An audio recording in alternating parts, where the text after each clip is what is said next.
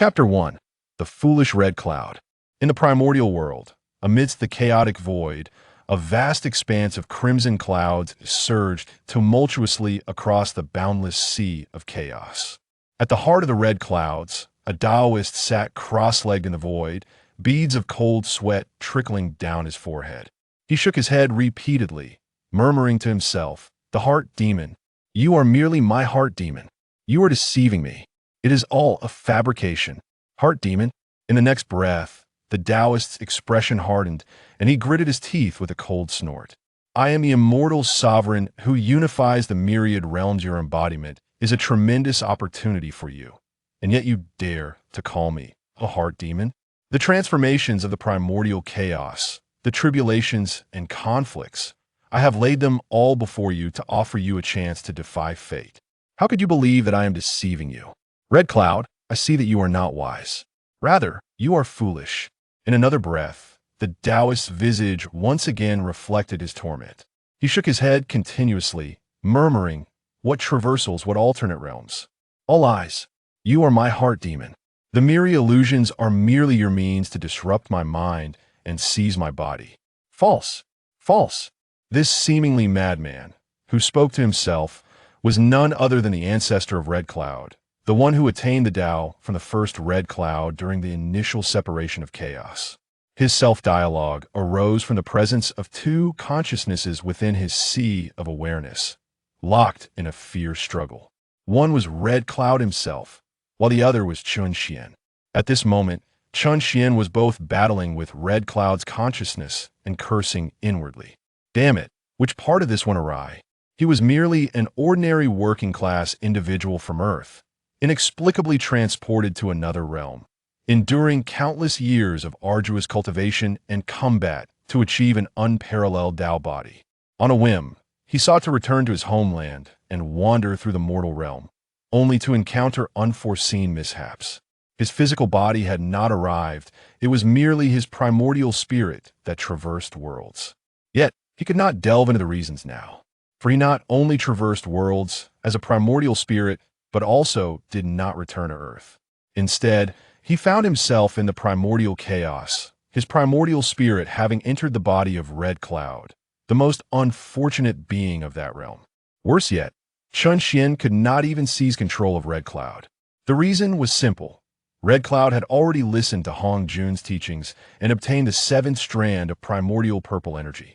This energy, imbued with the principles of heaven, now belonged to Red Cloud.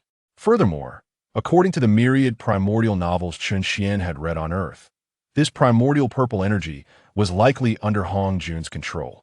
If he were to forcibly seize the body, Hongyun would undoubtedly detect this foreign intruder.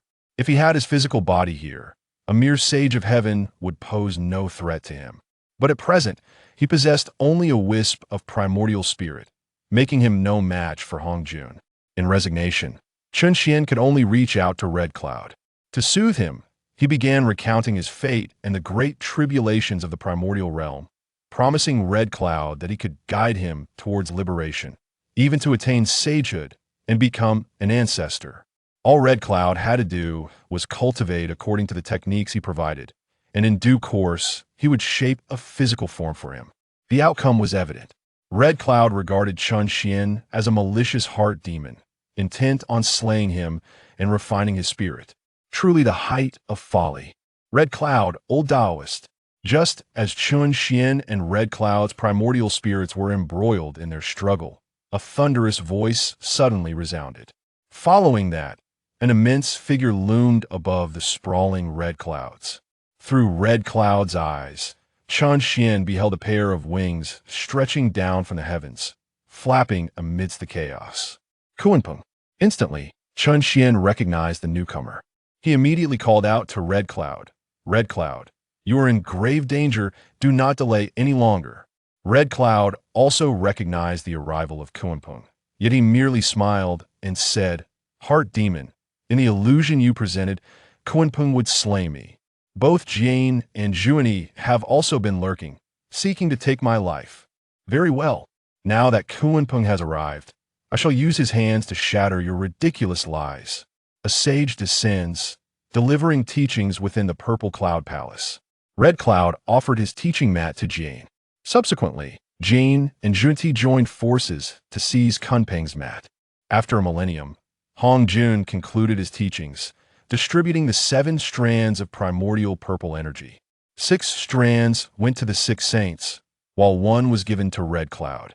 Envy consumed Kunpeng, and Jane and Zhunti plotted to sever the causal ties. Thus, they laid a trap for Red Cloud on his return journey. Ultimately, Red Cloud was slain by Kunpeng, his physical body shattered, and his primordial spirit fled. Xuan had already revealed these scenes to Red Cloud, yet he still refused to believe. The many kindred spirits of the primordial realm all seek the Tao with pure sincerity. How could they possibly be, as you describe? Red Cloud, convinced that he could dispel his heart demon, regarded the act of shattering the myriad illusions of desire brought forth by the heart demon as one of the means to confront the truth. Hence, upon finishing his words, Red Cloud disregarded Xuan entirely. Summoning his primordial spirit, he reformed his body, raising his hand to summon his true form, gazing upwards at the colossal Kunpeng in the chaos. Fool! Xuan cursed vehemently. Yet at that moment, he dared not act recklessly. According to the annals of primordial history, this was precisely the moment of Red Cloud's demise. Should Red Cloud perish, his primordial spirit would have no refuge and would likely enter the cycle of 6 realms along with him. In the primordial realm, with the constraints of heavenly principles, possessing only a primordial spirit without a physical body meant a fleeting existence. He could only hope that the visions he had shown Red Cloud would awaken his caution, granting him a sliver of survival. Simultaneously, Xuan rapidly churned his thoughts, contemplating what he could do to escape this inevitable demise. As Red Cloud manifested, Kunpeng also swiftly transformed into human form amidst the chaos. Old Daoist Red Cloud, I was atop the teaching mat. Had it not been for your deceitful cowardice, causing my mat to be seized by Zhunti, I should have been among the destined 7 saints. It is you who deprived me of my chance to attain sagehood, yet you have instead gained a strand of primordial purple energy. That purple energy should belong to me. You owe me. Upon hearing this, Red Cloud paused momentarily. This scene mirrored the illusions presented by the heart demon. Yet soon enough, he smiled at Kunpeng. Fellow Daoist, your words ring true. It was indeed I who caused you to lose your chance at sagehood. It is reasonable that I owe you a strand of primordial purple energy. Before he could finish speaking, Red Cloud performed a hand gesture. Immediately, the purple energy surged forth. A strand of refined purple energy appeared in Red Cloud's hand. This sight left Kunpeng momentarily stunned. However, he quickly broke into laughter. Red Cloud was renowned in the primordial realm as the immortal of virtue and fortune, with a heart of utmost kindness. It was indeed within reason for him to relinquish the primordial purple energy willingly. However, his smile bore a tinge of disdain. What purity! It was mere foolishness.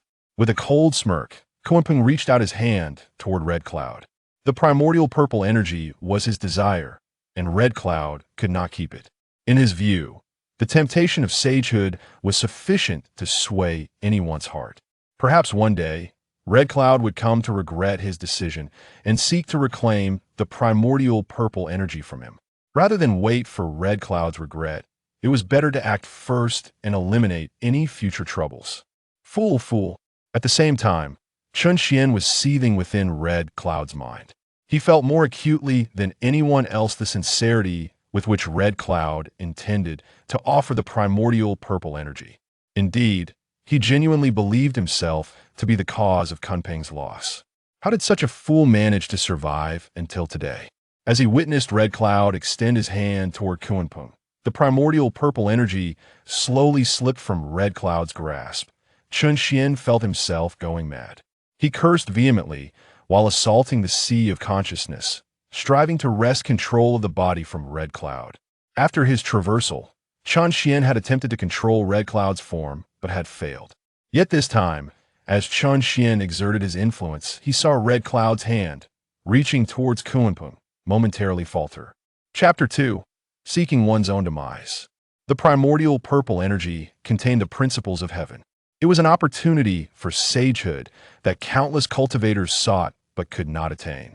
Even someone as innocent and naive as Red Cloud felt a pang of reluctance to part with it. At the very moment this sense of reluctance surged within Red Cloud, Xuan, desperately attempting to seize control, discovered that he had indeed succeeded. Red Cloud's hand, reaching for Kunpeng, hesitated slightly. However, in less than half a breath, Xuan lost his grip on Red Cloud. He could sense clearly that Red Cloud's reluctance toward the primordial purple energy had vanished entirely. Once more, Red Cloud willingly sought to surrender the primordial purple energy to Kunpeng. Ultimately, the purple energy flowed from Red Cloud's fingertips into Kunpeng's palm. Xuan, filled with unwillingness, could only resign himself to the situation. He contained his fury and addressed Red Cloud. The treasured item has been offered Kunpeng. To prevent you from harboring further reluctance, will undoubtedly seek to eradicate you. Do not hesitate to flee. Yet, Xuan underestimated Red Cloud's innocence. Heart demon, in your illusions, Kunpeng slays me to obtain the primordial purple energy. Yet now he is earnestly requesting it, and I am willingly offering it. Between us, there is no longer enmity, rather, we shall become allies through this. To continue to use Kunpeng's intention to kill me as a means to disrupt my mind is truly unwise. Very well, I shall completely shatter your plans, rendering you incapable of further deceit. With a silent smirk directed at Xuan in his heart, Red Cloud then raised his hand in a gesture of respect towards Kunpeng. My esteemed friend, my Fire Cloud Palace is a blessed sanctuary, born during the primordial separation. I wish to invite you to join me in the Fire Cloud Palace, to cultivate together for eons. What say you? Red Cloud, you are truly courting your own demise. Red Cloud's words nearly elicited laughter from Xuan. Were he to possess a physical form, he would not hesitate to deliver a few resounding slaps to Red Cloud's face. Such a naive individual. Without a confrontation, he would remain oblivious. Xuan had come to realize this. Red Cloud's innocence was so profound that unless he personally experienced life and death, no amount of persuasion from Xuan would convince him. Thus, he chose to remain silent. He began to ponder the true reason behind how he had gained control over Red Cloud's body in such a fleeting moment.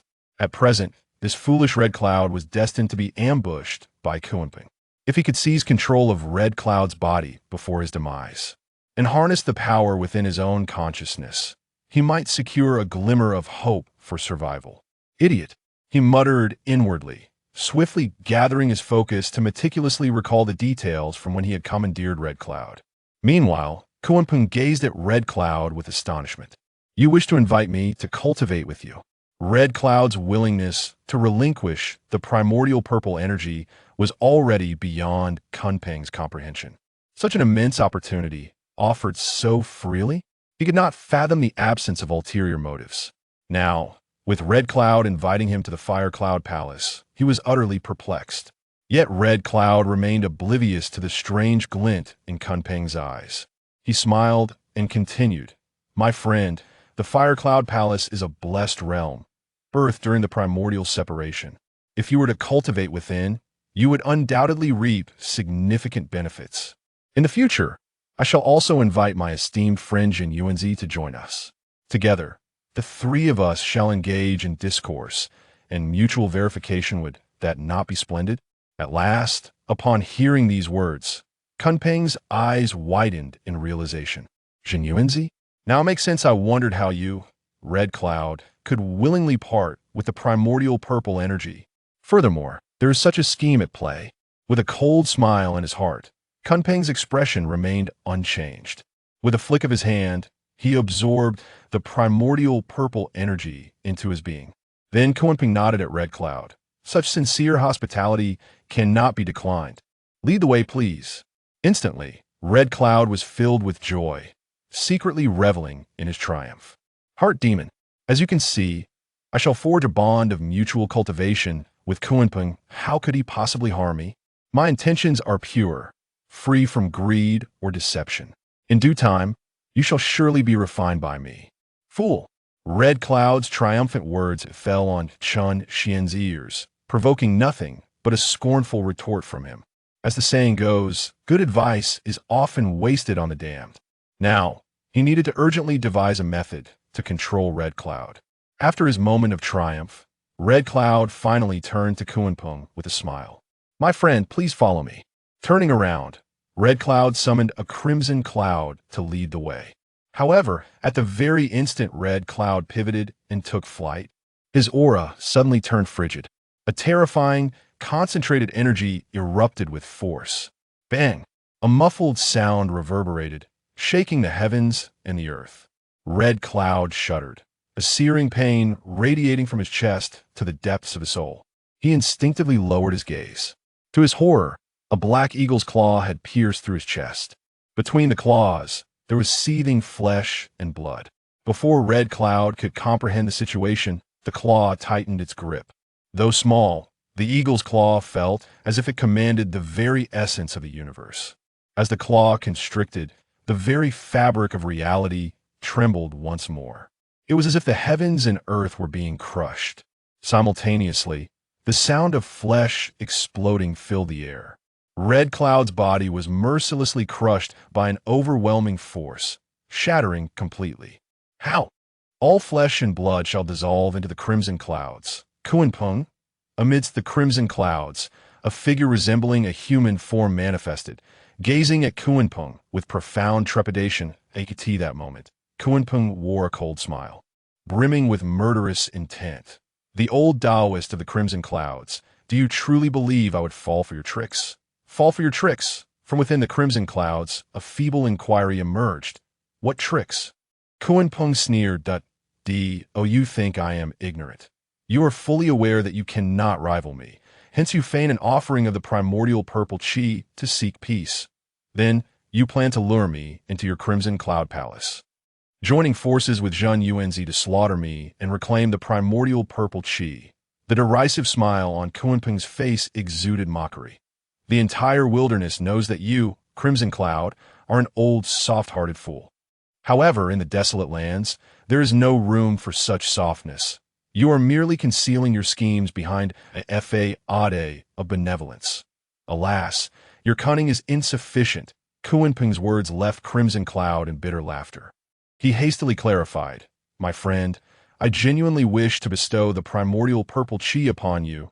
I sincerely invite you to join me in the Fire Cloud Palace for mutual cultivation.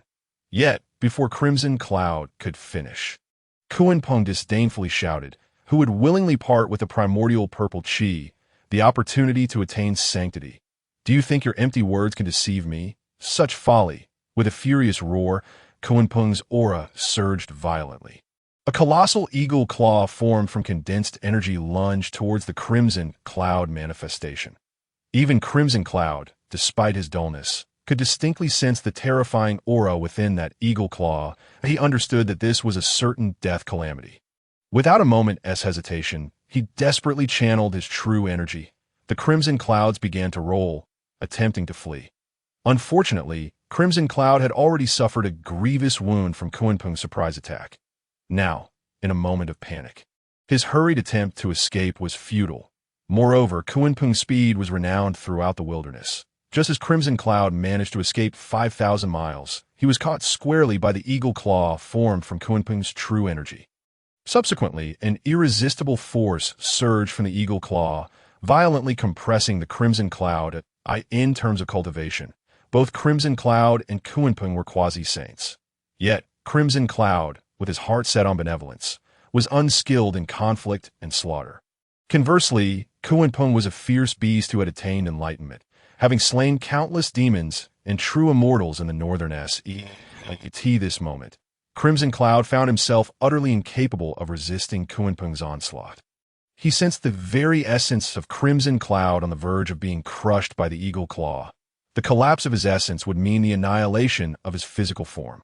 This primordial being, having attained enlightenment, would inevitably plunge into death.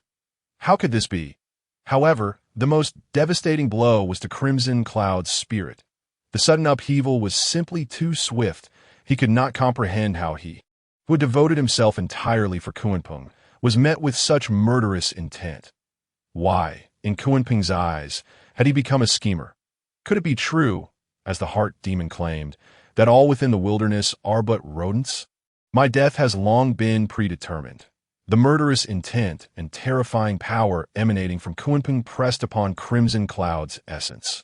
Even Xuan, hidden within the sea of consciousness, felt the impact. He snapped back to reality from his reverie, only to hear Crimson Cloud's mumbling, followed by a furious outburst. I have long told you. I am not your heart demon. I have already given you the chance to defy fate, yet you refuse to believe. Now, at this juncture, you still ponder such trifles. Think of a way to survive. Xuan could no longer contain himself. Even at death's door, this Crimson Cloud was still lost in sentiment. Moreover, he could even feel that this fool seemed to have resigned himself to fate, awaiting the arrival of death without a struggle. Likewise, Kunpeng sensed that Crimson Cloud had no power to resist. He then smiled at Crimson Cloud. Do not think for a moment that I am unaware of your thoughts. You believe that death can spare you from calamity. Allow me to teach you a lesson, that I shall not only obliterate your essence and physical form, but I will also ensure that your consciousness does not escape. To eradicate the roots, one must remove the entirety. Just as Xuan and Kunpeng had anticipated, Crimson Cloud had resigned himself to fate. Faced with overwhelming power, what was the point of resistance? Death would bring the end of disaster. At worst, the primordial spirit could be reborn and cultivated anew. However, Kunpeng's words conveyed a more profound truth to Crimson Cloud. He would be utterly annihilated, his countless years of arduous cultivation dissipating into smoke. Kunpeng, my friend, how can you be so heartless? Finally, at this moment of impending doom, a flicker of will to survive ignited within Crimson Cloud's heart. As this desire for survival surged forth, Xuan, concealed within his sea of consciousness, suddenly experienced a moment of enlightenment. He felt once again the merging of his consciousness with the body of Crimson Cloud. That I understand now. I am both the primordial spirit and the consciousness of Crimson Cloud. If we can unite our hearts and become one, I will be able to control his physical form. In that instant of realization, Xuan bellowed at Crimson Cloud. Crimson Cloud, Kunpeng seeks to extinguish your primordial spirit, to scatter the fruits of your arduous cultivation. Do you truly wish to die? Do you truly desire such a pitiful end? Who would genuinely wish for death? Crimson Cloud gritted his teeth and murmured, I do not wish. Boom! A thunderous explosion resonated. In that fleeting moment, the Crimson Cloud ensnared by Kunpeng's energy claw erupted with a resounding blast. The Crimson Cloud surged, effortlessly bursting through Kunpeng's eagle claw. Subsequently, an infinite expanse of crimson clouds spread forth, enveloping thousands, tens of thousands, and millions of miles. Ultimately, the vast wilderness, the endless firmament, was shrouded by the crimson clouds, and unspoken pressure descended from the crimson clouds, enveloping the heavens and the earth. Chapter 3. Diverting calamity eastward, the crimson clouds overshadowed the heavens, resembling blood spilled across the land. The entire wilderness was awash in shades of red. Countless beings and cultivators gazed up in fear and astonishment. On Kunlun Mountain, Taishang, Yuan and Tongtian all bore expressions of astonishment. Taishang Laojun, filled with uncertainty, mused, Is this Crimson Cloud? He is indeed the first among our seven to comprehend the primordial purple qi. Yuan Tianzuan furrowed his brow, appearing displeased. How can someone as hypocritical and weak as Crimson Cloud achieve results before the three of us? Is the heavenly Tao truly blind? Tongtian Doran's eyes burned with fervor, tinged with a hint of longing. Crimson Cloud is indeed our role model. Within the palace of Enhua's eyes shimmered with a glimmer of envy, akin to Tongtian's. The six ordained saints were astonished, while the four saints appeared anxious. Only the two saints wore grim expressions, their hearts filled with urgency to the battleground between Crimson Cloud and Kunpeng. 10,000 miles away, the two brothers, Jin and Zhunti, concealed within golden light, observed every move of Crimson Cloud and Kunpeng. Brother, our fates are intertwined with Crimson Cloud's karmic retribution. If he truly attains enlightenment and becomes a saint before us, this karma may impact us. Glancing at the expansive crimson clouds, Jane spoke urgently. Zhunti, frowning, snorted coldly. Kunpeng is utterly useless. Brother, be prepared if Kunpeng falters. We must take Crimson Cloud's life. Once he perishes and his essence is extinguished, even the greatest of karmic ties shall dissipate. Aside from the 6 saints, none were more alarmed than Kunpeng himself. Gazing at the sea of crimson clouds, his heart burned with fervor. Like the 6 saints, he believed this to be the manifestation of Fire Cloud's comprehension of the primordial purple chi. At this moment, the overwhelming crimson clouds bore the weight of the heavens, truly terrifying. Even a being like Crimson Cloud, who was unaccustomed to slaughter, could derive such power from the primordial purple chi. Should he attain enlightenment and become a saint, would he not become the foremost harbinger of destruction in the wilderness? In an instant, Kunpeng felt a surge of urgency, wishing to swiftly conclude matters with Crimson Cloud and return to the northern sea to comprehend the primordial purple chi. Crimson Cloud, do you think you can escape this calamity with such meager abilities? A foolish dream. Thus Kunpeng sneered, bending low and leaping into the I in an instant. An eagle's cry pierced the heavens. Kunpeng revealed his true form.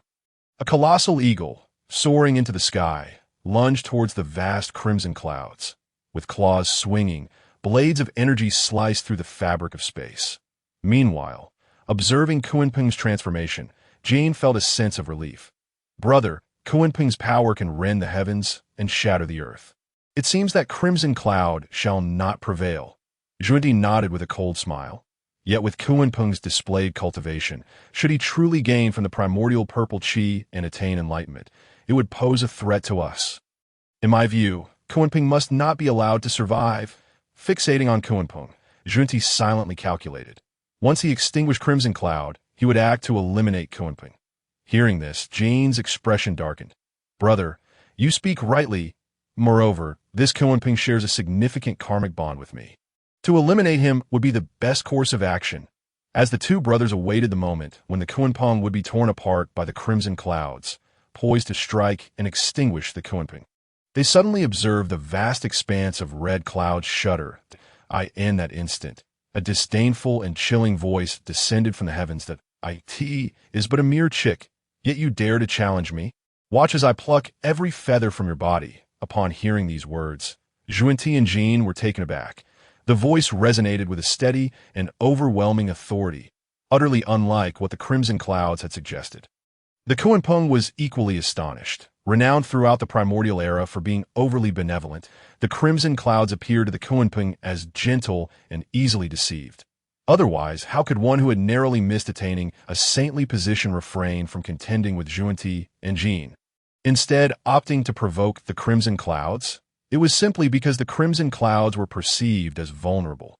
Yet now, the words emanating from the heavens sent shivers down the Kunpeng's spine. The very sound pierced his heart like a sword. In the next breath, the Kunpeng roared defiantly. "You think to intimidate me? You overestimate yourself." Another cry of an eagle echoed through the air. The Kunpeng's claws erupted in golden light, dazzling enough to rival the brilliance of the crimson clouds above. For a moment, the world was engulfed in a mesmerizing blend of golden and crimson light, exuding an otherworldly aura. Simultaneously, the crimson clouds churned relentlessly, and a colossal hand materialized from within, descending with formidable force. With a mighty clash, the Kunpeng split the heavens, while the cloud hand sought to obliterate the earth. That a thunderous boom reverberated through the primordial realm, instilling terror in all beings and cultivators alike. A tempestuous wave of energy surged forth from the point of collision between the cloud hand and the Kunpeng, wreaking havoc wherever it passed. Mountains crumbled and seas roared, with another piercing cry, this time filled with anguish. The Kunpeng, a majestic figure in mid-air, shook violently before plummeting from the sky. The relentless cloud hand continued its descent, pressing down upon the Kunpeng. A terrifying explosion followed as the cloud hand struck the earth, creating a massive basin spanning 1,000,000 miles in the primordial land. After crashing to the ground, the Kunpeng let out a mournful cry, spewing forth a torrent of blood that pooled into a river of crimson. A chilling, Mocking laughter resonated from the scarlet cloud sea. Kunpeng, you are not yet beyond salvation. However, the sin of plotting against me cannot go unpunished. Today, I shall pluck every feather from your body as a lesson. The hand that had struck the Kunpeng twisted and turned, multiplying into thousands of hands that descended upon him. Each hand grasped a massive feather from the Kunpeng's wings. In the next moment, all the cloud hands pulled with great force. A heart-wrenching wail echoed, one that could cause mountains to weep and spirits to tremble, as the feathers were extracted completely. Countless hands held the Kunpeng's feathers, retreating back into the crimson cloud sea, leaving behind a colossal, featherless firebird on the ground. Gasping in shock from miles away, Zhunti and Jean could hardly believe their eyes. The defeat of the Kunpeng by the crimson clouds was unexpected, and the removal of its feathers was beyond their comprehension. That moment, they could only wonder how the crimson clouds had become so unpredictable and strange. Just as they were processing this revelation, a thunderous roar erupted. The featherless Kunpeng suddenly soared into the air once more, shooting straight towards the heavens. Zhunti and Jean were startled again, for they realized that the vast Kunpeng was now flying directly towards them. Before they could grasp the situation, the crimson clouds surged and coalesced, vanishing in the blink of an eye. The figure of the crimson clouds materialized before Zhunti and Jean, eliciting yet another gasp of surprise from them.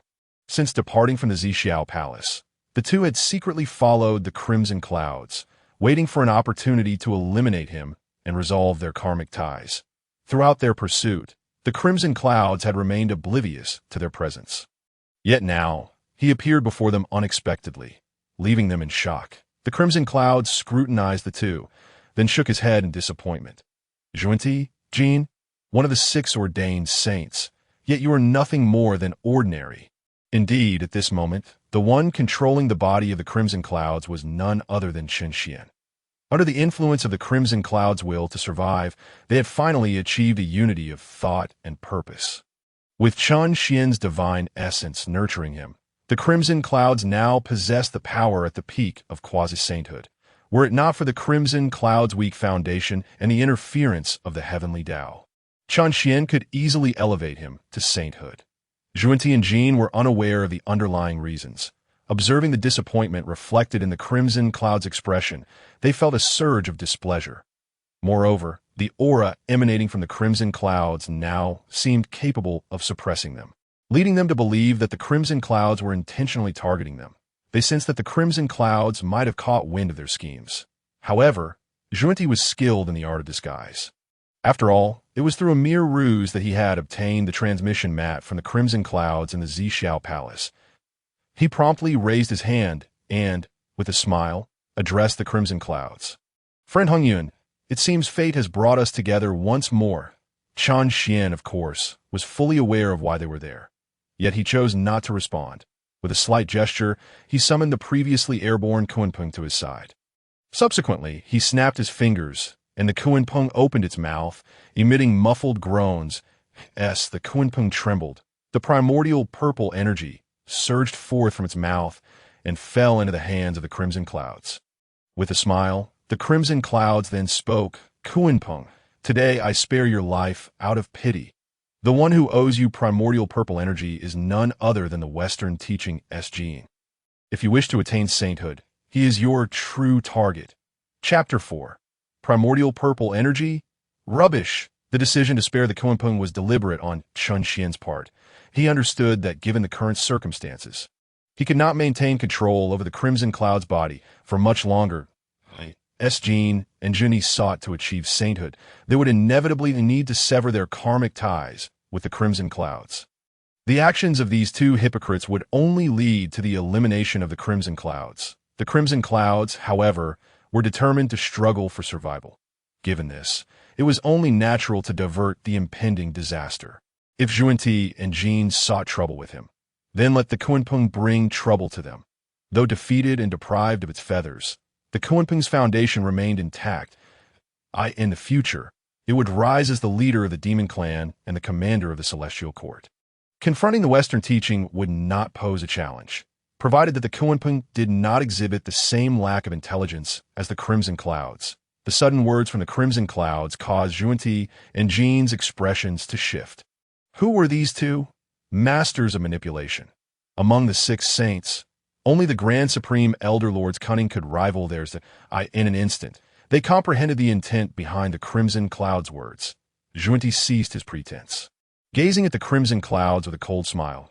It is widely known that the great Ancestor Hongyun possesses a pure heart. However, it seems you harbor deep cunning and intricate schemes. The plight of your friend Kunpeng is likely all part of your design, is it not? Feeling as though he had truly unraveled the crimson cloud's intentions, Zhunti clasped his hands in respect. Impressive, impressive. Following this, he cast a glance at the Kunpeng, sneered, and made no further delay, with a flash of 7-colored light. He enveloped Jean and swiftly retreated. The Western teaching, observing the distant figures of Zhunti and Jean, Chan Xian smiled. To diminish the influence of the crimson clouds and one day free himself from them. It was essential to eliminate Zhunti and Jean, thereby obliterating the Western teaching. Destroying these two would not be difficult, provided that the crimson clouds would heed his words and refrain from acting foolishly. Muttering this to himself, Chen Xian turned his gaze towards the Kunpeng. You know why Zhunti and Jean desire to kill me. Because I entrusted the transmission mat to Zhunti in the Zixiao Palace. The Western teaching speaks of karmic ties. I share a deep connection with Zhunti. To resolve this connection, he must attain sainthood. And you, having had your transmission mat seized by Jean, share an equally profound karmic bond with him. What do you think he will do? The Kunpeng gazed weakly at the crimson cloud. His eyes flickering with uncertainty, he sought to seize the crimson cloud, believing it to be vulnerable. Yet the entanglement of fate dictated by the guiding force was intertwined with his very existence. Truly, as the crimson cloud articulated, he recognized the necessity of redirecting his focus towards the guiding force to claim the primordial purple energy and resolve the intricate web of causality was paramount. Though the Kunpeng was brash, he was not devoid of intelligence. Observing the flicker in his gaze, Chan Xian discerned his epiphany. Loosening his grip, he released the Kunpeng from its bindings. He then remarked with a chuckle. Do you not believe that if I were to depart, Zhunti and Jian would swiftly return to obliterate you? Why do you hesitate? The expression of the Kunpeng shifted dramatically. He hastily flapped his fleshly wings, riding the winds to escape with great speed. As he watched the Kunpeng retreat into the distance, Chan Xian chuckled softly. The speed was slower than anticipated. It seemed the wings upon the Kunpeng were indeed a treasure. If they could be refined, they might serve as a talisman to safeguard the life of the crimson cloud. Just as Chen Xian's thoughts concluded, a sudden pain surged in his head. His vision momentarily blurred. When his sight returned to clarity, he was taken aback, then could not help but curse vehemently. Damn it, just as I had surmised, I cannot maintain control over the body of the crimson cloud for long. It appears that to extricate myself from this crimson cloud and regain my freedom, I must elevate its power to a certain degree. Indeed, at this moment, Chen Xian found himself once more within the sea of consciousness of the crimson cloud. The body of the crimson cloud was once again under its dominion. With a spit of disdain, Chen Xian immediately spoke. Crimson cloud, the murderous intent of the Kunpeng and the covert scrutiny of Zhunti and Jian. Mirror the visions I have revealed to you. Surely, you must now believe that I am an otherworldly, celestial being, not a manifestation of your inner demons. As self-control returned to the crimson cloud, its countenance darkened. If it were merely the Kunpeng seeking to kill him, he could dismiss it as mere coincidence. However, the fact that Zhunti and Jian were also acting as he had seen in the illusion suggested a deeper conspiracy. Coincidence in this primordial world. How could there be so many coincidences? Now, upon hearing Chen Xian's voice, the crimson cloud found itself stripped of its previous arrogance and confidence that we, as practitioners, cultivate the essence and comprehend the Tao. We should be individuals of pure intention and unwavering courage. How could we be surrounded by schemers and rogues? The crimson cloud had indeed come to accept Chen Xian's origins and acknowledge that what it had witnessed was not a mere illusion conjured by its inner demons. Yet, despite this acceptance, it still found it hard to reconcile that in this moment, with the immediate crisis averted, Chen Xian ceased to pressure the crimson cloud. He had attained enlightenment since the primordial chaos was first established, and countless eons had passed since. Throughout these innumerable years, all that he had witnessed was benevolence, and all his actions were righteous. To transform his nature within such a brief span of time was simply impossible. Xuan remained patient, long, as the crimson cloud came to trust him, adhering to his guidance to seek fortune and avoid calamity. In cultivating the techniques he provided, surviving the great calamities of the primordial world, and achieving the status of a sage would not be a distant dream.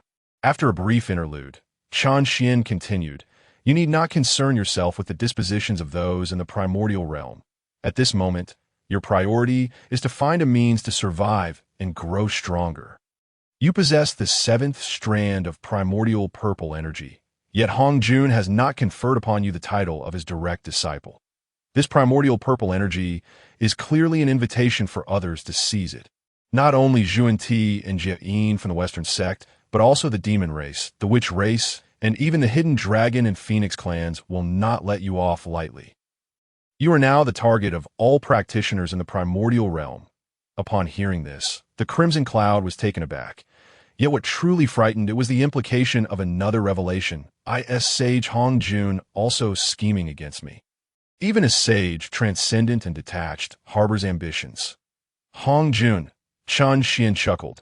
"Do you truly believe that the calamities I've shown you arise from mere happenstance?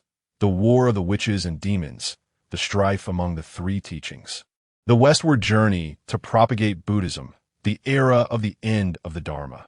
Who do you think stands to gain from all this?" The complexion of the crimson cloud changed repeatedly, as if the very foundations of its world were crumbling. Xuan could even sense a wave of despondency surging within its heart. With a shake of his head, Xuan lamented, "With such a disposition, it is indeed a marvel that you have survived until now." Muttering under his breath, he quickly added, "Do not dwell on other matters. Your sole focus should be on intensifying your cultivation and enhancing your strength. In this primordial world, it is simply a realm where the weak are devoured by the strong." Hearing this, the crimson cloud composed itself and promptly stated, "Right. I shall return to the Fire Cloud Palace and diligently pursue the path to sainthood through the primordial purple energy once I achieve the status of a sage. I shall no longer fear any schemes." Comprehending the primordial purple energy, just as the crimson cloud's words fell, Xuan burst into hearty laughter. "Crimson cloud, if you truly wish to achieve the status of a sage, unrestrained and liberated, then you must absolutely avoid the primordial purple energy. The first thing I require of you is to relinquish this primordial purple energy." Upon hearing this, the crimson cloud was momentarily taken aback. "The primordial purple energy is the sole opportunity for achieving sainthood, and you wish for me to cast it aside?" Immediately, Xuan laughed once more. "Primordial purple energy, the opportunity for sainthood? Incorrect. The primordial purple energy is merely a cage of the heavenly Tao. Those who achieve sainthood through it are nothing but puppets of the heavenly Tao. Moreover, with my presence, what do you have to fear regarding the attainment of sainthood? If it comes to methods for achieving sainthood, I can offer you countless options. The primordial purple energy, mere refuse. It pales in comparison to even the most rudimentary of the methods I possess." Chapter 5. If you wish to be a good-natured person, I shall insist you become a tyrant. You possess billions of methods for achieving sainthood. The crimson cloud was astounded, yet skeptical. Since Pangu separated heaven and earth, establishing the primordial realm for countless eons, there has only been one sage, Hongyun Daozu. Even if there are more methods to achieve sainthood than those passed down by the Daozu, how could there be billions? The words of the crimson cloud elicited laughter from Xuan. Yet upon reflection, it was understandable. It was not just this crimson cloud. All beings in the primordial realm appeared foolish in Xuan's eyes. How many years had passed since Pangu opened the heavens? When he was still an ordinary individual, he often encountered the phrase in primordial times, "Years are inconsequential," used by authors of primordial novels. Since Pangu's creation of the heavens, through the conflicts of the three races and the battles of gods and demons, at the very least, countless eons had transpired. Yet, within these countless eons, beings such as the 12 ancestral witches, who bore the bloodline of Pangu, or the three pure ones, who embodied Pangu's primordial spirit, had only reached the great Luo golden immortal realm.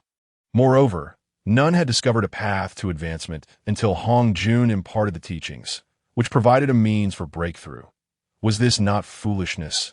In any world where cultivation was paramount, individuals with the bloodline of a creator god would undoubtedly defy the heavens. In other realms, which of them did not reach a level commensurate with the saints of the primordial realm within a millennium? Countless eons. In other worlds, the cultivation systems had undergone numerous evolutions. The gods of the primordial realm were merely a collection of individuals endowed with exceptional backgrounds yet devoid of understanding. Enough. Xuan initially intended to reprimand the Crimson Cloud, but ultimately shook his head, realizing that further discourse would bear no fruit.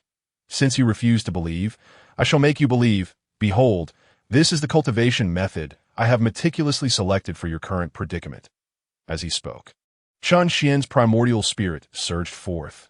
Instantly, a vision unfolded before the eyes of the Crimson Cloud that it was an expansive starry sky, filled with countless celestial bodies. There were dim, irrelevant dead stars, verdant stars brimming with vitality, and a sun-like star shining like the extinguished stars of the cosmos. Among the myriad stars, the void was boundless. Suddenly, a speck no larger than a grain of dust emerged from the immeasurable sea of stars. In that very moment, the Crimson Cloud felt a warmth in its dantian. Following this, within the vision, the speck exuded an insatiable pull. The boundless stars were ensnared by this force, until ultimately they were drawn in and devoured. In the blink of an eye, an entire sea of stars was consumed by the speck.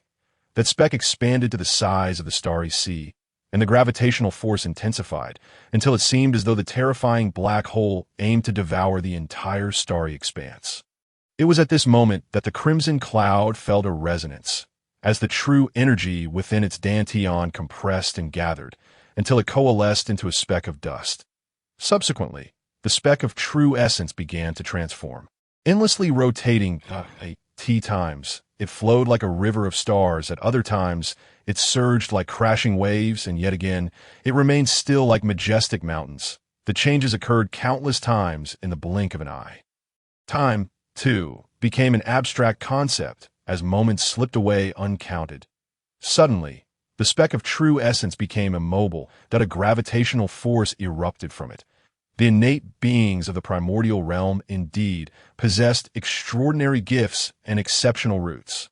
Remarkably, the Kunpeng's devouring technique was grasped by the Crimson Cloud in mere moments. At the same moment, Xuan could not help but feel a sense of lamentation.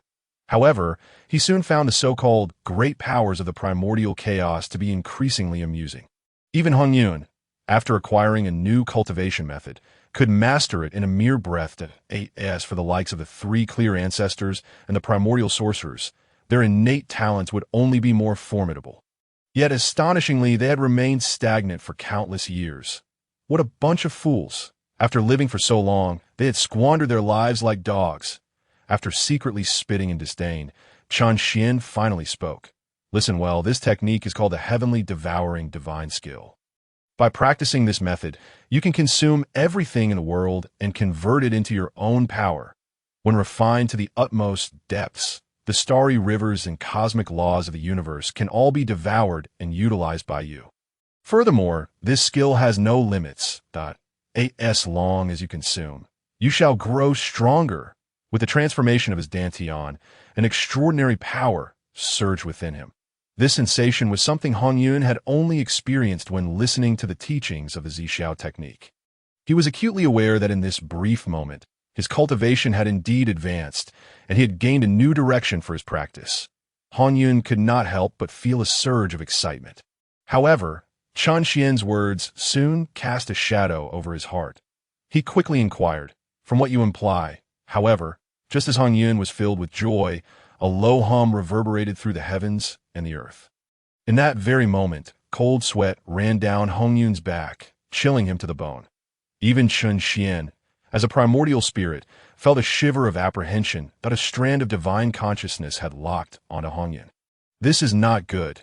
It is Hongyun. In an instant, Xuan understood. He immediately shouted, "Quickly, Absorb the wings of the Kunpeng and flee with all your might to Wu Zhuangwen. Why is the Dao Ancestor's divine consciousness targeting me? And why is it heading to Wu Zhuangwen? Hongyun was perplexed and inquired curiously. Damn it, Chen could not help but curse. Stop the nonsense and go. Why are you rambling? If everything was indeed as Chen speculated, all part of Hongyun's scheme, then Hongyun was destined to die. Yet, not only was Hongyun alive, but his cultivation had also increased. Would Hongyun not take action? Just as Chen shouted in anger, Hongyun felt a sudden weight on his shoulders. The pressure escalating dramatically. There was no time for hesitation. He immediately channeled the true essence from his dantian, refining the wings of the Kunpeng.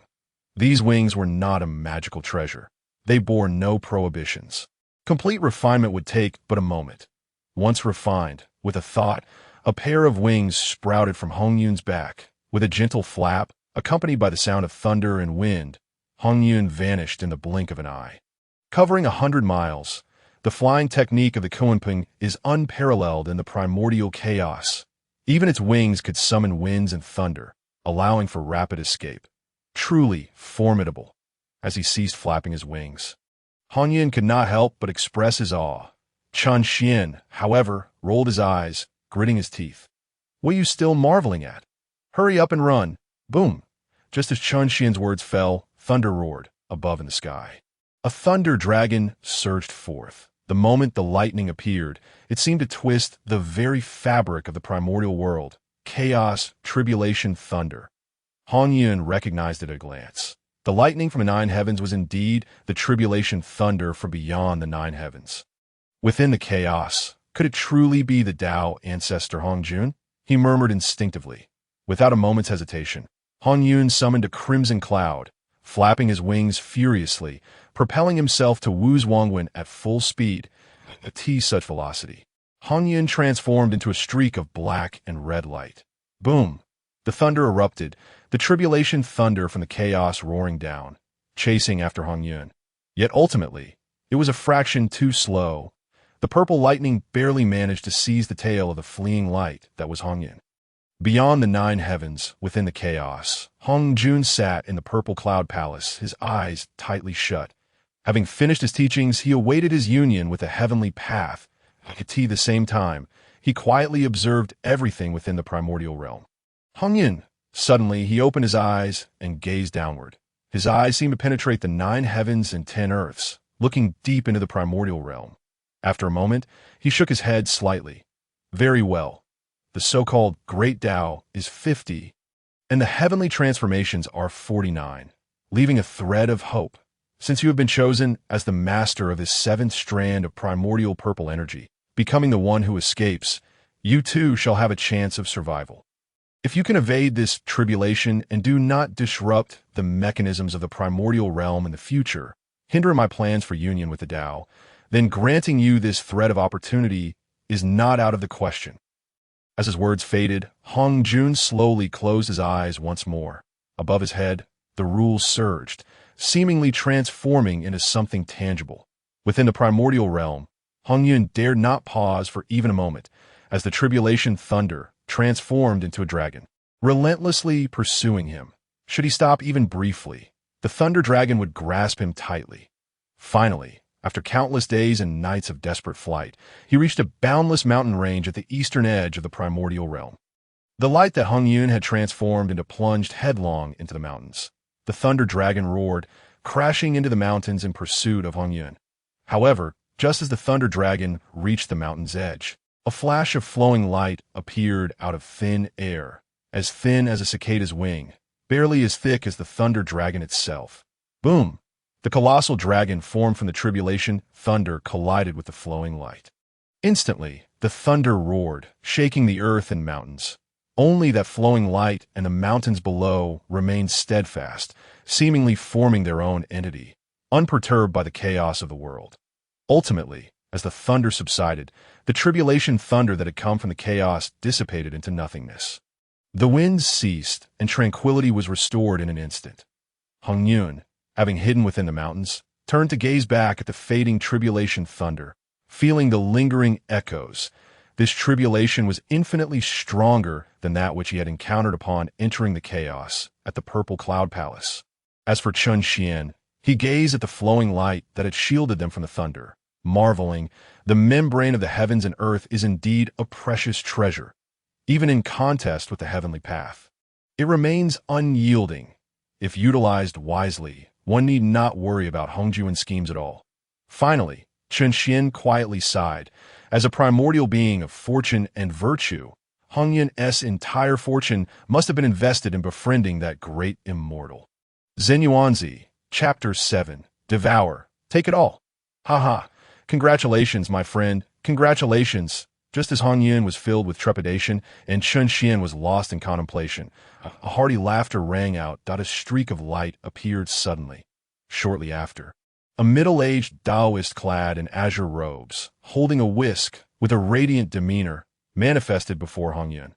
After appearing, the Daoist clasped his hands in salute, slightly bowing to Hongyun that a few days prior, crimson clouds had enveloped the primordial realm, causing tremors among all beings, and the heavens and earth resonated. Surely, my friend has experienced a moment of insight, and his cultivation has ascended a level. Yes, no need for further words. This Daoist was none other than Hongyun's dear friend. Zenyuanzi, however, facing this only true friend of his, Hongyun suddenly felt a surge of wariness. First, there was the ambush by the Kunpeng, followed by the covert schemes of Jane and Zhunti. Then came Hongjun's calculations. Having narrowly escaped death twice, even Hongyun had begun to feel jumpy at this moment. Chun Xian clearly sensed Hongyun's state of mind, and a wave of disdain washed over him, extending boundless goodwill to a mere passerby, yet harboring suspicion towards a true friend. How curious! It seemed that all who prided themselves on their benevolence possessed this flawed put it plainly, it is called being treacherous among one's own. You fear what should not be feared, yet fear what ought not to. According to your fate, this great immortal Zenyuanzi is the only one who would seek vengeance for you after your death. In the end, Chun Xian quietly admonished Hongyun. Upon hearing Chun Xian's words in his heart, Hongyun's face flushed with shame, and he quickly returned a gesture of respect to Zenyuanzi, expressing gratitude for his kind words. I had a fortuitous encounter a few days ago. Seeing his friend truly thriving, Zenyuanzi was overjoyed. He promptly approached, grasped Hongyun's hand, and said with a smile, "In that case, my friend must share with me the insights gained from this recent advancement."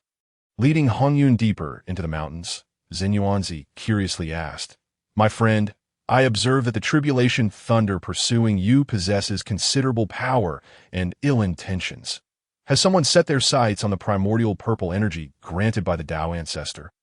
I've told you before, the blessings from the Dao Ancestor may not necessarily be a good thing, that I wanted you to remain at my Wuzhuangwen to meditate and comprehend, but you refused to listen. Now you must believe me. In the future, you should stay at my Wuzhuangwen to cultivate." The more enthusiastic Zenyuanzi became, the more Hongyun felt unable to bear the shame. Yet soon, a thought struck him. He hastily inquired in his heart, "Since this primordial purple energy is of no use to me, could it be gifted to my friend?" Gift the primordial purple energy to Zenyuanzi. Chun Xian chuckled upon hearing this. "Have you lost your wits? Zenyuanzi possesses the earthly book, a primordial membrane. Wuzhuangwen on Mount Wanshou is the very foundation of the membrane. After severing the three corpses and achieving quasi-saint status, standing on Mount Wanshou, drawing upon the might of the heavens and earth's membrane, though lacking the position of a saint, he wields the power of one. If he truly borrows the primordial purple energy to become a saint, he would instead become a puppet of the heavenly path at that point. Whether Wuzhuangwen would still belong to Zenyuanzi would be uncertain." Yet Hongyun, unaware of the underlying reasons, was taken aback by Chun Xian's words. "Why can't I give it? My friend has extraordinary talent and excellent roots. If he obtains the primordial purple energy, he will surely achieve sainthood." Upon meeting Zenyuanzi, Chun Xian had already begun to ponder. While Hongyun had acquired the sky-eating demonic art that he imparted, it would not be an instant success. That in the early stages, Zenyuanzi was Hongyun's strongest support. Furthermore, once the three purities and the Western teachings achieved sainthood, Zenyuanzi would undoubtedly be Hongyun's only reliable ally. Naturally, the stronger Zenyuanzi became, the more advantageous it would be for Hongyun. Moreover, among the entire primordial realm, Xuanzi was one of the very few individuals Chunxian admired. He could offer him some guidance. Just as Hongyun's words fell, a sudden inspiration struck Chunxian, who had been contemplating for a long time. But I've got it. As long as he can achieve sanctification as I envision, he might very well disrupt the established order of the primordial chaos. The expression on Hongyun's face will surely be quite remarkable. How intriguing, truly intriguing. I have just conceived the arrangements I must make for Xuanzi. A sly smile crept across Chunxian's face as he pondered. He then promptly addressed Hongyun, reassuring him, "Fear not, since I have already provided you with some guidance. I have no qualms about offering a bit more to your friend. Is it not merely achieving sanctification? The primordial purple energy is hardly worthy of him. Can you assist me in facilitating my friend's path to sanctification?" Upon hearing this, Hongyun's heart leapt with joy, genuinely pleased for Xuanzi. However, Chunxian continued with a measured tone, "Do not be hasty. First, seek out a few ginseng fruits to sample. I wish to ascertain whether Xuanzi is as the world portrays him." At this remark, Hongyun's face flushed again. The ginseng fruit tree is a root of celestial essence. Since the dawn of time, there have been but 10 such trees, and the fruits they bear are rare treasures, requiring thousands of years to mature from blossom to fruition. Even Xuanzi himself is reluctant to consume them, only partaking when he has gained insights during his cultivation. Having just harbored doubts about Xuanzi, now he finds himself requesting such a precious item. Hongyun felt acutely aware of his own lack of audacity. Chunxian, however, perceived Hongyun's thoughts and could not help but mutter a few disparaging remarks under his breath before speaking again. What is there to feel embarrassed about? If he offers you ginseng fruits in exchange for a chance at sanctification, he stands to gain immensely. Demand them, and do so without delay. Dear friend, I see a hint of discomfort on your face. Is there something you wish to convey to me? Before Hongyun could respond, Xuanzi interjected with keen interest. Hongyun quickly deliberated. He could clearly sense the profound nature of the swallowing heaven divine skill. And indeed, the celestial being within him could transmit the method for his friend to achieve sanctification. To defy the will of this celestial being would be to jeopardize his friend's chance at enlightenment, which would be most unwise. Thus, Hongyun mustered his courage and approached Xuanzi, stating, "My friend, I wonder if the ginseng fruit tree has ripened? Recently, I have gained some insights and advanced in my cultivation that I wish to request a couple of fruits to solidify my progress." Feeling somewhat apologetic, Hongyun could only concoct such an excuse. "Ha!" Xuanzi laughed heartily.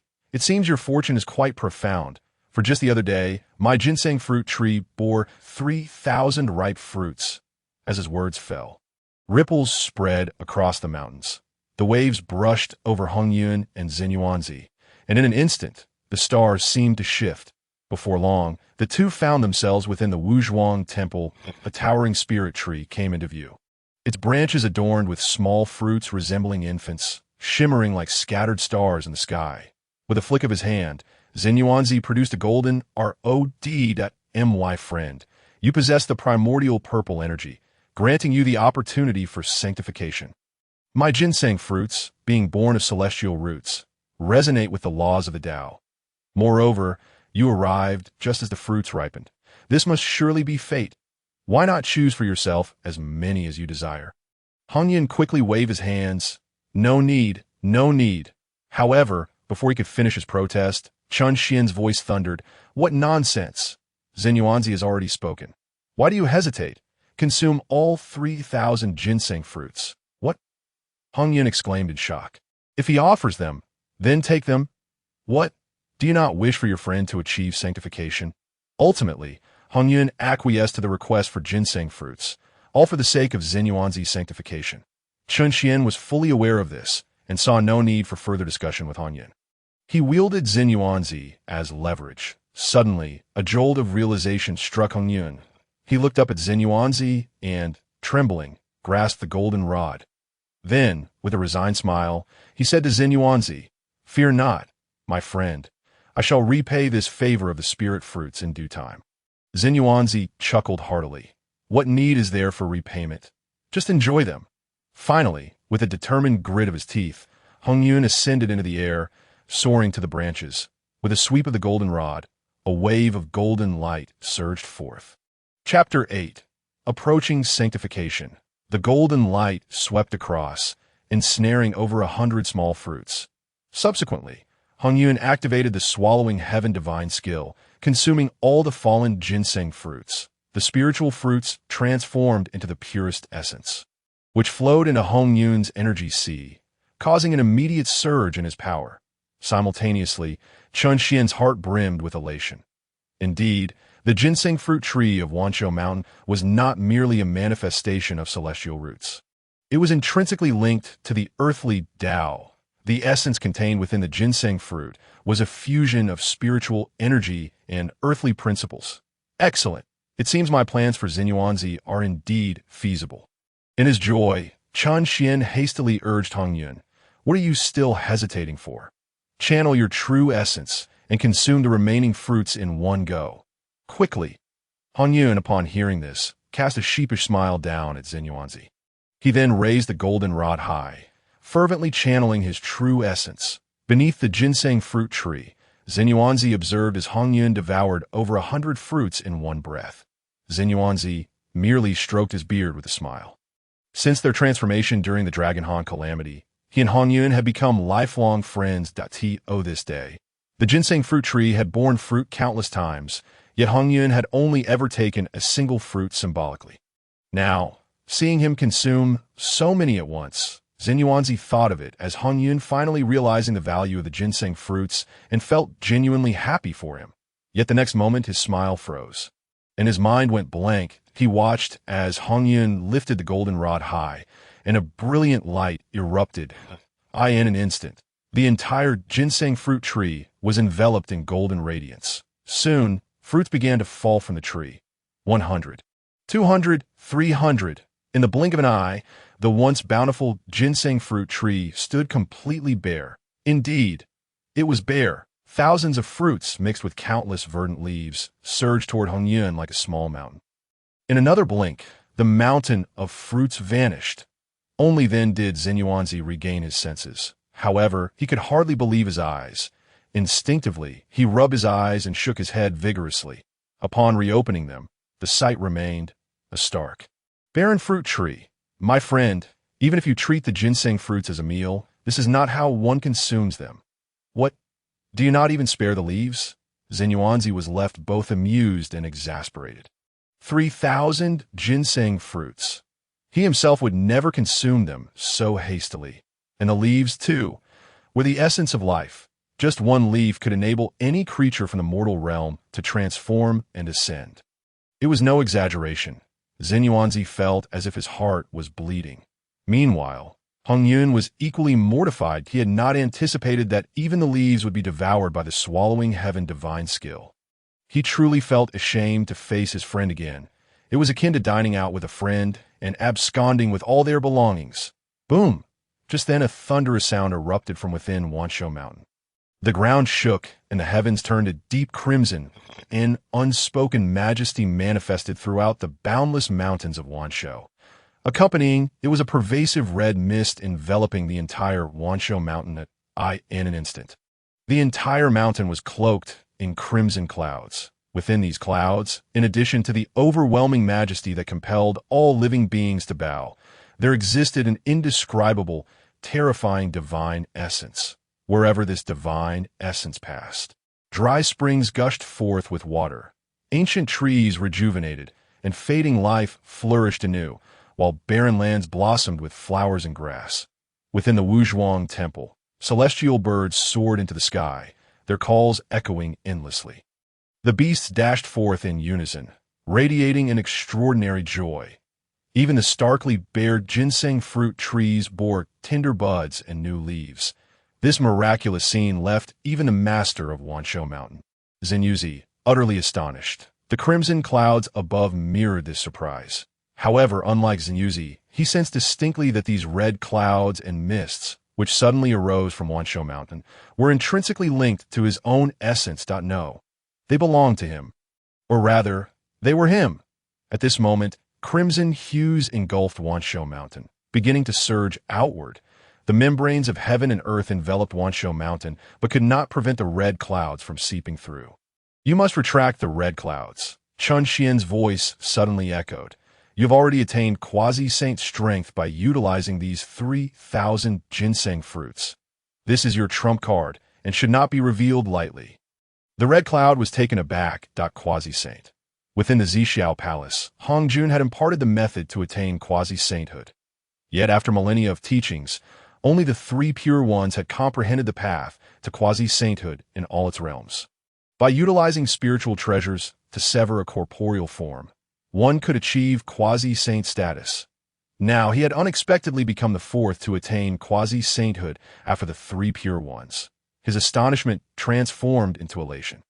The red cloud promptly focused his will, drawing all the red clouds within Wanshou Mountain into his being.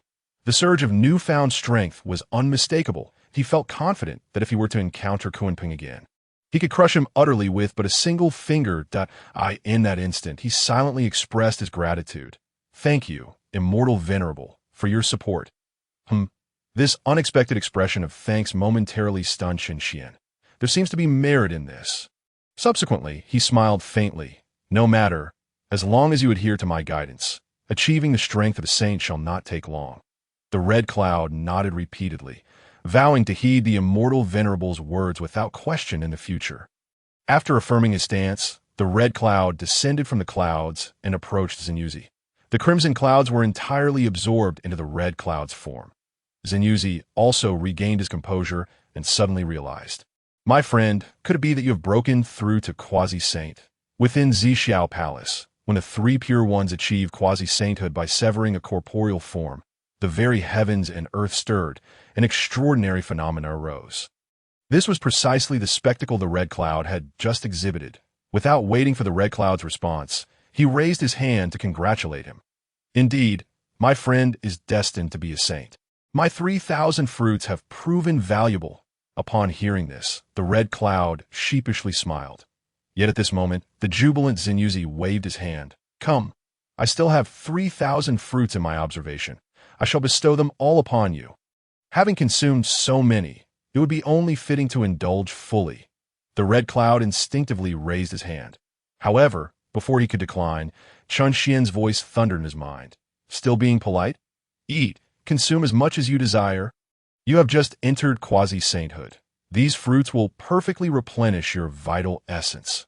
Listening to Chun Xian's words, the red cloud gritted his teeth and respectfully clasped his hands towards Zhenyuzi. In that case, I must sincerely thank my friend. Zhenyuzi laughed heartily. Good.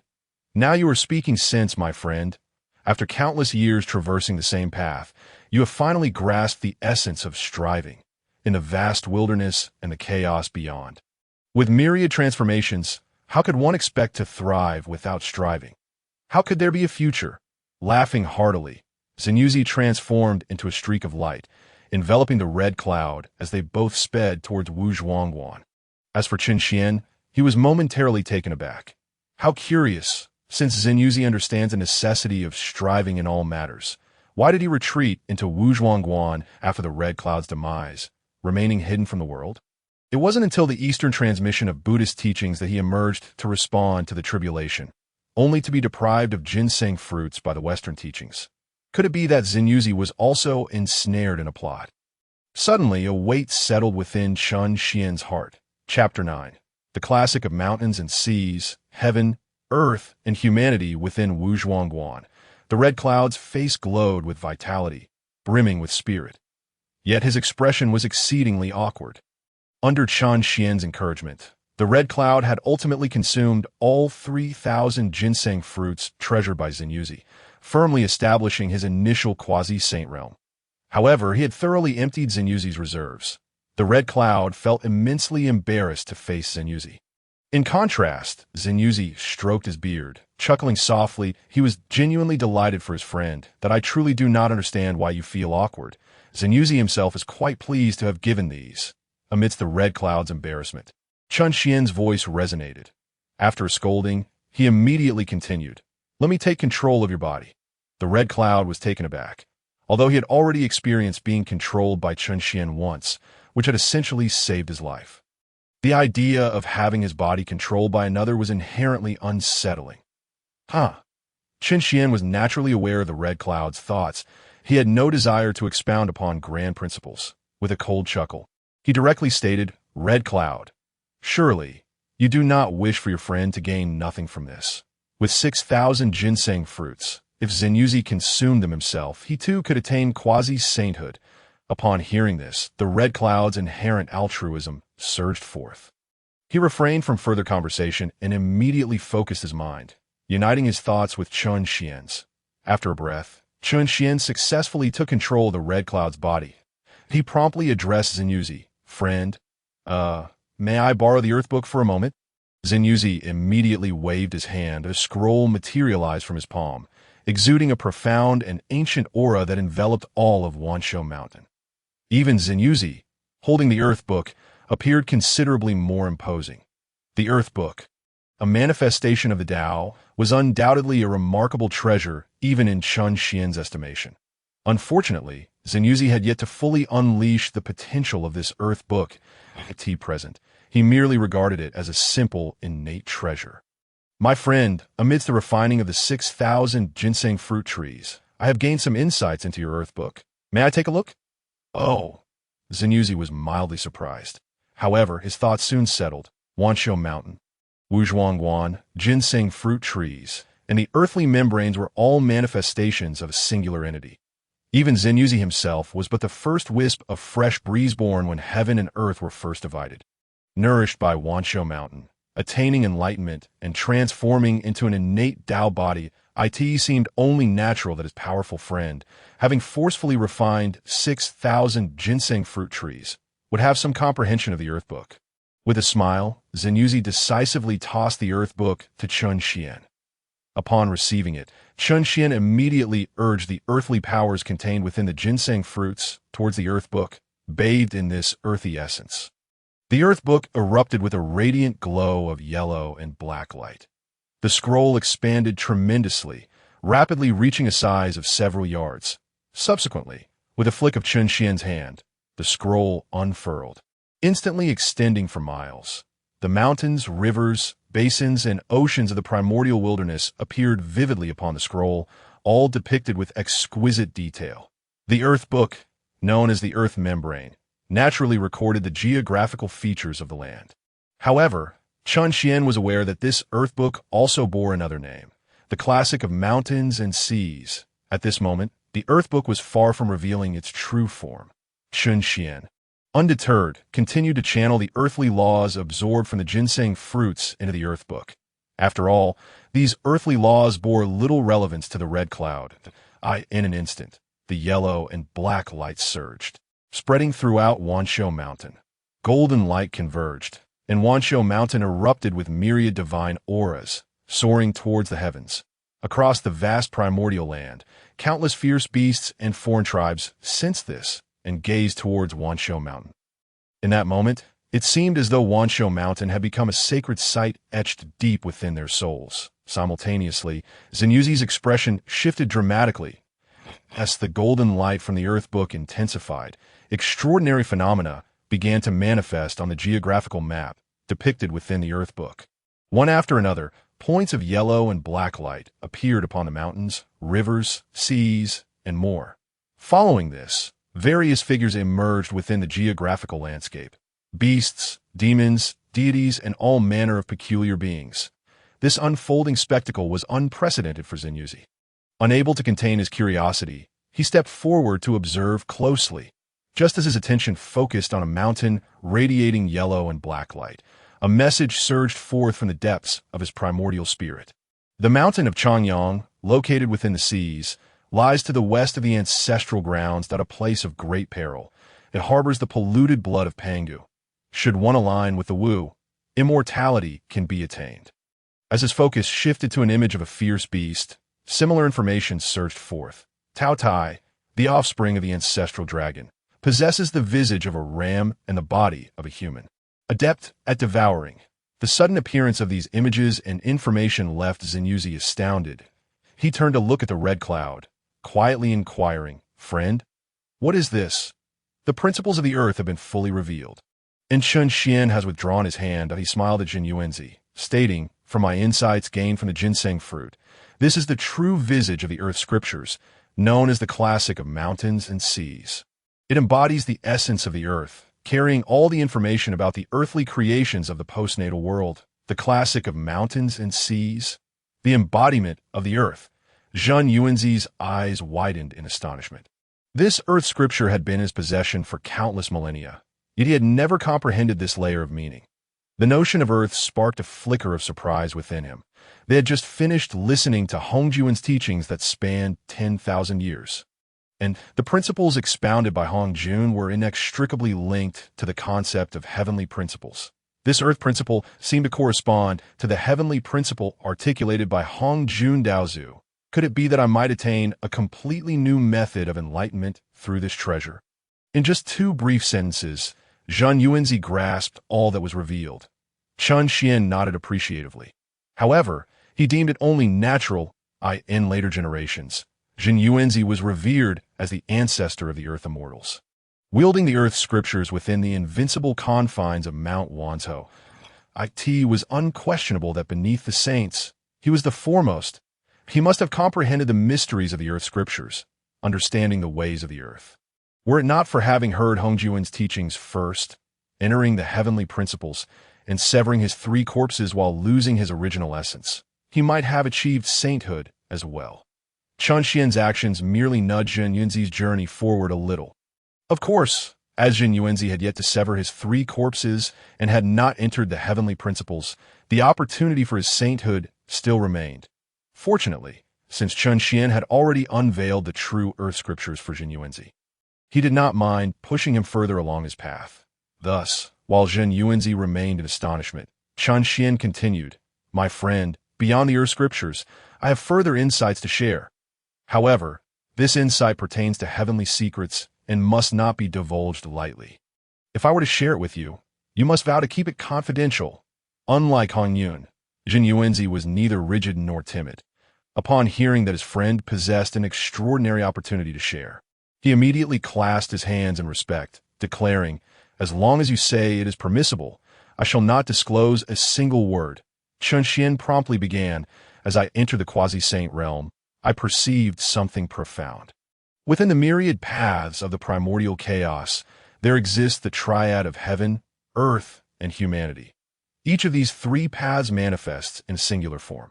The heavenly path transforms into the heavenly scriptures, known as the Fengshen Bang. The earthly path transforms into the earth scriptures, known as the classic of mountains and seas. The human path transforms into the human scriptures, known as the book of life and death. In the future, when calamities arise in the primordial realm, the Fengshen Bang will emerge, capable of enshrining the spirits of the mighty within its ranks, bestowing upon them the positions of heavenly deities to act on behalf of the heavenly path. I believe the earth scriptures should hold similar efficacy. Why not contemplate the earth scriptures to enshrine earth immortals and carry out the earthly principles? With this foundation in the earthly path, you too could emulate Hongyun and disseminate the teachings. Becoming the ancestor of the earth immortals. The ancestor of the earth immortals? A jolt of realization struck Zhun Yuanzi. Simultaneously, ripples surged forth from the classic of mountains and seas, and the profound yellow light shimmered continuously. Zhun Yuanzi, already capable of grasping the ways of the earth, could discern the path toward becoming the ancestor of the earth immortals. His innate talent and understanding were undoubtedly on par with the 3 pure ones. In this moment, Xian had merely advanced his opportunity slightly. This instant, Zhun Yuanzi's mind opened up, and countless thoughts flowed forth. Indeed, within the Zhixiao Palace, the teachings of Hongyun were imparted. Why can I not also disseminate teachings and proclaim myself as an ancestor? The ceaseless agitation of the earth scriptures further solidified Zhun Yuanzi's resolve. Suddenly, he lifted his head, declaring, "I am Zhun Yuanzi of the 5 on Mount Wanzhou," acknowledging the hardships faced by all living beings in the primordial realm. Achieving enlightenment is no easy task. Therefore, I shall promote the principles of the Tao at the 5, allowing all creatures, be they spirits, demons, or innate deities, to sit and listen to the teachings. Chapter 10. Beneath the Saints. All are ants, as if the heavens and earth were being accomplished, and the great Tao complemented each other. Zhun Yuanzi's words of realization flowed forth effortlessly. However, they resonated throughout the primordial realm. The land trembled, mountains shook, and waves surged across the seas. Rivers spiraled, and beings wept. Countless postnatal creatures, whether they had attained human form or were demonic entities, felt the arrival of an opportunity and hurriedly rushed toward Mount Wanshou. On Kunlun Mountain, the three pure ones, who were laboring to sever their second corpse, simultaneously opened their eyes. Zhun Yuanzi, imitating the Tao Ancestor, intends to impart teachings to all beings. Taishang Laojun furrowed his brows. Deep in thought, Yuan Shi could only scoff, deeming it absurd. What qualifications does a mere Zhun Yuanzi possess to imitate the Tao Ancestor? Even more ridiculous is the notion of imparting teachings to all beings. Does he intend to teach those who consume raw flesh and wear animal skins as well? Our methods cannot be shared lightly. Tong Tian also pondered, murmuring to impart teachings to all beings, regardless of their backgrounds. He felt a flicker of realization, yet simultaneously experienced a sense of loss, as though something that rightfully belonged to him had silently vanished. What was even more sorrowful was that he could not even discern what he had lost. Another individual shared this sentiment. On the Sun Star, Di Jun, bathed in true fire with the He Tu and Luo Shu suspended above his head, felt a presence akin to his own, yet one that bore an expression of compassion slowly detached from him. He was at the crucial moment of severing the good corpse to attain the quasi-saint position. Zhun Yuanzi's words reached the Sun Star and fell upon his ears. In an instant, Di Jun's primordial spirit trembled violently, nearly losing control of the He Tu and Luo Shu. How strange! After murmuring upon opening his eyes, he quickly closed them again, focusing his mind and urging his true essence. Only then could he maintain the stability of the He Tu and Luo Shu. High above the 9 heavens, amidst the chaos, within the Zixiao Palace, Hongyuan's lips curled into a slight smile. Zhun Yuanzi, truly deserving of the title as the chosen of the earthly path, to comprehend so swiftly under the teachings of my heavenly principles. From this day forth, the ways of the earth shall be imparted to the younger generations, while my heavenly principles remain tied to the mighty. Henceforth, I shall no longer worry about the rise of the earthly path. Within the 5 on Mount Wanshou, Zhun Yuanzi's vow resounded. The earth's scriptures trembled violently, and the colorful clouds ascended within the mountains of Wanzhou. In the blink of an eye, the vibrant clouds transformed into a dragon's aura of profound yellow. Surging toward Zhun Yuanzi, the aura of merit. Chun Xian was not surprised. Instead, upon witnessing this aura of merit, a slight smile graced his face. The merits of the heavenly path manifest as the golden dragon's aura. However, the dragon aura before him was a profound earthy hue, lacking the majesty and dominance of the heavenly path, yet exuding a weighty stability. It goes without saying that this was the merit of the earthly path. Zhun Yuanzi sensed it as well, opening his mind to allow the aura of merit to enter his body. As the merit entered, Zhun Yuanzi's true essence surged forth. A long-lost feeling of breakthrough and ascension welled up within him. Akin to the great beings of the past, such as the 3 pure ones, the ancestral shaman, Kunpeng, and the guiding figures of the quasi-saint realm. Having been trapped in the realm of the Luo golden immortals for countless years, now that the path of the quasi-saint was at hand, as soon as the opportunity arose, the breakthrough would come naturally. Zhun Yuanzi felt the timing for his breakthrough approaching, without any extraneous thoughts. He merely urged his true essence. Thereafter, his true essence harnessed the power of the aura of merit, breaking through layer upon layer of barriers and ascending to new heights. The aura surrounding Zhun Yuanzi suddenly surged. Rising steadily in the blink of an eye, his aura filled the entirety of Mount Wanshou. Within the mountains, flowers bloomed, trees grew, and colorful clouds surged forth, enveloping the area in a celestial aura. Before long, under the radiance of his aura, Zhun Yuanzi seemed to merge with Mount Wanshou. He was Mount Wanshou, and Mount Wanshou was him. Amidst this seemingly unremarkable commotion, Zhun Yuanzi entered the quasi-saint realm. Quasi-saint. Upon reaching this realm, his perception expanded. The teachings, divine abilities, rules, techniques, and even treasures were all newly understood. Naturally, he rejoiced within. Equally elated was Hongyun. Just as Hongyun felt genuine joy for Zhun Yuanzi, Chunxian suddenly found his vision blurring. Although he quickly regained his composure, he could not help but curse vehemently. Damn it! Without warning, Hongyun seized control of the body once more. Stunned, Hongyun quickly set aside his surprise and hastily congratulated Zhun Yuanzi. My friend, congratulations! You too have reached the quasi-saint realm. Stepping into the realm of saints is merely a matter of time. Chunxian's few words of guidance had revealed heavenly secrets, allowing his friend to attain enlightenment and enter the quasi-saint realm. He was now 100% convinced that Chunxian could indeed help Zhun Yuanzi step into the realm of saints. Upon hearing these words, Zhun Yuanzi nodded emphatically. He too was confident that he might truly have the opportunity to step into the realm of the saints.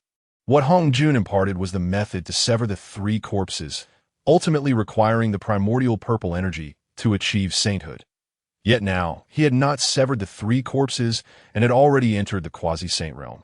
This implied that he had discovered an alternative path to sanctity. Perhaps, in the end, he could attain sainthood without relying on the primordial purple energy. Contemplating this, Zhun Yuanzi immediately turned his gaze toward Hongyun. He reflected that his current circumstances were greatly aided by this dear friend of his. Thus, he performed a respectful bow towards Hongyun, expressing profound gratitude for this fortuitous encounter. However, this gesture left Hongyun feeling quite awkward. Zhun Yuanzi's achievements bore no relation to him whatsoever. Yet he found himself at a loss as to how to explain that within him resided an unparalleled celestial being. For a moment, he could only scratch his head and offer a wry smile. However, just as Hongyun and Zhun Yuanzi engaged in mutual pleasantries, Chunxian's expression suddenly shifted. He observed a brilliant flash emanating from the sun star high above in the 9 heavens. Subsequently, he noticed several points of light erupting simultaneously from the Shanhaijing. Furthermore, Chunxian recognized the locations of these bursts of light: Kunlun Mountain, Shouyao Mountain, and Buzhou Mountain. In an instant, Chunxian comprehended the significance of this scene. The 3,000 guests within the Zixiao Palace who were destined to break through to the quasi-saint realm were now all achieving that breakthrough. Even the 3 pure ones atop Kunlun Mountain had likely severed their second corpse. Enough of this mutual flattery. We have far more pressing matters to attend to. Witnessing Hongyun and Zhun Yuanzi continuing to express their gratitude, Chunxian promptly interjected to halt them. Upon hearing Chunxian's admonition, Hongyun was taken aback. That I possess the techniques you have imparted. That my friend Zhun Yuanzi has also entered the quasi-saint realm and discovered a new path to enlightenment. Shouldn't we retreat to cultivate in seclusion? He inquired of Chunxian, puzzled. Retreat in seclusion? Cultivate in vain.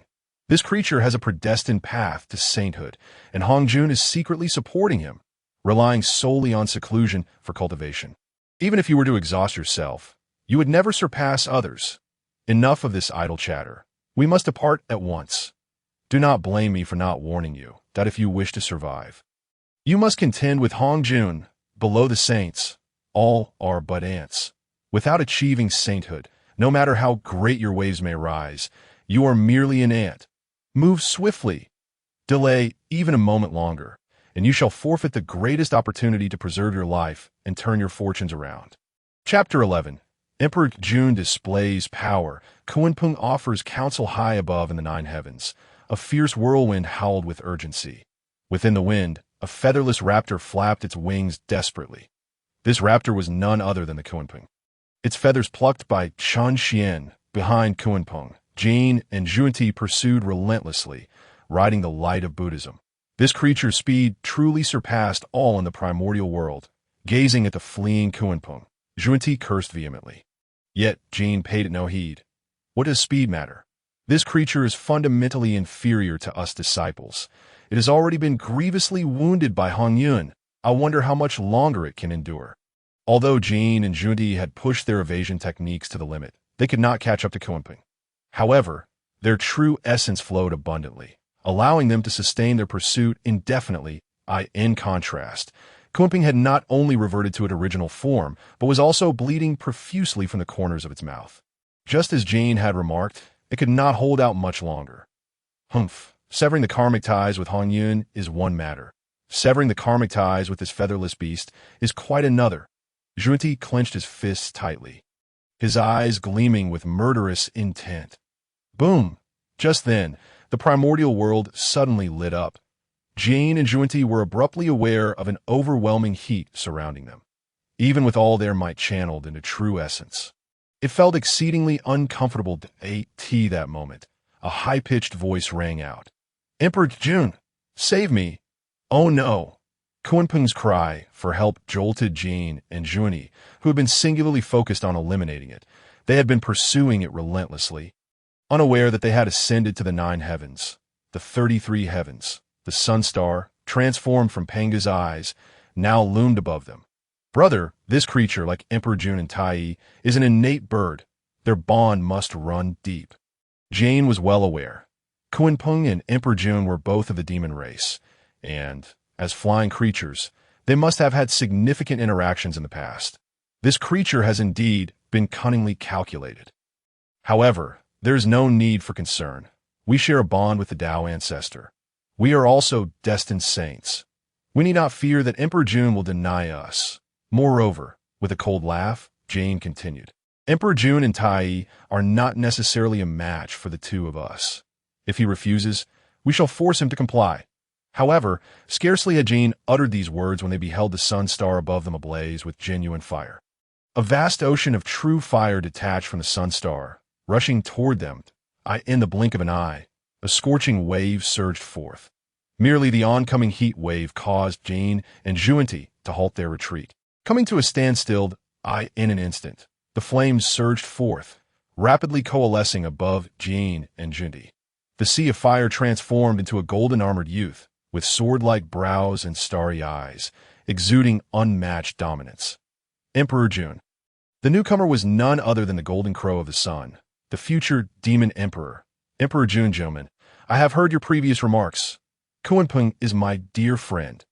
Having sought assistance, I shall undoubtedly rescue him. Should you wish to compel me to surrender Kunpeng, feel free to try. As Emperor Jun made his entrance, both Jane and Zhunti were momentarily taken aback.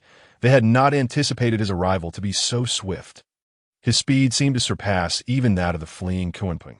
However, Zhunti, intent on exterminating Kunpeng and severing their karmic ties, paid little heed to this unusual scene in the blink of an eye. He regained his composure and offered a cold smile to Emperor Jun. Emperor Jun, consider carefully. My brother and I are disciples of the Dao Ancestor, granted the primordial purple energy and destined saints for the sake of a featherless beast. Do you dare to oppose us? Emperor Jun scoffed. I was formed from the sun star, my roots deriving from Pangu's pure yang essence. Like the 3 pure ones, I embody Pangu's origin. As for the 2 of you, you are merely fortunate to have obtained a mat and the chance to attain sainthood. Thus, it is not guaranteed that I, Emperor Jun, will fear you. As for saints, allow me to enlighten you. I do not believe that in this vast primordial world, I, inheritor of Pangu's origin, cannot find a second path to sainthood. To oppose you is not my intention. However, to hand over my friend to you is utterly impossible. Having spoken thus, he turned to the severely injured Kunpeng beside him. Friend, stand behind me. Today, no one shall take you away. Emperor Jun stood tall, radiating an imposing aura. His demeanor and tone were assertive. Ever since he gained the title of disciple under Hongyun and acquired the primordial purple energy within the Zhixiao Palace, he had felt superior. Now, Emperor Jun's demeanor truly stoked the flames of anger within Zhunti. Well then, Emperor Jun, if that is the case, I shall no longer waste words and will first test the prowess of your golden crow. With a furious shout, Zhunti stepped forward, the light of Buddhism surging around him. Yet before he could make a move, Jane reached out to stop him. Brother, wait. I observe that this Emperor Jun appears different from before. As witnessed in the Zhixiao Palace, compared to Zhunti, Jane remained far more composed. Although Emperor Jun had yet to make a move, the true fire of the sun continuously circled around him, especially the sun star behind him, which seemed to merge with him completely. No.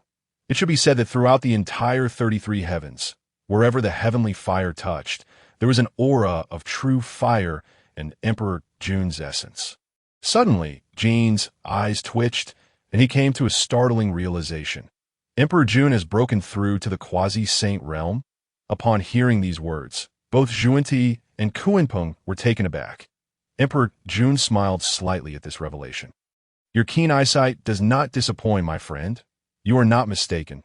Just a moment ago, I severed the good corpse and achieved the quasi-saint realm. What say you? Do you still wish to attempt to seize Kunpeng from me? Before his words had fully settled, Emperor Jun waved his hand. Instantly, Jin, Zhunti, and Kunpeng revealed expressions of shock. With a mere wave of his hand, the true fire of the sun erupted within the 33 heavens. The flame surged, a rolling tide of heat seemingly capable of engulfing everything within the 33 heavens. Even with the protection of Buddhist light, Jin and Zhunti felt an overwhelming sense of dread. Zhunti, do you still wish to give it a try? Jun lowered his head and gazed downwards, a light chuckle escaping his lips as he inquired of Zhunti. In his demeanor, an unmistakable air of arrogance and dominance was evident. Upon exiting the Zixiao Palace, Zhunti and Jiayin had conspired to ambush Hongyun. Yet, they had not yet managed to sever the 3 corpses and attain the status of quasi-saint. The disparity in power was glaringly apparent. Zhunti dared not make a move.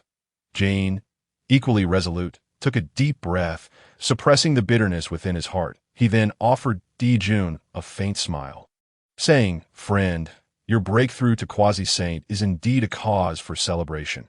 It must be attributed to the destiny bestowed by our friend Kunpeng. Very well, fate has unfolded thus. We shall not press further. Junior brother, let us return to Shumi Mountain, adhere to the Tao Ancestor's teachings, and cultivate diligently with the power of the primordial purple energy before discussing our ascension to the realm of saints." Jiayin deliberately emphasized Hongjun and primordial purple energy, intending to caution Jun protect Kunpeng if you must, but do not harbor foolish thoughts of acting against us. Behind us stands Tao Ancestor Hongjun. Jun, too, was not oblivious to this underlying message. Just as he had previously asserted, he harbored no intentions of turning against Jiayin or Zhunti. Thus, it was prudent for both parties to take a step back. He clasped his hands and smiled at Jiayin and Zhunti, signaling that he would not see them off any further. "Junior brother, let us depart." Jiayin promptly grasped Zhunti, and, together, they vanished beneath the 9 heavens. Despite Zhunti's profound reluctance, he could only acquiesce and retreat. Once their figures had completely disappeared, Jun retracted the true fire of the sun and turned his gaze toward Kunpeng. Kunpeng quickly transformed into his true form, bowing respectfully to Jun. Expressing his gratitude for the rescue, Jun smiled. "We are of the same kin and share a bond. It was but a trifling effort, not worth mentioning." He then curiously asked Kunpeng, "How did you come to such a dire state? Was it the doing of Jiayin and Zhunti?" Upon hearing this, Kunpeng's countenance changed drastically, clenching his teeth in frustration and shame. He replied, "To be honest, my grievous injuries are not the work of Jiayin and Zhunti, but rather the old Daoist Hongyun." Hongyun. Jun was taken aback. This Hongyun is not known for combat. How could he have inflicted such harm upon you? Hongyun appears kind-hearted and benevolent, yet he is truly malevolent and cunning. It is likely I fell into his schemes the moment I entered Zixiao Palace. He is truly detestable. Kunpeng spat out his curses. Yet as he raged, a sudden idea struck him. He hurriedly turned to Jun and said, "Friend, would you be interested in seizing Hongyun's primordial purple energy? Though Hongyun conceals his prowess, he has yet to attain the status of quasi-saint. If you were to intervene, that primordial purple energy would surely fall into your grasp." Chapter 12. I see you suit being a bald donkey. Primordial purple energy? Jun was astounded. The primordial purple energy is a gift from the Tao Ancestor. Can it truly be snatched away? Jun knew that a conflict had arisen between Kunpeng and Hongyun because he had perceived Kunpeng's animosity towards Hongyun within the Zixiao Palace. He also anticipated that Kunpeng's temperament would inevitably lead him to seek retribution against Hongyun. However, he had never imagined that Kunpeng would dare to covet the primordial purple energy. At this point, Kunpeng's face was etched with hatred that he craved the primordial purple energy. Yet he was far from being Hongyun's match. Xuan and Zhunti would not spare him either. The primordial purple energy in Hongyun's possession was a nearly insurmountable challenge for him to obtain. But if he could not have it, neither should Hongyun. Denying Hongyun the primordial purple energy would allow him to vent some of his frustration. Both Dijun and he were members of the demon clan, and both were innate aviants. Should Dijun seize it, it would be more favorable than allowing it to remain with Hongyun. He nodded emphatically at Dijun. I will not conceal it from you. The primordial purple energy once fell into my hands. However, the Dao Ancestor did not impose any punishment. It seems the Dao Ancestor pays no heed to the relationship between Hongyun and his disciples, nor does he concern himself with the primordial purple energy in their possession. If you wish to seize it, I can help you locate Hongyun. With that, Kunpeng revealed a grimace, feeling quite uncomfortable. Hongyun had plucked all his feathers. However, unbeknownst to Hongyun, those feathers had long since become his fundamental treasure, deeply embedded with his essence. Even if Hongyun were to refine them, he could still sense Hongyun's presence. As for Dijun, his brows furrowed deeply as he began to ponder. The primordial purple energy is the key to attaining sainthood, although he had boasted that he could find another path to becoming a saint. Whether he could truly do so remained uncertain. Furthermore, his actions today had already forged enmity with Xuan and Zhunti. Should they attain sainthood, he could not guarantee that they would not seek revenge against him. Given these circumstances, the opportunity for ascension lay before him. Why not compete for it? Moreover, the Dao Ancestor once proclaimed, the great Dao consists of 50. Heaven evolves to 49, leaving one thread of opportunity. The primordial purple energy consists of 7 strands. 6 strands are bequeathed to the Dao Ancestor's disciples, while 1 strand is reserved for the nameless and unsupported Hongyun. This strand of primordial purple energy might very well be the opportunity left for individuals like us by the Dao Ancestor. Moments later, Dijun made a resolute decision that he clenched his fist and gazed at Kunpeng. If I can obtain the primordial purple energy, I shall assist you in seeking the opportunity for ascension. Kunpeng's heart swelled with joy upon hearing this. Now, Dijun had already attained the quasi-saint realm. Seizing the primordial purple energy from Hongyun would be a mere formality, with Dijun's foundation. As long as he possessed the primordial purple energy, attaining sainthood would be inevitable. If Dijun became a saint, there would be no need for gratitude. His karmic connection would be sufficient for Dijun to elevate him. At that moment, Kunpeng hastily expressed his thanks to Dijun. I do not dare to hope for the opportunity for ascension. I merely wish for your assistance in attaining the status of quasi-saint after your own ascension. The Tao of Hongjun requires the severing of 3 corpses to attain sainthood. However, to sever the 3 corpses, one must utilize supreme spiritual treasures. The severed corpses must reside within these treasures to endure.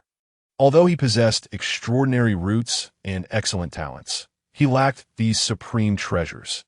Ever since Hongjun divided the treasures on the treasure cliff, the spiritual treasures of the wilderness had largely found their masters.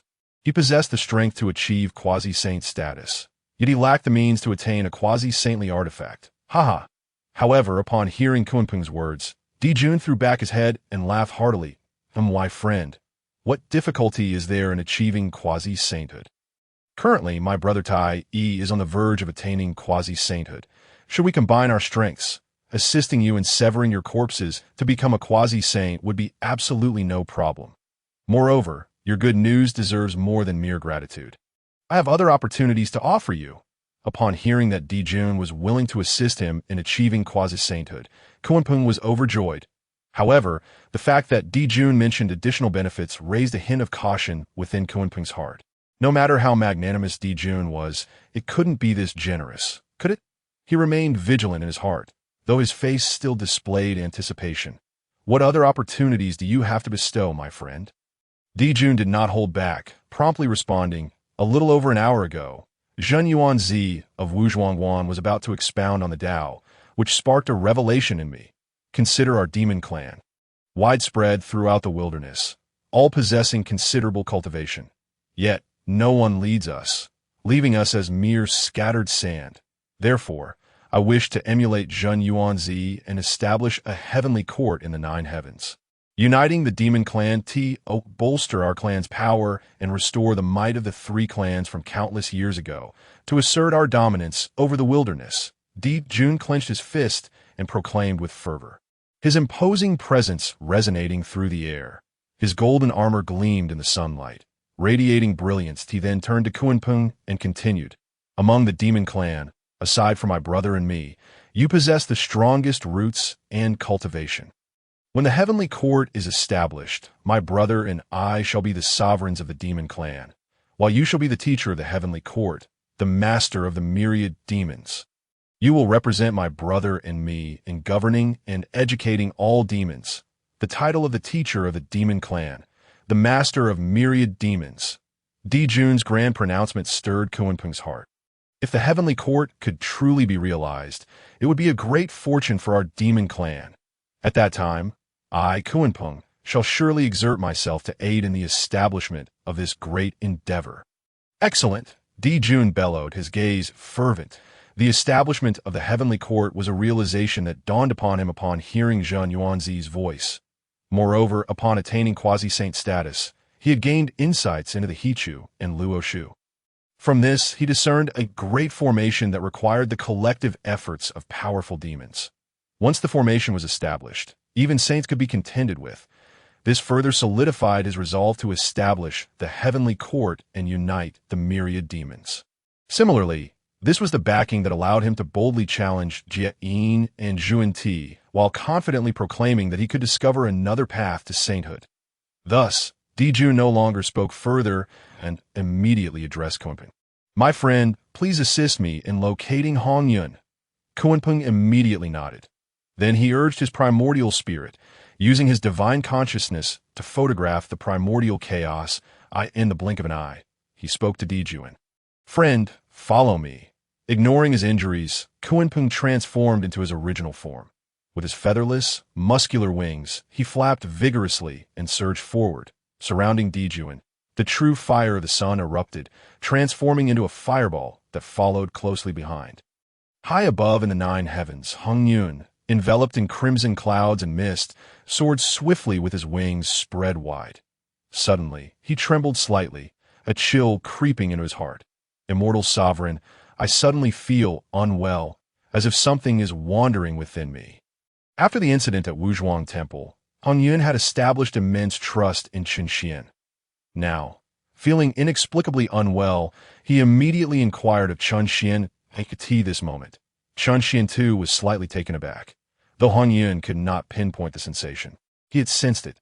Deep within Hongyun's primordial spirit, a strand of foreign energy had detached itself. Currently, Qianxian was indeed the primordial spirit. Soon, he discerned the identity of that spirit. It was Kunpeng. It is likely that the primordial wings you devoured concealed his primordial consciousness, which has not been refined. He must have sensed you and is now pursuing you. As he spoke, Qianxian chuckled. Zhunti and Jean, you two are utterly useless. You couldn't even eliminate Kunpeng. Upon hearing that Kunpeng was coming, Hongyun was startled. I asked my friend Kunpeng, still unwilling to let me go. Fear surged within him. Come on, why are you afraid of a bird? Qianxian could keenly sense this trepidation. Instantly, he rolled his eyes. What realm are you in now? If Kunpeng dares to come, he dares to die. Just as well, seeing as Zhunti and Jean are so ineffectual, and my plan to divert disaster has failed, it would be fortunate to eliminate him. Qianxian's words, however, stirred a sense of benevolence in Hongyun. Immortal sovereign, Kunpeng has cultivated for millions of years. It would be unwise to engage him. I believe we should just intimidate him into retreating. Let us spare his life. Spare his life? Hearing this, Qianxian was truly exasperated. After being bitten by a dog once or twice, are you still not wary? I suggest we simply change course and head straight for Shumi Mountain. What do you mean by going to Shumi Mountain? Kunpeng was puzzled. Qianxian shouted, What do you mean? To establish Buddhism at Shumi Mountain. Then you can shave your head, become a bald monk, and be the Buddha. Buddhism? Bald monk? Buddha? These words left Hongyun even more bewildered. Just as his mind was filled with questions, an overwhelming and violent aura suddenly descended. Then a thunderous roar resonated through the heavens and the earth. This is the ancestral land of the witch clan. No outsiders may approach. I implore you, Ancestor Hongyun, to depart swiftly. Chapter 13. 3,000 buckets. Before the voice faded, 10 towering figures suddenly appeared in the sky. Each one, although flying, exuded an aura as if they stood firmly on the ground, their heads touching the 9 heavens. Their presence was not only imposing, but seemed to merge seamlessly with the heavens and the earth, exuding an extraordinary mystique. Hongyun immediately cupped his hands. Esteemed ancestors of the witch clan, it has been a long time. Then he quietly called out in his heart, Immortal Sovereign? Indeed, the destination Chun Xian urged Hongyun toward was none other than beneath Mount Buzhou, the land of the witch clan. However, what Chun Xian intended to do, he did not disclose. Now that the ancestral witches had appeared, Hongyun could only let Chun Xian inquire. Yet at this moment, Chun Xian felt a hint of confusion. There were 10 arrivals, all male. Apart from Hutu and Xianin, all 10 ancestral witches had gathered. Moreover, each bore an extremely solemn expression, as if preparing for battle. However, according to what Chun Xian knew, legends about the ancestral witches spoke of their fiery tempers. Yet they were not exclusionary. Even during the calamity of the witch and demon, they had maintained cordial relations with the human race. This is problematic. Within mere moments, Chun Xian had grasped the situation. It was likely that Hutu had comprehended the path of reincarnation and was in a crucial moment of cultivation. Alas, despite rushing, he had still arrived a step too late. It matters not if Hutu can attain the position of a savior. In the future, he shall not be bound by the 6 paths of reincarnation. This is not of great concern. I just wonder what the path of reincarnation in the primordial world truly represents. Is it the path of heaven, earth, or humanity? Immortal Sovereign? Immortal Sovereign? Just as Chun Xian was lost in thought, Hongyun's voice called out again. Immortal Sovereign, what else do you wish to tell me? These ancestral witches seem eager to drive us away. While Chun Xian pondered, the leader of the ancestral witches, Daijang, had already urged Hongyun several times to this moment. His expression had darkened considerably. The other ancestral witches also wore unfriendly looks. Chun Xian immediately spoke. Yet, just as he was about to say something, another thought surged within him. Hongyun, after experiencing a life-and-death ordeal, still hasn't learned his lesson. It seems he is in dire need of some harsh realities. Just right, taking this opportunity to give him a good lesson would prevent him from becoming overly benevolent in the future. With the temperament of the witch clan, it would be a fitting way to teach him what it means to be decisive. With a secret smile, Chun Xian cleared his throat. He then addressed Hongyun.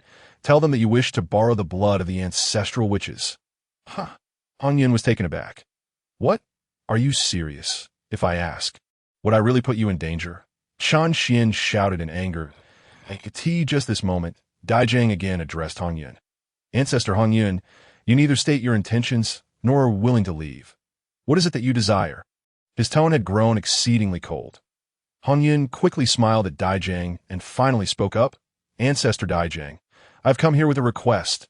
What you seek? Daijang's expression softened slightly, yet his tone remained frigid. Hongyun smiled again, then awkwardly extended his neck to address Daijang. I wish to request some of your blood. What? A furious shout erupted from among the 10 ancestral witches that a man with red eyebrows and hair stepped forward, glaring at Hongyun as he bellowed. You wish to borrow our blood? Hongyun, you possess quite the audacity. The 12 ancestral witches are formed from the essence of Panga's blood. The blood within us contains the essence of Pangu. Daijang's expression darkened further. However, he had not yet erupted. After blocking Zhurong, he fixed his gaze on Hongyun and coldly inquired, Hongyun, how much do you wish to borrow? Within Hongyun, Chun Xian chuckled. He seems quite accommodating. At the same time, he urged Hongyun to tell him, request 3,000 buckets. Upon hearing this, Hongyun was alarmed. 3,000 buckets? Are you trying to drain all 12 ancestral witches dry? Hongyun, my elder brother, is asking you a question. How much do you wish to borrow? After Daijang's words, Hongyun remained silent, and Zhurong shouted again, 3,000 buckets. Hongyun found it exceedingly difficult to voice this demand. He could only turn to Chun Xian and ask, Immortal Sovereign, could we possibly borrow less? I said 3,000 buckets, so it shall be 3,000 buckets, Chun Xian chuckled. Then, regardless of how Hongyun pleaded, he resolutely remained silent, but on the other side, seeing that Hongyun hesitated to speak. Zhurong grew anxious, his temper flaring. Hongyun, will you speak or not? If not, then leave at once. Finally, Zhurong could no longer contain himself and shouted at Hongyun again. Had it not been for Daijang's intervention, he would have rushed up to physically force Hongyun away. Daijang also coldly admonished, Hongyun, how much do you truly desire? Chun Xian remained silent, and the ancestral witches continued to press. Ultimately, Hongyun could only helplessly glance at Daijang, offer him a smile, and then extend 3 fingers. Stammering, I wish to borrow 3,000 buckets, 3,000 buckets. At this declaration, all the ancestral witches gasped in shock. The already impatient Zhurong stared wide-eyed. Well, you old Hongyun, the primordial world speaks of your kindness, and I have tolerated you time and again. Yet it turns out you are such a vicious character. To demand 3,000 buckets of our ancestral witch blood, why not just ask for our lives? With a deafening crash, the enraged Zhurong stomped into the void and charged at Hongyun. A surge of violent energy erupted from Zhurong, shaking the very heavens and earth. Hongyun was taken aback, utterly unprepared for Zhurong's sudden attack. The energy emanating from Zhurong was undeniably that of a quasi-saint, which left him thoroughly astonished. Good heavens, at that moment, Chun Xian finally spoke out, but instead he scolded Hongyun fiercely. They've already made their move, and you are still astonished, still lamenting. Challenge accepted. How could you have survived until today with such a temperament? Finally, spurred by Chun Xian's reminder, Hongyun regained his senses. Without uttering a word, he fervently channeled his true essence. The crimson clouds beneath him surged forth, and his wings behind him flapped wildly, transforming into a streak of escaping light as he fled at breakneck speed. A quasi-saint, Hongyun unleashed all his magical prowess, revealing his quasi-saint cultivation, which astonished all 10 ancestral witches. Among the 12 siblings, only a handful had recently comprehended the heavenly mysteries and attained the quasi-saint realm. To think that Hongyun had also entered this realm. However, it was not long before the ancestral figure, Gong, could not help but sneered, and no wonder Hongyun dared to come and take our blood. It turns out he has reached the quasi-saint level. At the same moment, Di Zhang bellowed mightily. Zhurong, step aside, let me confront this rogue. Although Zhurong had also attained the quasi-saint level, he was not swift of foot. Now, with Hongyun riding the crimson mist and aided by the wings of the Kunpeng, his speed was astonishing. Zhurong, despite his intent to destroy, found himself perpetually in pursuit, unable to land a single blow on Hongyun.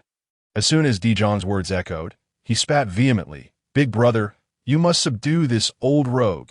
I must personally skin him alive and spill his blood. Just as Zhu Rong's words fell, Di Jiang took a step forward. In that moment, his figure suddenly twisted and dissipated like the wind. The very same breath. Hongyun, who was evading with his escaping light, was taken aback that Di Jiang appeared before him without a sound. The imposing figure not only obstructed his path of escape, but also raised a fist that came crashing toward him. What seemed like a simple punch caused the heavens to change color and the primordial world to tremble. Quasi-Saint. Once again, Hongyun felt a surge of alarm. Chapter 14. Celestial Sovereign, save me. Damn. Utterly wretched. Hongyun, how could your combat prowess be so lamentable? Di Jiang traversed space, delivering a full-force punch that began to distort the very fabric of reality. Hongyun could not help but lament internally that even Di Jiang had attained the quasi-saint realm. Chun Xian raged profusely before bellowing once more, Engage! Engage! At last, Hongyun snapped back to reality, propelling the wings of the Kunpeng to their utmost limits, fleeing with all his might. However, despite Hongyun's swiftness, how could he surpass Di Jiang, who was inherently attuned to the laws of space? Di Jiang merely struck with his fist, and no matter how Hongyun tried to escape, Di Jiang's fist traversed the dimensions, relentlessly pursuing him. Boom! At long last, Di Jiang's fist landed upon Hongyun. The terrifying force of his blow erupted. Accompanied by a surge of spatial power, a faint sound echoed as Hongyun's form was shattered by Di Jiang's punch. revealing his true self. Hongyun of the opening of heaven. Striking himself into his true form left Hongyun in a state of sheer shock. He stammered, "Friend Di Jiang, it's a misunderstanding, a misunderstanding. I do not seek your life." Misunderstanding? Unable to defeat me. You claim it's a misunderstanding. Di Jiang's temper flared, and he paid no heed to Hongyun's explanations. With a swift motion, he appeared before Hongyun, raising his palm to strike at his true form. A powerful surge of spatial energy erupted, seemingly intent on shredding Hongyun's essence to pieces. Faced with this palm, Hongyun was utterly at a loss for how to respond. Chun Xian, understanding the turmoil within Hongyun's mind, could not help but curse vehemently. After cultivating for millions of years alongside the formidable Zhun Yuanzi, how could he possess not a shred of combat experience? Previously, when contending with the Kunpeng, his sheer strength had faltered, and now, in his battle with Di Jiang, his ignorance was laid bare. Chun Xian had no choice but to roar. "Are you not going to use your magical artifacts?" Magical artifacts? Finally, prompted by Chun Xian, Hongyun seemed to awaken from a dream. In an instant, a surge of crimson mist swirled within his true form. Just as Di Jiang's palm descended, the red mist burst forth. This was the divine power held within the 99 soul-dissolving gourd, which Hongyun had absorbed. The soul-dissolving crimson mist surged forth, colliding head-on with Di Jiang. At once, Di Jiang's spirit quaked, feeling as if the heavens were spinning and the earth was tilting. His head spinning in dizziness, the tremor originating from his very soul rendered him completely dazed. As his consciousness faltered, the force of his descending palm dissipated entirely, along with the spatial energy. Seeing this, Hongyun's heart leaped with joy. He hastily channeled his true essence, conjuring even more soul-dissolving crimson mist. Enveloping the world, in an instant, it seemed as though ghostly wails echoed throughout the heavens and earth. Even the remaining ancestral witches in the distance furrowed their brows. Some ancestral witches exhibited expressions of envy. Lacking spiritual consciousness, the ancestral witches could not refine magical artifacts.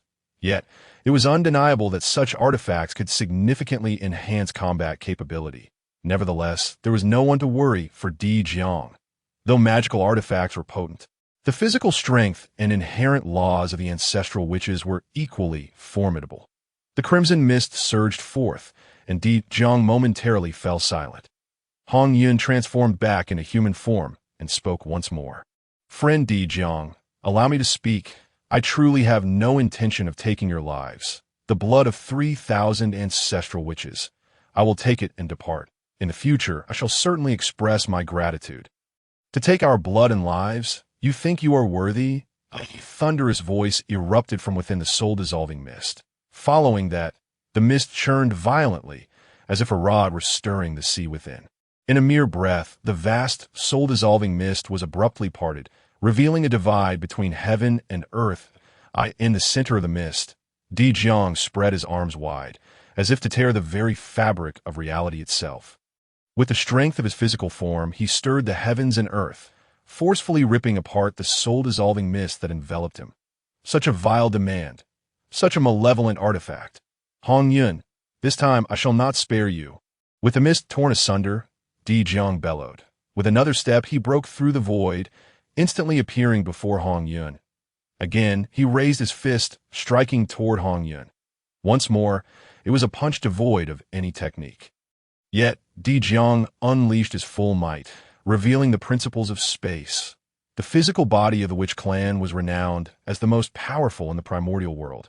Especially the ancestral witches, their bodies could withstand even the innate spiritual treasures without question. As this punch was unleashed, the sheer force of his physical prowess echoed like thunder. Akin to the sound of myriad calamities converging. One punch was sufficient to shatter chaos and sweep across mountains and rivers. Not to mention the terrifying spatial power that suddenly descended upon Hongyun, binding him and rendering him immobile. Once more, panic seized Hongyun's heart.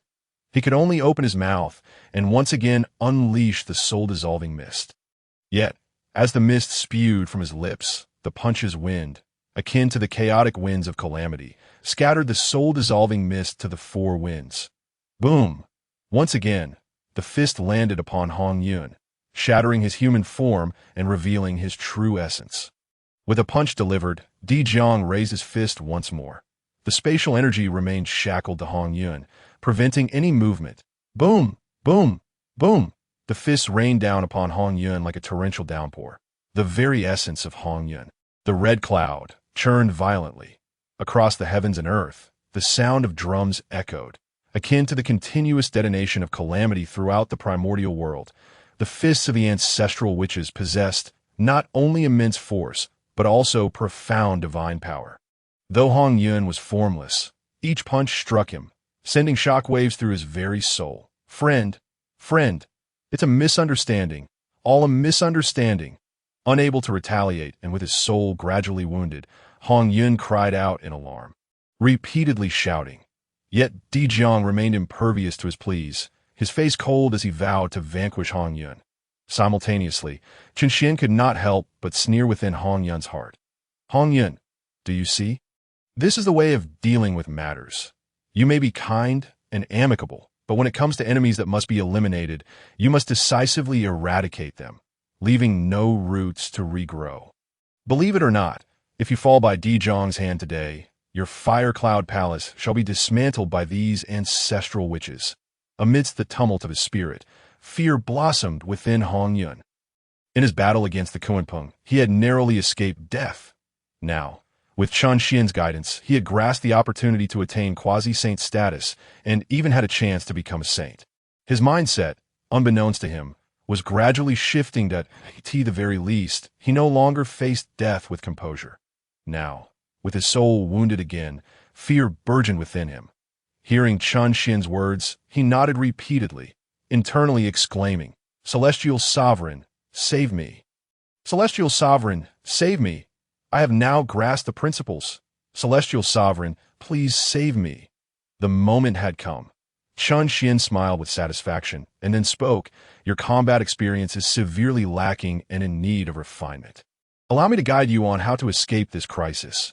However, as Qianxian's words fell, he sensed a profound terror and overwhelming despair arising within Hongyun's heart. Even the Tao heart seemed on the verge of shattering. It was at this very moment that Qianxian felt a sudden shift before his eyes. In the next instant, upon opening them, he was filled with both anger and amusement. At this juncture, he had unexpectedly gained control over Hongyun's body. After a brief moment of astonishment, he understood. Hongyun was clearly terrified of death and had hidden away. He had turned me into his second personality. Hadn't he? What a coward. Chapter 15. On-site teaching. Just as Qianxian was cursing Hongyun, a fierce gale of fist wind rushed towards him. Di Jiang, with no mercy in his strikes, unleashed a full-force punch aimed directly at Hongyun. Boom! The sound of an earth-shattering explosion echoed like the breaking of the heavens.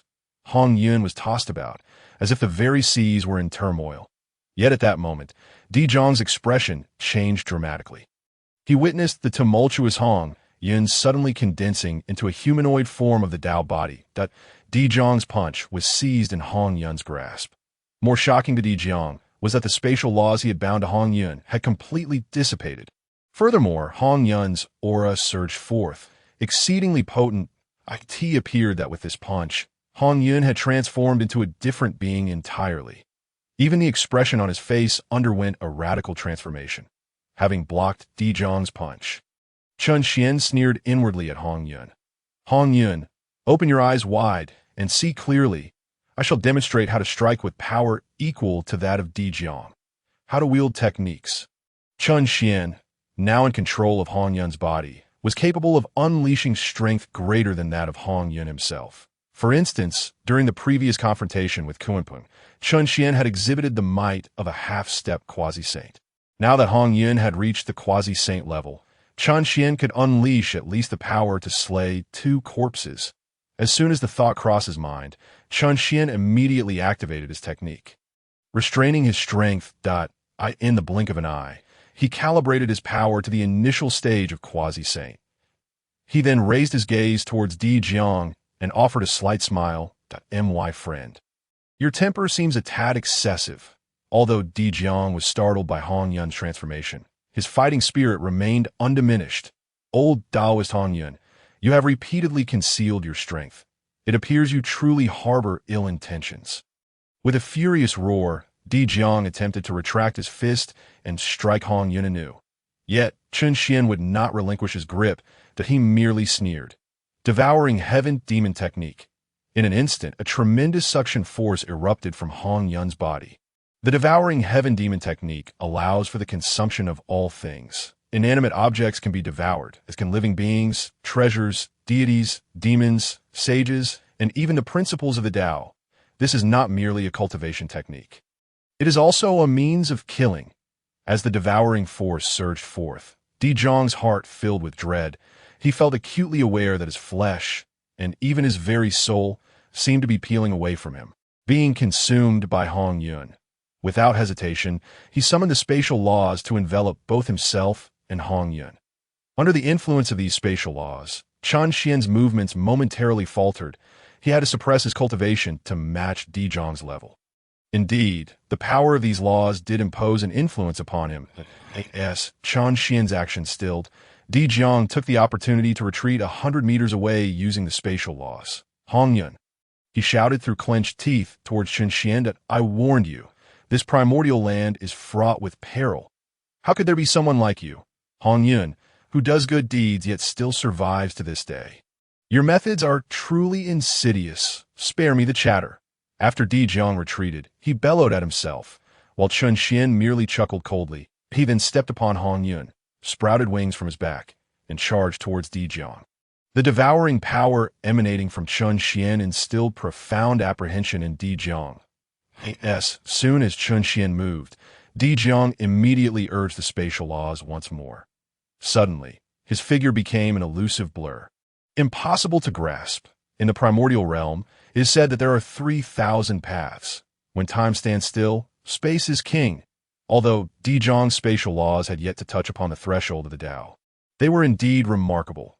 Unfortunately, they relied solely on speed. Yet Chun Xian remained unfazed.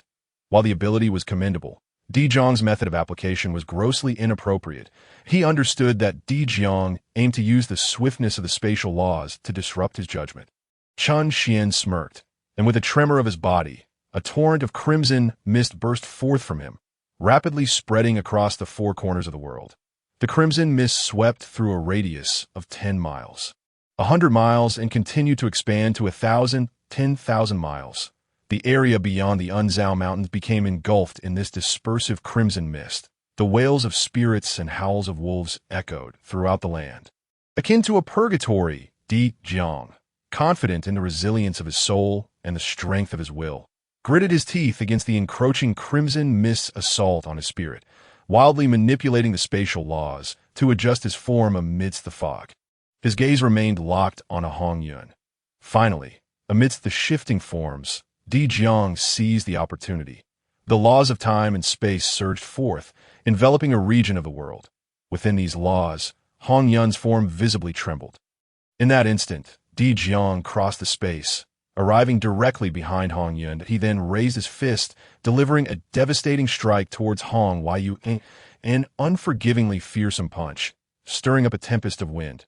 The dispersive crimson mist, which had covered a vast expanse, was violently shattered for 1,000 miles. The terrifying force of the punch seemed to possess the power to collapse the heavens, even before the punch reached its target. It appeared as though Hongyun's very form was on the verge of disintegration. Boom! At last, the fist descended. Hongyun's form was shattered, transforming into a cloud of red mist. That Di Jiang roared, channeling the spatial laws with all his might towards the manifested red cloud. Simultaneously, he continued to unleash his punch, determined to take Hongyun's life with a single blow, the primordial ancestral which, so straightforward an approach. However, just as the spatial laws fully enveloped the visible mass of red mist, and Di Jiang's punch surged into it, a soft laugh echoed from behind him. Indeed, the ancestral witch's corporeal form, a unique marvel of the primordial realm, may not be capable of cultivation, yet it inherently possessed supernatural abilities. To subdue and eliminate foes required no excessive movements. Such directness was only natural. This laughter, of course, belonged to Chun Xian, and within him brewed a sense of disdain. whether from the tomes he had perused in his past life, the legends circulating through the realms, or even Hongyun's own memories. It was evident that battles among primordial immortals were exceedingly straightforward. Either they clashed with treasures or engaged in direct combat with techniques. Ultimately, this mirrored the most criticized wave-for-wave combat from the Xinxia dramas he had watched in his past life, lacking in any finesse or tactical acumen. Of course, Chen Xian understood that such simplicity stemmed from the circumstances. When a single punch, palm strike, technique, or treasure could resolve an issue, there was indeed little need for contemplation during combat. As for Di Jiang, upon hearing Chen Xian's voice from behind, his expression shifted dramatically, and he immediately turned. Just as he did, Chen Xian, having already revealed his form, smiled. "Behold my laser eyes!" In an instant, he widened his eyes. The dispersive crimson mist erupted forth, transforming into a straight line that shot directly towards Di Jiang, truly resembling two beams of laser. The crimson mist surged forth, directly striking Di Jiang. Within this mist, aside from the dispersive power, it also contained Chen Xian's pure qi. Upon impact, not only did Di Jiang's soul tremble, but an overwhelming pressure bore down upon him, forcing him towards the ground. As he attempted to steady his mind and resist the horrific pressure of the crimson mist, he also sought to activate the power of the laws. However, Chen Xian had long anticipated this. The power of the Jiu Dispersive Soul Gourd had already been pushed to its limits. The Jiu Dispersive Soul Gourd was, after all, a preternatural spiritual artifact of remarkable power. After being refined by the devouring heaven demon technique, it transformed into Hongyun's divine powers. Its might had significantly increased with Hongyun's ascension. Now, with Chen Xian exerting his full strength and concentrating his target, its power had amplified. At this moment, Di Jiang, who had only just considered activating the laws, found his consciousness scattering, rendering him incapable of doing so. Yet, Di Jiang remained unfaltering, unable to activate the spatial powers. He resolved to rely on his physical might. We ancestral witches possess no primordial spirit, and our souls are fused with our bodies, granting us the strength to shatter the heavens, even if I cannot employ spatial laws. I am unafraid of you with just my flesh. With a thunderous roar, Di Jiang disregarded the tumult of his consciousness and forcefully withstood the dispersive crimson mist with sheer physical strength. Ultimately, he withstood the immense pressure from the mist and charged towards Hong Yun as long as he could endure the dispersive crimson mist and close the distance to Hongyun. He would unleash the full might of his formidable physique to obliterate Hongyun once more. The corporeal form of the ancestral, which was indeed formidable, no less formidable than the vast majority of innate spiritual treasures. Within mere moments, Di Jiang propelled himself through the dispersing, soul-stirring crimson mist. Arriving before the red cloud, he then raised his fist and struck fiercely at the red cloud. The sheer power of his physical form, undeterred by the tumult of his soul or the instability of his consciousness, unleashed its full potential in that instant. It was as if a fist capable of shattering the heavens once again loomed over the red cloud. That very moment, Chen Xian erupted in laughter. The devouring heaven demon technique. With a resounding impact, Di Jiang's fist shattered the form of the red cloud. The terrifying force of his blow left Chen Xian feeling a wave of discomfort, already bearing significant injuries. Yet, in the same breath, Di Jiang found himself entirely enveloped by the true form of the red cloud. The devouring heaven demon technique was fully activated, its devouring and pulling power ensnaring Di Jiang, rendering him immobile. Chapter 16. Do you call this despicable? Di Jiang was thoroughly ensnared by the devouring heaven demon technique, and his blood and essence were rapidly absorbed by Chen Xian. The essence derived from Panga's blood was indeed formidable. If I truly wished to completely refine and absorb Di Jiang, given my current strength, it would likely take 10,000 years or even longer. After reflecting on Di Jiang's robust physicality, Lin Xian inwardly admonished the red cloud. Truth and illusion, reality and deception, ever-changing, whether in combat or in strategy, one must conceal their true intentions, revealing nothing until the final moment. Only then can one secure victory and remain invincible. Overwhelmed by despair, The red cloud had begun to regain a measure of composure. Chen Xian's strategies against adversaries were fully known to him. All of Chen Xian's prior actions had been aimed at this final strike, luring Di Jiang into close proximity to subdue him with the devouring heaven demon technique. Otherwise, with Di Jiang continuously employing spatial laws, slippery as an eel, Chen Xian would have been powerless. Now, upon hearing Chen Xian's words, the red cloud's eyes widened in astonishment. But such behavior is truly despicable. Chen Xian, taken aback, had never anticipated that the red cloud would utter the word despicable. His teeth clenched audibly, wishing he could tear the red cloud's essence from his being and deliver a few resounding slaps. However, the sentiment of despicability was not confined to the red cloud alone. Trapped within the devouring heaven demon technique, Di Jiang also gritted his teeth and shouted, "Red cloud, how could you be so despicable? In a life-and-death struggle, you do not face me openly in combat, but resort to such treachery to ensnare me." Hearing Di Jiang declare his own despicability, Chen Xian merely smiled at him. Di Jiang, in the heat of battle, what matters is the outcome, the comparison of victories and defeats. Engaging in a simple exchange of blows is the path of a brute.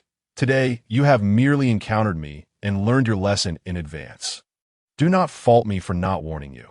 If you fail to learn this lesson, it will be you who suffers in the future. Chen Xian shook his head silently. The primordial chaos was about to endure the calamity of the witch and demon. The 12 ancestor witches, bonded by shared blood, were fierce warriors for the demon clan and their heavenly court, while a myriad of demons gathered, led by 10 prominent demon commanders. Many harbored ulterior motives, united only by self-interest. In terms of combat prowess, they were neck and neck, but the internal unity of the 12 ancestor witches was certainly superior. Both factions possessed formations that could rival the saints. However, the all-heaven divine slaughter formation merely required the ancestor witches to unite, while the heavenly star formation demanded the collective strength of myriad demons to unleash its full potential. Prior to the decisive battle, it would not be difficult for the witch clan to devise tactics to sow discord within the heavenly court, ensuring that the heavenly star formation could not achieve its full might. Yet, the witch clan had chosen to engage the demon court in a mutually destructive conflict, ultimately leading to their own annihilation, forever erasing their name from the primordial chaos.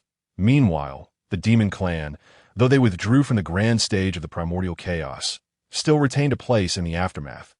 Now, Chen Xian finally understood why the witch clan's record was so tragic. However, when Chen Xian's words reached Di Jiang's ears, he could only laugh at we, the witch clan, strive for the Tao through strength. We disdain underhanded schemes and despicable tactics. Chen Xian chuckled again, disdainful of them. The consequence of such disdain is death.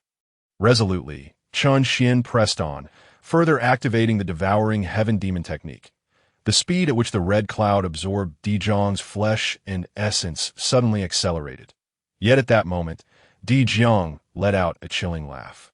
"Death, old Daoist red cloud, you underestimate our witch clan far too much. Allow me to demonstrate just how feeble your schemes are in the face of absolute power." As his words fell, Di Jiang's flesh surged with power. Waves of overwhelming energy erupted from him, dispersing the devouring force of the devouring heaven demon technique. The binding power weakened. Chapter 17. The heavenly court's inquiry. How is it that you possess of my witch clan? And how do you exude the aura of the Father God? Hongyun, what connection do you have with my witch clan? After a long pause, the formidable Emperor Jiang, standing upon the earth and clad in clouds, inquired of Hongyun with astonishment. Chen Xian chuckled softly. It is worth mentioning that his crossing into the primordial world did not strike him as peculiar, nor was he astonished that the primordial realm was not merely a fabrication of fiction. This was due to the illustrious reputation of the primordial world, which also echoed in other realms. Moreover, it was a reputation of no small stature. Otherwise, he would not have attained the status of the immortal sovereign across the myriad realms.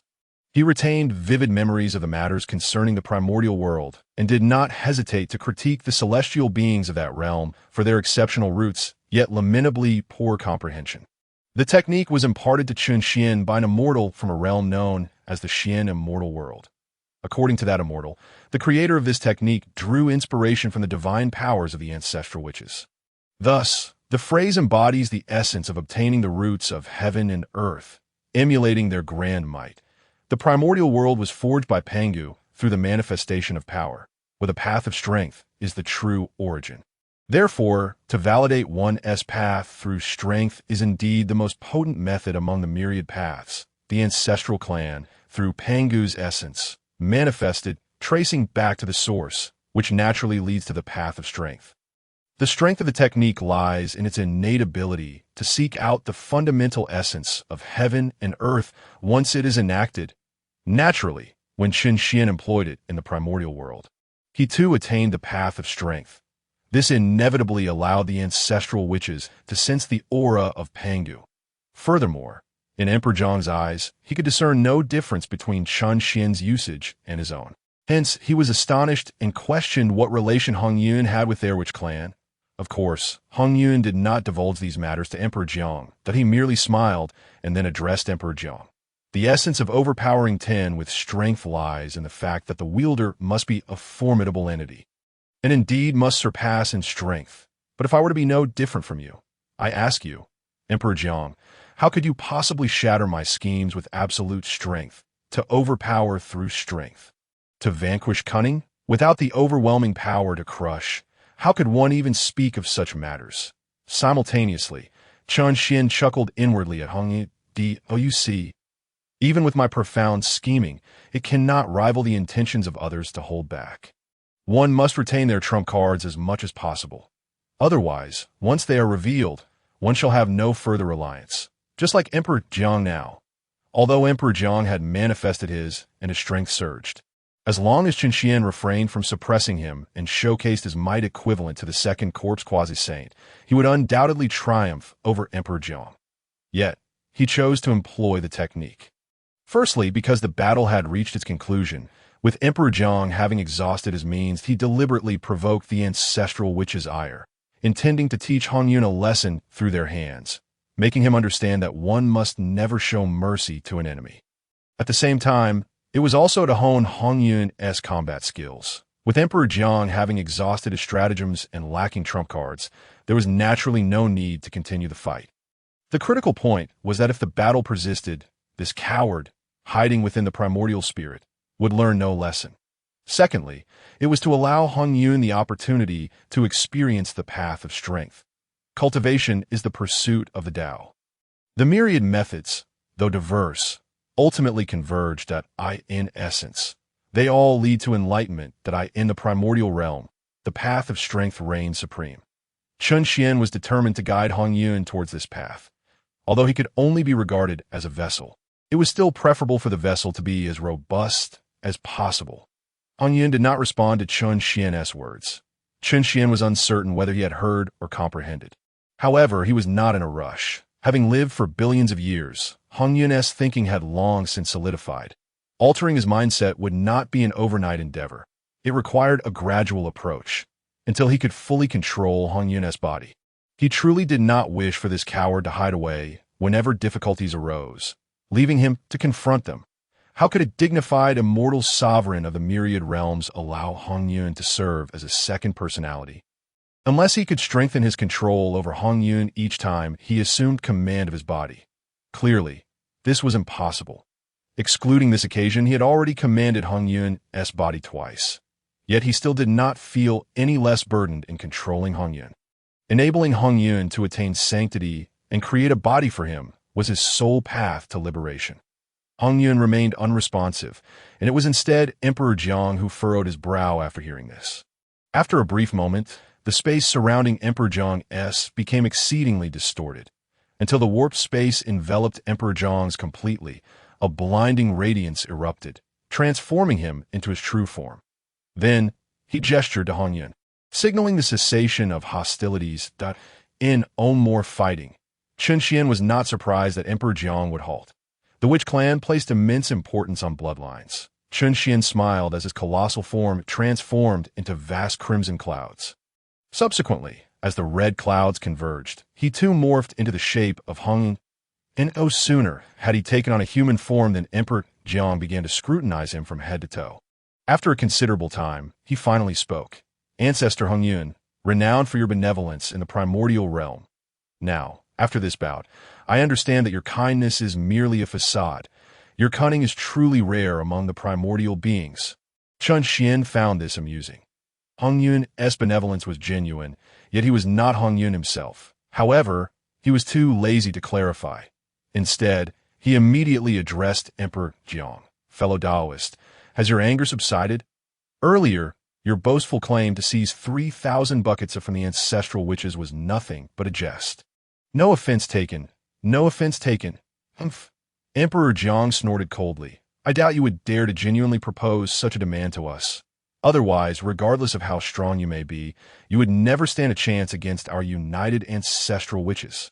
Chun Xian chuckled lightly, nodding in agreement. With trivial matters settled, he now wished to focus on more pressing issues. However, Chun Xian's laughter caused a tremor in Emperor Jiang's heart. He suddenly recalled Chun Xian's series of despicable actions and words during their earlier confrontation. This Hongyun is indeed not a match for our 12 ancestral witches combined. But this individual is exceedingly cunning. If he were to employ his full array of schemes again, how would our 12 ancestral witches respond? Cunning, scheming. Upon reflection, it indeed causes us disdain, yet it is also genuinely terrifying. You old Daoist, what exactly do you desire? Just as Emperor Jiang found himself engulfed in astonishment, the fiery and tempestuous Zhu Rong approached. Coldly questioning Chun Xian, it was then that Chun Xian finally spoke. However, before he could finish his words, a brilliant light erupted outside the unmoving mountain. A colossal sun of true fire soared from a distance. In an instant, the temperature outside the unmoving mountain soared. Flowers ignited upon trees, burning without flame, in the blink of an eye. The world seemed to plunge into a sea of fire, suffering under its scorching heat. Fortunately, this was the domain of the witch clan, where the beings present, aside from the witches, were also nourished by the witch clan's essence. Their strength was not to be underestimated. The calamity brought forth by the swift approach of the sun did not result in catastrophic disaster. Naturally, this extraordinary phenomenon captured the attention of all, who looked up in awe. Soon, exclamations erupted. True fire of the sun. This flame seems to possess the might of a quasi-saint. Is it Jun or Tai Yi who approaches? As the ancestral witches inquired, a resonant and imposing voice descended from the blazing sun that I am the sovereign of the heavenly court, the demon emperor Jun. I have come to apprehend Hongyun and seek justice for my heavenly court as master. Kunpeng, I beseech the 10 ancestral witches not to intervene. Chapter 18. Are you not being overly arrogant?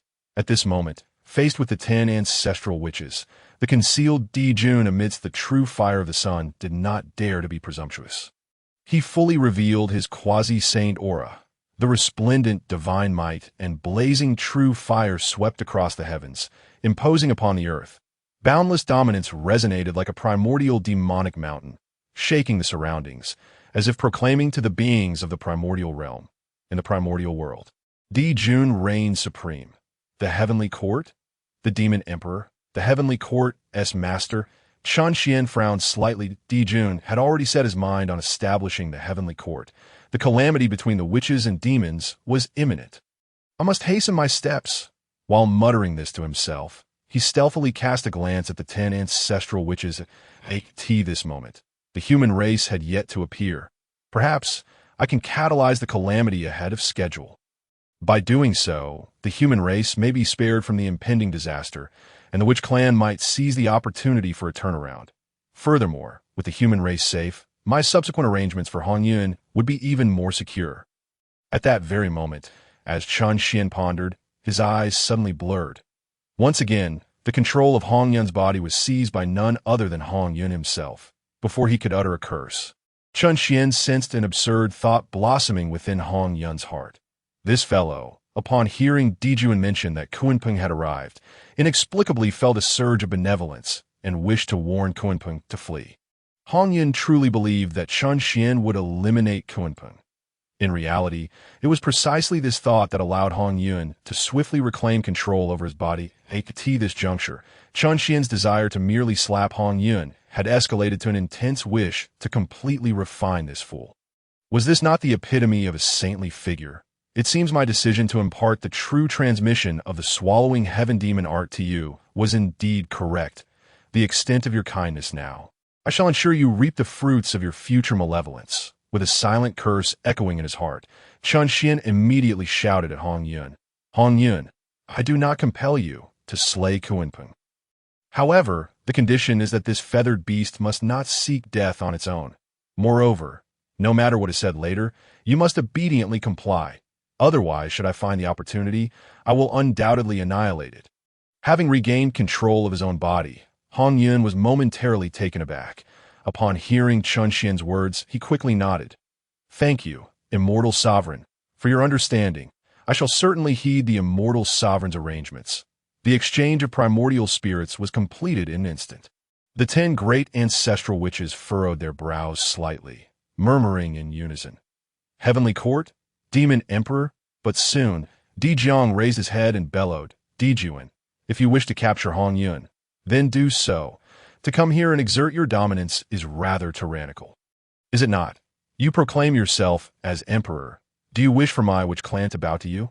With his voice falling, Dijiang's aura surged, exuding the might of a quasi-saint. The 10 great ancestral witches also snorted in unison. In an instant, the heavens reverberated with a thunderous roar, akin to the heavenly tribulation crashing down upon the mortal realm. Simultaneously, streams of quasi-saintly aura erupted forth at this moment, although the 12 ancestral witches had not entirely attained the quasi-saint realm. Several had already done so. The atmosphere was charged with the presence of quasi-saints, clashing against one another. Merely the aura of quasi-saints was enough to twist the elemental forces of wind, fire, water, and earth into a chaotic dance. Within the cosmos, tribulation thunder erupted, and fierce winds howled. The true fire of the sun, commanded by Dijuan, swayed chaotically in the wind, flickering uncertainly. Dijuan was taken aback. In the primordial world, divine beings abound. The 3 pure ones were the first to achieve quasi-saint status within the Zhixiao Palace.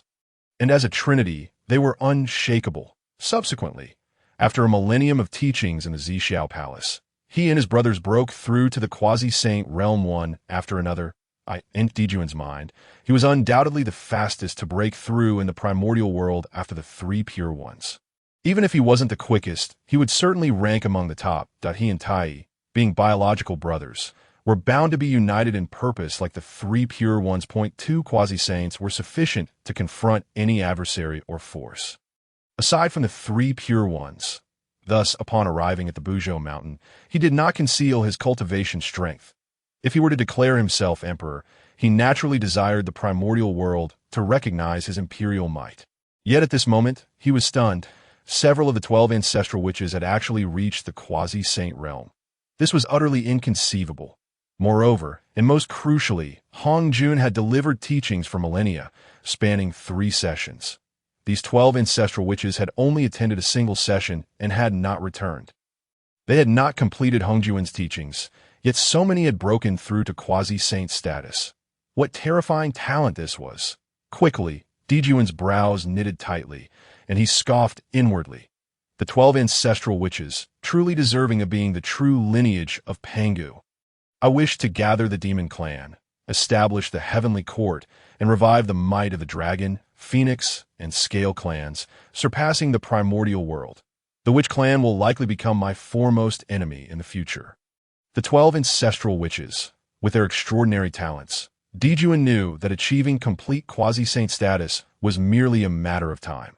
Furthermore, the witch clan's bloodline was abundant, and their populace thrived. If he were to proclaim himself emperor, how could he tolerate the existence of a force that could rival him in strength and influence? Such a clan might even exceed his own power, if the emperor is not singular.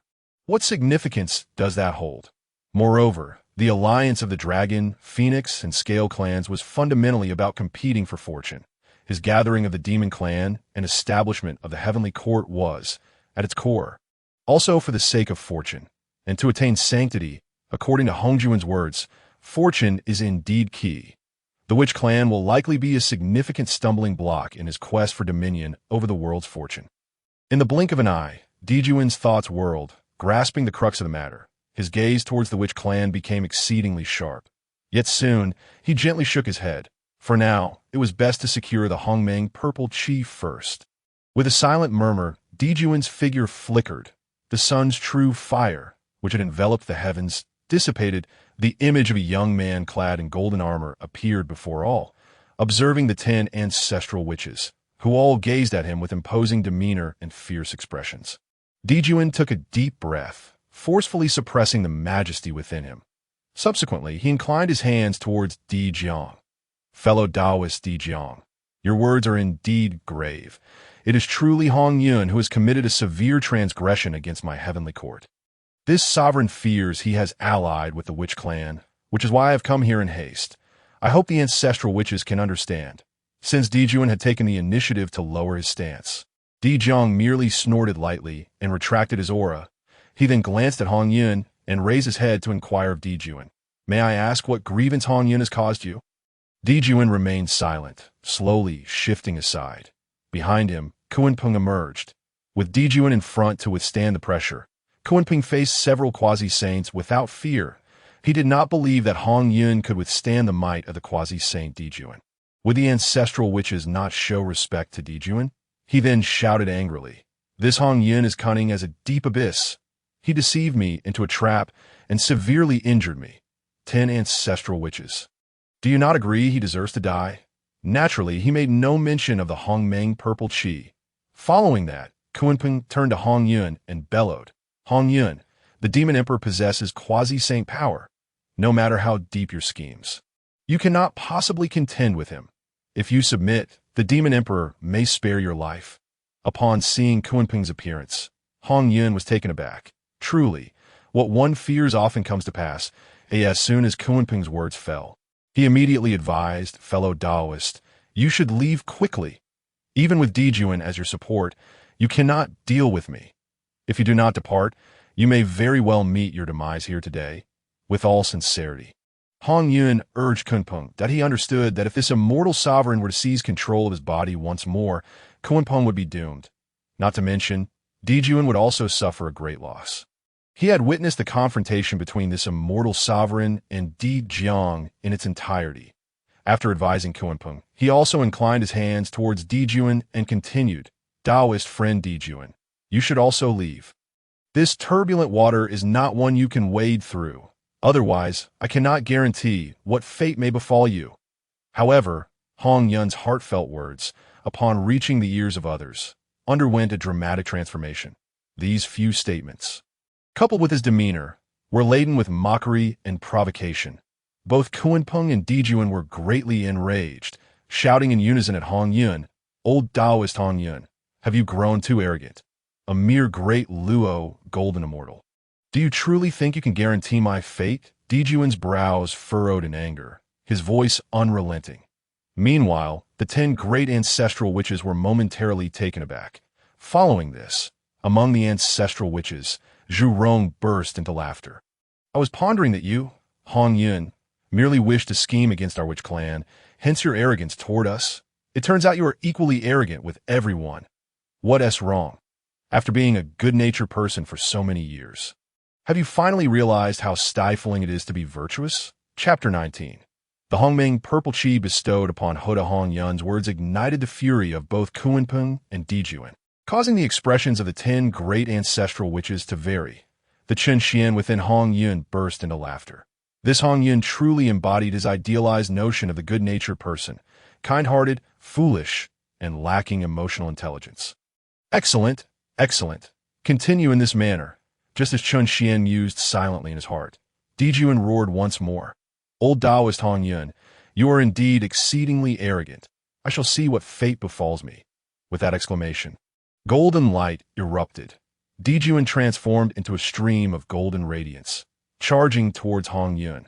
Beyond his anger, Hongyun's words filled him with a sense of foreboding. He sensed that Hongyun might have indeed allied with the witch clan. After all, what audacity would it take to utter such words? Since Hongyun intends to use the Wu clan as a support, he must swiftly capture him and seize the Hongmeng purple energy.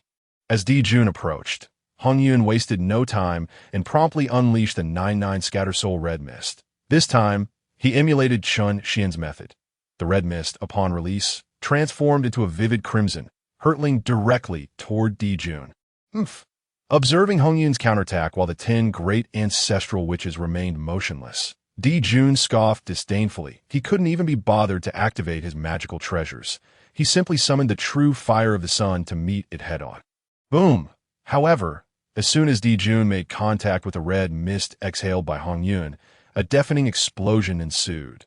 The true fire of the sun surrounding him was utterly extinguished by this blast. In contrast, the red mist surged forward unabated, aimed straight at his face like a quasi-saint. Dijun's expression shifted dramatically. He raised his hand to summon the river diagram and Luo book, which soared into the sky. As their brilliance radiated, they emanated boundless divine might. Shielding Dijun, the 9-9 scatter soul gourd, being a congenital spiritual treasure, maintained its formidable power even after transforming into Hongyun's original divine ability. Yet it ultimately could not contend with the preeminent treasure that was the river diagram and Luo book. The red mist collided with the divine might, producing a thunderous roar before dissipating into nothingness. Although it obstructed the assault of the red mist, Dijun's countenance had already turned quite grim. Equally troubled was Kunpeng. Throughout this journey, he had communicated clearly with Dijun since leaving the Zhixiao Palace. He had been tailing Hongyun. Hongyun had no time for cultivation and certainly did not possess the quasi-saint realm. Away from Hongyun, he was pursued by Zhunti and Jiejing until Kunpeng encountered Djunit. Had only been a mere 3 to 4 days that in such a short span. It was impossible for Hongyun to have attained the quasi-saint level. Yet now, reality had delivered a staggering blow to them, a quasi-saint. The Hongmeng purple energy was indeed that powerful. Undoubtedly, they attributed Hongyun's rapid ascent to quasi-saint status to the Hongmeng purple energy. After the shock subsided, Kunpeng gritted his teeth in fury, wishing he could tear Hongyun apart. Dijun's eyes widened with excitement. Since the Hongmeng purple energy could enable Hongyun to achieve quasi-saint status so effortlessly, obtaining it for himself would make his own ascension to sainthood a certainty. The Hongmeng purple energy must be seized, no matter the cost. Clenching his fist, he called out coldly to Hongyun. Old Daoist Hongyun, no wonder you dare to be so arrogant. It turns out you have attained the quasi-saint realm. If so, do you dare to battle me in the 33 heavens? Let us not harm the living beings of the Hongwang in our conflict. Upon hearing Dijun's invitation to battle in the 33 heavens, Hongyun was naturally reluctant. However, when he heard Dijun mention the protection of the Hongwang's living beings, he felt an immediate sense of agreement. Just as he was about to nod in affirmation, Chun Xian shouted, "Fool! He is playing you for a fool. A battle in the 33 heavens. He believes the 10 great ancestral witches stand with you, and fears they might come to your aid. Immortal sovereign, you must be mistaken. Dijun and I harbor no enmity, that if he merely seeks vengeance for Kunpeng, I can clarify the situation. Dijun would never act against me." Harbor no enmity, Chun Xian scoffed. Do you truly believe he has come for your grievance with Kunpeng? It is obvious he covets your Hongmeng purple energy. Hearing this, Hongyun felt a wave of doubt. Chun Xian sensed this and continued. What? You don't believe me? If you doubt it, then test it. Turn around and tell Dijun that you wish to gift the Hongmeng purple energy to Hutu. Then see how Dijun reacts. Gift the Hongmeng purple energy to Hutu. Hongyun was taken aback. Chun Xian replied nonchalantly, "Fear not. Your arrival in the Wu clan is not only to request the ancestral witch's essence blood, but also to bestow the Hongmeng purple energy upon Hutu. Just follow my lead." At this moment, Hongyun was filled with incredulity, unable to believe that a being as divine as Dijun would come for his Hongmeng purple energy. However, he did not completely dismiss Chun Xian's words. The truth would reveal itself through action. Thus, he first smiled at Dijun, fellow Daoist Dijun. I can't accompany you to the 33 heavens, but I would kindly ask for a moment's patience. Upon hearing that Hongyun would join him in the 33 heavens, Dijun secretly rejoiced. Once they reached the 33 heavens, the domain of the Sun Star, he possessed absolute confidence in slaying Hongyun.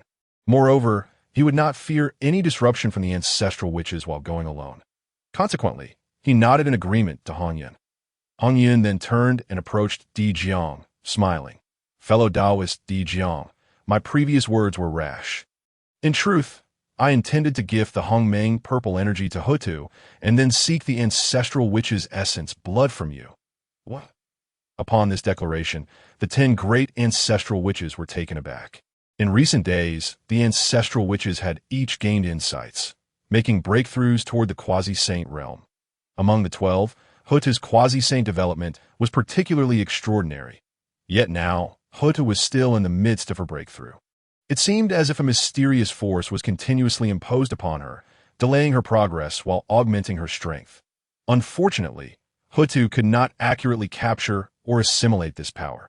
However, if she were to obtain the Hongmeng purple energy, it would make all the difference. Hongjun had bestowed 7 strands of Hongmeng purple energy, and the entirety of Honghuang was aware of its sanctifying potential. If Hutu could truly acquire this Hongmeng purple energy, it would undoubtedly benefit her immensely. Perhaps, as a member of the Wu clan, Hutu could even achieve sainthood without a primordial spirit. At that moment, the 10 great ancestral witches surrounded Hongyun, eagerly questioning him. Old Daoist Hongyun, do you truly wish to gift the Hongmeng purple energy to Hutu? Old Daoist, are you truly jesting with us? Hongyun, if you genuinely bestow this purple energy, we would not hesitate to offer you not 3,000 barrels of blood, but 30,000. The 12 ancestral witches, transformed from Pangu's essence blood, shared an unbreakable bond that in this instant. The 10 great ancestral witches were eager for Hongyun to relinquish the purple energy. Hongyun revealed no hesitation. His words did not escape the ears of Dijun and Kunpeng. In an instant, both were filled with alarm. Hongyun, how dare you? The Hongmeng purple energy was rightfully mine. Kunpeng scolded vehemently. Dijun gritted his teeth. Inwardly seething, good Hongyun, you have seen through my true intentions. You seek to deliberately incite a conflict between me and the Wu clan. After venting his anger internally, Dijun shouted, esteemed friends, allow me to capture Hongyun first and punish his transgressions. You may deliberate on the Hongmeng purple energy afterward. With this commanding shout, Dijun held nothing back. Under the frenzy of his true essence, the river diagram and Luo book surged forth, a formidable aura descended from the heavens. He vowed to capture Hongyun in a single strike, denying the Wu clan any opportunity. Chapter 20. Do we fear your nonsense, heavenly court? In the blink of an eye, Dijun surged forward. Unable to contain his urgency, this left Hongyun astounded. He could not comprehend why Dijun had suddenly become so insistent. Had he not already agreed to accompany him to the 33 heavens? For a moment, Hongyun was taken aback. Moreover, Dijun had firmly resolved to act, his cultivation surging and his speed astonishing. This left Hongyun momentarily dazed. However, while Hongyun may have been slow to react, the 10 great ancestral witches surrounding him were anything but foolish. These 10 were born for combat. Seeing Dijun approach in an instant, the 10 ancestral witches swiftly turned. Boom! 10 ferocious auras erupted simultaneously. At this moment, the ancestral witches held nothing back. Their fierce energy caused the heavens and earth to tremble, sending shockwaves through Honghuang. Dijiang was the first to raise his hand. Launching a punch toward Dijun, the earth-shattering force surged forth, colliding with Dijun with a thunderous roar like the claps of thunder from skies. It sent shivers down the spines of all living beings in Honghuang. The 2 quasi-saints clashed with all their might, shaking the very surroundings of Buzhou Mountain. Though this punch did not harm Dijun, it did momentarily halt his advance. He opened his mouth to shout, but before he could utter a word, he was taken aback. The 10 great ancestral witches had already encircled Hongyun. Each one glared at him with fierce intensity, brimming with raw power. What is your intention, everyone? Do you seek to obstruct me in the name of justice? Dijang bellowed. Dijun, you just heard, Hongyun intends to bestow the Hongmeng purple energy upon our sister Hutu. This favor is greater than that of the heavens. Do you truly believe we would allow you to seize Hongyun right before our very eyes? Upon hearing these words, Dijun gritted his teeth in fury. Behind him, Kunpeng shared the same sentiment. Yet it was not long before Kunpeng soared forward and addressed Dijiao directly. Dijiao, my friend, do you genuinely think that Hongyun would bestow upon you the primordial purple chi? Allow me to enlighten you. Previously, Hongyun also claimed he would grant me the primordial purple chi. However, when he handed it over, he took advantage of my momentary lapse in vigilance and launched a surprise attack, leaving me grievously wounded. This man is cunning and calculating. The primordial purple chi is merely a pawn he uses to manipulate our fates. Upon hearing this, Hongyun's complexion changed dramatically. Kunpeng, why do you speak thus? It was you who obtained the primordial purple chi, yet you wish to vilify me. I had no choice but to resist. Preposterous. Kunpeng laughed heartily. Having acquired the primordial purple chi, why would I need to eliminate you? My friends, do not be deceived by this Hongyun. Panic surged within Hongyun as he could not fathom why Kunpeng would resort to such deceit. Humph! Chun Xian's cold laughter echoed in Hongyun's heart. Hongyun, do you see?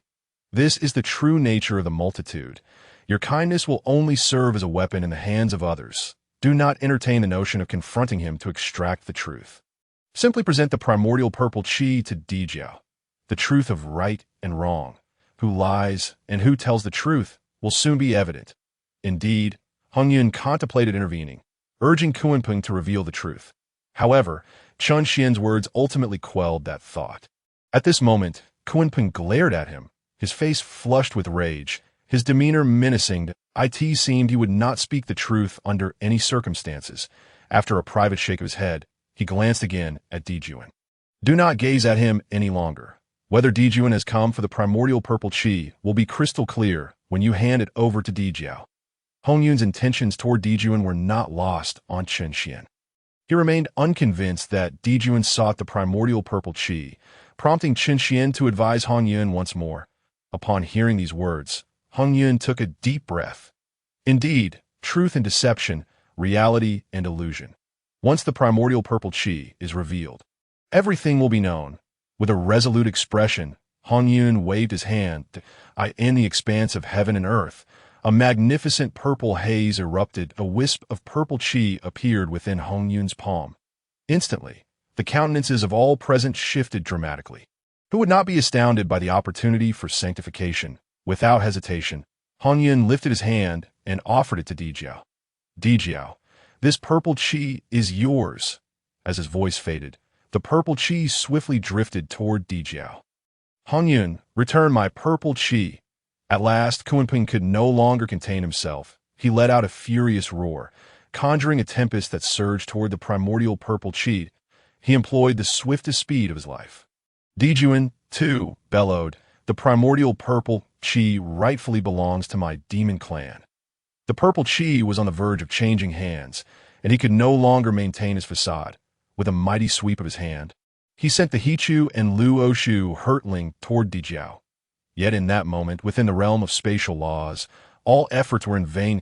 As the purple chi wafted through the air, Dijiao had already activated the spatial laws.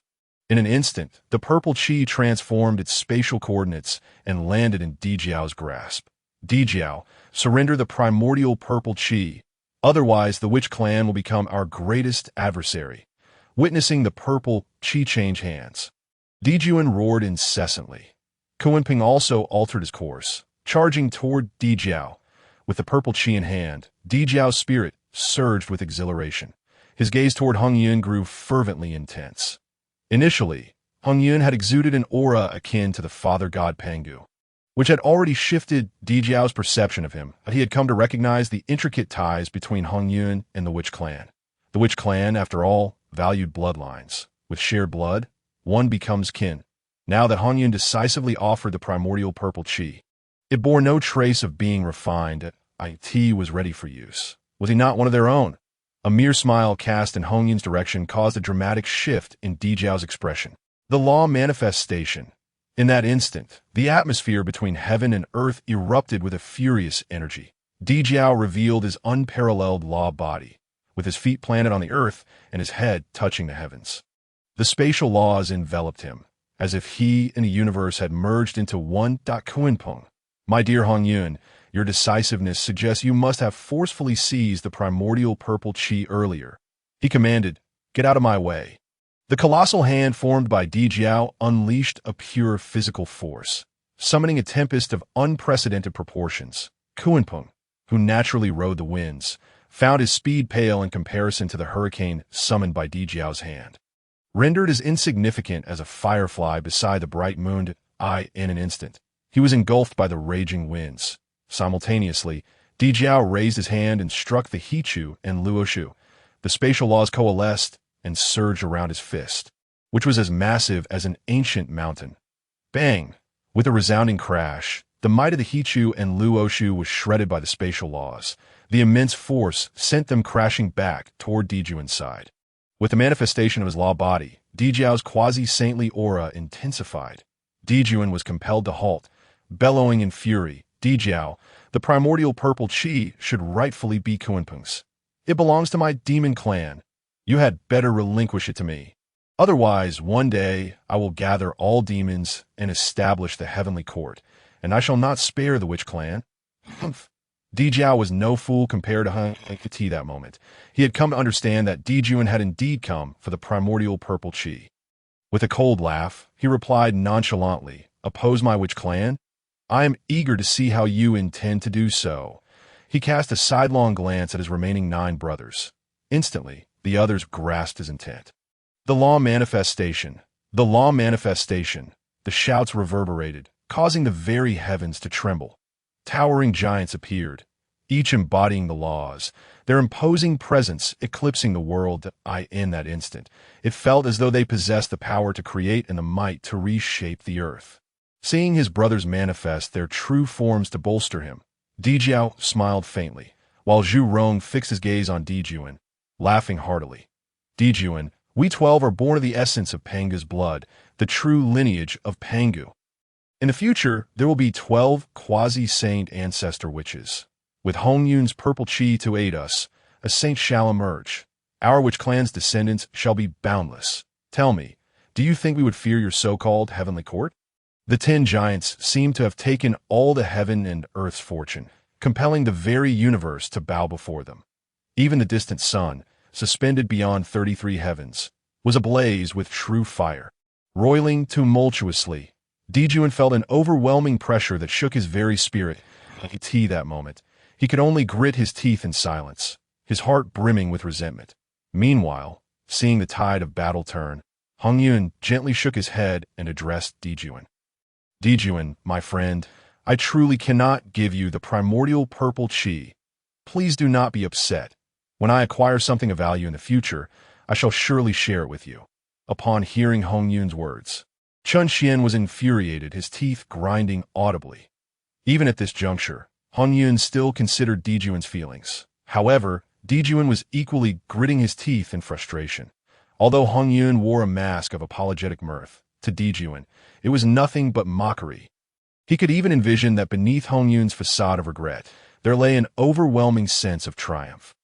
"Hongyun, you are indeed ruthless." The sound of grinding teeth echoed as Dijuan's furious shouts continued unabated. Upon hearing the words of Emperor Jun, Chan Xian within Hongyun could not help but find it amusing. How audacious! If I were one of the 10 great ancestors, I would decisively slay this Emperor Jun on the spot. Just as Chun Xian was reveling in this thought, Zhu Rong leapt forward, glaring at Emperor Jun, his eyes ablaze with a fierce crimson light. "Emperor Jun, your arrogance knows no bounds. I shall witness your demise here and see how your so-called heavenly court can stand. Brothers, this Emperor Jun has already threatened us. In my view, we should eliminate him now to prevent future calamities." With that declaration, Zhu Rong's fierce flames surged forth, igniting the heavens with a true fire. "Emperor Jun, I too wish to learn from you, to see whether your solar fire is mightier or my Pangu's fierce flames burn hotter." As the flames soared, an overwhelming force surged towards Emperor Jun. The flames, conjured from thin air, charged at him with ferocity. Boom! In that instant, a resounding chime echoed across the heavens. From the sun star of the 33 heavens, a radiant pillar of fire descended, instantly landing upon Mount Buzhou. The dazzling beam illuminated all but Emperor Jun, rendering everyone else unable to open their eyes. "You wish to challenge my brother's solar true fire? Barbarian, you are unworthy." Boom! Another chime resonated, and invisible ripples radiated outward. The apocalyptic flames dissipated under the sound of the bell, becoming formless. Simultaneously, another pillar of fire descended from the sun star, aimed directly at Xuan. The pressure of the stars, accompanied by the blazing flames, fell upon him, causing Xuan to bend at the waist, his legs slightly buckling. Ultimately, with a resounding explosion, the pillar struck Xuan, forcing him downward. Xuan, one of the 12 ancestors who had broken through to quasi-sainthood, found himself at a disadvantage from the onset of this confrontation, prompting the other ancestors to frown in concern. Useless. Seeing Xuan being pressed down by the pillar of fire, a figure surged forth from among the ancestors. Charging at the descending flames, "I will assist you." With a thunderous roar, the individual dashed towards the solar pillar, colliding fiercely with it. Boom! In an instant, the Xianin true water surged forth. The one who leapt out was none other than Gonggong, one of the 10 great ancestors. As fire and water clashed, the very fabric of the heavens was enveloped in thick mist. Below, Xuan roared, raising his fist in a powerful strike. The might of his physical strength unleashed a punch akin to the collapse of the heavens. The force of his punch surged upward, finally dispersing the pillar of fire that had fallen from the sun star. Gonggong, join me. With the destroyed pillar, Xuan immediately soared towards the first descending flame. Gonggong furrowed his brow, muttering, "Such formidable, solar true fire." As he grumbled, he propelled himself forward, also rushing towards the descending pillar.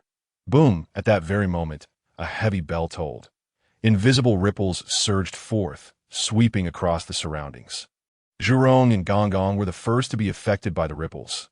They felt an incredibly dense and indomitable force pushing against them. In an instant, their path was completely obstructed, forcing them back towards the remaining ancestors. Likewise, the other ancestors also sensed this overwhelming power. They immediately struck out, launching a collective punch into the void. The pure physical strength of the 10 great ancestors caused the space where their fists landed to warp, as if to erase it entirely. This shattered the ripples of the bell.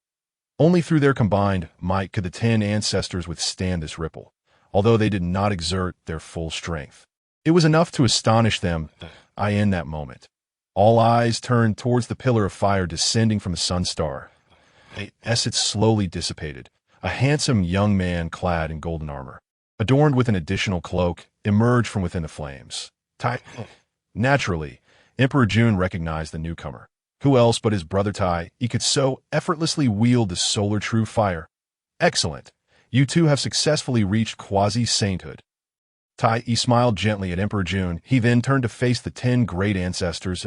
My esteemed brothers, if you wish to detain us, feel free to try. Boom. The bell tolled once more. An ancient, small bell floated above Tai Yi's head, emanating an overwhelming divine might. It seemed that as long as he stood within the bell's domain, he would be invulnerable. Upon the appearance of this bell, the expressions of the 10 great ancestors shifted subtly. Lacking a primordial spirit, they could not cultivate various techniques or refine magical artifacts. Yet, even so, they recognized the formidable nature of the small bell hovering above Tai Yi. The Dongwang bell. Meanwhile, Chun Xian gazed at the bell, unable to suppress a sigh. Indeed, it was a remarkable treasure, standing within this bell. Even if all 12 ancestors were to become quasi-saints and strike together, they would be unable to subdue him. After this brief moment of contemplation, Chun Xian smiled slightly. It seems that this small bell must be acquired. With the Dongwang bell in hand, I need not worry about Hongyun's foolishness leading to his demise. On the other side, upon witnessing his brother unveil the Dongwang bell, Emperor Jun activated the He Tu and Luo Shu with equal might. He then fixed his gaze upon the 10 great ancestors, speaking coldly if you wish to commence battle now, let it be so. In the blink of an eye, Emperor Jun and Tai Yi took the initiative, boldly challenging their opponents. Moreover, this was within the territory of the Witch clan. Beneath Mount Buzhou, the 10 great ancestors could hardly contain themselves. Xuan, who had long been eager for a fight, let out a cold snort. If you wish to battle, then let us battle. Di Jiang furrowed his brows heavily. We of the Witch clan were born for war. Emperor Jun, Tai since you challenge us here beneath Mount Buzhou, if we do not respond, the beings of the wilderness will truly believe that our witch clan fears you. Brothers, let us fight. With a resounding roar, 10 formidable auras surged back into the wilderness. Emperor Jun and Tai Yi did not hold back either, urging the He Tu, Luo Shu, and Dongwang Bell in a vow to engage the 10 great ancestors in battle. However, Chun Xian within Hongyun observed the situation clearly. Though Emperor Jun and Tai Yi appeared determined to settle the score with the 10 great ancestors, their gazes frequently darted towards Hongyun Dada. These two brothers are indeed in sync. Without any discussion, they reached the same conclusion. This subtle expression was enough for Chun Xian to comprehend the true intentions of Tai Yi and Emperor Jun after Tai Yi's arrival. He repeatedly provoked the ancestors, seemingly inciting a battled eye. In reality, it was a ploy to seize Hongyun. Emperor Jun likely understood Tai Yi's intentions at first glance, which is why he quickly cooperated, attempting to deceive the heavens to reap personal gain. Unfortunately, Hongyun has me. I will see who truly benefits from this. Understanding the schemes of Emperor Jun and Tai Yi, Chun Xian immediately admonished Hongyun. Listen to me. Once the two sides engage in battle, you must fully charge towards Kunpeng. However, Hongyun wore a face of self-reproach. The sudden tension between the 10 great ancestors and Emperor Jun, Tai Yi, made him believe it was his fault. Overwhelmed with guilt, he responded to Chun Xian, Immortal Sovereign, I think it would be best to calm both sides first. You wish to punish Kunpeng, but there is no rush. This fool still harbors goodwill. Chun Xian felt an urge to scold him. Yet, just as the words were on the tip of his tongue, he abruptly halted. Then he quickly amended his words that, you think they can be persuaded?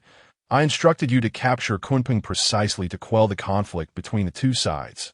Trust me, you cannot go wrong. Just as Chun Xian's voice fell, the wilderness suddenly transformed into a sea of crimson. An endless inferno engulfed the entire world. In that instant, all living beings found their eyes bereft of color. Consumed by the overwhelming red, it has begun. Reveal your true form and seize Kunpeng. At that very moment, Chun Xian bellowed. He knew that Emperor Jun and Tai Yi had made their move.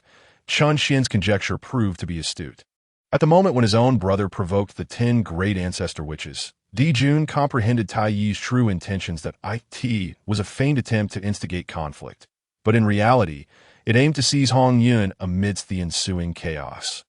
Once Hongyun was captured, it would naturally compel the release of the Hongmeng purple qi from the grasp of the 10 great ancestor witches. Surely, Hongyun would not be willing to sacrifice his own life, would he? Although the Dongwang Bell is a supreme treasure of the primordial world, capable of both offense and defense, it could only restrain the 10 great ancestor witches for a fleeting moment. After all, even to this day, Tai Yi had not fully refined all the prohibitions within the Dongwang Bell, preventing it from unleashing its complete might. However, a moment's confinement of the ancestor witches was sufficient. Jun held unwavering confidence that before the ancestor witches could extricate themselves, he would procure Hongyun. This first red cloud of the heavens and earth, a being of enlightenment, could not possibly compare to him. A primordial deity born from the essence of the sun star. By that time, not only would he reclaim the Hongmeng purple qi, but he would also ensure Hongyun's extermination, avenging the grievance of being toyed with by him. Yet, at the very instant Tai Yi raised the Dongwang Bell and Jun charged forth in fury, he witnessed Hongyun seemingly prepared in advance. Transforming into his true form, he surged forth at an astonishing speed, darting straight towards Kunpeng. He was a quasi-saint. Hongyun was also a quasi-saint. His speed was swift, but Hongyun's was swifter. Before Jun could even reach Hongyun's position, Hongyun had already arrived at the Kunpeng, engulfing it in a dazzling crimson cloud. Then, a piercing scream echoed, a cry that dissipated in an instant. In that fleeting moment, Kunpeng vanished. Indeed, before Jun could grasp Hongyun's intentions, Kunpeng had already disappeared from sight. Just as he was processing Kunpeng's sudden absence, he beheld a tempest brewing within the crimson cloud, as if thunder and lightning were converging. Boom! In that instant, lightning erupted from the essence that Hongyun had transformed into. Jun could hardly comprehend what was transpiring as Hongyun harnessed the power of wind and thunder, propelling himself towards the distant Buzhou mountain, vanishing into its boundless, rugged peaks. So swift was his pace that Jun could barely catch a glimpse. Tai, cease your actions, Jun bellowed. In that brief moment, he understood that his and Tai Yi's meticulous plans had crumbled. With Hongyun's speed, aided by the forces of wind and thunder, he could not possibly keep pace. Moreover, Hongyun had already entered Buzhou Mountain. The Buzhou Mountain, a pillar supporting the heavens, spanned millions of miles. Finding Hongyun would be no easy feat. Upon hearing Jun's call, Tai Yi glanced over, only to find no trace of Hongyun, sending a chill through his heart. However, before he could retract the Dongwang bell, the primordial world quaked with a surge. Amidst the boundless radiance of the sun, the 10 great ancestor witches revealed their true forms. Various laws and divine powers erupted simultaneously, causing the primordial world to convulse with the elemental forces of earth, fire, wind, and water. These 4 elements are the foundation of Panga's creation. When the foundation stirred, the entire primordial realm shifted. This led to raging winds, torrents of water, flying stones, and resounding thunder throughout the primordial world. The sun star itself, an embodiment of Pangu's gaze, was naturally affected by these elemental forces. Indeed, even the sun star within the 33 heavens felt the impact. The true flames surged upon the sun star, and the once resplendent solar radiance rapidly dimmed in the blink of an eye. The sun appeared to lose much of its brilliance. The primordial world returned to its usual state. Bold indeed. Immediately, 10 furious roars resonated in unison, akin to the divine sounds of heaven and earth. Commanding all, the thunderous voices rose. The 10 great ancestor witches simultaneously raised their fists to strike. They had long manifested there, towering giants lifting their fists as if to obliterate the world.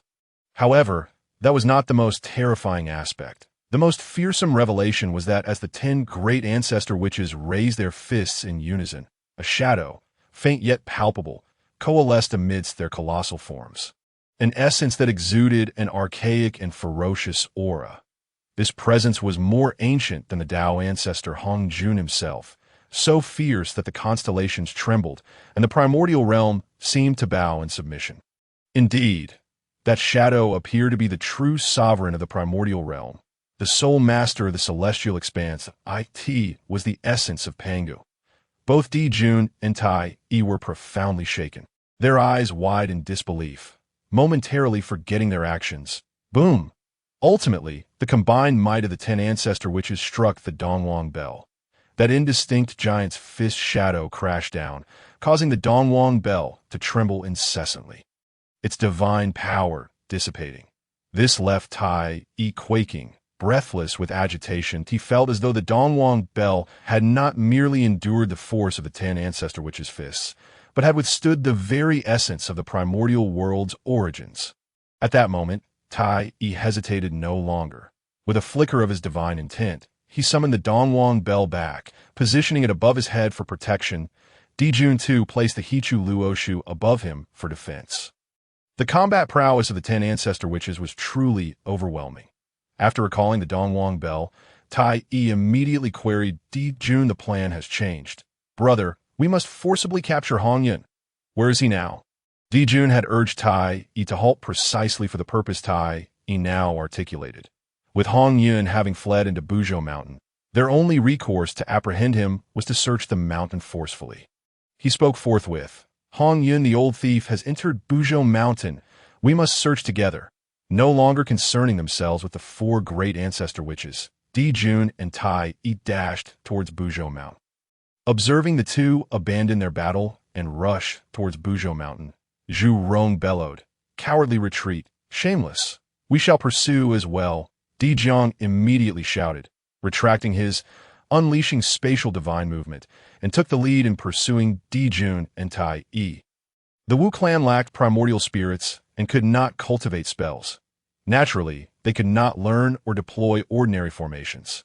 Thus, despite Buzhou Mountain being a gathering place for the Wu clan's tribes, it was devoid of protective formations. Whether it was Hongyun or Jun and Tai Yi, they easily entered Buzhou Mountain. Jiang, swift as the wind, quickly caught up to Jun and Tai Yi.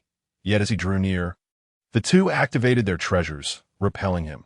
They would not allow Di Jiang to entangle them, instead soaring with the true flames of the sun, scouring the depths of Buzhou Mountain. For a time, neither side could gain the upper hand. As for Hongyun, who had already entered Buzhou Mountain, he was filled with both fear and astonishment.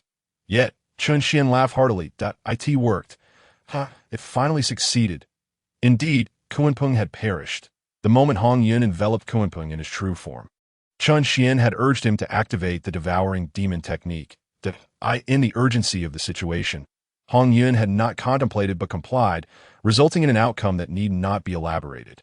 In a display of overwhelming power, Hongyun scarcely had time to react before Kunpeng was entirely devoured by the demon technique, transforming into Hongyun's cultivation. Even the divine abilities that Kunpeng possessed were converted into Hongyun's primordial power. However, Kunpeng now only possessed the cultivation of a great Luo golden immortal, and his speed was akin to riding the winds. Yet once his strength was absorbed by Hongyun, the quasi-saint cultivation instantly elevated his wind-riding ability to quasi-saint level. The primordial world, with its elemental forces of earth, fire, wind, and water, had evolved everything, and wind, in turn, had birthed thunder. Indeed, it was only now that Chun Xian realized Kunpeng's unparalleled speed in the primordial realm stemmed from his innate mastery of the wind path among the four elemental forces of creation. Upon reaching a certain cultivation level, he could also draw upon the wind path to evolve other powers derived from the elemental forces of creation. The power of wind and thunder was precisely the force he would possess during his quasi-saint phase. The very foundation of his status as the fastest being in the primordial realm. Of course, this now belonged to Hongyun. The title of the fastest being in the primordial realm would henceforth be transferred to Hongyun. Immortal Lord, did you not say we only needed to borrow Kunpeng to halt the battle between the two factions? As he soared through the skies, Hongyun voiced his astonishment, a deep sense of guilt blossoming within him. Hearing this, Chun Xian merely smiled. Let me ask you, has the battle between Di Jun, Tai Yi, and the Wu clan ceased? Chapter 23. Hongyun plays with a golden crow. Chun Xian's words left Hongyun in shock. In that moment, he found himself at a loss for a rebuttal. Ultimately, he could only reluctantly reply, but I did not wish for Kunpeng to die. Immortal Lord, you did not inform me that I would consume Kunpeng. An overwhelming sense of guilt and regret surged within Hongyun's heart. Listening to his words, he could feel the weight of his emotions. Chun Xian's eyes rolled in exasperation, yet he could not help but chuckle. I did not instruct you to kill Kunpeng. My intention in urging you to utilize the swallowing heaven demon technique was to enable you to capture him. Regrettably, due to your own blunder, you ended up devouring him in one swift motion. This bears no relation to me. Upon hearing this, the remorse in Hongyun's heart intensified. Alas, it is my fault, my lack of discernment, my insufficient mastery of the technique. Kunpeng, my dear friend, it is I who have wronged you. He could not help but murmur in self-reproach. Chun Xian chose to ignore him, secretly smirking and coldly reflecting. Regret. Is it? Guilt. Is it? Hongyun, soon enough, you shall be free of such notions. Having tasted the rich essence of Kunpeng's blood, it will not be long before you find yourself ensnared. The swallowing heaven demon technique, with its ominous title, was certainly no orthodox cultivation method. It was a sinister art crafted by a powerful demon lord from another realm.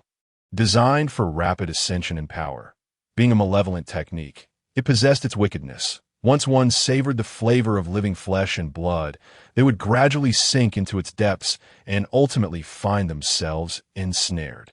Of course, the demon lord who devised this technique had refined it to rectify its inherent flaws. However, the version that Chun Xian imparted to Hongyun was flawed. Naturally, this was intentional on his part.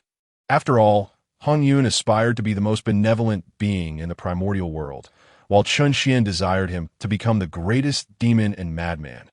Otherwise, with Hongyun's disposition, his unbridled kindness would surely vex Chun Xian to no end. Indeed, the evidence of Chun Xian's foresight became increasingly apparent. During this brief period, Hongyun's behavior had nearly compelled Chun Xian to strangle him. First, he needed to alter Hongyun's disposition. Once he ceased being so indecisive and reckless with his benevolence, he could then bestow upon him the complete version of the swallowing heaven demon technique. Boom! Just as Hongyun wallowed in self-reproach, Chun Xian reveled in his smugness. The sudden roar resonated through the air. Instinctively, Hongyun turned his head. Not far away, divine light radiated with tremendous power. Flames ignited, and fists clashed. Dijun and Tai Yi had arrived. Utilizing Hongyun's vantage point, Chun Xian observed the scene. He immediately turned to Hongyun and inquired, "How well have you mastered Kunpeng's wind and thunder power?" The swallowing heaven demon technique transformed all into primal power.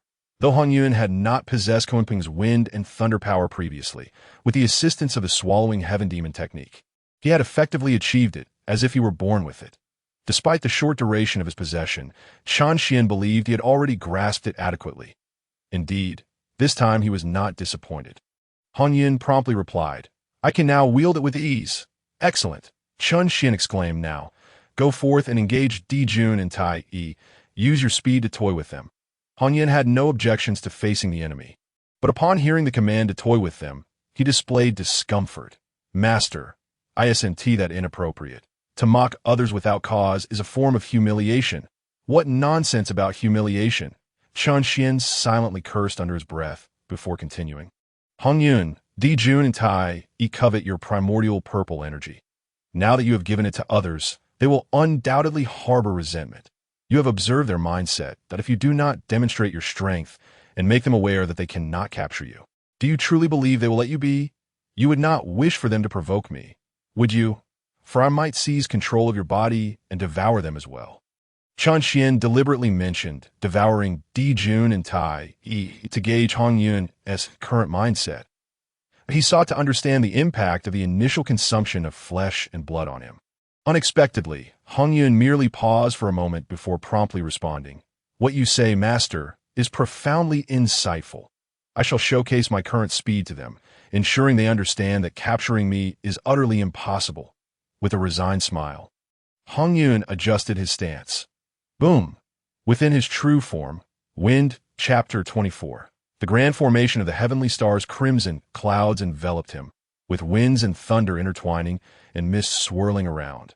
Though he stood in the void, no longer fleeing, his presence permeated every corner of the vast expanse.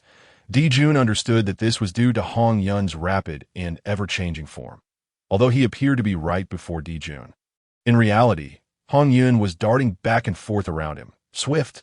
Hongyun's speed had reached its zenith, enough to deceive Dijun's keen sight. His divine sense could pinpoint Hongyun's precise location. Yet what good did it do?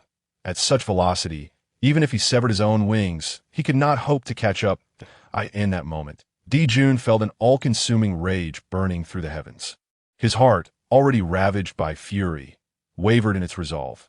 Previously, he had sensed that Hongyun had been scheming against him time and again. Now, the smile of amusement and apology on Hongyun's face only intensified Dijun's belief that he was merely flaunting his superiority. Every word from Hongyun dripped with derision in Dijun's ears. He could hardly contain his desire to refine both Hongyun's corporeal form and his primordial spirit, wishing for him to vanish entirely from the primordial realm. Beside him, Tai Yi, though not as enraged as Dijun, furrowed his brow, his countenance darkening. He and his brother were the essence of the sun, claiming to be the true heirs of Pengyu. It was likely that, aside from the 3 pure ones and the 12 ancestors of sorcery, no one dared to speak ill of them.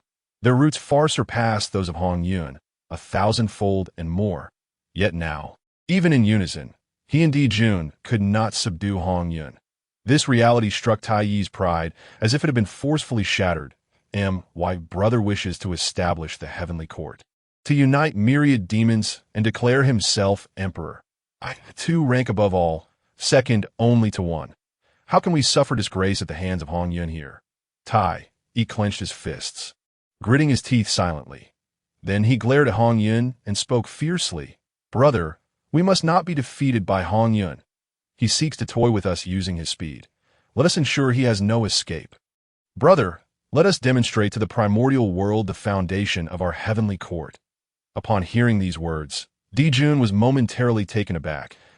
In the next breath, the fire of wrath ignited in his eyes, shining brightly. "Good," he bellowed, unfurling his wings. Tai Yi followed suit, flapping his wings in unison.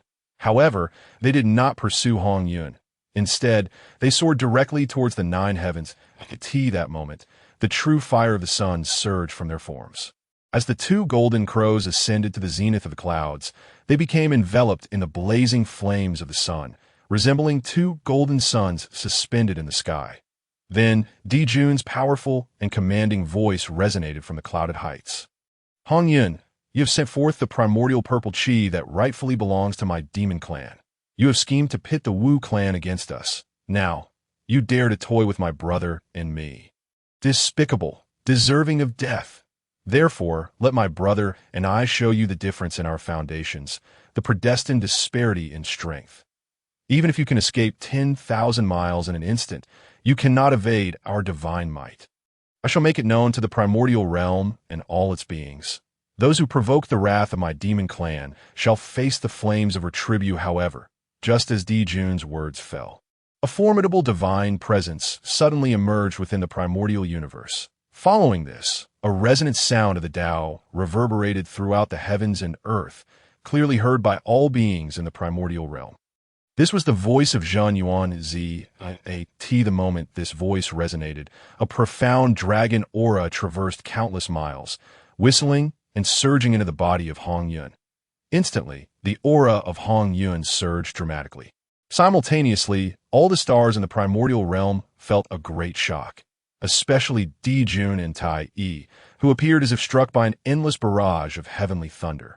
Their forms trembled violently, and their eyes widened in disbelief. They were so astonished that the power of the great array of the stars diminished significantly. Chapter 25. Struggling against heaven. Damn it, I, Zhenyuan Zi, shall gather all living beings of the primordial realm at Wuzhuang Temple on Mount Wanshou to expound the Tao.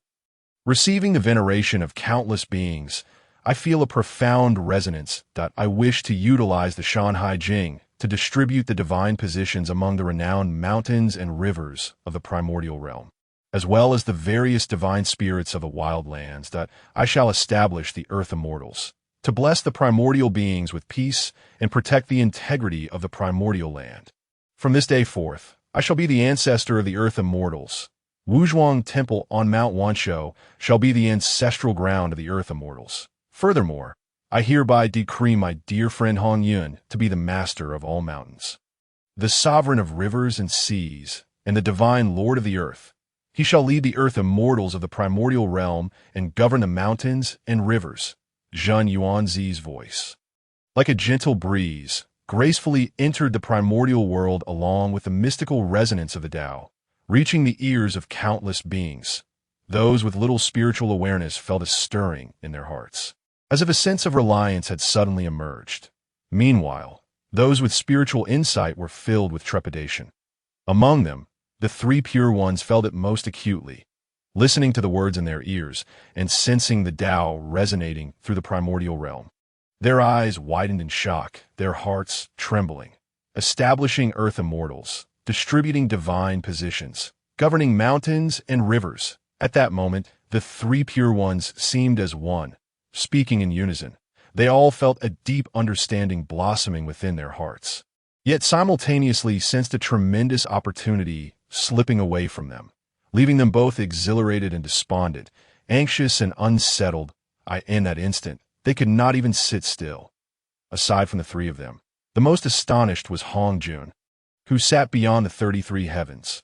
This Zhenyuan Zi had grasped the method of acquiring merit even before the three pure ones, truly worthy of being the chosen one of the Tao. However, Hongjun quickly closed his eyes once more, exerting all his strength to hasten the merging of the Tao. Besides them, Dijun and Tai Yi were equally astonished and eager at the moment of slaying the corpse. Dijun had already conceived the idea of establishing the heavenly court and gathering the demon race, but he had not yet attained the quasi-saint level. The time was not yet ripe. Upon hearing that Zhenyuan Zi was to expound the Tao, he vaguely sensed the need to quicken his pace, that he initially planned to eliminate Hongyun and seize the primordial purple energy before immediately taking action. However, he never anticipated that Zhenyuan Zi would take the lead, establishing earth immortals, distributing divine positions, governing the mountains and rivers of the primordial land. What he envisioned with the sun stars as ancestral ground. Establishing the heavenly court in the 33 heavens and appointing demon immortals was now directly opposed to Zhun Yuanzi's intentions. More critically, Zhun Yuanzi had taken the initiative. He could not fathom how many demons would be subdued by Zhun Yuanzi, nor how many powerful beings would serve him. Fortune, influence. In that moment, it felt as though Zhun Yuanzi had appropriated more than half of the fortune and power. Brother, swiftly eliminate Hongyun and seize the purple energy. Then return to the sun star to establish the heavenly court and gather the demon race. Similarly, Tai Yi grew anxious. He frantically urged the Eastern Emperor bell, and in an instant, the bell rang continuously, reverberating throughout the primordial realm. Upon hearing this, Dijun also madly activated the river map in Luo Book. In an instant, the descending stars became immensely powerful. However, at that moment, Hongyun underwent a transformative change. As Zhun Yuanzi's decree resonated, he was bestowed with divine authority. Hongyun, now the foremost among the mountains and the sovereign of the seas, felt an indescribable divine power manifest within him.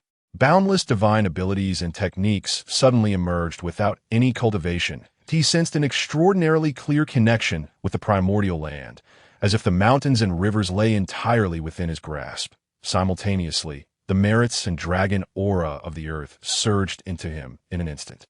The swallowing heaven demon art had already been activated under Chan Xian's urging.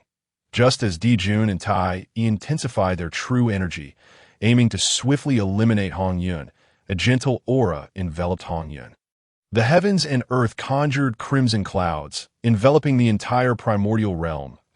In that moment, Hongyun refined the merit dragon aura entirely. Furthermore, at that instant, Hongyun broke through. His quasi-saint cultivation advanced further, although he had not yet severed the second corpse. He possessed the strength to do so. This Hongyun was truly a merit, true, immortal, and oh wonder that after his predetermined demise, he reincarnated as Yun Zhongzi and continued to enjoy boundless fortune. I had long advised Yin Yuanzi to establish Earth Immortals, yet he only now truly determined how to do so and bestow divine positions. At this moment, Chen Xian could not help but sigh within Hongyun's heart. For the first time, he felt as if he had become his primordial spirit, and he had not yet reached his limits. This fellow's fortune was indeed somewhat remarkable. Immortal sovereign, this inexplicable fortune and sudden breakthrough left Hongyun utterly astonished. His emotions surged, yet for a time, he could only call out to Chun Xian. Ha. Chun Xian chuckled and immediately spoke. What are you still dawdling for? You now possess the strength to rival the severance of the second corpse and have become the sovereign of all mountains. The Lord of Rivers, you hold the authority of the primordial land. Dijun and Tai Yi pride themselves as the heavens. Therefore, you now represent the earth in the battle of heaven and earth. The outcome is uncertain. Oh, you not wish to take a chance? Go. Damn it. Upon hearing this, Hongyun looked up. The starlight descended, and the 10 ancestral witches had already bent their waists, squatting low. The terrifying power had already locked on a Hongyun. He felt the palpable aura of bloodlust and desperation. Ultimately, at this critical moment, even Hongyun could not retain his compassion. Very well, he could not simply bow down and accept fate while others sought his life. Could he? Shaking his head with a faint smile, the next moment, Hongyun raised his head, pointing his sword towards the heavens. Upon becoming a deity, the innate divine abilities within him immediately activated. The authority of the primordial land was firmly grasped in his hands. Boom! In an instant, the earth surged and roared. The crimson mist that spread across the land ascended first. Then, around Buzhou Mountain, massive stone pillars shot up into the sky. Rumble! In the blink of an eye, countless stone pillars pierced the heavens, colliding with the starlight. Each stone pillar transformed into a colossal pillar of heaven, like Buzhou Mountain, ultimately propping up the descending sky. As Hongyun rolled and surged, he pushed against the falling starlight, charging upward. In that instant, clouds and mist steamed towards the heavens, and the earth quaked beneath the sky. Witnessing this scene, the 10 ancestral witches' eyes sparkled with brilliance. The 10 giants roared in unison, exerting their legs and raising their arms, joining forces with the countless pillars reaching towards the sky, propelling the starlight up to the ninth heaven. In that moment, outside Buzhou Mountain, it resembled a scene of heaven being split apart. Above the ninth heaven, Jun and Tai both displayed expressions of shock. They had not anticipated that Hongyun still possessed the strength to retaliate. Moreover, the aura emanating from the pillars supporting the heavens filled them with dread. Surpassing their own strength, brother, Hongyun's cultivation is extraordinary. He must not be allowed to live today. In that instant, Tai shouted frantically that Jun had already sensed the anomaly, and while his heart was filled with astonishment, he had begun to fervently channel his true energy. The river map and Luo book spun wildly, and the great array of the stars howled incessantly. The stars beyond the 33 heavens surged with radiant light, ready to bolster the might of the array. As the starlight surged, the opposing momentum heading towards the heavens suddenly halted. However, at that very moment, two thunderous shouts echoed forth. "Brothers, we have arrived!" As the shouts rang out, two more giants emerged rapidly from beneath Buzhou Mountain Point. Two pairs of colossal hands struck fiercely against the starlight. The previously hidden Ho Tu and Xianming joined the fray. In this instant, the 12 ancestral witches gathered. In the blink of an eye, an overwhelmingly violent aura swept across the entire primordial realm. Wherever it passed, no one remained unshaken. No one remained unafraid. A particularly towering giant appeared behind the 12 ancestral witches. Though his form was insubstantial, his aura was boundless. Boom! As the colossal giant's feet struck the ground, a resounding roar erupted. Yet rather than shaking the primordial earth, it fortified it further, rendering the land even more solid and robust. He raised his arms skyward, just as they brushed against the starlight. The might of the celestial glow abruptly diminished. The 12 heavenly godly killing array. Pangu! Through the eyes of Hongyun, Chun Xian marveled once more at the towering giant. In the primordial realm, Pangu single-handedly battled against the 3,000 great Dao demon gods. He split the heavens and the earth, embodying the great Dao, and enlightened the wilderness. Even in other realms, he remains a legendary figure revered by countless cultivators. Among all in the primordial domain, only Pangu could evoke such reverence in Chun Xian at that moment. A burst of raucous laughter erupted from the 12 titans, their voices harmonizing in joyous abandon. In the midst of their mirth, Di Jiang bellowed, "Hongyun, reveal your Dharma form. Together with us, brothers, let us reclaim the heavens." The laughter was infectious, igniting a fierce ambition within Hongyun's heart. "Celestial sovereign, teach me the art of the Dharma form. Today I, Hongyun, shall also strive to contend with the heavens." Upon hearing this, Chun Xian smiled and replied gently, "Excellent." Chapter 26. The Opening of Heaven and Earth, the Dharma of Heaven and the Earth. Chun Xian had previously manifested through Hongyun's body. Now, as he imparted his teachings anew, Chun Xian merely recited the incantation, and Hongyun effortlessly comprehended it. Dharma, heaven, form, earth. The 4 sacred syllables reverberated across the 9 realms. In an instant, Hongyun's form expanded dramatically in the blink of an eye.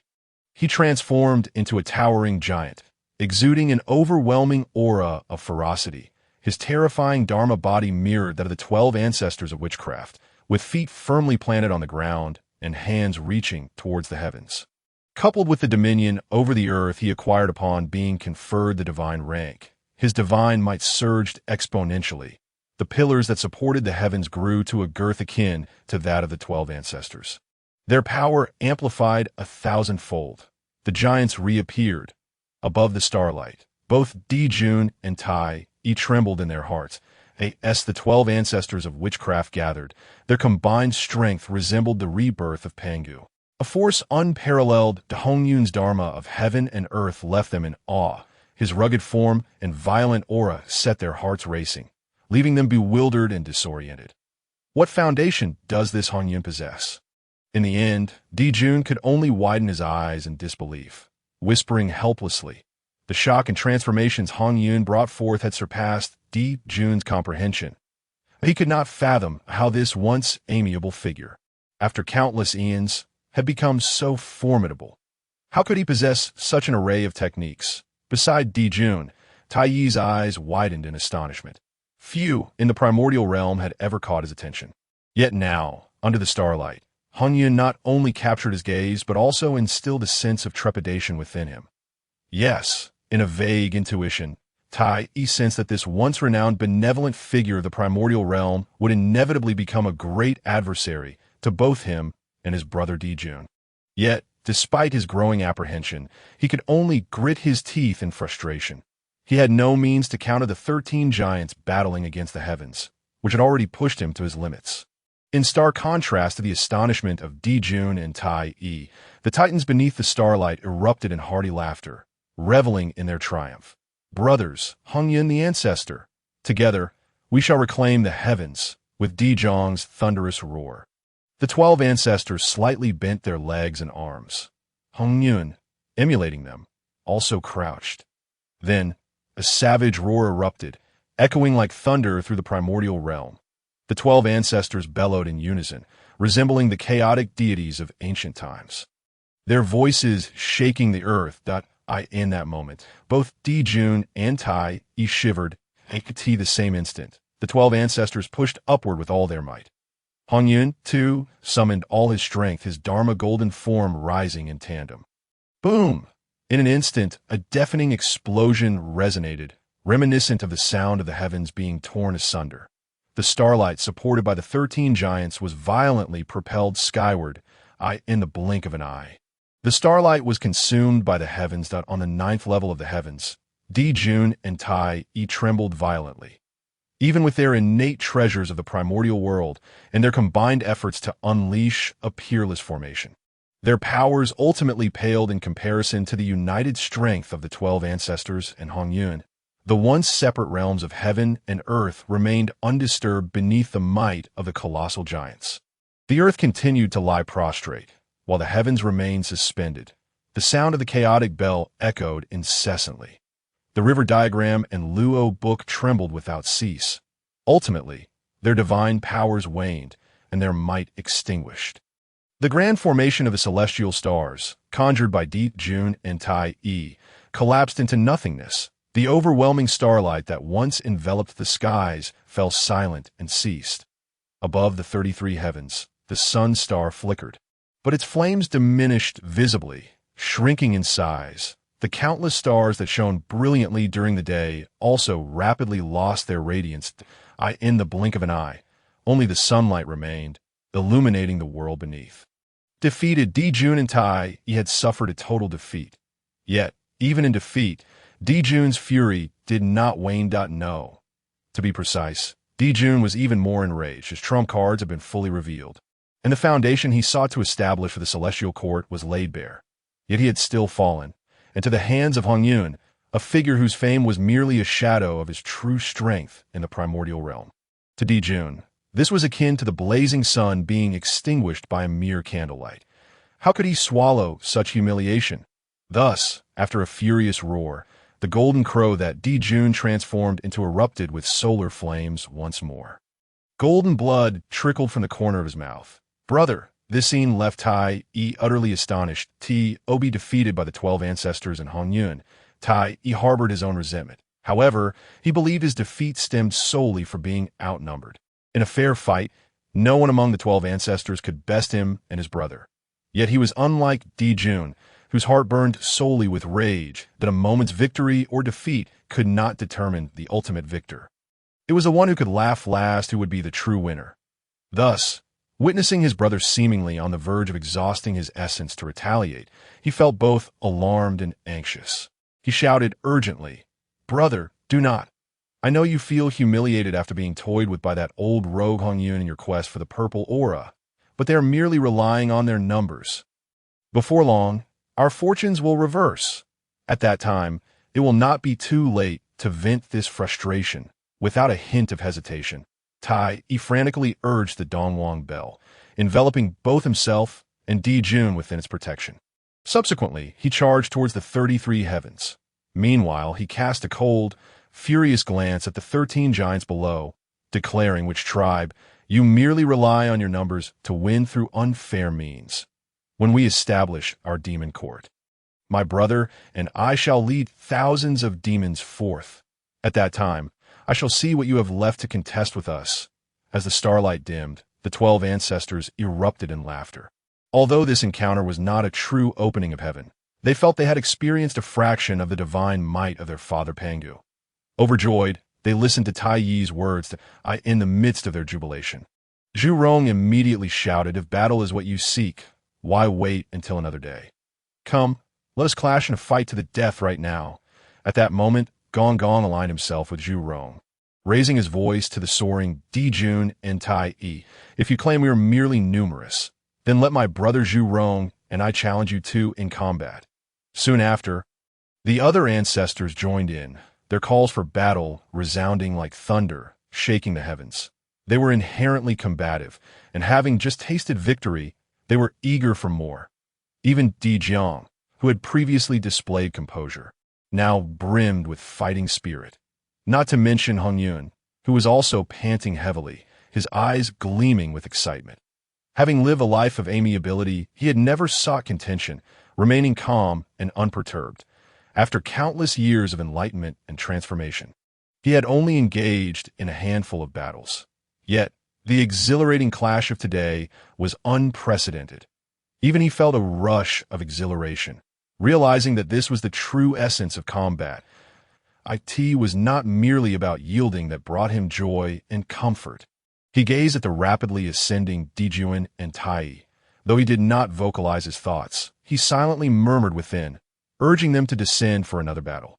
The roars of the ancestral witches and the piercing gaze of Hongyun left Dijuan's eyes bulging as if they might burst. Yet Tai firmly held him back. "Brother, these brutes are indeed extraordinary. We need only to endure this momentary vexation. In the future, when we establish the heavenly court and invite myriad demons to ascend to immortality, we shall exact full retribution for the humiliation inflicted upon us by the witch clan and Hongyun today." In that instant, the chaos bell resounded violently, its toll echoing ominously. Tai summoned all his speed, leading Dijuan to flee, ultimately transforming into a fleeting light that vanished into the sun star. Though it was termed a retreat, it was clearly akin to a panicked escape. Chapter 27. Hongyun, have you taken a liking to my sister? Xianming and Hutu spoke in unison. "Why do you obstruct us? If they seek battle, we shall engage them in a fierce clash. Even if they desire a fight to the death, we shall accommodate them." As Dijuan and Tai soared towards the 33 heavens, the 10 ancestral witches were eager to join the fray. Unfortunately, they were firmly obstructed by Hutu and Xianming.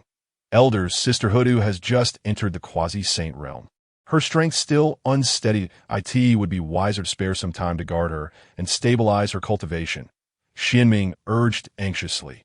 Hutu added solemnly, "Elders, despite Tai's reckless words, he harbors no intention of continuing the battle. If a pursuit is to be mounted, only our elder brother Dijiang could hope to catch up with them. Moreover, once they enter the 33 heavens, shielded by the sun star, our combined efforts may not even scratch them." Jerome exclaimed, "What if we cannot catch them or harm them? If they wish for war, then we shall accompany them into battle." Hutu, however, disregarded Jerome's enthusiasm and continued, "Furthermore, esteemed brothers, I believe this breakthrough has yielded additional insights, potentially altering our understanding of the witch clan's primordial spirit. This matter is of great significance. We must return and deliberate forthwith." Hearing that Hutu had gained further knowledge from her breakthrough, and that it pertained to the primordial spirit, Dijiang finally regained his composure. He scanned the ancestral witches before speaking. "Very well. Even if we were to catch up to these two birdmen, it would be futile. Let us not waste time. We shall return to Buzhou Mountain and hear of Sister Hutu's findings." He then turned to Hongyun, asking, "Friend Hongyun, would you care to accompany us?" At this moment, Dijiang's attitude toward Hongyun had undergone a complete transformation. Where there had once been disdain, there now lay a deep appreciation. Not only had Hongyun relinquished the immensely valuable Hongmeng purple chi, but he also possessed the ability to manifest a form akin to the ancestral witches, towering as a giant. Furthermore, a ferocious aura emanated from him, indistinguishable from that of the ancestral witches. In Dijiang's eyes, It was evident that Hongyun shared a profound connection with them. Moreover, he had personally experienced Hongyun's formidable strength, which was undeniably impressive, apart from the vexation and wariness stemming from Hongyun's cunning. Dijiang found himself exceedingly admiring of Hongyun in every other regard. The other ancestral witches turned to regard Hongyun as well. Even though they had witnessed Hongyun's manifestation contesting with Dijiang, they still could not help but scrutinize Hongyun's golden-bodied manifestation. Sensing the aura that radiated from it, Hutu and Xianming exchanged puzzled glances, whispering softly to Hongyun, "Hongyun Daoist, are you not of the same lineage as our ancestral witches?" It is said that Hongyun Daoist transformed from the first red cloud after the primordial chaos unfolded. But clouds are not red, are they? Could it be that you are but a remnant of the Father God's blood mist that dispersed across the heavens, and thus attained enlightenment? As they conversed, they found themselves irresistibly drawn closer to Hongyun. The aura surrounding him, so reminiscent of the ancestral witches, stirred a sense of kinship within them. Indeed, the other ancestral witches felt similarly, had their acquaintance been deeper. They might have eagerly embraced Hongyun as a brother, as for Hongyun. Witnessing Dijuan and Tai's retreat, his own battle fervor and bravado dissipated swiftly, yielding to a tranquil demeanor. The innate kindness within him surged anew, and he silently rejoiced at Dijuan and Tai's decision to depart. Had they not chosen to flee, it was likely they would have met their demise here, extinguished in the process. Now, upon hearing Dijiang's invitation, Hongyun found himself at a loss. He could only seek counsel from Chun Xian. "Immortal, should I accept his offer?" "Of course. Do not forget why I brought you here. The Hongming purple chi has already been relinquished. Do you wish to leave empty-handed?" Chun Xian replied brusquely to that moment. Chun Xian was indeed displeased, and quite so. With Dijuan and Tai's defeat, they would undoubtedly be disheartened. This was a prime opportunity, had the 12 ancestral witches banded together and pursued relentlessly. If he could still exert control over Hongyun's body while joining the 12 in their assault, Dijuan and Tai would surely meet their end. He observed that the 10 ancestral witches remained eager for combat, genuinely believing they would engage. Yet, unexpectedly, they were thwarted by Hutu and Xianming. Hongyun was equally disappointing. Not only had he failed to eliminate Dijuan and Tai, but he even felt relieved at their departure. Grateful for his survival, the enmity between Hongyun and the two had now been irrevocably established. Allowing them to escape was akin to releasing a tiger back to the mountains. It was still not ruthless enough. He needed to devise a way for Hongyun to absorb a bit more blood essence. In the end, Chun Xian silently steeled himself.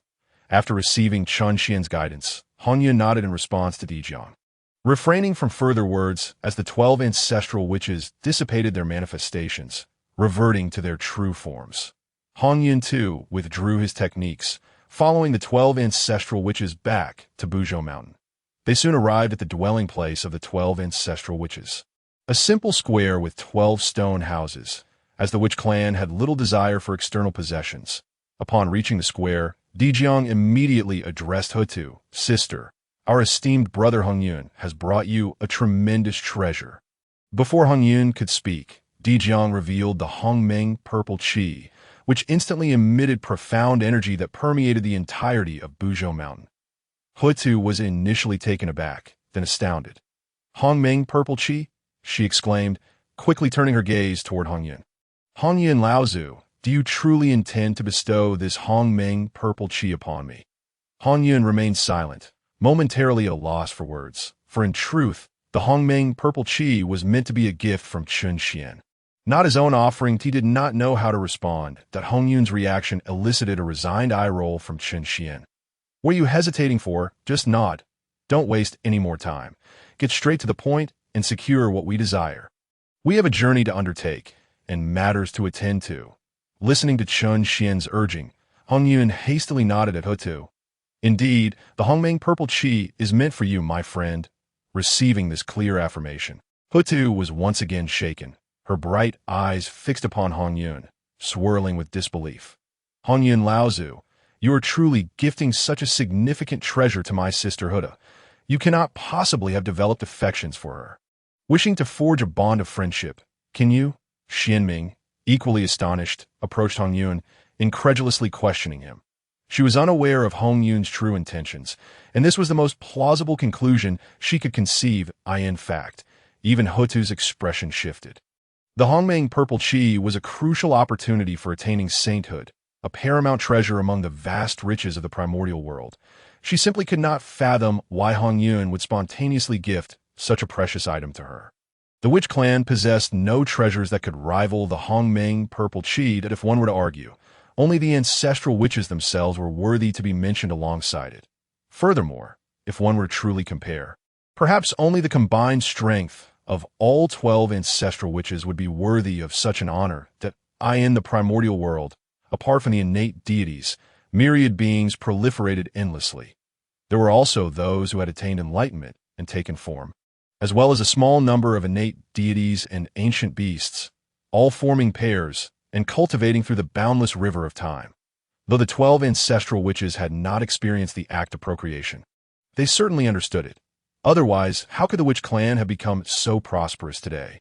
Though many were born from the Panga blood pool within the unyielding peaks, a significant number were also propagated through the intertwining of the witch clan. Gradually, even the other ancestral witches began to cast their gaze upon Hongyun, their eyes reflecting a sense of satisfaction. Hongyun bore the essence of Pangu, suggesting a profound connection with the witch clan. His formidable strength and generous demeanor made him a worthy match for his own sister. Yet, in the face of everyone's scrutiny, Hongyun was taken aback. He hastily shook his head, exclaiming, "No, no, fellow Daoist Xianming and Hutu. You misunderstand. Is not I." After saying this, he even inwardly inquired of Chun Xian, immortal sovereign, "Could it be that you have taken a liking to fellow Daoist Hutu? Rest assured, I can clarify this with her. When you attain a physical form in the future, you may reunite with Hutu." Indeed, the primal purple energy was far too precious. Even exchanging it for the ancestral witch's essence blood would be a considerable loss. Xianming's words resonated with Hongyun, who pondered why, amidst the multitude of powerful beings in the chaotic world, 12 of whom were ancestral witches, Qin Xian would specifically bestow the purple energy upon Hutu. Without ulterior motives, who would believe that? However, upon hearing Hongyun's words, Chun Xian rolled his eyes in exasperation. "Are you an idiot? Prior to this, I had never laid eyes on Hutu. How could I possibly be interested in her? Quickly demand the Pangu essence blood from them. 3,000 barrels, not a single one less." Chapter 28. Only children make choices. Hutu. It is uncertain whether the contemporary writers of the chaotic realm have truly encountered Hutu, or if their fondness for her has exaggerated her reputation. They say Hutu possesses unparalleled beauty, worthy of being called a stunning beauty throughout the entire chaos. Now, through Hongyun's eyes, Chun Xian could indeed see that this was the case. The witch clan was born from Pangu's essence blood. Without a primordial spirit, their physical forms were robust, each exhibiting a rugged and powerful appearance. Even Xianming bore such traits, his gaze fierce. Only Hutu's graceful figure and soft facial features hinted at her feminine nature. Yet her aura was akin to that of a small tiger, motionless yet captivating. In contrast, Hutu's visage was gentle, her features radiant, resembling a naturally born celestial maiden. Unlike the other ancestral witches, she exuded a tranquil grace.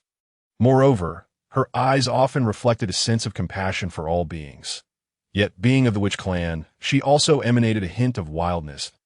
In Qin Xian's world, she would undoubtedly embody the image of a martial arts heroine, skilled in combat and devoted to aiding the world. Merging the identities of a chivalrous fighter and the leader of a transcendent sect. In terms of external charm, she surpassed her siblings by an immeasurable degree. Unfortunately, Chun Xian had long since moved beyond the stage of being entranced by beauty. Having traversed different realms for millennia, he had encountered every type of woman: immortal maidens, enchanting fairies, and peerless empresses.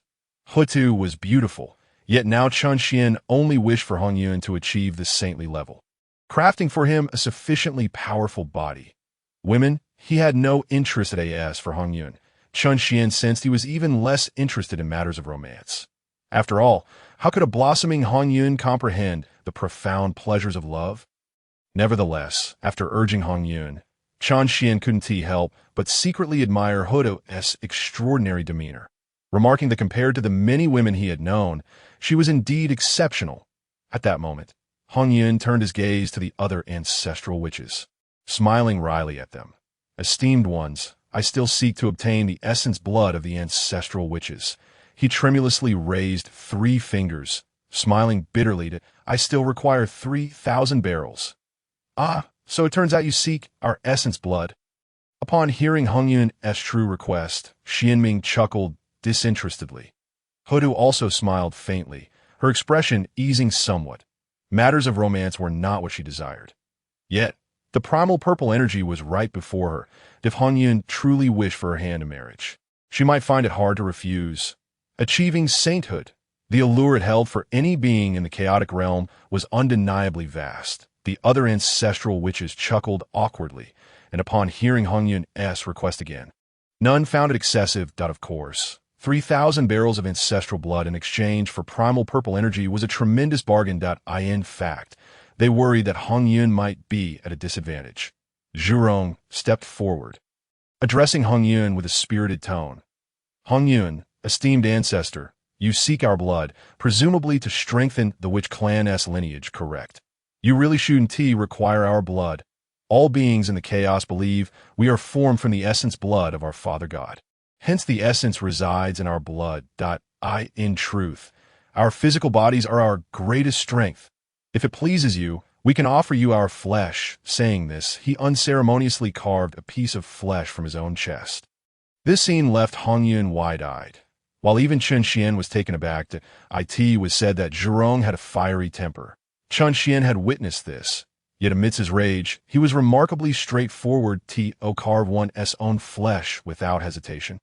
However, the physical strength of the ancestral witches was indeed formidable. After Zhurong removed a piece of flesh, the fist-sized wound on his chest healed instantaneously. At this moment, Dijiao also stepped forward, addressing Hongyun. Our bodies as ancestral witches have long been united, indistinguishable from one another.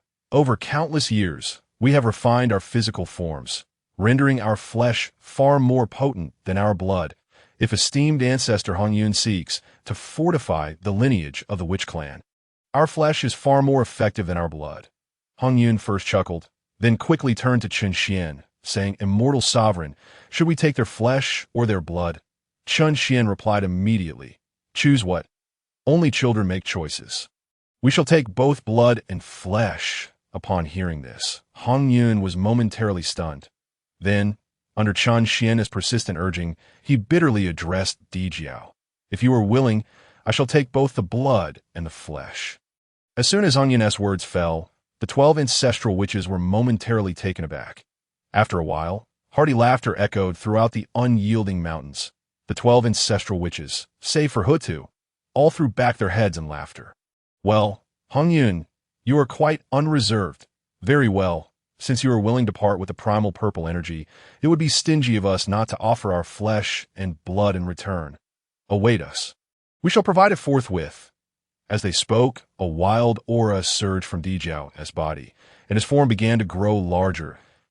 It was evident he was about to manifest his Dharma form. With the enormous Dharma forms of the 12 ancestral witches, coupled with their formidable physical prowess, providing Hongyun with 3,000 barrels of flesh and blood would be a trivial matter. Just then, Chen Xian interjected to Hongyun, There's no rush regarding the flesh and blood. First, inquire about Huda's situation. Once the matter was settled, Chen Xian grew curious about Hutu, for what he knew of the chaotic realm.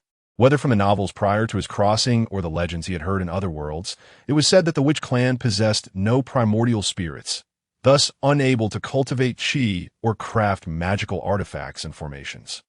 Moreover, their path to sainthood seemed singular, achieving it through sheer strength. Yet within the legends, Hutu had comprehended the path of reincarnation, establishing the 6 paths of reincarnation to facilitate the endless cycle of life for beings in the chaotic realm, allowing souls to endure eternally. Some claimed she had achieved sainthood, while others argued she was merely at the pinnacle of quasi-sainthood, yet akin to Zenyuanzi, as long as she existed within the 6 paths of reincarnation. She could rival the saints. However, comprehending the Tao and thereby enhancing one's cultivation was something only beings with primordial spirits could achieve. As for why Hutu could grasp the path of reincarnation and how she could cultivate through it, opinions varied widely. Some claimed she had indeed acquired a primordial spirit, while others suggested she was merely manipulated by the heavenly Tao.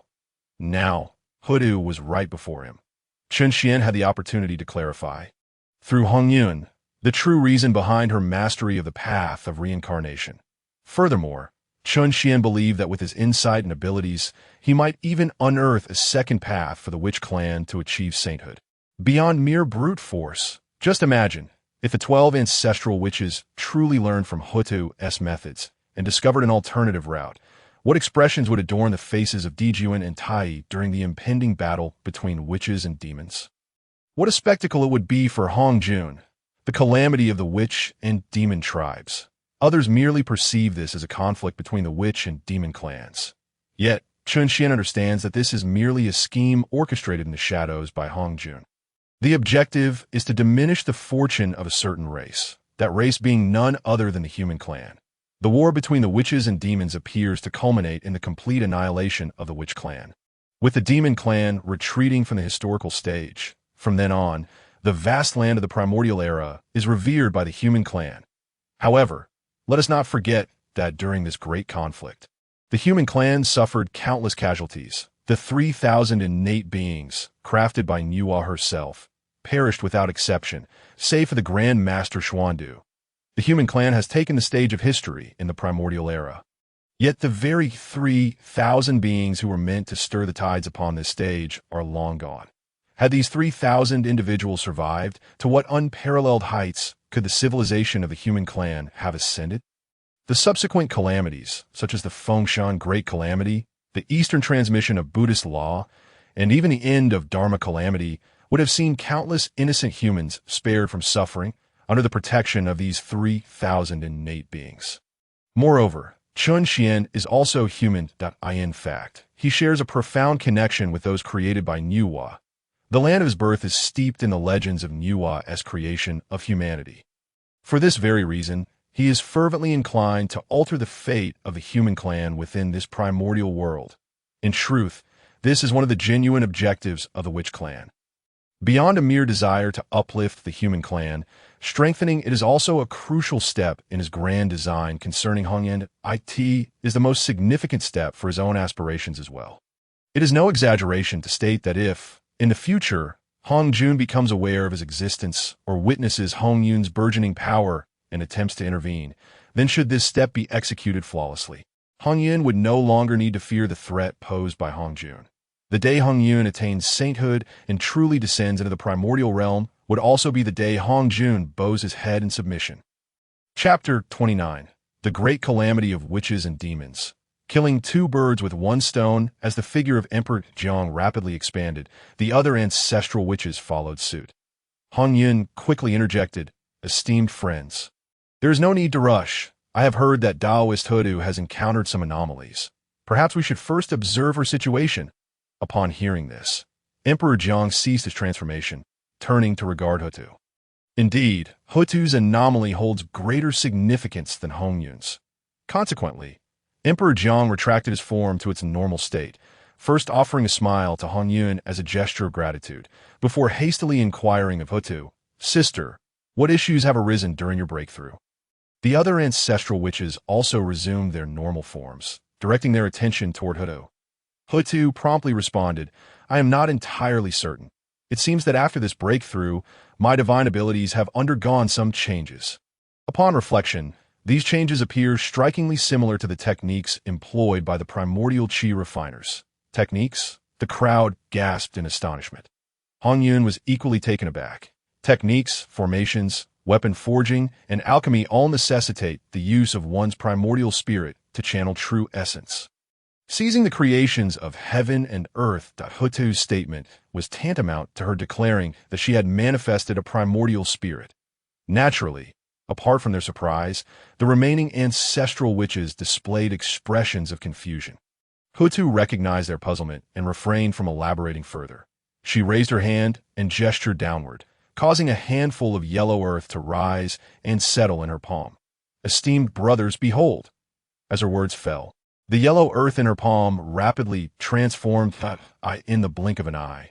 It solidified into stone, which then swiftly morphed into a stone lotus to be why this point. The ancestral witches in both Hongyun and Xuan were no longer astonished. The ancestral witches lacked primordial spirits, yet beyond their formidable physical forms, each possessed innate divine abilities that allowed them to harness the laws of existence. Hutu's innate connection was with the laws of the earth and the mysterious yellow essence.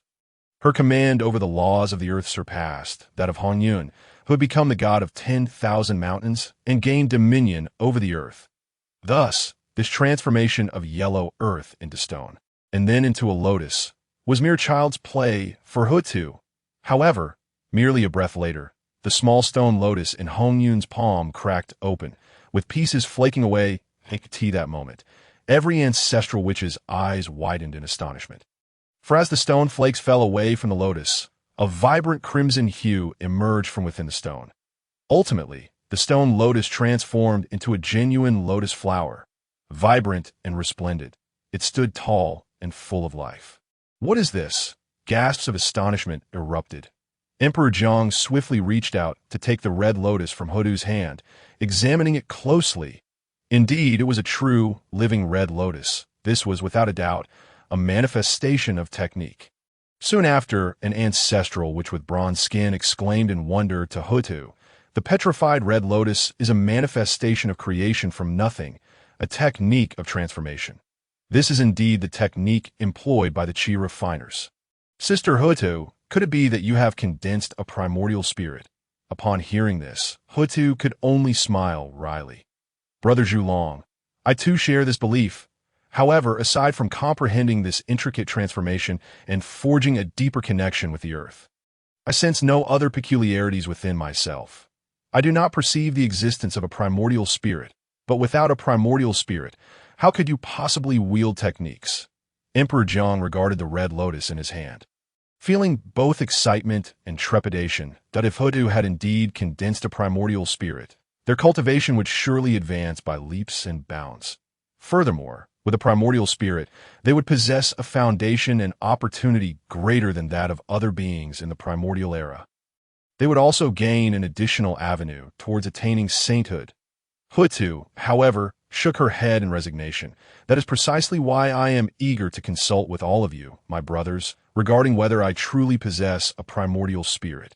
And if so, where it resides, how I might locate it, and how to cultivate it."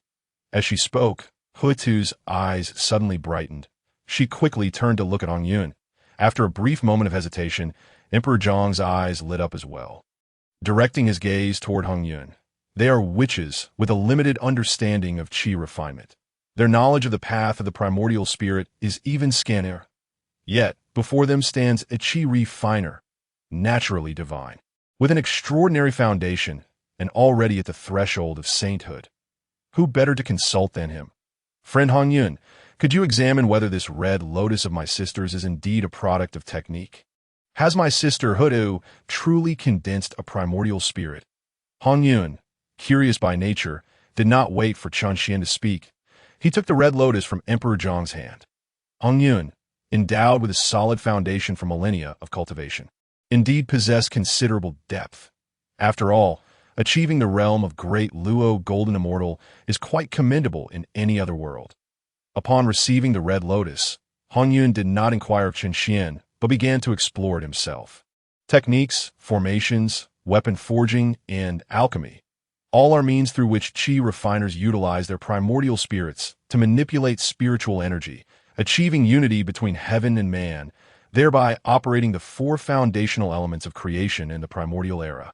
By harmonizing earth, fire, wind, and water, they yield the fruits of transformation. These words prompted Chunxian to nod in agreement, silently marveling at Hongyun's discernment. In the primordial world, all sages possess the ability to create worlds. During the Fengshan Great Calamity, even the Tongtian cult master harbored intentions of world destruction and creation. Creation, after all, involves the reforging of the earth, fire, wind, and water of the primordial world. It allows these four elements to evolve anew.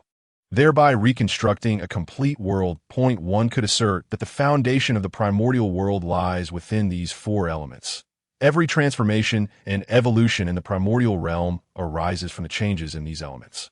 The extraordinary methods employed by cultivators ultimately trace back to this principle. Some innate beings even possess inherent abilities associated with these elements. Take Kunpeng, for instance. He possesses an innate affinity for the power of wind from the earth, fire, wind, and water. This primordial source of power grants him a speed that rivals even the laws of space. Just as Xuan was internally lamenting Hongyun's not being entirely inept, Hongyun, cradling the red lotus, subtly channeled his true energy. He sought to connect his primordial spirit with the earth, fire, wind, and water of the red lotus in his hand.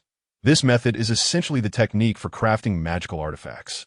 By refining the restrictions within the artifact using his primordial spirit, he traces back to the elemental source of the artifact, thereby achieving complete mastery over it. As long as Hotu does not resist, Hongyun can fully command the red lotus in his grasp, manipulating its earth, fire, wind, and water to induce further transformations. However, just as Hongyun's consciousness delved into the red lotus, his expression changed dramatically. Instead of sensing the elemental forces of earth, fire, wind, and water within the red lotus, he was met with an extraordinarily pure, profoundly mysterious, and overwhelmingly tyrannical power. Even he, upon encountering this force, felt a surge of doubt and fear arise within him, rendering him hesitant to engage with it. Naturally, Xuan, who resided within Hongyun's mind, also perceived this aura, as a fragment of Yun's primordial spirit. Xuan grasped its essence even more clearly than Hongyun. He too was slightly taken aback. "What is this?" As Xuan contemplated in silent astonishment, Hongyun, overwhelmed by the potency of this aura, swiftly withdrew his primordial spirit. At that very moment, the red lotus suddenly erupted, transforming into countless specks of shimmering light that scattered across the ground. In the instant the red lotus dissipated, Hotu furrowed her brow slightly, casting a peculiar glance at Hongyun. "Hongyun, my friend, it seems there is something within this red lotus." At the moment of its vanishing, Hotu felt as though she had lost something, akin to having a piece of flesh carve away from her being. It may not seem significant, yet the sensation was unmistakably vivid. This display from Hotu further astonished Xuan. Even having separated from the body, she could still sense it. "Hongyun, you should inquire carefully with Hotu about the feeling she experienced when the red lotus vanished." After instructing Hongyun, Xuan mused inwardly. Could it be that this explains why Hotu is capable of creating the 6 paths of reincarnation while the other ancestral witches lack such prowess? The calamity of the witch and demon. It appears that this tribulation is indeed driven by Hongyun, and its purpose extends beyond merely diminishing the luck of humanity. If my conjectures hold true, then instigating the witch-demon calamity is truly a masterstroke. Achieving 2 objectives with 1 action. Chapter 30. Reincarnation of the peculiarity of Hotu, along with the aura emanating from the red lotus that unsettled Hongyun, piqued his curiosity immensely. Thus, upon Xuan's remark, he promptly turned to Hotu and inquired, "Hotu, could you please articulate precisely what sensations you experienced during the birth and demise of the red lotus?" After pondering for a moment, Hotu replied with deliberation, "When I transformed the earth into the red lotus, I felt as if I were wielding it with effortless grace. Just a thought, and the red lotus would manifest. However, when the red lotus shattered, I sensed a loss within my heart, as if a piece of my essence had abruptly vanished." Hotu's words left Hongyun perplexed, prompting him to urgently seek clarification from Xuan in his mind. Immortal Master, while Hotu remained oblivious to the implications of her statement, Xuan comprehended it fully. Effortless grace, a manifestation of the true self. It truly is as such. Before his crossing over, he had encountered numerous tales of the primordial era, which suggested that Hotu's ability to contend with saints at the pinnacle of quasi-saint status in the 6 paths of reincarnation stemmed from her comprehension of reincarnation as a principle of the great Tao, an elevated level beyond the heavenly Tao. This great Tao derived from the chaotic divine demons slain by Pangu It was said that when Pangu sought to establish the foundation of the cosmos, the 3,000 chaotic demons obstructed him, only to be vanquished one by one. Yet in truth, Pangu sought to amalgamate the powers of the 3,000 demons to consolidate the 3,000 great Daoists, thus fortifying the foundations of the primordial era. The slaying of the 3,000 demons was intentional on Pangu's part. Chunxian's thoughts echoed within Hongyun's mind, leaving Hongyun utterly astonished. Immortal Master, what do you mean by this? However, Chunxian paid him no heed, continuing to ponder and murmur to himself. Indeed, given the current circumstances, this must be the truth. Pangu deliberately exterminated the 3,000 demons to unify the 3,000 great Daoists and create the primordial era. Otherwise, how could such a multitude of great Daoists exist within the primordial realm, seamlessly integrated into one cohesive whole? In the future, immortals would no longer be constrained by the heavenly Dao. They needed only to grasp one of its aspects to ascend to the Deluo level. However, by that time, the heavenly Dao had already established itself as the singular sovereign of the primordial world, rendering any other great Dao's comprehension inconsequential. Those who grasped it would find themselves ranked no higher than below the saints, at best attaining the pinnacle of quasi-saint status. The 3,000 great Daos had long been refined by Pangu, serving as the cornerstone of the primordial world. Moreover, the 12 ancestral witches had inherently aligned with the great Dao. Their lack of primordial spirits stemmed from the fact that their spirits had already merged with the great Dao, regardless of whether it was the era Chunxian traversed or the legends he heard in other realms. There had been extensive discussion regarding the true nature of the primordial world and the secrets behind Pangu's slaying of the 3,000 demons. What he had just murmured was an objective summary derived from various conjectures, combined with Ho Tu's current display. Hongyun naturally caught wind of Chunxian's mutterings. Although he did not fully grasp their meaning, he felt a profound shock within, particularly because Chunxian mentioned the Dao. In the Zixiao Palace, while listening to Hongjun expound on the Dao, Hongjun had also mentioned the Dao. Most importantly, previously during their time at Wanshou Mountain, Chunxian had referenced the Dao while enlightening his friend Xinyuanzi. Yet Hongjun had asserted that the heavenly Dao was supreme and singular. To attain sainthood, one must resonate with the heavenly Dao, achieving a union of heaven and man.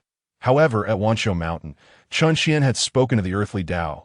Moreover, Xinyuanzi had directly attained quasi-saint status through his understanding of the earthly Dao. Now, Chunxian once again invoked the concept of the Dao. Instantly, Hongyun began to suspect that Ho Tu had indeed grasped the Dao, likely a third path beyond heaven and earth. Furthermore, Chunxian's words seemed to hint that all 12 ancestral witches might be capable of attaining the Dao. The astonishment in his heart compelled Hongyun to inquire of Chunxian, Immortal Master, has Ho Tu truly attained the Dao? What kind of Dao has she realized? At this moment, Chunxian had also regained his composure from his initial astonishment.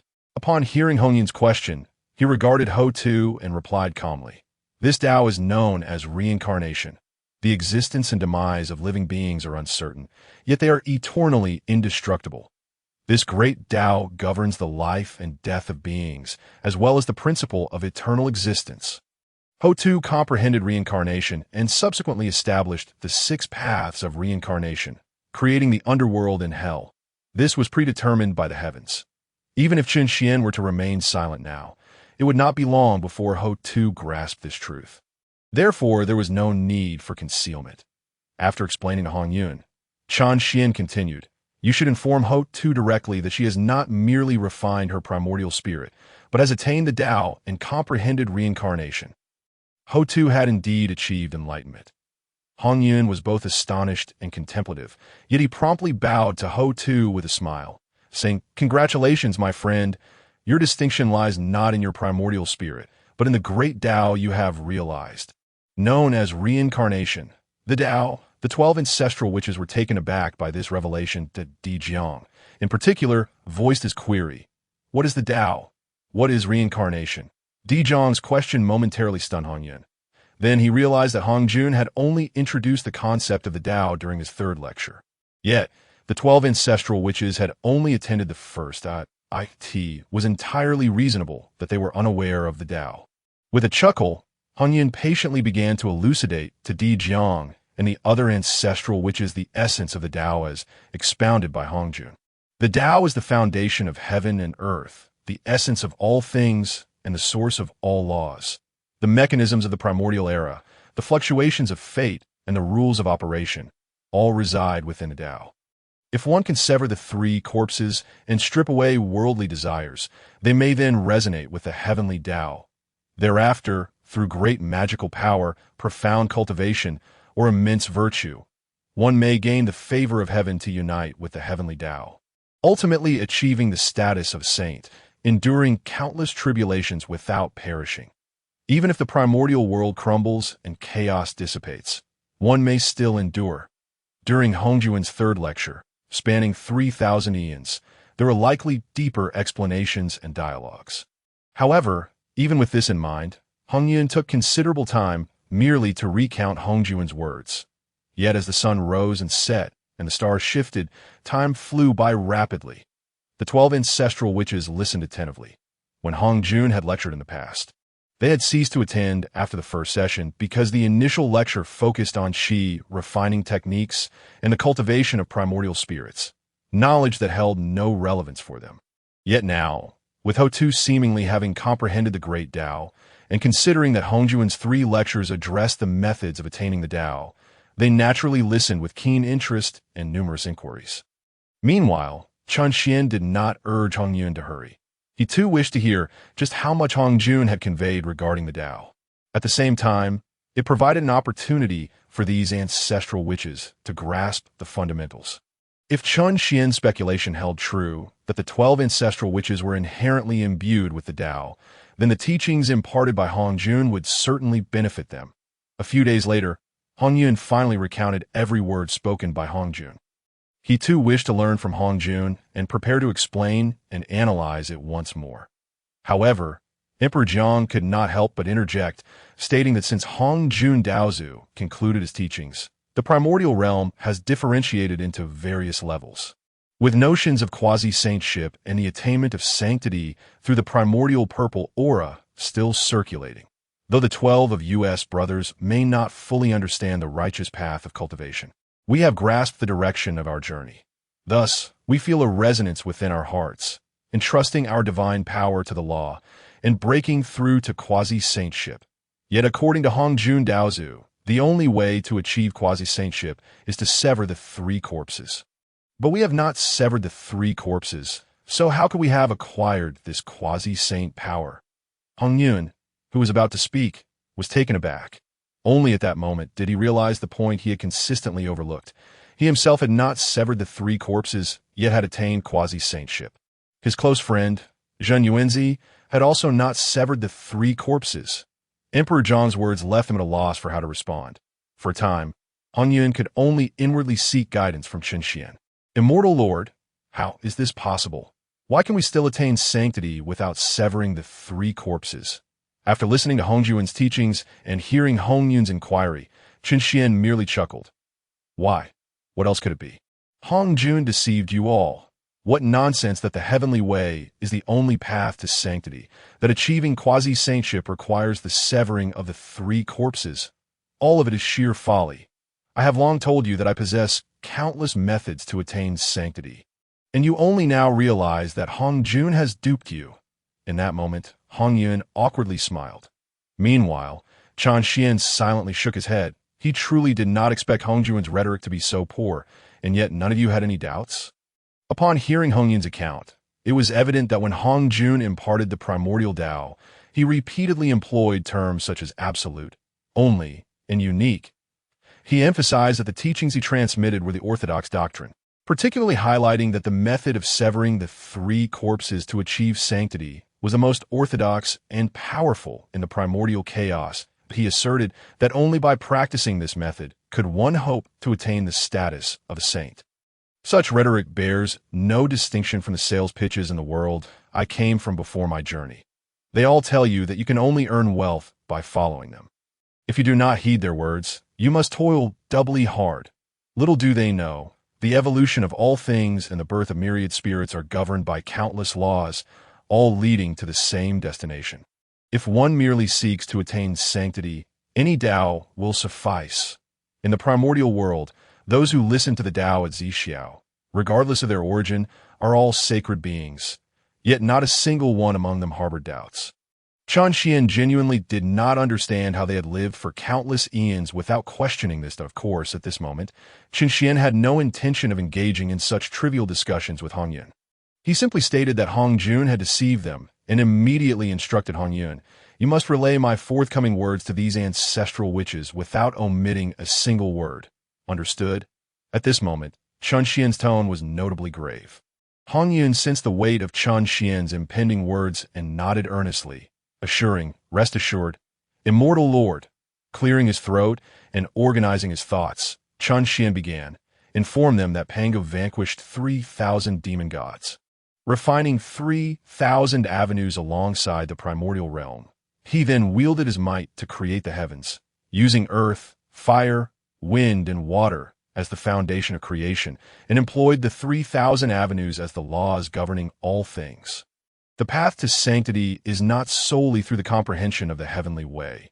The 3,000 avenues are all legitimate paths, all can be understood, and all can lead to the Tao. You 12 ancestral witches are inherently attuned to the laws of the primordial realm that I believe you are naturally aligned with one of the 3,000 avenues that it is not that you lack a primordial spirit. Rather, your primordial spirits have already anchored themselves to the avenues. However, due to misguided cultivation, your realms are lowly, and you are unaware of the path ahead or your true selves. Consequently, you have not realized your true nature and have lost your essence. Therefore, you cannot perceive the avenues, and what you utilize is merely a rudimentary manifestation of the Tao. If you can contemplate yourselves and clarify your true nature, the avenues contained within you will surely manifest. At that time, you will undoubtedly be able to, like the ancestral witch Hutu, grasp the avenues and embody the laws. You may even attain the status of a saint and stand shoulder to shoulder with the chaotic demon gods." This statement was not mere fabrication on Xuan's part.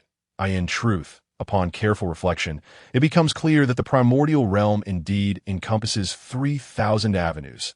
After Pangu separated the heavens from the earth, he left behind the precious creation jade disk. Within this disk resides the paths of the 3,000 demon gods, which are also the 3,000 avenues. Hongjun, by cultivating through the creation jade disk, merely grasped the heavenly way that he then laid out plans within the primordial realm based on the heavenly way, leading to its prominence, thus causing others to perceive Hongjun as the embodiment of the heavenly way. In reality, the completeness of the 3,000 avenues in the primordial realm constitutes a truly complete world. It is merely under Hongjun's manipulation that the heavenly way has been elevated to supremacy, while the remaining avenues have been suppressed and concealed. The ability of Zhun Yuanzi to comprehend the Earth Tao, Inwa's creation of humanity through the human Tao, and Hutu's attainment of the cycle Tao serves as a glimpse into the broader picture. The most rudimentary manifestation of the Tao is indeed the laws. The 12 ancestral witches are inherently capable of wielding these laws, and no matter how Xuan perceives it, it is because they are inherently aligned with the Tao. Moreover, upon further contemplation, while the witch clan is formidable, they are still the true descendants of Pangu. However, the 3 pure ones, also true descendants of Pangu, have all achieved sanctity through the heavenly way, becoming puppets of the heavenly way. With the presence of the 3 pure ones, no matter how powerful the witch clan becomes, Hongjun of the heavenly way need not fear them. Ironically, Hongjun instigated the calamity of the witch and demon clans, leading to the complete downfall of the witch clan that he expended immense effort to eradicate a race that he could have easily disregarded. Moreover, this race is the direct lineage of Pangu, the sovereign of the primordial realm. To annihilate them would entail bearing immense karmic consequences. Only a considerable threat posed by the witch clan to the heavenly way would justify such a drastic measure on Hongjun's part. And what could threaten Hongjun, who is aligned with the heavenly way? Naturally, it would be the other avenues that ask for why Xuan believe their primordial spirits are aligned with the avenues. The reasoning is quite straightforward. It is speculated that after Hutu transformed into the cycle and became the Empress of Tranquility, She has never stepped beyond the cycle. Even as she watched the witch clan perish, she did not intervene to protect them.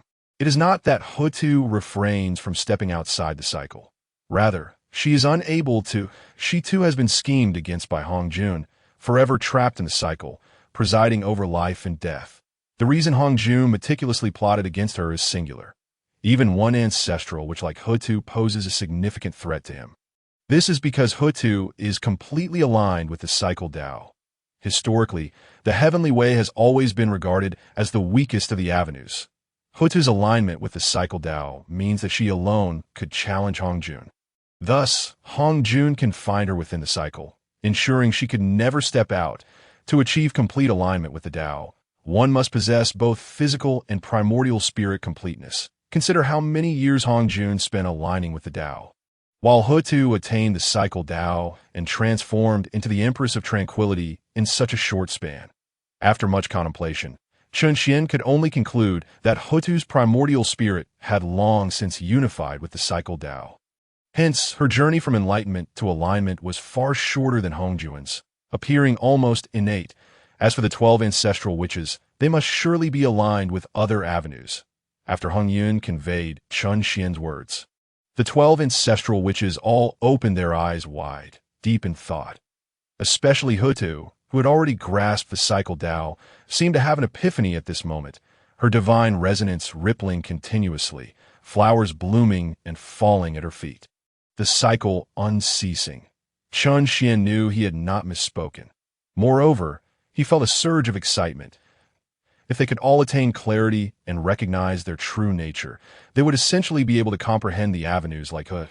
Once they grasped the avenues, they would likely be able to align with the Tao and leap to sanctity. Perhaps, initially, the witch and demon clans would not be facing quasi-saint ancestral witches, but rather saintly ancestral witches.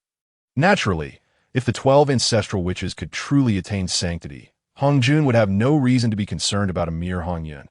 Once he had successfully calculated the 12 ancestral witches, Chunxian was confident he could facilitate Hongyun's ascension to sanctity. In that moment, Chunxian could not help but chuckle inwardly. How could he not be joyous? He had initially intended to seek the blood of the ancestral witches from the witch clan. But unexpectedly, he stumbled upon such a significant opportunity, reaping such a considerable benefit. Should the 12 ancestral witches truly attain sanctity, Hongyun's guidance today would undoubtedly forge a remarkable karmic connection with the ancestral witches. Contemplating oneself, recognizing one's true nature. At this moment, the foremost of the ancestral witches, Emperor Jiang, had already begun to attain a certain understanding. Alas, comprehension alone is not a method of cultivation. Though he had gained insights within his heart, he remained unable to penetrate the depths of understanding. Presently, Emperor Jiang turned his gaze towards Hongyun. He paid no heed to how Hongyun had come to learn of the ancestral witches' secrets regarding the great Tao. His sole concern was whether Hongyun, possessing such knowledge, could assist them in ascending to greater heights. Thus, Emperor Jiang hastily inquired of Hongyun, "Elder Hongyun, how should we introspect and achieve clarity of heart and mind?" Hongyun was taken aback. How could he possibly know? To introspect and attain clarity of heart and mind. The method of severing the 3 corpses could accomplish this. Yet it was evident that the method of severing the 3 corpses was unsuitable for the ancestral witches. Moreover, Chunxian had also stated that it was not feasible. Nevertheless, Hongyun remained unperturbed. After a brief pause, he smiled at Emperor Jiang and said, "Friend, do not rush. Allow me a moment to contemplate." Having spoken, he anxiously called out in his heart, "Immortal Sovereign, is there a method to help the ancestral witches attain clarity of heart?" "Hey, do you take me for a mere tool?" Hongyun's smooth inquiry elicited a derisive snort from Chunxian. However, he soon simply smiled faintly. If it were anyone else, they might have sought to flaunt their knowledge before the ancestral witches. Yet, Chunxian clearly sensed that this good-natured Hongyun genuinely wished to assist the ancestral witches. He began to display his benevolence once more.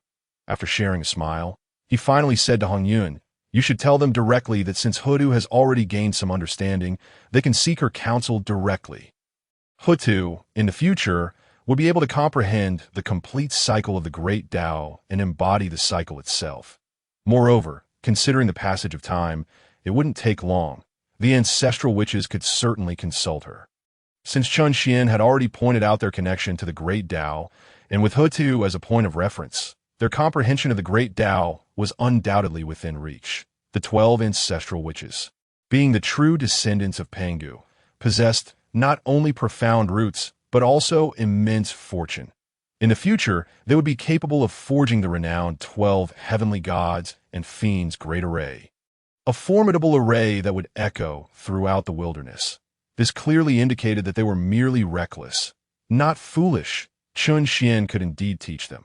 However, aside from Hutu, there were still 11 ancestral witches, each with their own great Tao. To devise a corresponding technique for each of them would consume an inordinate amount of time. Hongyun, and he simply did not have that luxury, at present, within Chun Xian's understanding of the wilderness. Their next course of action was already urgent. Chapter 32. Establishing the heavenly court soon. Hongyun relayed Chun Xian's words to the ancestral witches. Their eyes all brightened. Indeed, since their own sister had already achieved some gains. Why should they seek counsel from others? Just then, a thunderous sound reverberated through the skies above. Waves of boundless divine might surge forth, sweeping away the clouds and mist of the 9 heavens, creating a cacophony of rumbling and explosions.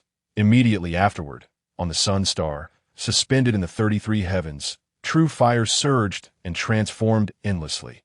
Even from the vast wilderness, it was clearly visible. The true fire of the sun occasionally morphed into dragons and phoenixes, at times rushing forth like thunder. This nurturing fire of the sun underwent infinite transformations. A trace of extraordinary energy descended into the mortal realm. This sudden change caused Chun Xian and the 12 ancestral witches within Buzhou Mountain to furrow their brows. An anomaly had erupted on the sun star. Aside from the commotion created by the brothers Xuan and Tai, who else could be responsible? Just as they all gazed skyward, a magnificent voice resonated throughout the wilderness, clear to all beings. I, Xuan, and I, Tai, intend to establish the heavenly court on the sun star, inviting all the demons of the wilderness to enter the heavenly court as immortals, jointly wielding the divine might of the stars and achieving supremacy in the wilderness. Henceforth, I, Xuan, shall be the sovereign of the demon clan, the ruler of the heavenly emperor. Boom!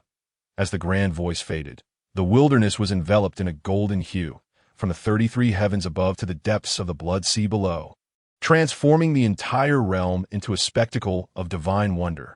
Roaring. Following this, a roar reverberated across the land. High above, within the golden radiance, 2 colossal dragon silhouettes materialized, each stretched for millions of miles, exuding immense power, akin to ancestral dragons gracing the world.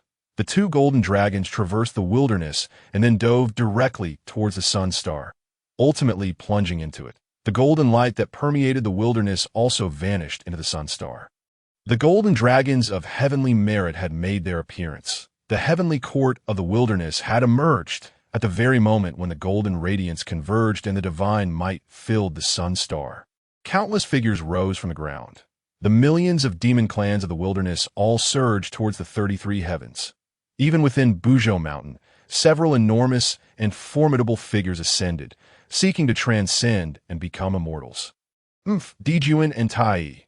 They are quite swift in their actions. After a moment, Emperor Jiang declared sternly, brothers and sisters, Xuan and Tai have forged a deadly enmity with our clan, now that they have established their heavenly court.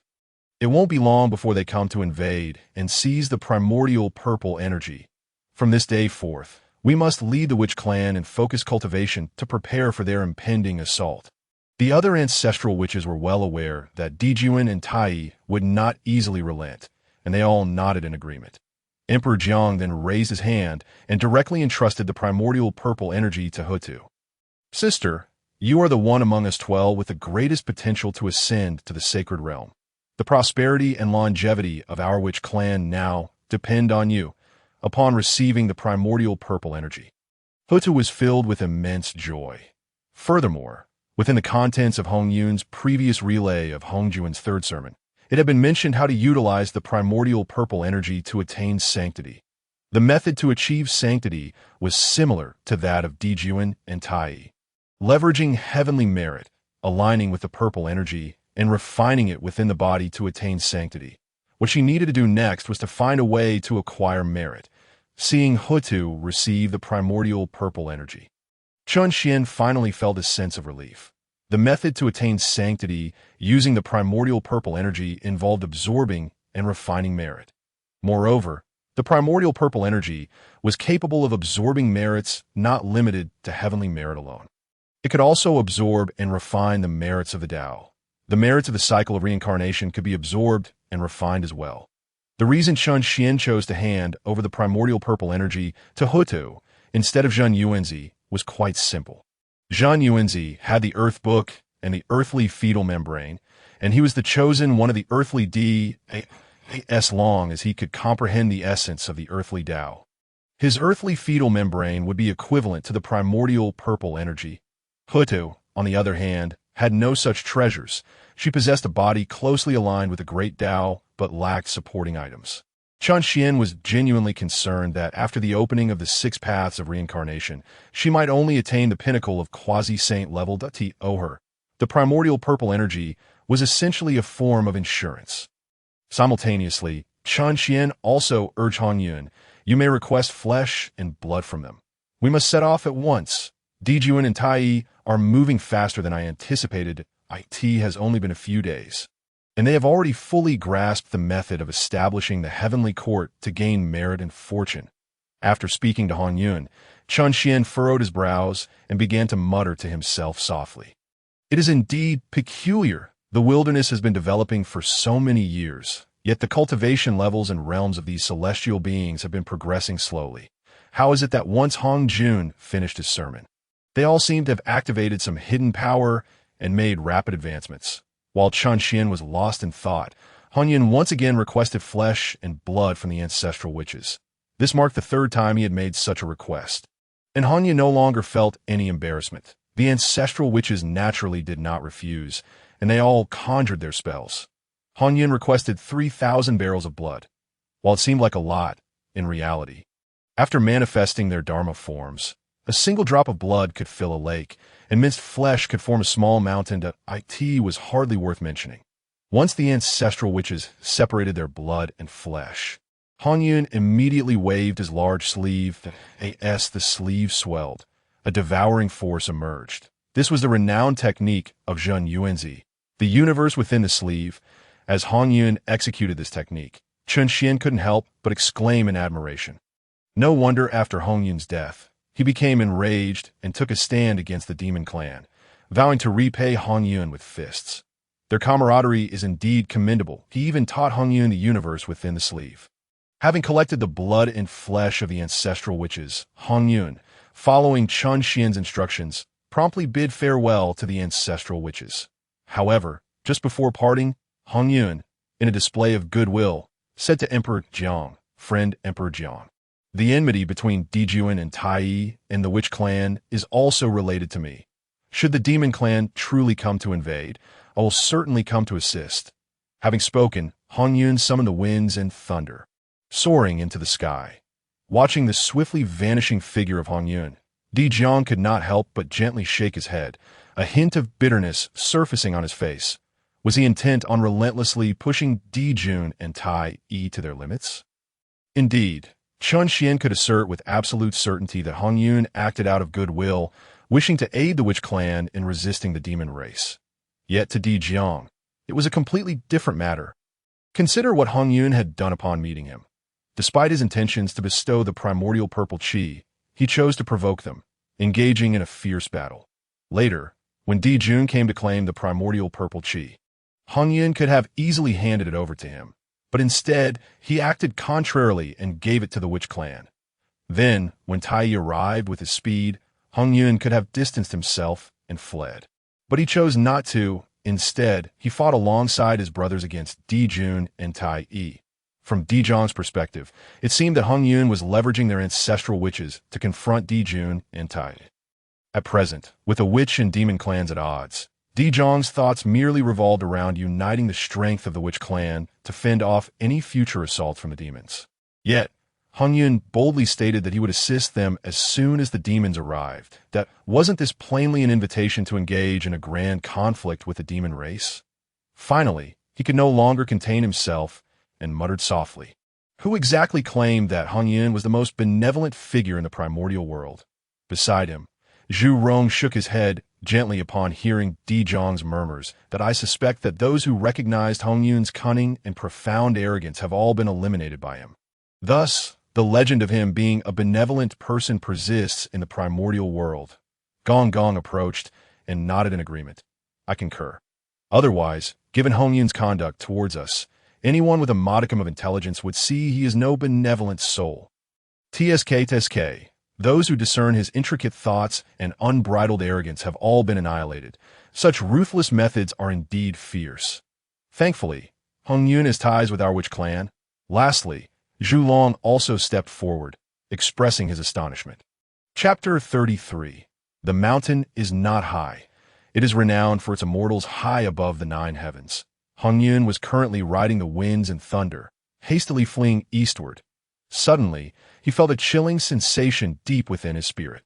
His hair stood on end, and his entire body tingled. Boom! This discomfort compelled him to hasten the flapping of his thunderous wings. His speed surged dramatically. Simultaneously, he anxiously inquired of Chun Xian, Immortal Sovereign, why do I feel as though I am being spied upon? Something feels amiss. Could it be that Hongjun Daozu is plotting against me again? After being cornered twice, and having previously faced Hongjuan's pursuit with lightning, Hongyun began to exercise utmost caution. However, Chun Xian inside him could not help but roll his eyes. You are worried about the wrong things. You should be concerned about what truly matters, not this baseless fear.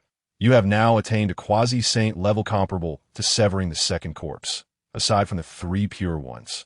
Who else possesses the ability to spy on you? They are likely preoccupied with severing the 3rd corpse at this moment, and they hardly have time to focus on you today. As for Hongjun, through Hongyun's perspective, Chun Xian glanced toward the heavens. In truth, everything Hongyun had been contemplating recently was remarkably astute, falling perfectly within Hongjuan's grand design. For instance, the domain of Jin Yuanzi and the ancestral land of the Earth Immortals at Wanshou Mountain. Moreover, Dijun and Tai Yi establishing the heavenly court, while Hutu contemplates reincarnation. All of these events were destined to occur in the future, and Hongjun would be pleased to witness them. The only discrepancy was that while Hongyun remained alive, Kunpeng had perished, altering the course of events in the primordial world. Yet upon reflection, it seemed that Hongyun's existence and Kunpeng's fate held little impact on Hongjuan's plans. After all, Kunpeng was merely a quasi-saint. Though he served as a teacher in the heavenly court, he ultimately retreated to the depths of the North Sea after the calamity between the witch and demon clans, disappearing from the world. A single quasi-saint, if the heavenly court truly required him. Hongjun could easily summon another quasi-saint. As for Hongyun, he was originally fated to die. Yet now he had not perished, but this had not yet affected Hongjuan's designs. Thus, Hongjun would not take immediate action against him. That Hongjuan's famous saying, "Below the saint, all are mere ants," encapsulated his view of Hongyun. To him, Hongyun was merely an insignificant ant, though this ant continued to scurry about. He was hardly concerned. What had transpired previously was not sufficient to provoke Hongjuan's intervention. However, the actions that were about to unfold might very well incite Hongjuan's wrath. Fortunately, as long as Hongyun acted swiftly and preemptively, coupled with prior arrangements, even if Hongjun would take action personally, Hongyun still stood a chance of survival. Moreover, should Hongjun truly wish to intervene, he would have to carefully weigh his options, considering whether he could or should act. Just as Chun Xian was secretly amused by these thoughts, Hongyun's voice suddenly broke through. Immortal Sovereign, we have already flown billions of miles eastward from Buzhou Mountain. Where are we truly headed? Shouyang Mountain. Upon hearing Hongyun's inquiry, Chun Xian replied calmly with 3 words, Shouyang Mountain. Hongyun was perplexed by this response. This mountain is not renowned in the primordial realm, nor does it harbor any great powers. What purpose does it serve to go there? Just go because I said so. Stop with the unnecessary questions. I assure you, there lies a great treasure and immense opportunities. If fortune favors you, You may even achieve the level of severing the third corpse.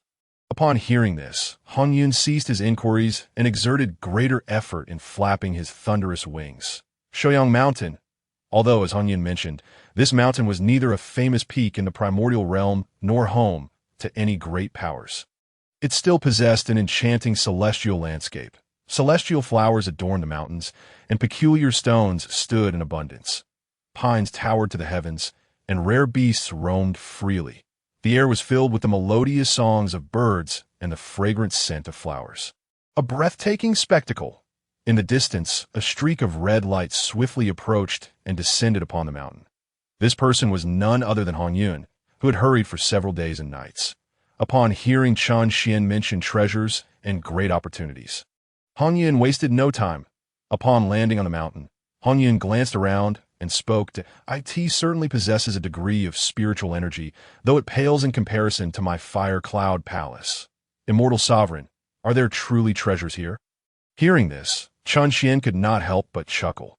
"Have you heard the saying, 'The mountain is not high. It is renowned for its immortals'? The existence of treasures and opportunities here does not depend on you, nor on this mountain, but on others. The mountain is not high. It is renowned for its immortals." Chen Xian's words resonated with Hongyun, prompting him to softly repeat them.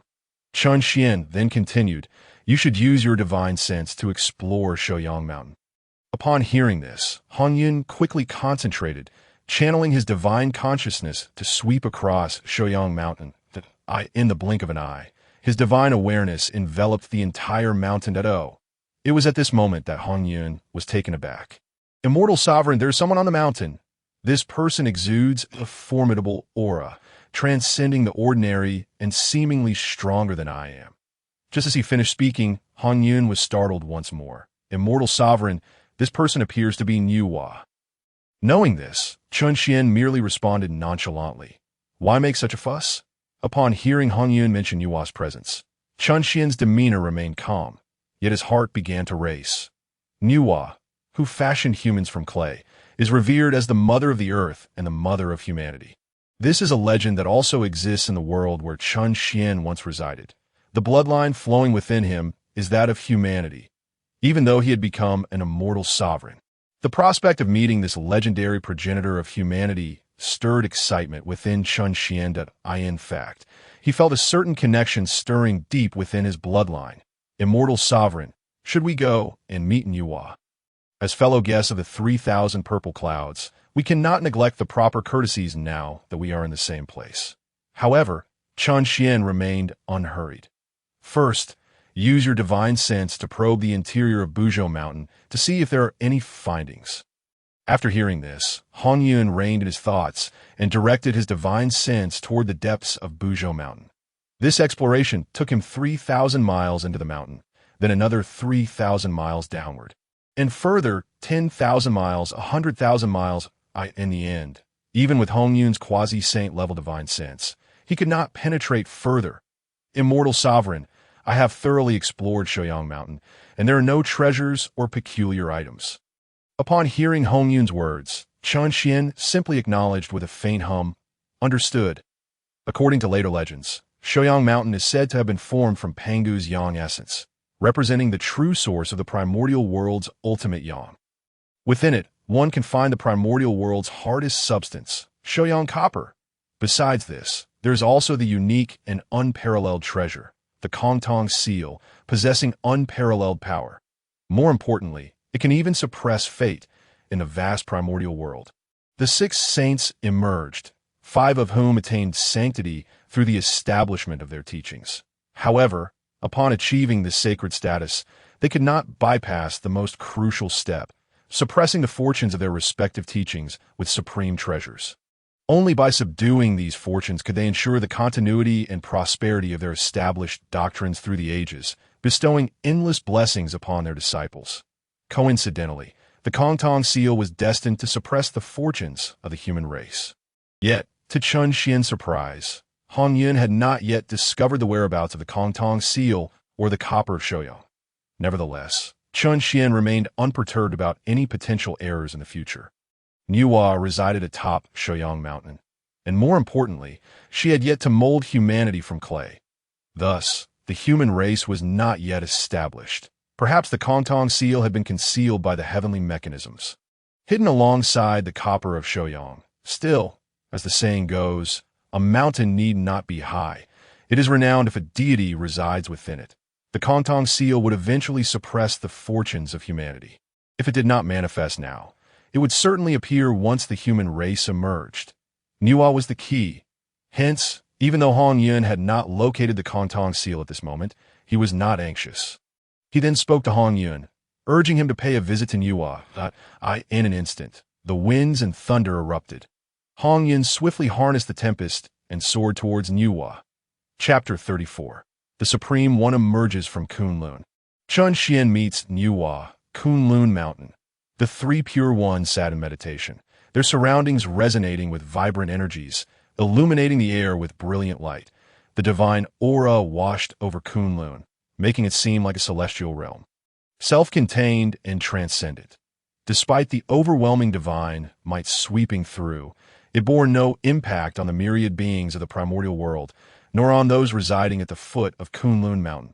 Suddenly, the divine power atop Kunlun came to a halt.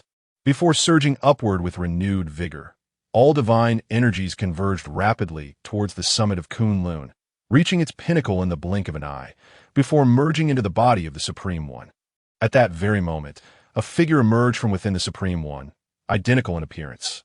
Holding a whisk and clad in a Daoist robe, he turned to the Supreme One and bowed deeply. "Dao friend, I take my leave." After uttering these 5 simple words, his form transformed into a fleeting light, shooting into the heavens. Simultaneously, the Supreme One's eyes opened wide. As he gazed forth, golden light radiated from his eyes. Upon closer inspection, one could discern a myriad of stars and rivers within that golden glow. Yet, this brilliance vanished in an instant. The Supreme One exhaled a breath of turbid air and rose to his feet. Meanwhile, Yuan Shi and Tong Tian, seated beside him, were also stirred, opening their eyes in unison. Upon seeing the Supreme One, they both clasped their hands and smiled. "Congratulations, brother!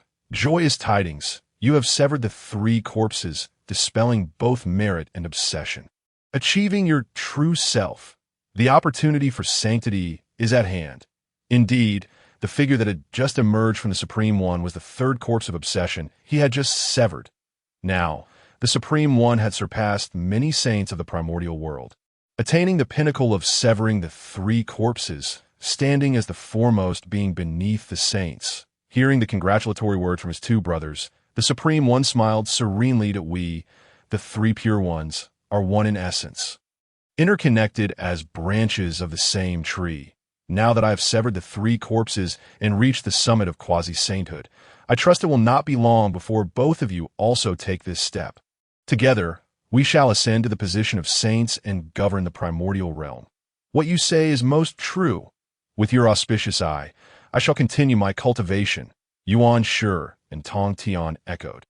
Just as they prepared to sit in meditation and deepen their practice, a divine resonance flickered in the Supreme One's mind. Then, an immensely authoritative, mysterious voice resonated from the depths of his consciousness. "Supreme One, now that you have severed the 3 corpses and attained the pinnacle of quasi-sainthood, you may proceed to the extreme east of the primordial world, to Shoyang Divine Mountain. There lies your opportunity for sanctity." Even with the severing of the 3 corpses and an expansion of his mind, the Supreme One felt no fear that he recognized the voice. It belonged to Hongyun, the Dao Ancestor. Hongyun had once proclaimed that beneath the saints, all were but ants. The Supreme One believed this, but not entirely. Now that he had severed the 3 corpses and entered the pinnacle of quasi-sainthood, he mused that he was already half a foot into the saintly realm, and the gap between him and the saints should not be insurmountable. However, at this moment, the voice of Hongyun echoed in his mind, and he failed to detect even the slightest hint of it, let alone shield or repel it. Such terror it evoked. Today, a saint could convey their voice into his mind without his awareness. In the future, they could deliver lethal intent, taking his life in an instant.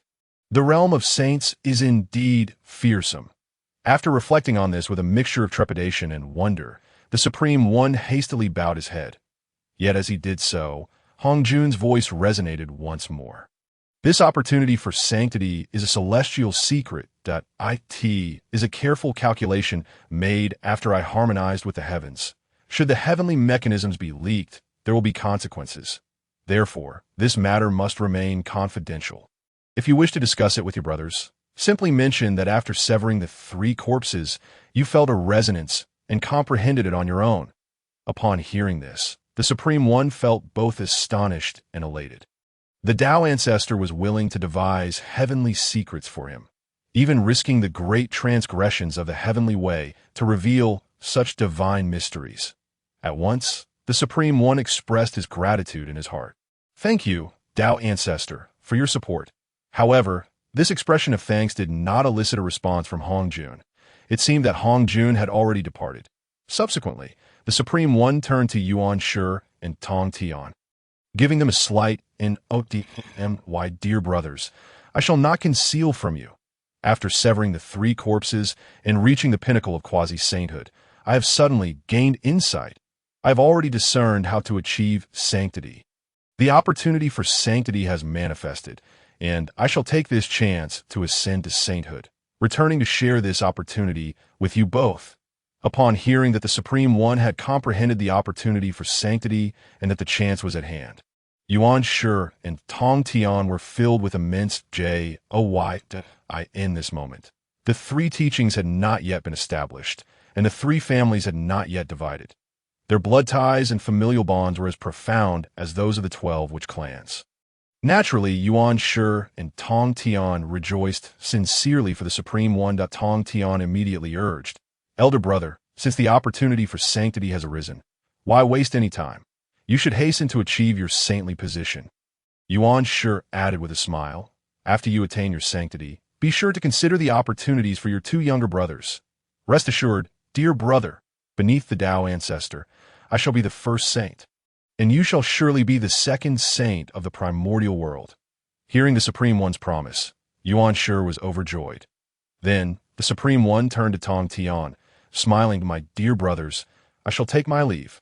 Bowing slightly, the Supreme One transformed into a pure stream of qi and soared out of Kunlun, heading directly towards Shoyang Mountain. Yuan Shi and Tong Tian exchanged delighted glances, sharing in the joy before sitting down to meditate. Both sought to sever their 3 corpses before the Supreme One achieved his sanctity, hoping to welcome him back with the opportunity for their own ascension. On Shoyang Mountain, Hongyun rode the winds and thunder. Racing towards Nuwa in but a few breaths, Nuwa finally came into view. Through Hongyun's eyes, Chun Xian beheld Nuwa in that instant. His breath caught his throat, feeling an overwhelming awe. Indeed, as Chun Xian had said, he had encountered countless women, be they empresses, fairies, goddesses, or enchantresses, yet none could compare to the Nuwa he beheld at this moment. Even those who later were said to rival her beauty, such as Hutu, paled in comparison by 100-fold or 1,000-fold. Beneath a towering pine on the mountain, a youthful maiden languidly leaned against the trunk. Her exquisite visage seemed to be crafted by the Tao itself. Clad in simple palace attire, her elegance could not be concealed, radiating an aura that was both commanding and mysterious, yet also inviting. She was like the earth, solid enough to support all, gentle enough to embrace all, and majestic enough to obliterate all. There she rested against the tree, eyes closed in tranquil repose, yet felt as though the world dimmed and all laws of nature faltered in her presence. A gentle breeze caressed her delicate features, as if her beauty imbued the wind with a certain tenderness, making it even more gentle. The sunlight bathed her form, yet it was she who made the sunlight appear even more resplendent and breathtaking. Gazing upon her, Chun Xian found himself at a loss for words, unable to adequately describe her beauty and grace. However, Chun Xian, whose heartstrings were stirred by her beauty, harbored no improper thoughts. He yearned for proximity, not with any ulterior motive, but merely to admire her countenance and listen to her voice. That he desired to befriend her, yet sought only a genuine connection. That it was akin to gazing upon a peerless crimson lotus. He wished to observe from afar, without any thought of desecration. Unbeknownst to him, the esteemed Hongyun had traveled a great distance for a purpose. Just as Hongyun and Chun Xian were both gazing at Nuwa, a gentle voice suddenly emanated from beside Hongyun. He turned swiftly, only to find a radiant young maiden had appeared beside him, a striking likeness to Nuwa herself. Yet, in comparison to the Nuwa reclining against the tree trunk, this maiden possessed a youthful vivacity. Looking at Hongyun, she smiled charmingly, her beautiful eyes sparkling with mischief. It was unmistakably a creation of Nuwa. Hongyun had encountered Nuwa before and felt no mystical sentiment akin to Qinshien's. Upon seeing the body severed by Nuwa, he quickly raised his hand in a gesture of respect. I have met the esteemed Nuwa. Congratulations on attaining the status of quasi-saint. However, the body severed by Nuwa did not respond to Hongyun. She merely gazed intently at him, her eyes deep and profound, which piqued Hongyun's curiosity. Yet within him, Qinshian was taken aback. Through Hongyun's eyes, he distinctly felt that the Nuwa looking at Hongyun was, in fact, looking through Hongyun's gaze directly at him. How strange. Hongyun, why do I feel an inexplicable connection to you? This bond seems akin to that which I share with my elder brother Fushi. Indeed, Nuwa had sensed Qinshian. Chapter 35. Testing the Water's Celestial Sovereign. Initially, Nuwa's gaze merely stirred Hongyun's curiosity. Yet gradually, a sense of trepidation began to swell within him. Nuwa's gaze grew ever more profound. Until at last, Hongyun felt as if his soul were being penetrated, exposing his innermost secrets. Unable to contain himself, he silently called out to Qinshian. At this moment, Qinshian regained his composure. Nuwa had sensed a presence reminiscent of Fushi, implying she was not truly perceiving him. Upon reflection, Qinshian, concealed within Hongyun's body and transformed into his primordial spirit, shared no difference with Hongyun's own primordial spirit beyond possessing consciousness and divine power. If he remained well concealed, even the likes of Hongjun, who had achieved unity with the Tao, would likely remain oblivious to his presence. Celestial Sovereign? At that moment, Hongyun's call reached Qinshian's ears once more. Nuwa is still observing me. What should I do? Hearing the slight panic in Hongyun's tone, Qinshian retorted sharply. What are you so flustered about? I did not summon you to scheme against Nuwa. It was then that Nuwa finally withdrew her gaze from Hongyun. Yet the familiar aura emanating from him compelled her to continue scrutinizing him. As she examined him, she inquired, Hongyun, you have yet to disclose your purpose for visiting Shoyang Mountain. Hongyun remained silent, awaiting Qinshian's guidance. After a moment's contemplation, Qinshian suggested, you should inquire of Nuwa why she has come to Shoyang Mountain. Hongyun was taken aback. Nuwa had arrived at Shoyang Mountain first, and only after had he come seeking her following Qinshian's words. Now, confronted with Nuwa's inquiry, Qinshian not only declined to answer, but also urged him to pose a question to her, which left Hongyun feeling uneasy. Why bother? Just ask. Qinshian was well aware of Hongyun's inner thoughts. With a resigned sigh, he added, could you not suppress that antiquated sense of benevolence? I've told you countless times. Yet you still fail to learn. Listening to Qinshian's reprimand, Hongyun forced a smile, finally complying as he addressed Nuwa. May I ask, esteemed Nuwa, what brings you to Shoyang Mountain? As he spoke, Hongyun offered an apologetic smile. However, upon hearing his question, Nuwa's expression shifted. She continued to scrutinize Hongyun, her eyes now tinged with vigilance. Nonetheless, she soon replied, to be candid, after listening to the Daoist teachings at Zhixiao Palace for millennia, I have felt a profound resonance. Upon departing Zhixiao Palace, I severed a body and attained the status of quasi-saint. Suddenly, I sensed an essence of pure yang energy coursing through the primordial chaos, reaching for the stars. I searched tirelessly and ultimately arrived here, at Shoyang Mountain. Pure yang energy, Qinshian's heart surged with excitement at Nuwa's revelation. Could it be? He muttered under his breath before hastily instructing Hongyun. Ask her where the pure yang energy on Shoyang Mountain currently resides. If it has already dissipated, why has she not departed? Hesitant to press further, Hongyun felt a twinge of rudeness at Qinshian's demand, yet he could not disregard Qinshian's words. Thus he smiled once more at Nuwa and inquired, esteemed Nuwa, I have not sensed any pure yang energy upon my arrival in the mountains. May I ask where it has gone? If the yang energy has vanished, why do you linger here? After speaking, Hongyun offered another apologetic smile to Nuwa, but her countenance suddenly flushed with color. Then, Upon seeing Hongyun's cheerful expression, a flicker of irritation crossed her face. Old Daoist Hongyun. Just as Nuwa displayed her displeasure, a sudden shout erupted, a flash of light appeared, revealing a figure clad in red armor, wielding a sharp sword. She bore an uncanny resemblance to Nuwa. It was unmistakably another of Nuwa's severed bodies. Yet this one radiated a fierce, malevolent aura. Standing with her sword drawn, she resembled a valiant general of great renown. Her demeanor rivaled that of Xuan, whom they encountered on Mount Buzhou. It seemed this was the malevolent body severed by Nuwa. Old Daoist Hongyun, I see your face adorned with a lewd grin, your eyes gleaming with mischief. You appear to have discerned the truth and are now feigning ignorance, playing with me. The sudden emergence of Nuwa's malevolent body and her scathing rebuke left Hongyun feeling utterly helpless. Esteemed Nuwa, it is a misunderstanding, a misunderstanding, a misunderstanding. Nuwa's malevolent body, undeterred, continued her fierce reprimand. You Hongyun Palace are separated from Shoyang Mountain by countless miles. You have traveled a great distance. Surely you understand the significance of the pure yang energy here. Having comprehended it, why do you persist in feigning ignorance? Do you think I would consider this a misunderstanding? Insolent wretch, prepare to taste my blade. Before her words concluded, the malevolent body of Nuwa unsheathed her sword without hesitation and struck. In an instant, heaven and earth seemed to split apart, and the force of her strike cascaded downward. No. Soon, Hongyun realized it was not merely the heavens and earth dividing, but an overwhelming sword energy that cleaved the very fabric of reality in twain. Was Nuwa's malevolent body really so quick to anger? With a mere word, she swung her sword, leaving even Chun Xian taken aback. In his memory, Nuwa was the progenitor of humanity, the mother of the earth, who should embody harmony and gentleness.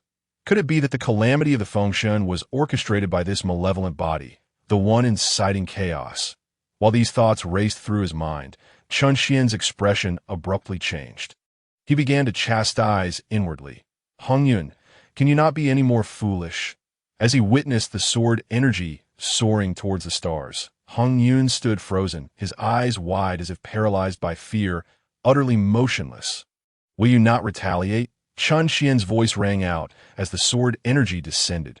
Boom! Just in the nick of time, thunder and lightning roared. Hongyun summoned the wings of wind and thunder, dashing away at breakneck speed. Narrowly evading the strike aimed at the heavens, he quickly turned to address Nuwa's malevolent body. Esteemed Nuwa, it is indeed a misunderstanding. This is not my doing. Simultaneously, he called out to Chun Xian in his heart. Celestial Sovereign, you must explain this. What is there to explain?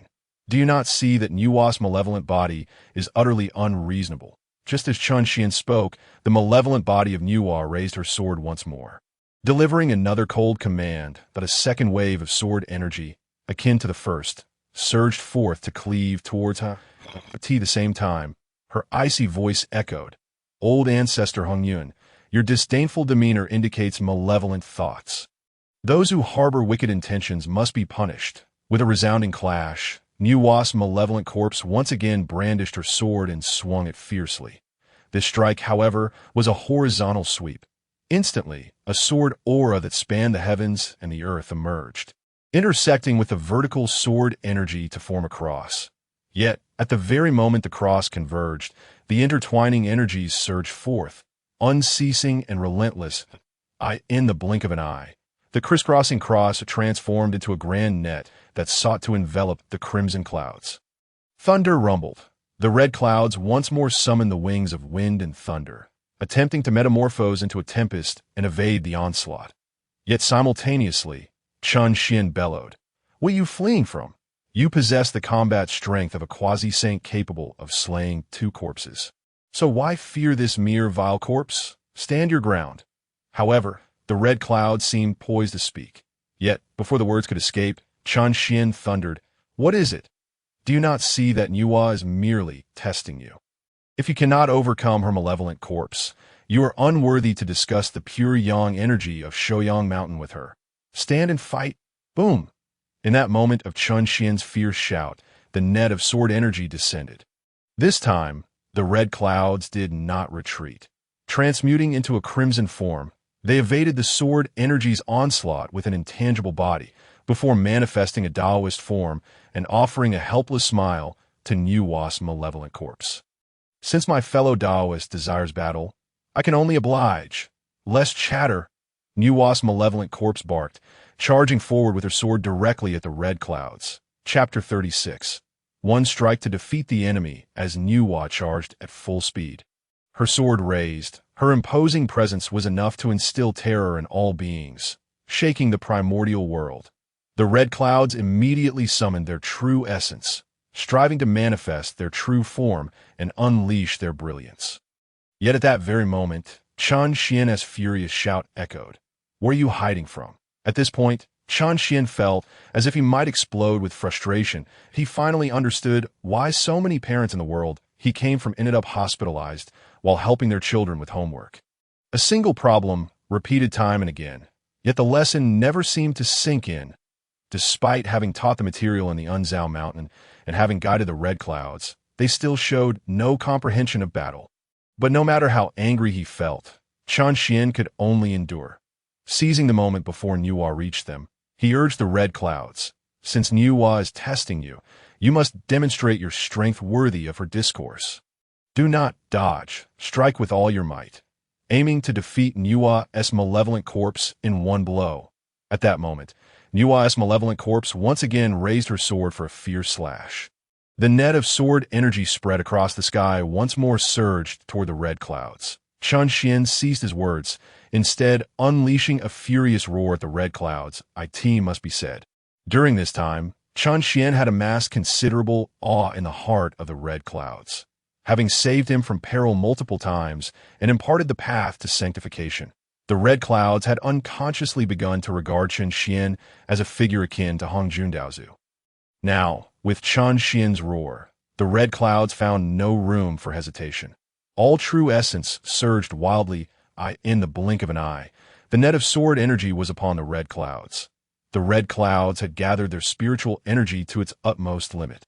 With a powerful shout, they opened their mouth and expelled a torrent of scattered soul crimson mist, which spread across the heavens.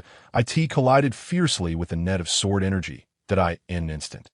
The sword energy and crimson mist clashed fiercely, neither yielding an inch. However, the red clouds had already attained the quasi-saint combat power capable of slaying the two corpses, and now they faced only Nuwa's malevolent corpse. As the crimson mist and sword energy wrestled against each other, the red clouds inhaled deeply. Then, with a fierce exhalation, they released a massive force that surged against the crimson mist, resisting the sword energy. In an instant, the power of the scattered soul crimson mist surged dramatically. With but a gentle tremor, it devoured and shattered the net of sword energy. Immediately thereafter, the red clouds charged toward Nuwa's malevolent corpse. Nuwa's malevolent corpse swung her treasured sword fiercely. However, although the sword energy was formidable, it merely served to protect her.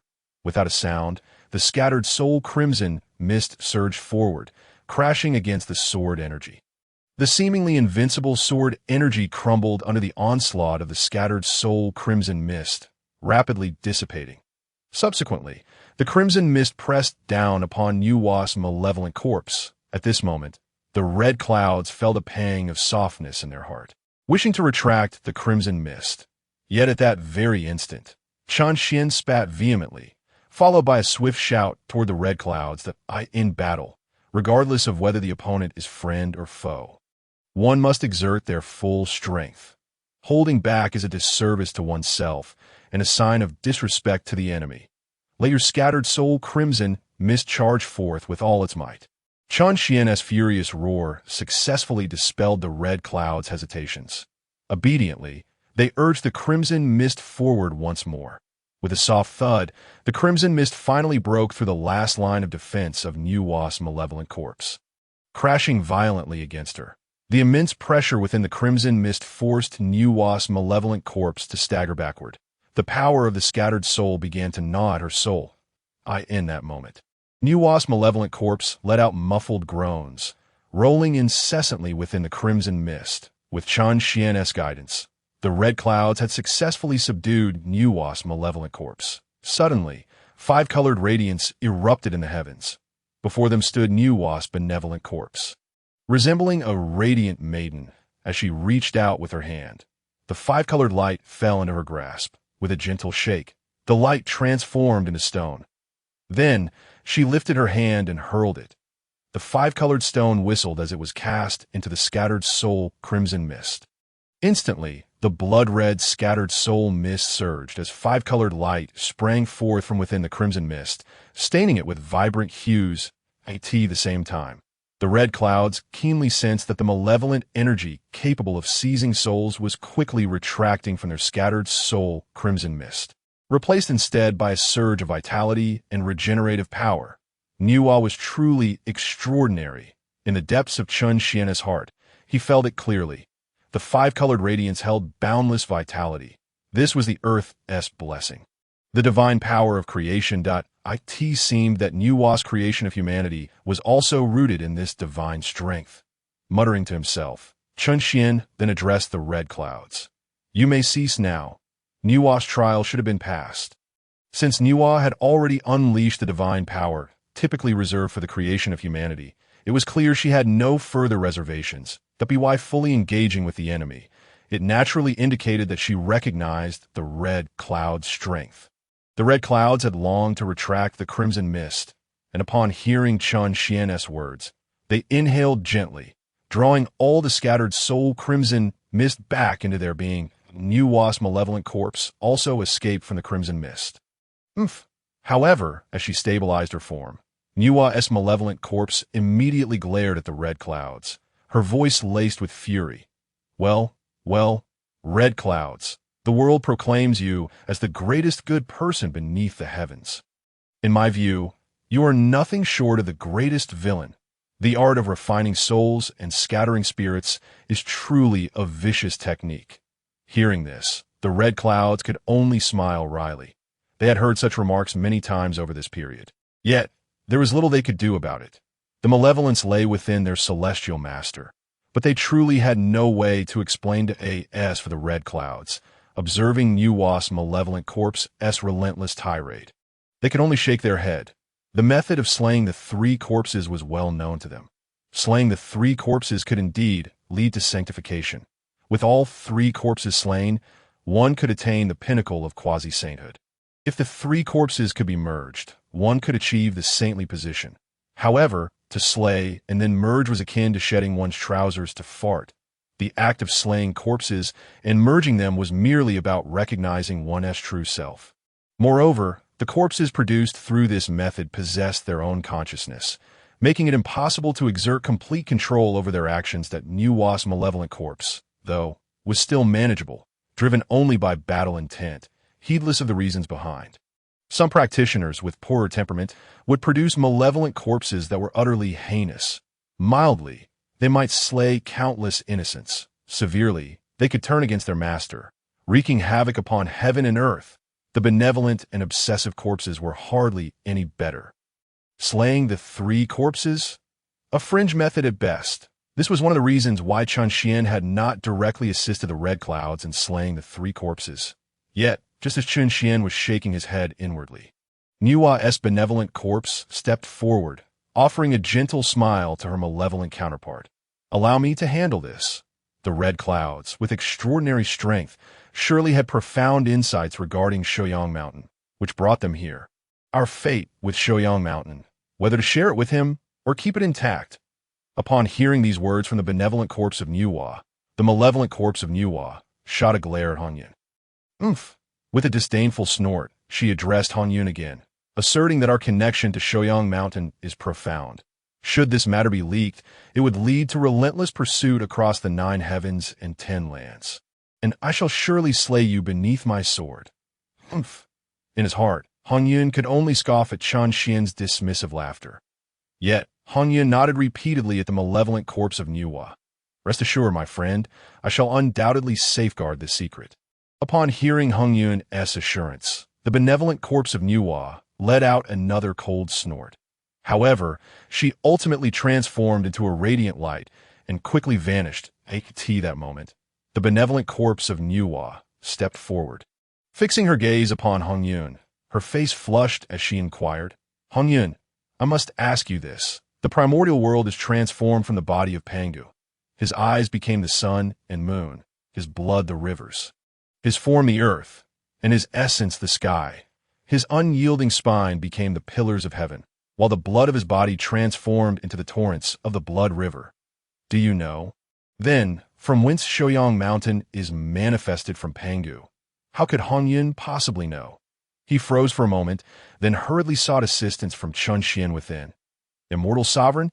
At that instant, Chun Xian burst in a hearty laughter.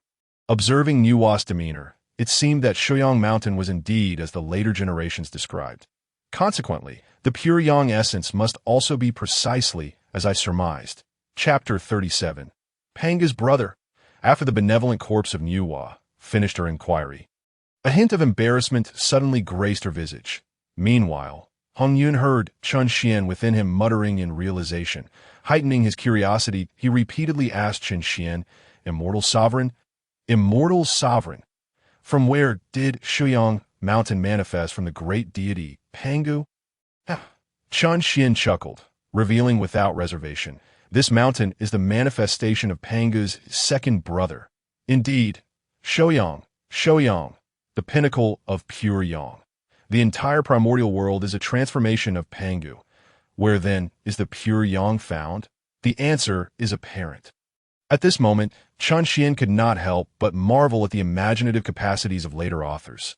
Many speculations surrounded Shoyang Mountain, yet someone truly discerned that it was Pangu's second brother. Second brother? However, Chun Xian's words left Hongyun bewildered, as if he were lost in clouds and mist, unable to comprehend. "Immortal sovereign, I have never heard of the great deity Pangu having a second brother." Hearing this, Chun Xian finally grasped the meaning of second brother, which was still unknown in the primordial realm. After some contemplation, he found a term more suitable for the era of the primordial world and informed Hongyun. "It refers to the yang root." Hongyun understood. He was left utterly astonished. "What do you mean? The primordial world is a transformation of Pangu. What is so strange about the manifestation of the yang root? You should hurry and tell Nuwa." Seeing Hongyun's astonishment, Chun Xian could only shake his head in exasperation. After living for countless eons, how could he still behave like an innocent young lad? Ultimately, he urged Hongyun on. Regaining his composure, Hongyun smiled at Nuwa. He then lowered his voice, tentatively addressing the benevolent corpse of Nuwa. "Shoyang Mountain is the manifestation of Pangu's yang root." The benevolent corpse of Nuwa's face flushed as she softly murmured. Witnessing her demeanor, Chun Xian could not help but chuckle that he was now certain that his thoughts were indeed correct. I wondered why, upon the emergence of this race, they instantly became the absolute protagonists of the primordial world. Logically speaking, as humans align with the path of humanity, heaven should conspire to eliminate them. Yet, regardless of the schemes, humans always find a glimmer of hope. If the birth of humanity holds such a profound secret, then in this primordial world, there truly is no other species capable of claiming the role of the heavenly protagonist. No wonder, even the postnatal humans possess boundless potential. As he chuckled inwardly, Chun Xian could not help but express his admiration. Simultaneously, the benevolent corpse of Nuwa, blushing, addressed Hongyun. "Since you have grasped the essence of Shoyang Mountain, you must also comprehend the nature of the pure yang essence I sensed. My connection with Shoyang Mountain need not be concealed from you." Nuwa's words elicited a helpless smile from Hongyun. How could he know what that pure yang essence was? He could only implore Chun Xian, "Immortal sovereign, what is that pure yang?" However, before he could finish, Chun Xian interjected, "Just listen to Nuwa." As Chun Xian's words fell, Nuwa chuckled shyly that I arrived at Shoyang Mountain and obtained that pure yang true energy. Subsequently, I felt a resonance, harmonizing with the pure yang true energy, merging heaven and earth. Not long ago, I became one with that pure yang true energy and severed the three corpses. In the process of harmonizing with the pure yang true energy, I experienced profound insights and gained much. Harmonizing yin and yang, merging heaven and earth? Hongyun felt he understood, yet Just as the benevolent corpse of Nuwa spoke these words, her face turned crimson, her eyes sparkling. This left him even more perplexed, but while he was confused, Chun Xian understood. Upon hearing the response from the benevolent corpse of Nuwa, Chun Xian could no longer contain himself. Within Hongyun, he burst into laughter. Indeed, the primordial world could only be worthy of Nuwa if it were Pangu. Yes, what Nuwa described, the harmonizing of yin and yang, the union of heaven and humanity, symbolizes a certain union between male and female. Naturally, Pangu had perished, transforming into the primordial realm. Nuwa and Pangu could not possibly engage in any corporeal grand harmony. According to Nuwa, it should be her primal spiritual energy merging with the yang essence of Shoyang Mountain, becoming one dot, and Nuwa's primal spiritual energy must be pure yin. Otherwise, she would not be referred to as the mother of earth in later generations. Heaven represents yang, while earth represents yin. Thus, after the harmonization of yin and yang, Nuwa added the phrase the union of heaven and earth. Regardless of the circumstances, although Nuwa and Pangu did not achieve corporeal unity, in a certain sense, they had indeed harmonized and become one. After a considerable while, Chun Xian finally ceased his laughter. He lightly coughed before softly mumbling. Those later novelists, whenever they write about crossing into the primordial world, love to claim Nuwa for themselves and include her in their harem. If it were discovered that Nuwa had already been claimed, I wonder what their reactions would be. Chun Xian held no resentment toward the plots devised by later novelists regarding the acquisition of Nuwa. If people enjoyed reading, then authors would write. If authors wrote, and people liked it, there was nothing wrong with that. Yet sometimes he would entertain mischievous thoughts if Nuwa were truly to be swayed by emotions, to experience desires of the heart. Then in the absence of any time traveler, whom would this mother of earth be drawn to? Who could unite with this ancestral figure of humanity without inciting the ire of the entire human race? Unexpectedly, he had personally arrived at the answer, and this answer was indeed extraordinary, yet still within reason. After his quiet musings, he turned to Hongyun and said, "Ask her whether the insights gained from the union of yin and yang with Shoyang Mountain are related to Pangu's creation of the world." This time, Hongyun hesitated not at all and immediately posed the question to Nuwa. "Dare I ask, friend, are your later insights related to Pangu's creation of the world?" However, this time, the radiant and youthful Nuwa did not respond to Hongyun's inquiry. Suddenly, atop Shoyang Mountain, divine light burst forth, an aura of extreme majesty and power, yet simultaneously imbued with a gentle essence, emanated from the mountain. This presence exuded the dignity of sovereign, in terms of majesty. It was indistinguishable from Emperor Jun like a ruler. It commanded respect, yet it did not exert a tyrannical pressure to compel submission from all beings. This aura merely inspired longing, as though one would willingly follow it. Even within this divine light and essence, Hongyun felt an unparalleled comfort. Even Chun Xian within him felt exceptionally at ease, as if his primordial spirit had unknowingly expanded a few folds shortly thereafter. A voice emerged, warm and gentle, akin to spring rain, soothing to the ears. "I have answered so many of your questions. Can I now request that you share with me your insights regarding Shoyang Mountain?" A voice emerged from behind the enchanting maiden. Hongyun looked up and beheld Nuwa, who had previously reclined beneath the pines, now rising with her eyes wide open. She stepped gracefully upon a rainbow cloud, her bare feet as radiant as jade. Approaching Hongyun with a serene demeanor, a gentle breeze swept by, causing her regal attire to flutter elegantly. Ethereal and otherworldly, she embodied a divine grace, drawing closer with the beauty of the primordial world. To behold her was to be forever etched in memory. To look away was to feel an insatiable longing that in this moment. Even Hongyun, devoid of carnal desires, felt an unexpected surge within. Meanwhile, Chun Xian's thoughts were tumultuous. Although he lacked a corporeal form, he sensed a rush of blood coursing through him. As if the approaching figure was a beloved kin, he nearly succumbed to the urge to speak through Hongyun, wishing to control his body and personally converse with the approaching Nuwa. Chapter 38. Chun Xian's fortuity. The breathtaking figure and the grandeur of the era that left Hongyun in a state of astonishment until Nuwa stood before him. I have encountered an important revelation atop Shoyang Mountain, one that pertains to the heavenly secrets.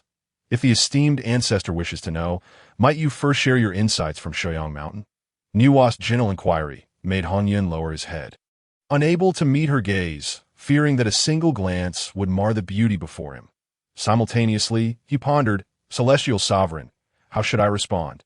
At that moment, Chun Xian was overwhelmed with excitement, an emotion beyond his control.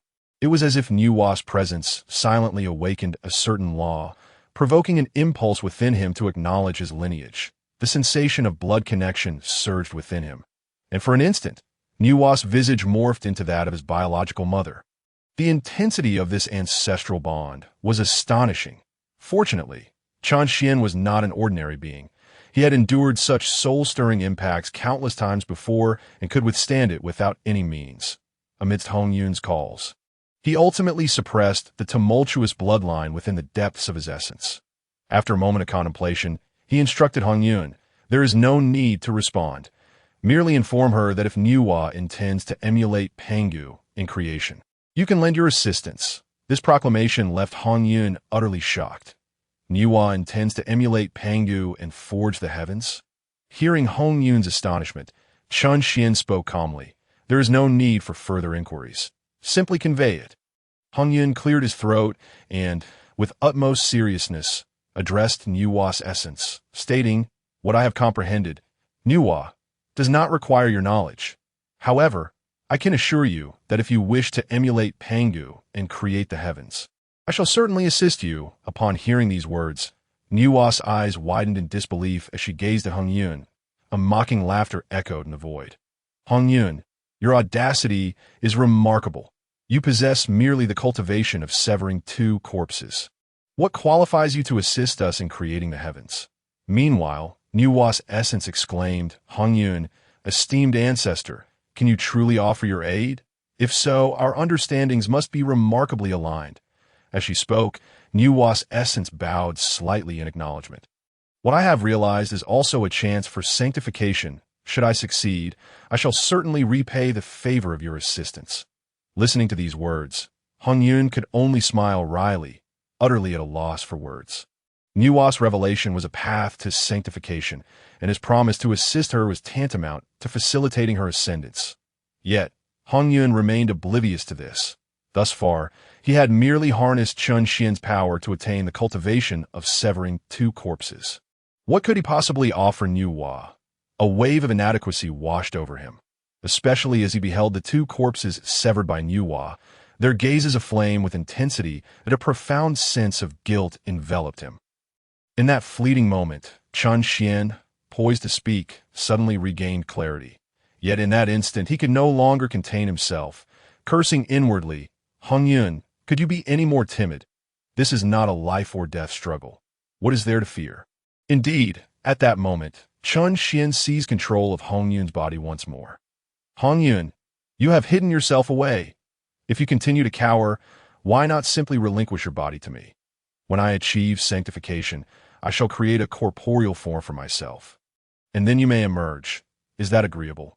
Initially, Chun Xian had been solely focused on enabling Hongyun to attain sanctification to regain his freedom or to gain control over Hongyun's body by any means necessary.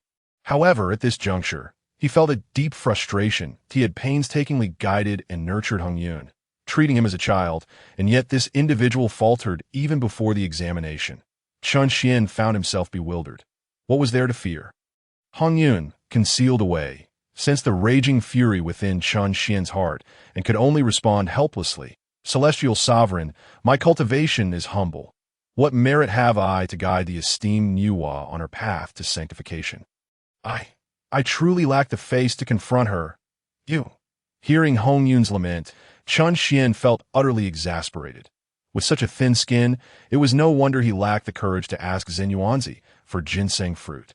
Do you not know that having a thicker skin is also a means of survival? Shaking his head, Chun Xian sighed in resignation. Just wait and see. Observe how I shall portray myself. He intended to say act cool, but anticipated that Hongyun would not comprehend. Thus, he quickly added, in matters of cultivation, the accomplished are the teachers, and the capable are the masters. Though your cultivation may not match Nuwas with my presence, you are indeed capable and accomplished. In the vast world of the primordial, even before Hongjun, you can hold your head high and stand tall. Do you understand? After conveying his thoughts to Hongyun, Qian inwardly cursed. Damn it, with me as your support. You still fail to utilize it. Even if a dog were to traverse this primordial realm, possessing my essence would likely make it stronger than you. After his outburst, he added, now observe closely and learn how you ought to confront the myriad beings of the primordial world. Posture and mindset are interdependent, since Qian aimed to alter Hongyun's mindset, instilling confidence and courage within him. He seized this opportunity to teach him what it meant to be the protagonist with a golden finger. After a disdainful huff towards Hongyun, he finally raised his gaze towards Nuwa. Yet, as he lifted his eyes, Qian was taken aback. Before him, Nuwa's benevolent essence and her will were wide-eyed in disbelief. Gazing at him, even the malicious essence of Nuwa, which had retreated to safety, materialized, astonished as it brandished its sword. Qian was momentarily stunned, his heart racing. Could it be that Nuwa has sensed something unusual? Just as he pondered this, the malevolent essence of Nuwa admonished him. Hongyun, what exactly did you comprehend atop Shoyang Mountain? Why do I suddenly sense the same pure yang energy from you that I felt on Shoyang Mountain? The radiant, maiden-like Nuwa's benevolent essence echoed in astonishment. Indeed, it is that pure yang energy. Though faint, it is undeniably present. Hongyun, esteemed ancestor, do you mean to say you can assist me in achieving sanctification? Qian, too, was taken aback by their reactions. However, it did not take long for him to understand the situation. He was 100% of the human race. In other words, he possesses the bloodline of Nuwa within him. As it stands now, the bloodline from Nuwa, who molded humans from clay, indeed harbors the pure yang essence of Pangyu. The it is this pure yang essence, combined with Nuwa's pure yin energy, that endows humanity with a natural balance of yin and yang, as well as the 5 elemental qualities. Consequently, this grants humanity boundless potential. Moreover, this pure yang essence, bestowed upon humanity by Nuwa during the creation of humans, is likely to become increasingly refined as humanity progresses in cultivation. This pure yang energy is fundamental to human existence. It is their very essence. Thus, even though Qian currently exists in a primordial spirit state, he possesses it as well. However, he had previously concealed it within the red cloud of his primordial spirit, which is why Nuwa had not detected it. Now that he is in control of the red cloud's form, it has naturally come to light. At the same time, Qian became aware of another point. Before arriving in this primal chaos and encountering Nuwa, he had never known that humanity contained Pangu's pure yang essence, nor had he ever felt it. Everything related to Pangu is imbued with the power of creation and the merits of creation. The pure yang essence left behind by Pangu after the creation must also be so. Does this not imply that he could utilize this pure yang essence to further advance his cultivation? Indeed, for thousands of years, Qian had believed his cultivation had reached its pinnacle, mastering the myriad paths and wielding the infinite laws with a mere flick of his fingers. He felt he had reached the end of his journey in cultivation. There was nowhere left to break through. Yet now, it appears that this is not the case. Could it be that this is the true reason for my inexplicable traversal into the primal chaos? Chapter 39. Why not settle for second best? The red cloud, old Daoist. While Qian was lost in thought, a sudden roar pierced the air. Qian regained his focus, only to see Nuwa's malevolent corpse. Her brow deeply furrowed, coldly fixating on him. Speak quickly. Why do you possess Pangu's pure yang essence? What have you comprehended on Shoyang Mountain? The malevolent corpse of Nuwa spoke with an air of arrogance, her tone unyielding and commanding. Gazing at her, Qian's expression turned icy. From a moment this malevolent corpse of Nuwa appeared, he had found her displeasing, without discerning right from wrong or inquiring into the reasons. She raised her weapon to harm him, showing no mercy. Although she is a malevolent corpse by nature, it does not mean Qian is inclined to tolerate her or yield to her. The malevolent corpse, seeing Chen Xian staring at her without uttering a word, became even colder. She opened her mouth again and shouted at Chen Xian, "Are you deaf? I'm talking to you," before the malevolent corpse could finish her sentence. Chen Xian suddenly raised his hand. The dissipated soul red mist transformed into a massive fist that hurtled toward the malevolent corpse of Nuwa with tremendous force. He held nothing back. After all, Nuwa had already severed 3 corpses and reached the peak of quasi-saint status. While the malevolent corpse's strength may be weaker, given the current state of the red cloud, it was impossible to easily kill her. However, being unable to kill does not equate to being unable to injure. Chen Xian's strike came as a complete surprise and was executed as Chen Xian was engulfed in bewilderment. A sudden wave of purple energy surged from the distant horizon. In the blink of an eye, the entire sky became suffused with this rich hue. Within this purple mist, an overwhelming aura emanated, pressing down upon the primordial realm as the purple energy drew nearer. This aura intensified, growing increasingly formidable and intimidating in mere moments. Even Chen Xian felt a twinge of discomfort. That same moment, Nuwa raised her gaze. With just a glance, she spoke. The purple energy approaches from the east, carrying its essence with it. This is the aura of the leader of the 3 pure ones. Could it be that Taishang has attained some enlightenment and has come to Shoyang Mountain to seek the opportunity for sanctification? The names of the 3 pure ones and Taishang struck Chen Xian with surprise. Suddenly, he recalled that after Nuwa created humanity from the earth of Shoyang Mountain, Taishang had established this place as a sacred ground to teach and attain sanctity. Damn it, could it be that as soon as Nuwa created humanity, Taishang immediately thought to establish a teaching for sanctification? Time is so tight. Cursing inwardly, Chen Xian resolved that he could no longer hesitate. He had to inform Nuwa of the potential repercussions. If that Taishang were to meddle, it would surely spell disaster. He lifted his gaze to the purple energy in the sky, his brow furrowing slightly. And a sense of trepidation surged within him. Indeed, the leader of the 3 pure ones instilled a sense of wariness in Chen Xian. However, it was not Taishang's martial prowess that concerned him, but rather his cunning intellect. In a vast expanse of the primordial realm, aside from Hongjun, who possessed the greatest innate talent for cultivation, without question, it was Taishang, the pure essence of Pangu transformed into 3. With Taishang embodying the most, hence his position as the leader of the 3 pure ones. The pure essence signifies spirituality. Pangu's pure essence is undoubtedly akin to the celestial dome it formed, the purest of energies in the primordial realm. With this unparalleled purity, Taishang could not help but stand out in terms of innate talent. Moreover, when it comes to cunning schemes, aside from Hongjun, who could rival Taishang? Undoubtedly, he remains unparalleled in this regard. After Nuwa created humanity, he alone discerned that this seemingly weak human race, viewed as insignificant by the primordial deities and countless postnatal beings, was indeed the true protagonist of the primordial realm. Thus, he firmly intertwined the fate of humanity with the establishment of his teachings. Although his 2 brothers also emulated him to attain sanctity, and even the 2 from the Western teachings followed suit, they ultimately fell short of his achievements. Consequently, during the calamity of sealing the gods, Hongjun even refrained from involving him. Most of the golden immortals of the ascended the list of sealed gods, while the golden immortals of the had their 3 flowers atop their heads diminished. The human sovereign fell, leaving only emperors in their stead, and the speed of dynastic changes accelerated significantly.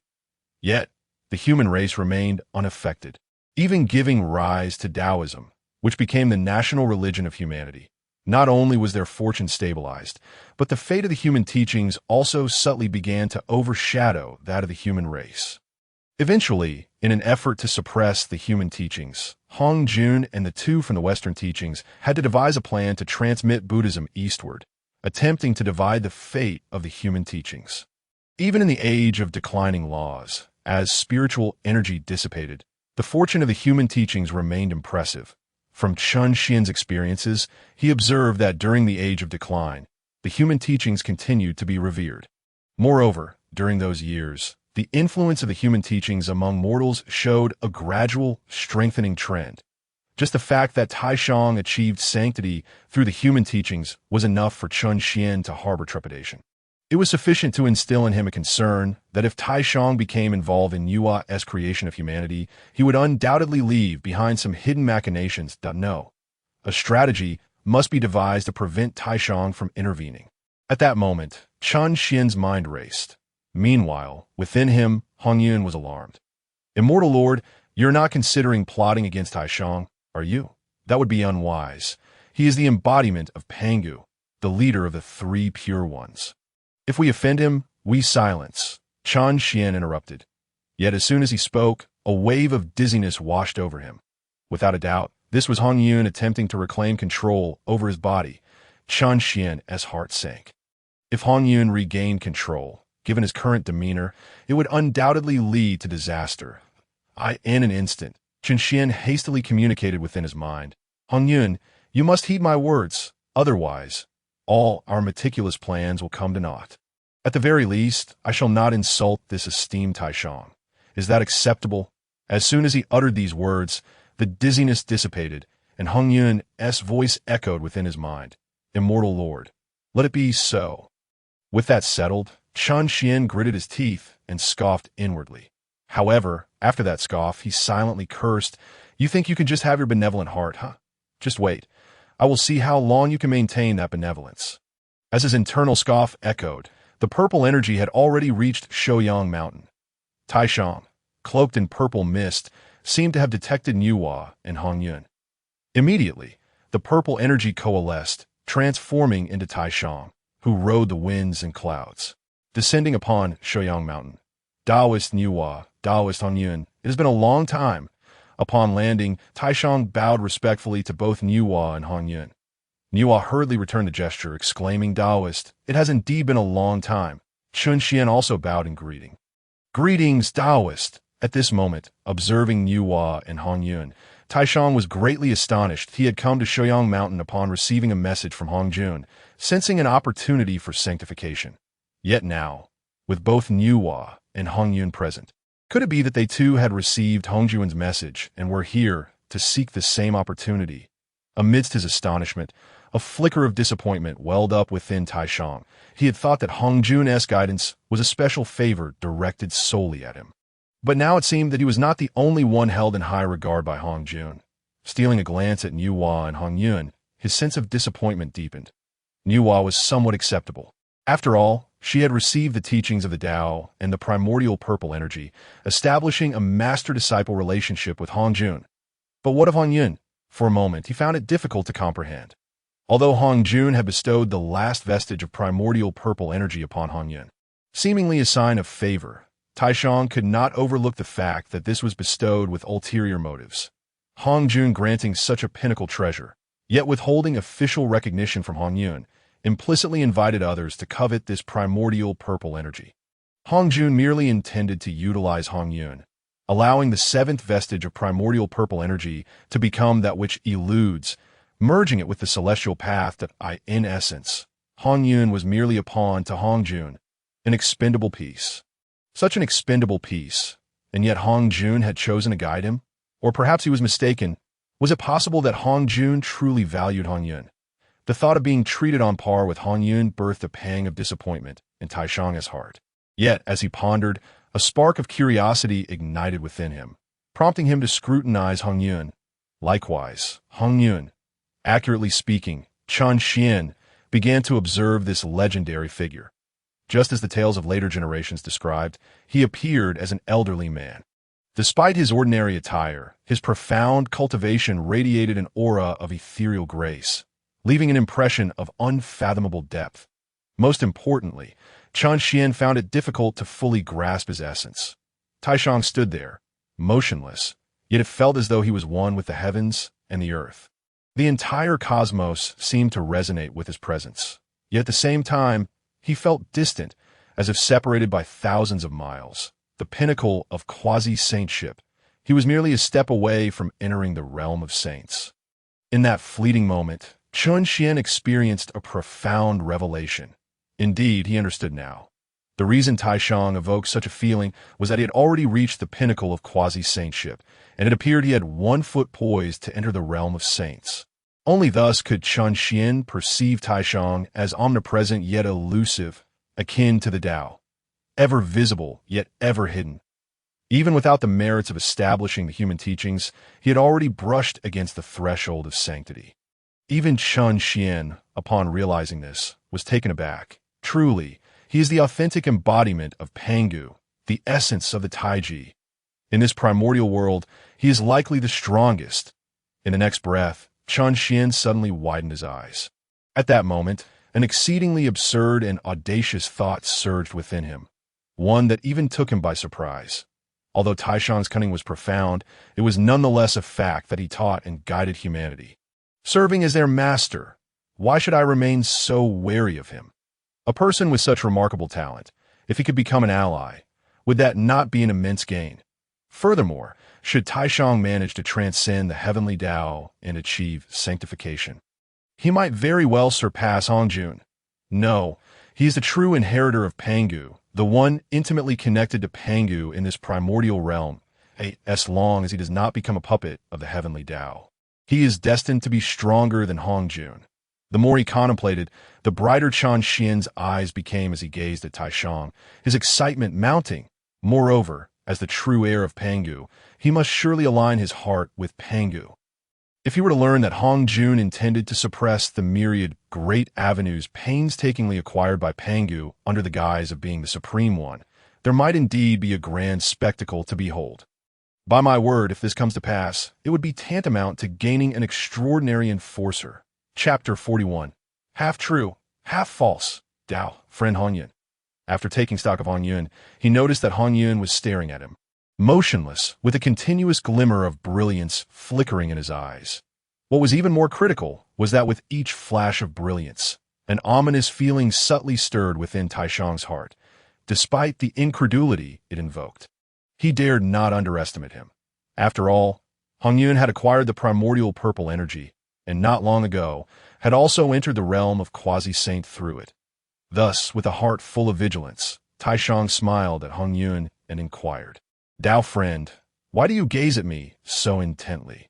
Is there something amiss upon my countenance?" At the sound of Taishang's words, Chun Xian regained his senses. As his thoughts flowed, he immediately discerned the course of action to take. Taishang was now at the pinnacle of quasi-saint, and on the verge of achieving sainthood. Undoubtedly, he harbored deep admiration for Hongjun. To incite him against Hongjun would not be easily accomplished. However, Chun Xian was not in a hurry. The 6 great saints of the primordial realm had yet to ascend, and the calamity of the witches and demons had not yet begun. He had ample time to gradually guide Taishang and engage him in a subtle dance. Although allowing him to proceed unchecked would mean he would gain sainthood through the merits of the heavenly Tao, becoming a puppet beneath it, it was just as Chun Xian had stated. Taishang was shrewd. It was quite possible that he had already devised a plan against the heavenly Tao even before becoming its subordinate. In fact, Chun Xian suspected he had done so more often than not. Otherwise, why would the human teachings flourish amidst numerous great calamities? To take it a step further, if Taishang attained sainthood through the fortunes bound to humanity, could the fortunes of humanity be equated with those of the heavenly Tao? Perhaps not. Let us not forget that within the primordial path, there exists the triad of heaven, earth, and humanity. The heavenly Tao lies with Hongjun, the earthly path with Xinyuanzi. But where does the human path reside?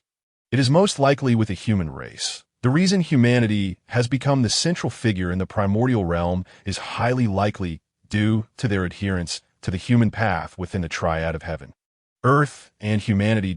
If this holds true, then Taishang's teachings to humanity and the human path would be inextricably linked. Thus, in the future, if he desired to alter Taishang's relationship with the heavenly Tao, it would be exceedingly easy for Chun Xian. To take it a step further, even if Taishang were to become completely subservient to the heavenly Tao and a mere puppet, once Hongyun attained sainthood and Chun Xian regained his physical form, he would possess 100 ways to extricate Taishang from the clutches of the heavenly Tao. For now, what Chun Xian needed to do was plant a seed within Taishang's heart, a seed of doubt concerning Hongjun. In the end, Qian silently chuckled to himself. Only then did he speak to Taishang. However, as he opened his mouth, his expression transformed dramatically, in the blink of an eye. Only concern remained upon his face.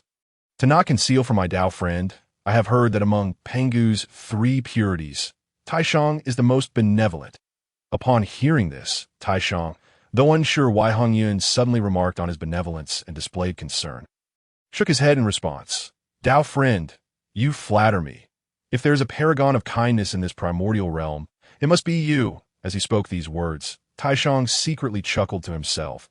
He was indeed kind-hearted, but he was well aware that his kindness differed greatly from Hongyun's, that he believed his benevolence had its limits, and depended on whom it was directed at, unlike Hongyun, whose kindness seemed boundless and extended to all.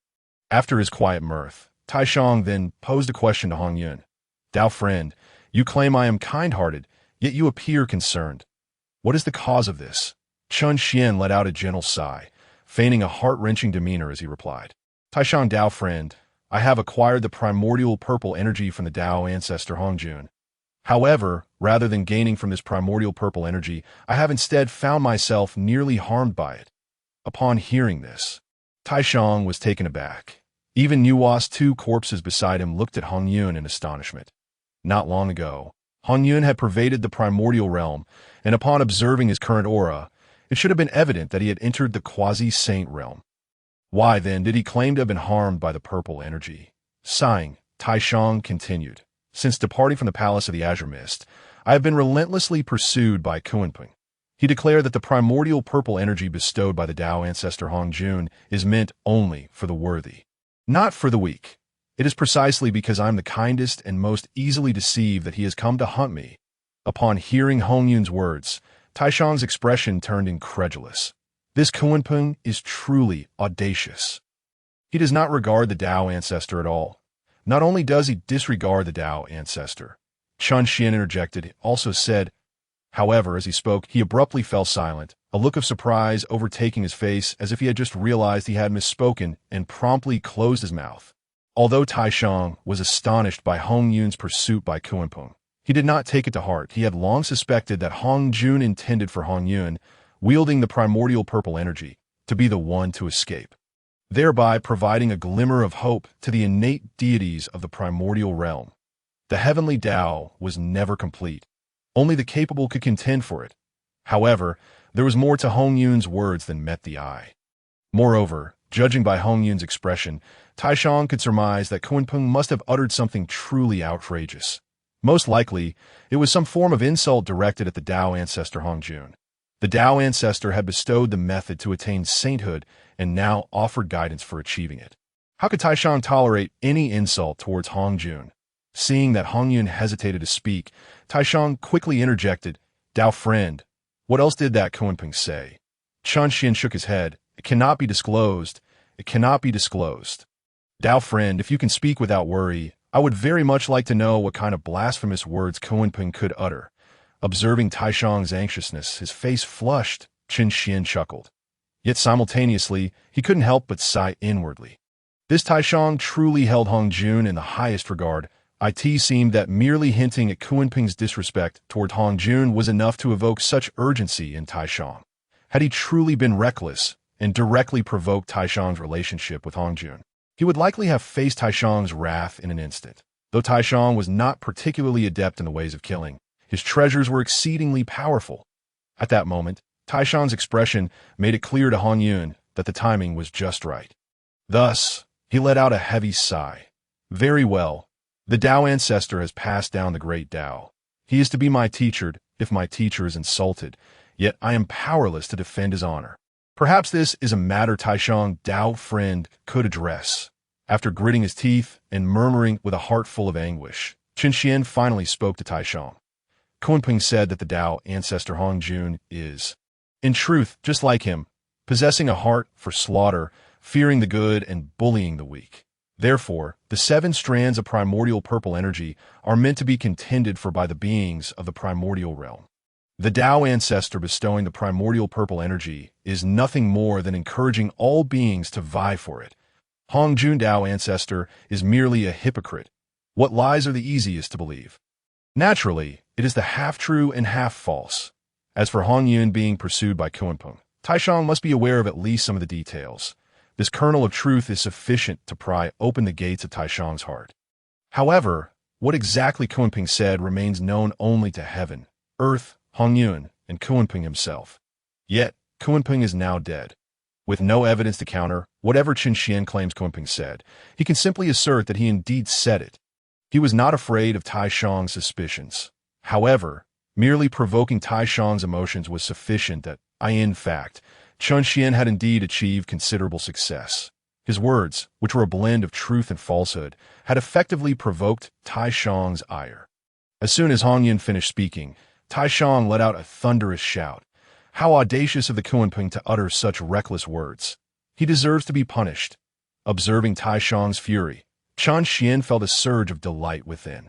Simultaneously, he addressed Taishang once more. Dao friend, Kunpeng also mentioned that if the Dao Ancestor were not hypocritical, if he were not deliberately inciting discord, then why would he not utilize his saintly power to assist you in refining the 7 paths of Hongming's purple qi? The Dao Ancestor merely wished to manipulate the primordial chaos as a chessboard, stirring up storms while watching the beings of the primordial realm descend into chaos. Chapter 42. I understand. Boldness, as Qian spoke. Taishang's anger seemed to reach a boiling point. He suddenly bellowed, and the entire primordial world resonated with thunder at his roar. He was on the verge of entering the realm of saints. Such behavior inevitably incited tumultuous changes. As for Qian, witnessing Taishang's escalating fury, he couldn't help but chuckle inwardly before intensifying his rhetoric. He continued to speak to Taishang. Kunpeng further stated that since the Dao Ancestor possesses the power of a saint, if he were sincere in imparting the Dao, he would descend into the primordial realm and teach the myriad beings. He meticulously selected 3,000 disciples, the strongest among the primordial beings, solely to create a hierarchy, ensuring that the strong remained strong and the weak remained weak. Thus, the conflicts in the primordial realm would appear all the more thrilling. Finally, upon hearing this, Taishang could no longer contain his agitation. He gritted his teeth and shouted at Qian, "Silence! Hongyun, this vile creature of Kunpeng is truly despicable. The Dao Ancestor's teachings are among the greatest benevolences in the primordial realm. How could Kunpeng, with such a petty mindset, presume to judge the intentions of a gentleman? This vile beast delights in slaughter and competition, thinking all beings of the primordial realm are like him. Should I capture him, I shall rend him limb from limb." At this moment, Qian discerned that Taishang was indeed furious. The very words he used, such as vile beast and rend limb from limb, revealed the intensity of his rage. Unable to restrain himself, Qian secretly chuckled. Immortal Lord, immortal Lord! At this moment, Hongyun's voice resonated within Qian's mind.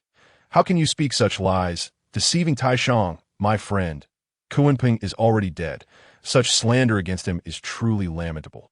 Upon hearing Hongyun's words, Qian rolled his eyes. Lamentable? Did you feel pity when he sought to kill you? Besides, my intention in deceiving Taishang is to awaken his vigilance. You think that only Kunpeng seeks to rob you, and no one would dare to rob Taishang, correct? However, just as Taishang's anger surged, Hongyun was also internally lamenting at Qian's words. Meanwhile, the previously silent Yuhua and Jin Yin exchanged glances. Their expressions shifting to in their eyes, sparks of understanding flickered, as if they had grasped something profound. Hongyun. After a brief moment, Taishang's fury appeared to diminish somewhat. He turned to Hongyun and spoke in a deep voice. Does Kunpeng have anything further to say? Without hesitation, Qian nodded emphatically. Indeed, he does. Since Taishang was eager to listen, Qian was more than willing to oblige. This entire discourse was designed to plant the seeds of doubt regarding Hongjun in Taishang's mind. What is it that most easily taints the human heart? The answer is rumors, indeed. Qian had traversed countless worlds and witnessed numerous sects, factions, and masters fall due to rumors that in the primordial realm. All divine beings are emotional and possess desires, thoughts, and intentions. The most potent ability of rumors is to take root silently within the soil of one's thoughts and eventually flourish. It is no exaggeration to say that. In certain respects, Rumor is the most insidious form of verbal curse. Even gods, Buddhas, and sages may inadvertently fall victim to it. Thus, Chun Xian immediately continued. Kunpeng also stated that since the Tao Ancestor proclaimed that all beneath the saints are but ants, it implies that Hongjun regards all beings as mere insects. Only the conflicts among these insects can bring joy to Hongjun. The more fiercely we contend, the more pleased the Tao Ancestor shall be. A resounding crack echoed forth. Even Taishang could no longer restrain himself at this moment. He clenched his fists, a murderous intent flashing across his face. This scene brought a smile to Chun Xian's lips as he reveled in Taishang's fury and hatred born from his words. These sentiments would undoubtedly echo in Taishang's mind from that day forth. As long as he could not locate Kunpeng, he would continually seek him out to vent his frustrations at Hongjun. Naturally, every time Kunpeng's name arose, the words Chun Xian had borrowed through Kunpeng would re-emerge. The more he pondered these words, the more they would capture Taishang's attention.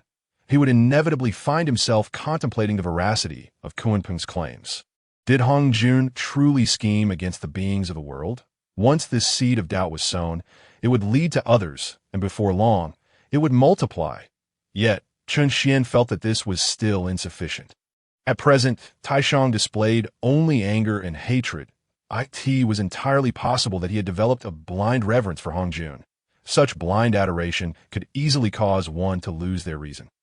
Once reason is lost, distinguishing right from wrong becomes impossible. Therefore, Chun Xian needed to provide Taishang with a strong stimulus to firmly plant this seed of doubt in his heart. The assertions he had previously made through Kunpeng lacked any concrete evidence. In order to secure this seed of doubt, he required Taishang to identify something unusual about Hongjun. As Chun Xian observed the enraged Taishang, he began to deliberate earnestly. Just then, Taishang suddenly turned to Chun Xian and bellowed, "Red Qi, do you believe Kunpeng's words?" Without a moment's hesitation, Chun Xian shook his head. The Tao Ancestor is the embodiment of righteousness, imparting the Tao to the primordial realm, revered by us all. How could I possibly believe Kunpeng's words? Upon hearing this, Taishang nodded gravely in agreement. Such words ring true. The Tao Ancestor is a saint of the heavenly path. His benevolent heart guides the hearts of others. How could a petty individual like Kunpeng dare to speak of him? Witnessing Taishang's resolute demeanor, Chun Xian smiled outwardly while inwardly muttering to himself, "Taishang's faith in Hongjun is indeed extraordinary. I must quickly find that stabilizing needle of the sea." Hongyun. Think swiftly. Can you recall any aspect of Hongjun that you found suspicious? As soon as Chun Xian posed this question, Hongyun sighed. "Immortal Lord, your words are misguided. The Tao Ancestor is not a malevolent being. I cannot conceive of any point of suspicion." Upon hearing this, Chun Xian was taken aback. The next moment, he erupted in anger. "Hongyun, are you truly foolish or merely pretending? On the very first day of my arrival in your body, I revealed to you the events that would transpire and the calamities that would befall the primordial realm. Yet you now tell me that Hongjun is still a benevolent being. If I had not come, do you not remember how you would have perished? Do you not recall how your physical body met its end and how your primordial spirit was annihilated? Think carefully. If Hongjun were truly kind-hearted, would he allow those he bestows purple qi upon to die without a trace, their primordial spirits scattered? If he were benevolent, would the primordial lands endure calamity after calamity, resulting in countless innocent lives being lost? Finally, upon hearing these words, Hongyun fell silent. Suddenly, he recalled everything he had witnessed during Chun Xian's manifestation. What he had seen, beyond his impending death, was the emergence of calamities within the primordial realm. Each calamity claimed countless lives, staining the ground with blood and sending malevolent energy soaring. Yet could a truly kind-hearted person bear witness to such events? If he possessed the realm of a saint, would he remain indifferent? Through the events involving Kunpeng and Emperor Jun, Hongyun had indeed recognized that the primordial realm was rife with strife and bloodshed. His benevolence was but a farce. However, he had never contemplated the depths of Hongjun's malevolence. Even though Hongjun had previously unleashed calamities to pursue him, had he not escaped swiftly, the thunderbolts might have turned against him. Yet he still did not regard Hongjun as harboring ill intentions. But now, a crack had appeared within his heart. Indeed, the lies that Chen Xian spoke to Taishang not only impacted Taishang, but also affected Hongyun as well. For a moment, Hongyun fell silent. Chen Xian then raised his voice again, urging him to reflect deeply on the three teachings of Hongjun, urging him to search for flaws. Hongjun must have made mistakes. Fellow Hongyun. However, just as Chen Xian's words faded, a sudden call rang out. Chen Xian snapped back to attention and turned to look. He beheld the benevolent corpse of Nuwa and her lingering thoughts, both wide-eyed and gazing at her with expressions of delight and excitement. I have comprehended. I have finally comprehended. Without waiting for Chen Xian to speak, both of Nuwa's forms spoke simultaneously. I finally understand what you meant by retreating to seek a second best. Suddenly, a subtle tremor coursed through Shouyang Mountain. Following this, a divine light surged forth from within Shouyang Mountain, casting a golden hue over the landscape. At the same time, a heavy yet warm aura erupted from Shouyang Mountain. Upon sensing this aura, both Taishang and Chen Xian shuddered. Chapter 43. Becoming a Saint. On Shouyang Mountain, golden light radiated, and a profound and weighty aura enveloped the surroundings. Both Chen Xian and Taishang trembled, their faces displaying astonishment. Before they could comprehend the situation, the golden light that pervaded Shouyang Mountain suddenly intensified. Chen Xian and Taishang felt a sharp pain in their eyes. Even they, with their formidable strength, could not help but close their eyes. However, just a breath later, they both reopened their eyes simultaneously. At that moment, they were once again taken aback. Within the dazzling golden light, a stunningly beautiful woman stood atop a cloud, her garments flowing gracefully. She wore an extraordinarily luxurious outfit, regal in appearance, exuding an imposing aura. Yet on her enchanting face, there was a look of compassion and benevolence. Infinite majesty and the compassion to save the world merged perfectly in this moment. Finally, after the initial shock, both Chen Xian and Taishang realized simultaneously. This was Nuwa, the true Nuwa. Congratulations, fellow Nuwa. Coming to his senses, Taishang quickly bowed in reverence. The divine resonance emanating from Nuwa left him astounded, clearly indicating that she, like him, had reached the pinnacle of quasi-sainthood. She was but a step away from the threshold of sainthood, awaiting the opportunity for ascendance. As for Chen Xian, once he regained his composure, his emotions surged anew. This was the mother of all humanity he had longed to see. Moreover, it seemed that his own lineage had been thoroughly awakened, as he felt a torrent of energy surging from deep within his primordial spirit. Nuwa appeared to have noticed Chen Xian's extraordinary essence, casting her gaze upon him. However, her surprise flickered in her eyes before she returned to her tranquil and compassionate demeanor. Yet, that fleeting glance stirred something within Chen Xian. He distinctly felt that Nuwa had perceived his bloodline and discerned his origins. Fellow Daoist, just as Chen Xian's emotions were in turmoil, Nuwa's voice, as soothing as a gently flowing brook, resonated in his ears. This utterance sent shivers down his spine. She did not address him as Chen Xian or Ancestor, but simply referred to him as fellow Daoist. Had Nuwa truly seen through him? Yet, there was no time for further inquiry. As Nuwa's voice continued, "Thank you, fellow Daoist. Your discussion with Taishang has allowed me to fully comprehend what you meant by retreating to seek a second best." As her words ended, a gentle breeze wafted by. Nuwa turned gracefully, raising her head but lowering her gaze, looking down towards Shouyang Mountain. Her compassionate eyes seemed to pierce through the heavens, directly gazing upon the mortal realm. Having departed from the Purple Cloud Palace, I have come to Shouyang Mountain to refine the sun and transform essence through the union of yin and yang. Day by day, I seek enlightenment, observing the world below. Yet without understanding the Tao, I can only witness the suffering of humanity. Suffering of humanity? Hearing Nuwa's words, Taishang furrowed his brow. In an instant, he soared into the air, surrounded by swirling purple chi that formed the pattern of the yin-yang taiji fish. He too raised his head and lowered his gaze, looking towards the mortal realm. At that moment, Chen Xian's heart began to race uncontrollably. Nuwa referred to this chaotic world as the mortal realm. Yet until now, no one in the primordial chaos had ever used the term mortal realm. Chun Xian understood.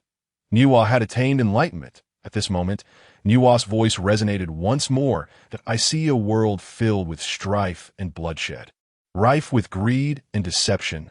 We, the innate divine beings, engage in unwarranted contention for treasures and opportunities.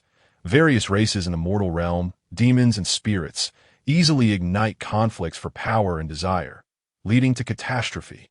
Yet, the great Pangu, who severed 3,000 demons, sacrificed himself to create the world, and shaped the primordial chaos.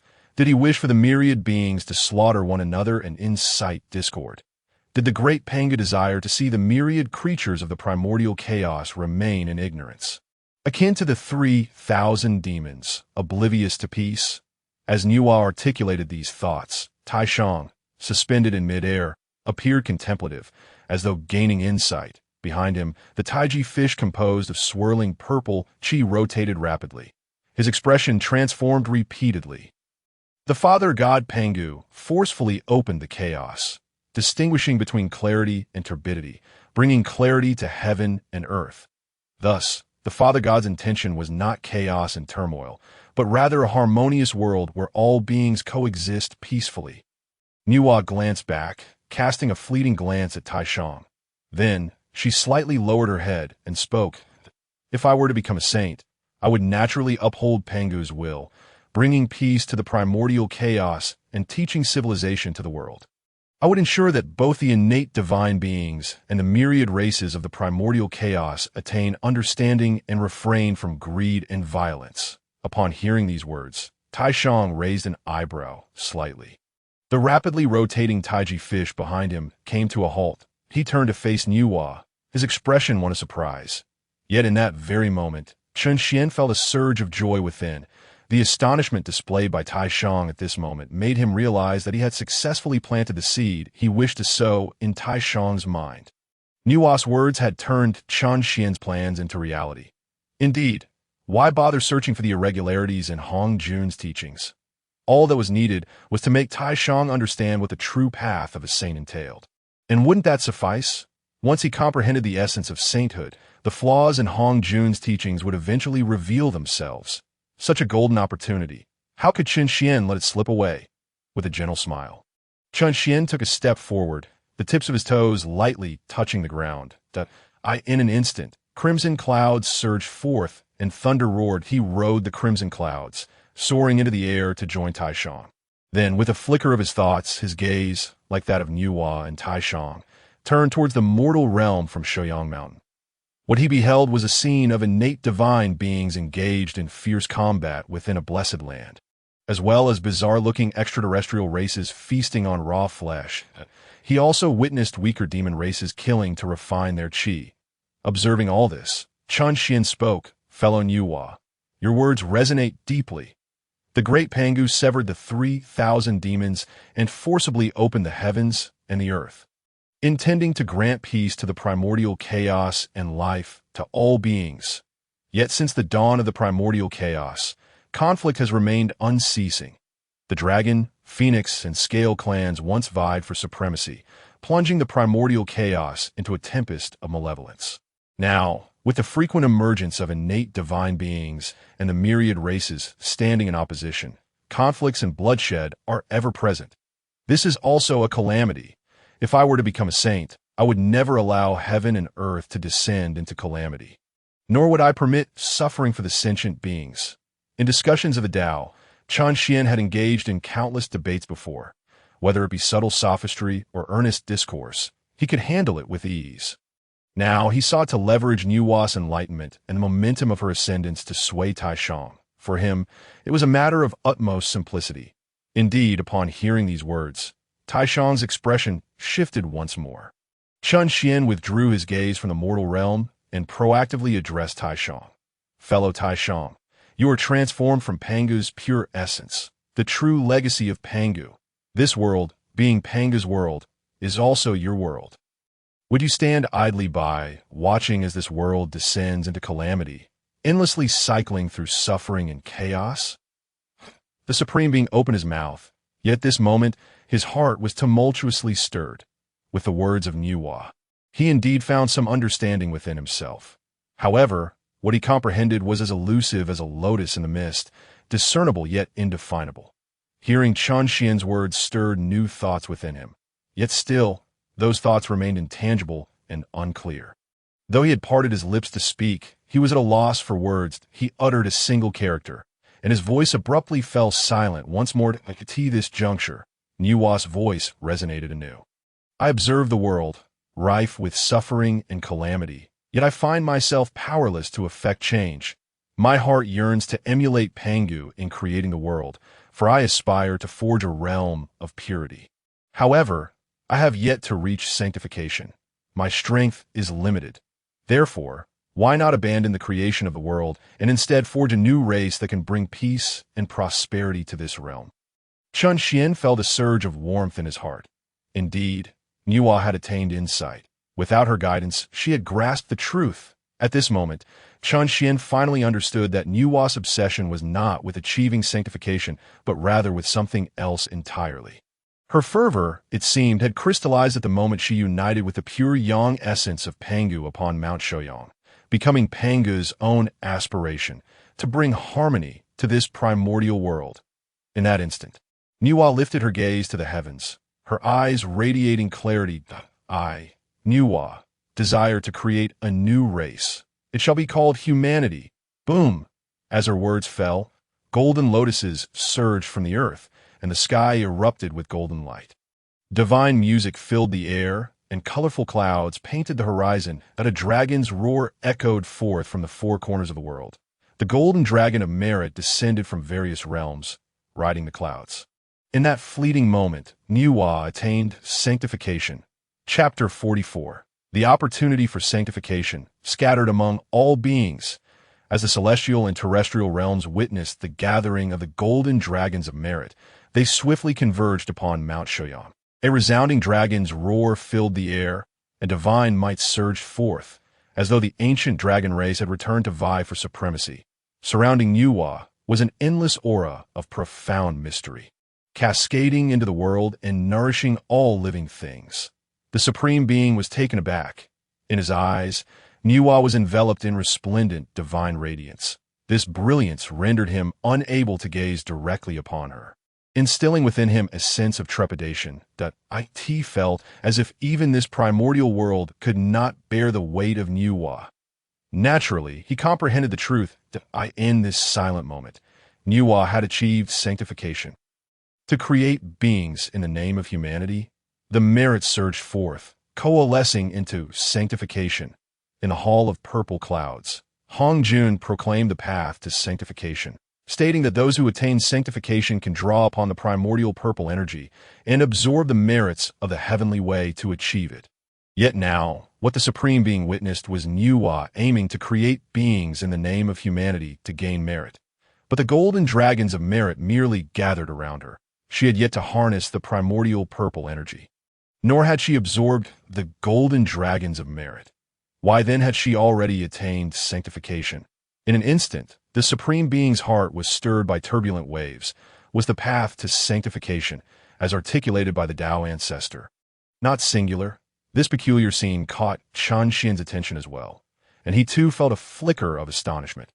According to the common narrative, Nuwa first created the 3,000 innate human races, and only then did she receive merit from the heavens, which allowed her to achieve sanctification. Yet now, the reality diverged from the accounts of later generations. However, Qianxian's surprise was but fleeting. In the blink of an eye, he grasped the essence of the matter. Nuwa's sanctification was not derived from merit at all. Rather, it was the result of enlightenment. After uniting with the pure essence of Pangu within Mount Shoyang, her fervor was no longer towards achieving sanctification. Instead, she had embraced Pangu's will, seeking to perfect the primordial world and the Tao. Those with obsession often fall into the path of demonic distraction. Only by relinquishing obsession can one attain the truth of the Tao.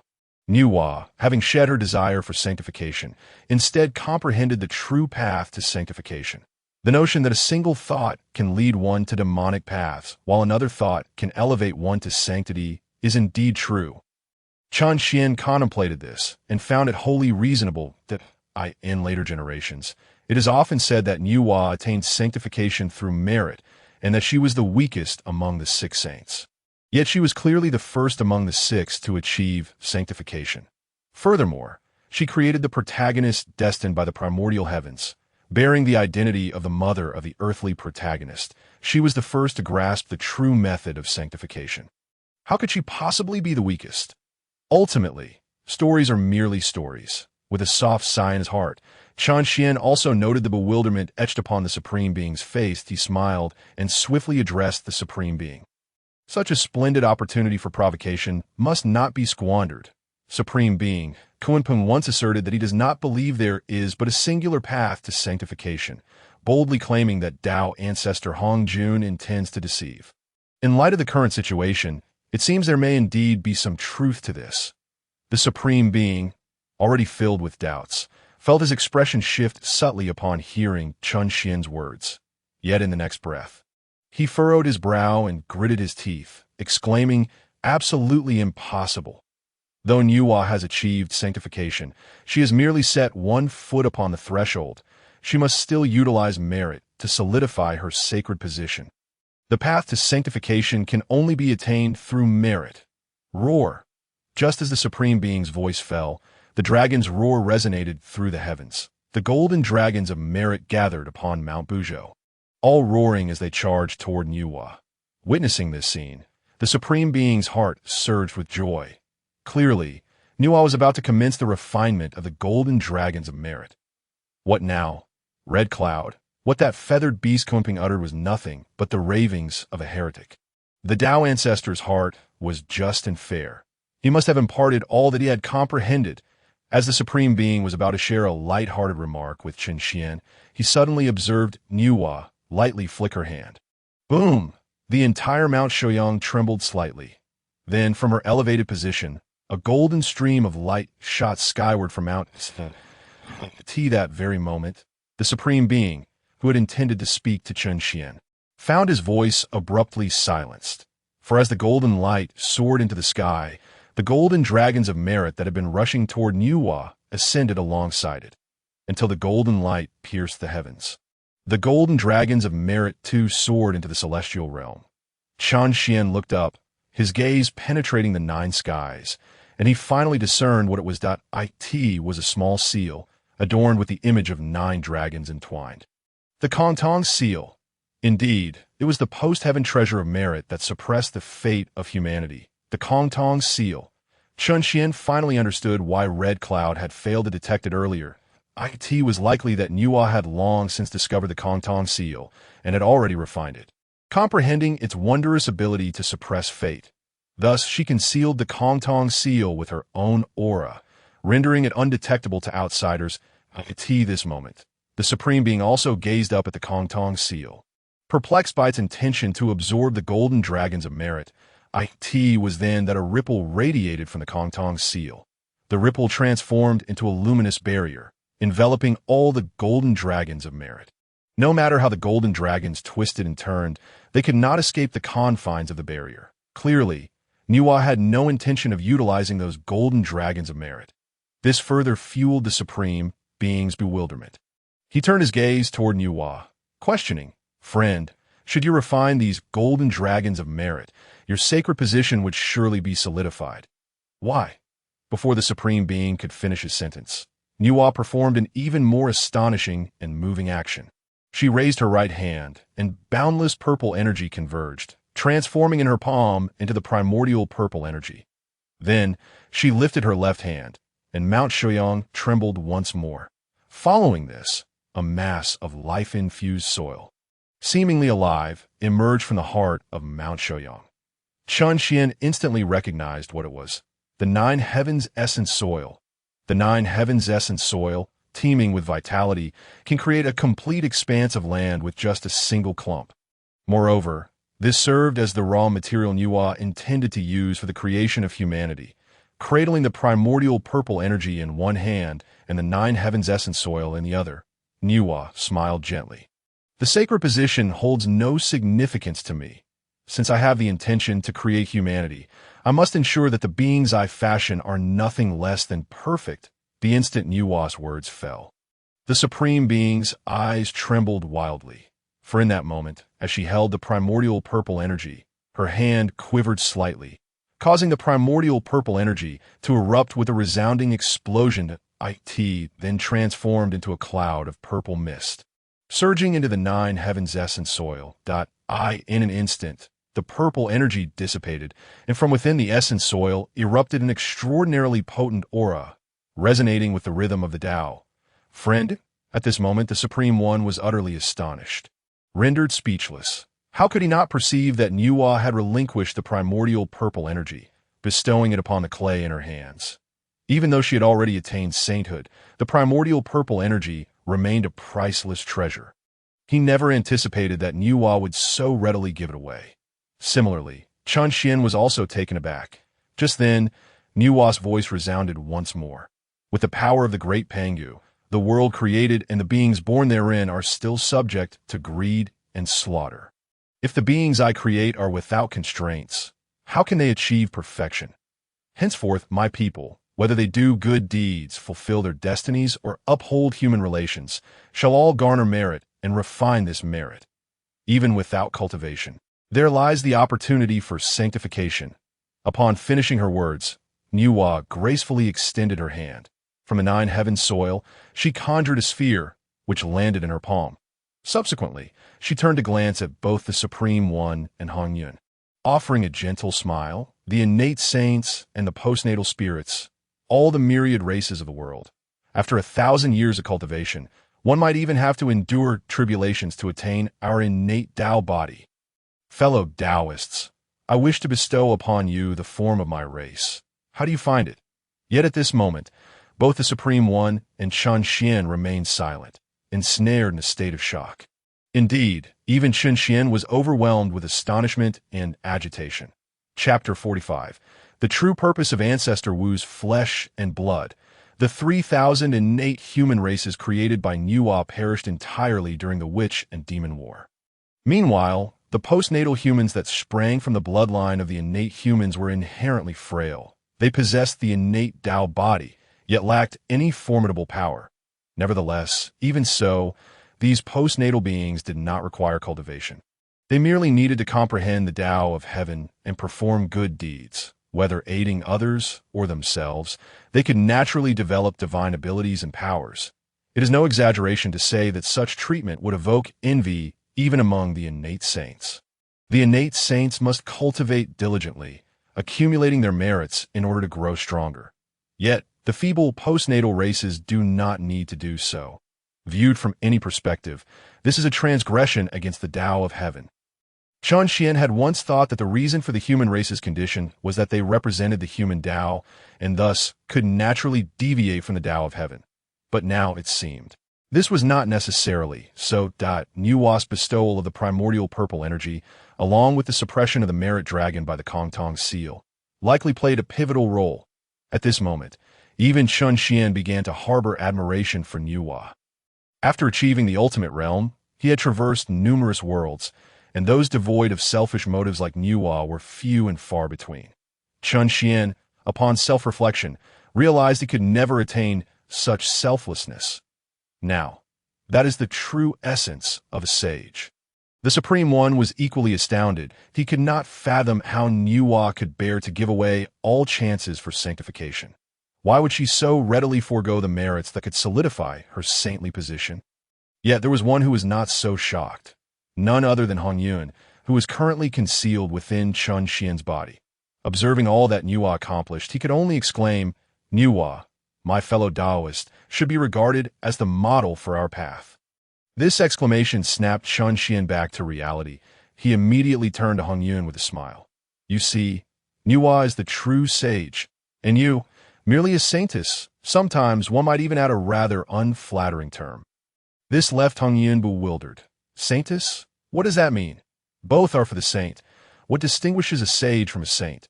Furthermore, why does the immortal Lord's words drip with disdain? Chun-Xian, disinterested in further engaging with Hongyun, glanced at the Supreme One instead. Noticing his expression of shock, Chun-Xian secretly smiled. Naturally, he would not miss such an excellent opportunity. Immediately, he bowed in reverence to Nuwa, who had already begun to mold clay into a human figure. I have traveled through the vast wilderness, witnessing beings sacrifice flesh and blood to worship deities, and thus my heart has gained insight. I perceive that heaven and earth are unfeeling, treating all beings as mere fodder. If sages are unfeeling, then they would treat living beings as fodder as well. Fellow Daoist Nuwa, this act must be deemed as a sage's heart reaching out to the world, truly the work of a sage. Upon hearing this, Nuwa smiled gently at Hongyun.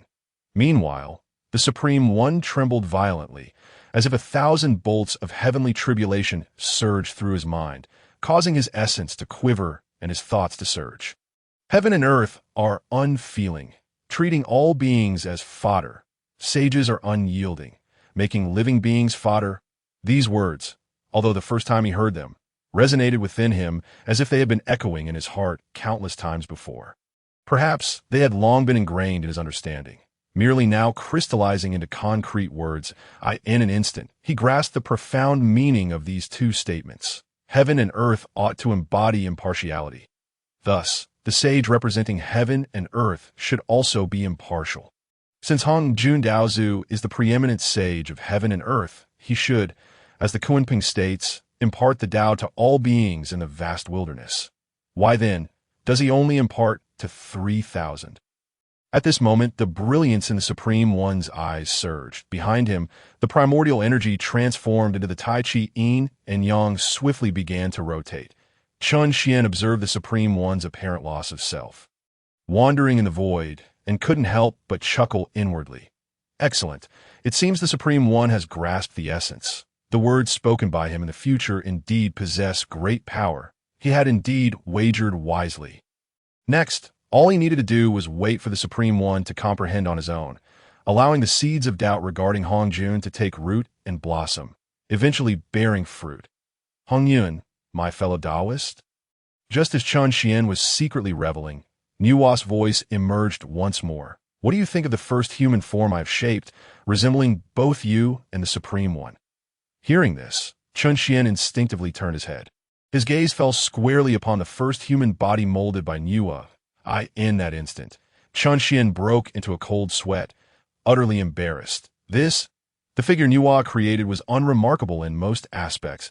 It had all the necessary details. Meticulously crafted, yet the face was truly difficult for Chun Xian to articulate. It was not ugly. In fact, one could say it was remarkably handsome. If placed in Chun Xian's previous era, it would undoubtedly be regarded as divine beauty, effortlessly capturing the limelight. After all, this was the first human crafted by Nuwa, who had attained sainthood, and thus was bound to be exceedingly careful. However, the unfortunate part was that the face bore a striking resemblance to both Hongyun and the Supreme One. At first glance, this primordial first human appeared to be the illegitimate child of the Supreme One and Hongyun. Daoist, does his appearance also? Unable to contain himself, Chun Xian began to speak. Yet before he could finish, Nuwa covered her mouth, chuckling softly. Fellow Daoist Hongyun, everything is ordained by heaven, and all is destined.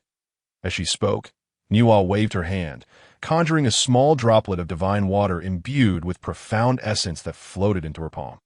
Chun Xian immediately recognized it as the three-light divine water, forged from the nine heavens soil, endowed with the three-light divine water. This is the very foundation of the human race. Witnessing this, Chun Xian merely smiled. It mattered little to him that he was not Hongyun this moment. Hongyun, hiding within the body, was fervently nodding, repeatedly exclaiming good. With Hongyun's approval, what objections could he possibly have? Just then, Nuwa flicked her finger again, and the three-light divine water merged with the clay figure. As the three-light divine water and the nine heaven soil combined, the figure's skin began to transform, shifting towards a flesh-like state. Following this, Nuwa raised her hand and tapped her forehead. A droplet of blood, rich and vibrant, flowed forth from her brow. This blood, radiant and ever-flowing, astonishingly took on the shape of a Tai Chi Yang fish.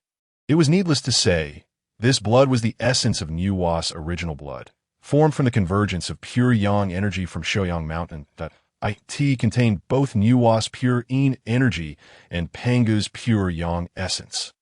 It was this blood that bestowed upon the human race the innate balance of yin and yang, along with the infinite potential of the 5 elements. As Nuwa's original blood approached the clay figure, Chun Xian hurriedly spoke up. "Fellow Daoist, please wait."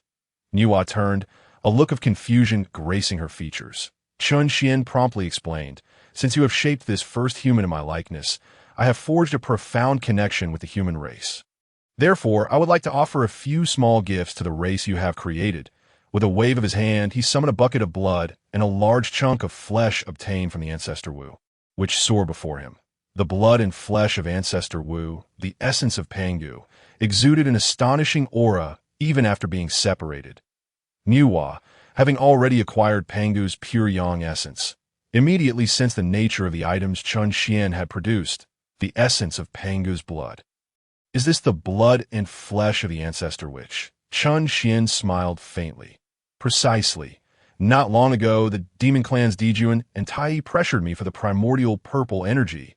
In a fit of rage, I bestowed the primordial purple energy upon the Ancestor without you.I in gratitude. The Ancestor Witches presented me with 3,000 barrels of their blood and flesh. As you know, we, the innate divines, refine our essence through the pure aura of the primordial wilderness. This blood and flesh of the Ancestor Witches is of little use to me. However, it has now found a worthy destination. It seems to be fate." As he spoke, Chun Xian silently invoked the devouring demon technique. In the blink of an eye, he absorbed all the impurities from a barrel of Ancestor Witch blood in massive flesh chunks, leaving only the essence of Pangu. Then he smiled at Nuwa. "My friend, I shall endow this essence of Pangu to the human race, granting them both a complete spirit and the innate pure aura. It will also strengthen their physical bodies, enabling them to contend with dragons and tigers. What do you think?" Chapter 46. The first of the primordial era, as the crimson orb, reduced to the size of a fingernail in Hongyun's palm, was refined, Nuwa felt a mix of shock and joy. 3,000 barrels of Ancestor Witch blood and flesh. Even though the innate divines cannot absorb and refine it, if crafted into postnatal treasures, its power would be extraordinary. She was astonished that Hongyun would so readily part with such a treasure.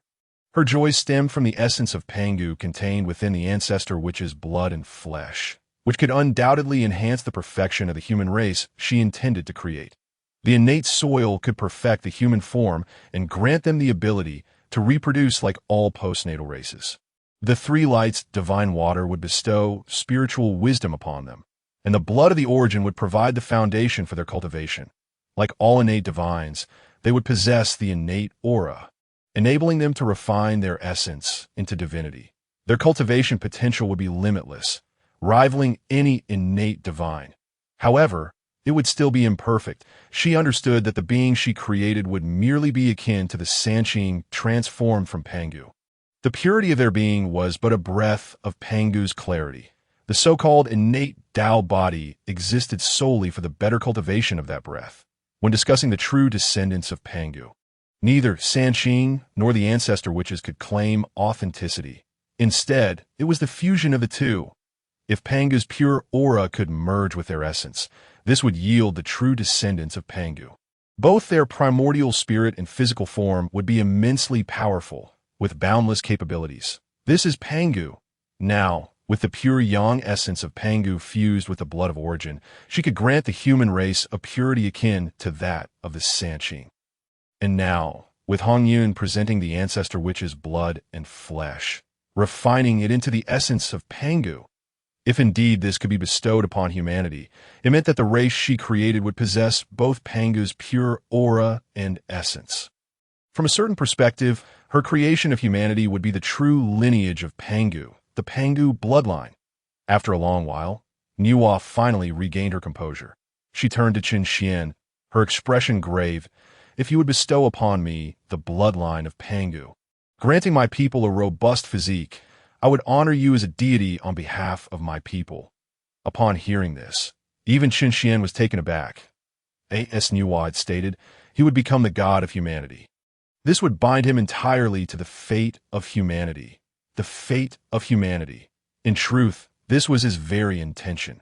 Humanity is the protagonist of the primordial wilderness. As long as he could deeply bind himself to their fate, he would have no need to worry about Hongyun falling victim to malice. Moreover, he might even grow stronger through several calamities, much like the teachings of the Taishang. Yet Chun Xian had anticipated that he would have to navigate considerable challenges. He never expected to acquire such an opportunity with such ease. How could he not be astonished? The Hongyun within him gasped in shock. Immortal sovereign! No, no. How could I have the qualifications to stand alongside a sage? How could I be worthy of being the god of humanity? Immortal sovereign. The repeated calls of Hongyun brought Chun Xian back to reality. At that moment, he felt the world spinning around him. It was evident that the excited Hongyun was about to regain control of his body. Instantly, he shouted in his heart to Hongyun, "What do you mean by no? Hongyun, you too shall become a sage in the future. Why can't you stand alongside the sages? Furthermore, can you afford to refuse the words of a sage? At worst, you could just offer something more to humanity, can't you?" Finally, after Chun Xian's anxious remarks, Hongyun calmed down. At this moment, Hongyun truly realized that those words were spoken by Nuwa. Nuwa had already become a sage. How could he dare to defy the words of a sage? Alas, I am not even worthy to converse with Nuwa now. Immortal sovereign, I shall fully comply with your arrangements. It is imperative that I uphold the reputation of the god of humanity and ensure that humanity does not suffer loss. Hearing this, Chun Xian smiled inwardly. Rest assured, they will not suffer any loss. The beings about to be born are his kin.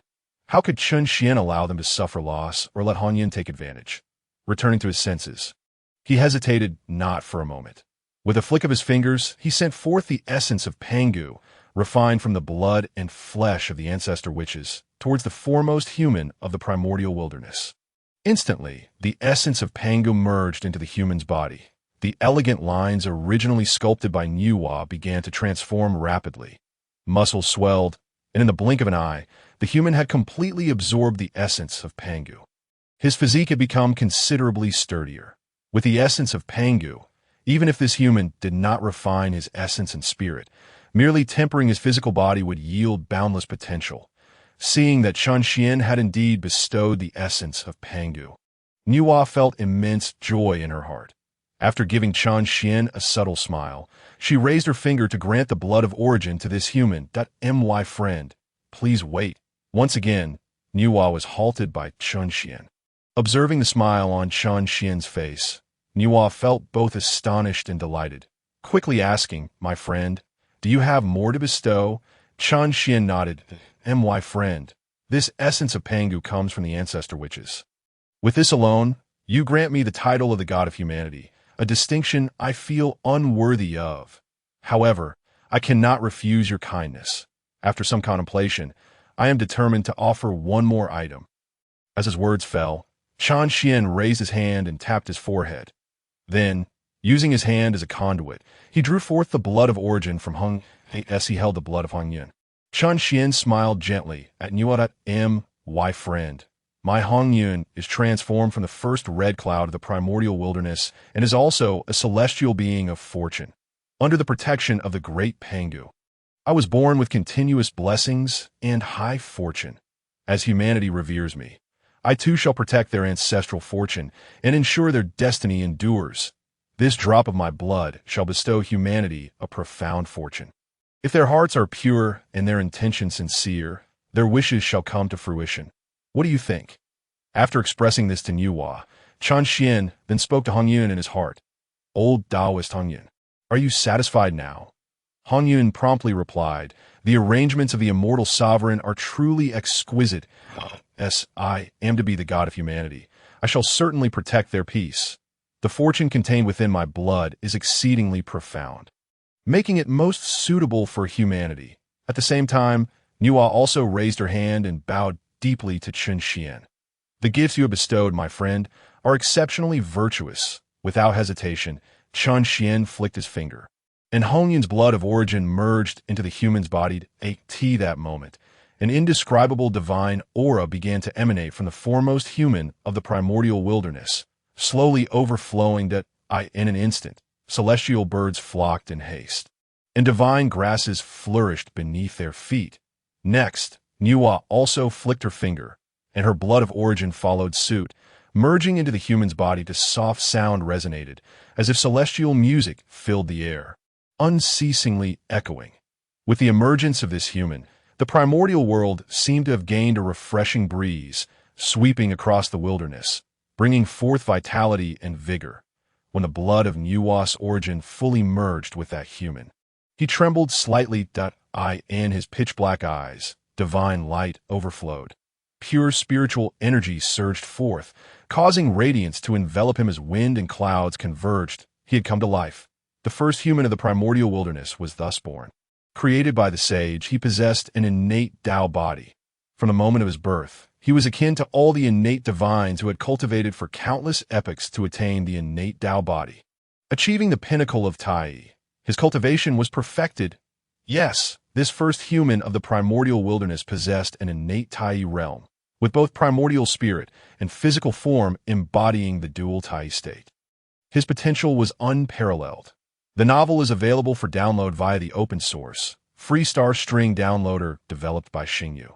Should you acquire the novel file through proxy downloads, and if the merchant fails to provide the software source code or an open-source link, please seek an immediate refund and report the merchant. Author's email: xingyvoutlook.com, authors QQ 201-759-3710, official QQ group 149050832, official TG group, https t.me/fqtool, chapter 47. The first of the 3,000 human races, the essence of the nine heavens, serves as its body, while the divine waters of the three lights embody its soul. The primordial energies of Pangu and Nuwa forge its primordial spirit, and the refined essence of the ancestral shaman fortifies its corporeal form. The blessings of the red cloud safeguard its entire life. Thus, the first human of the primordial era is born, and the entire expanse of the primordial world seems to celebrate this momentous occasion. Above the nine heavens, rays of dawn spill forth, while the land of primordial chaos blossoms with lotus flowers. Beasts raise their heads, and spirits gaze in awe. This being, crafted by the sages, possesses unparalleled cultivation and awakened intelligence akin to all innate deities born after the creation of the world. With an enlightened heart, it perceives the past and comprehends the myriad causes and effects. With a thud, it descends to the ground, kneeling before Nuwa, bowing its head in reverence, exclaiming with respect, "Thank you, Holy Mother, for bestowing upon me life."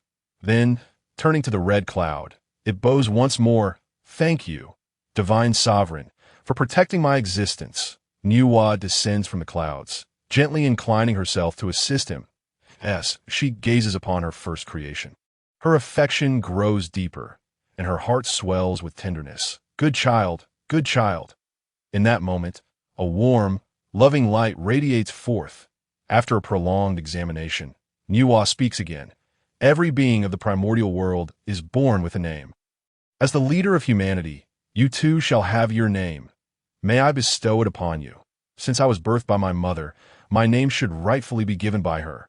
The first human promptly bows and speaks. Nuwa smiles affectionately and continues, "You are the beginning of humanity, the dawn of a new race. I shall grant you the name Yuan.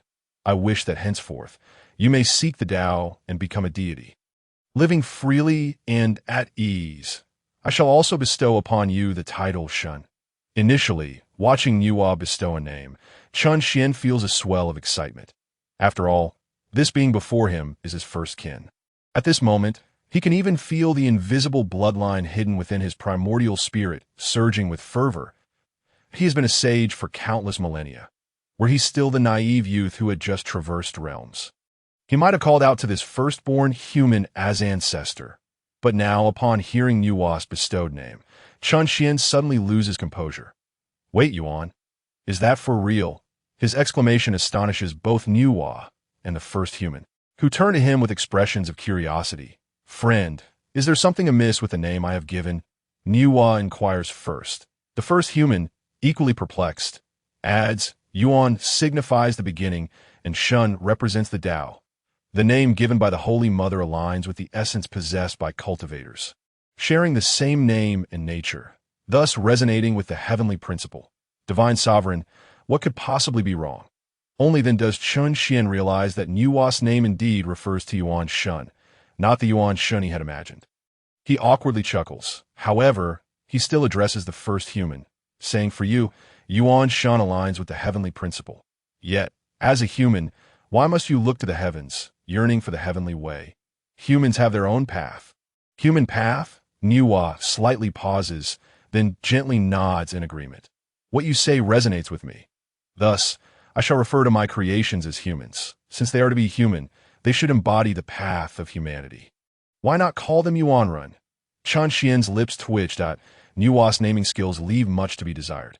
However, it is certainly an improvement over Yuan Shun, is it not? Moreover, it would be unseemly for him to interfere with Nuwa's naming of her first creation. Ultimately, Chun Xian nods at Nuwa. "Friend, you may decide." That moment, the first human raises his hand to Nuwa in a gesture of respect, saying, "Thank you, Holy Mother, for the name." Nuwa nods slightly, a warm smile gracing her lips. "Yuan Run, you may enter this Shouyang mountain and cultivate on your own, comprehending the essence of all beings. Await my return with the Divine Sovereign to create humanity anew." Upon hearing this, Yuan Ren bows deeply. Promptly retreating into Shouyang Mountain, he then sits cross-legged, beginning his cultivation. Shortly thereafter, Nuwa turns to Chun Xian and asks, "Friend, do you wish to assist me in creating humanity anew?" Chun Xian nods. "Very well." Following this, Nuwa beckons, and a mass of 9 heavens essence falls into her palm.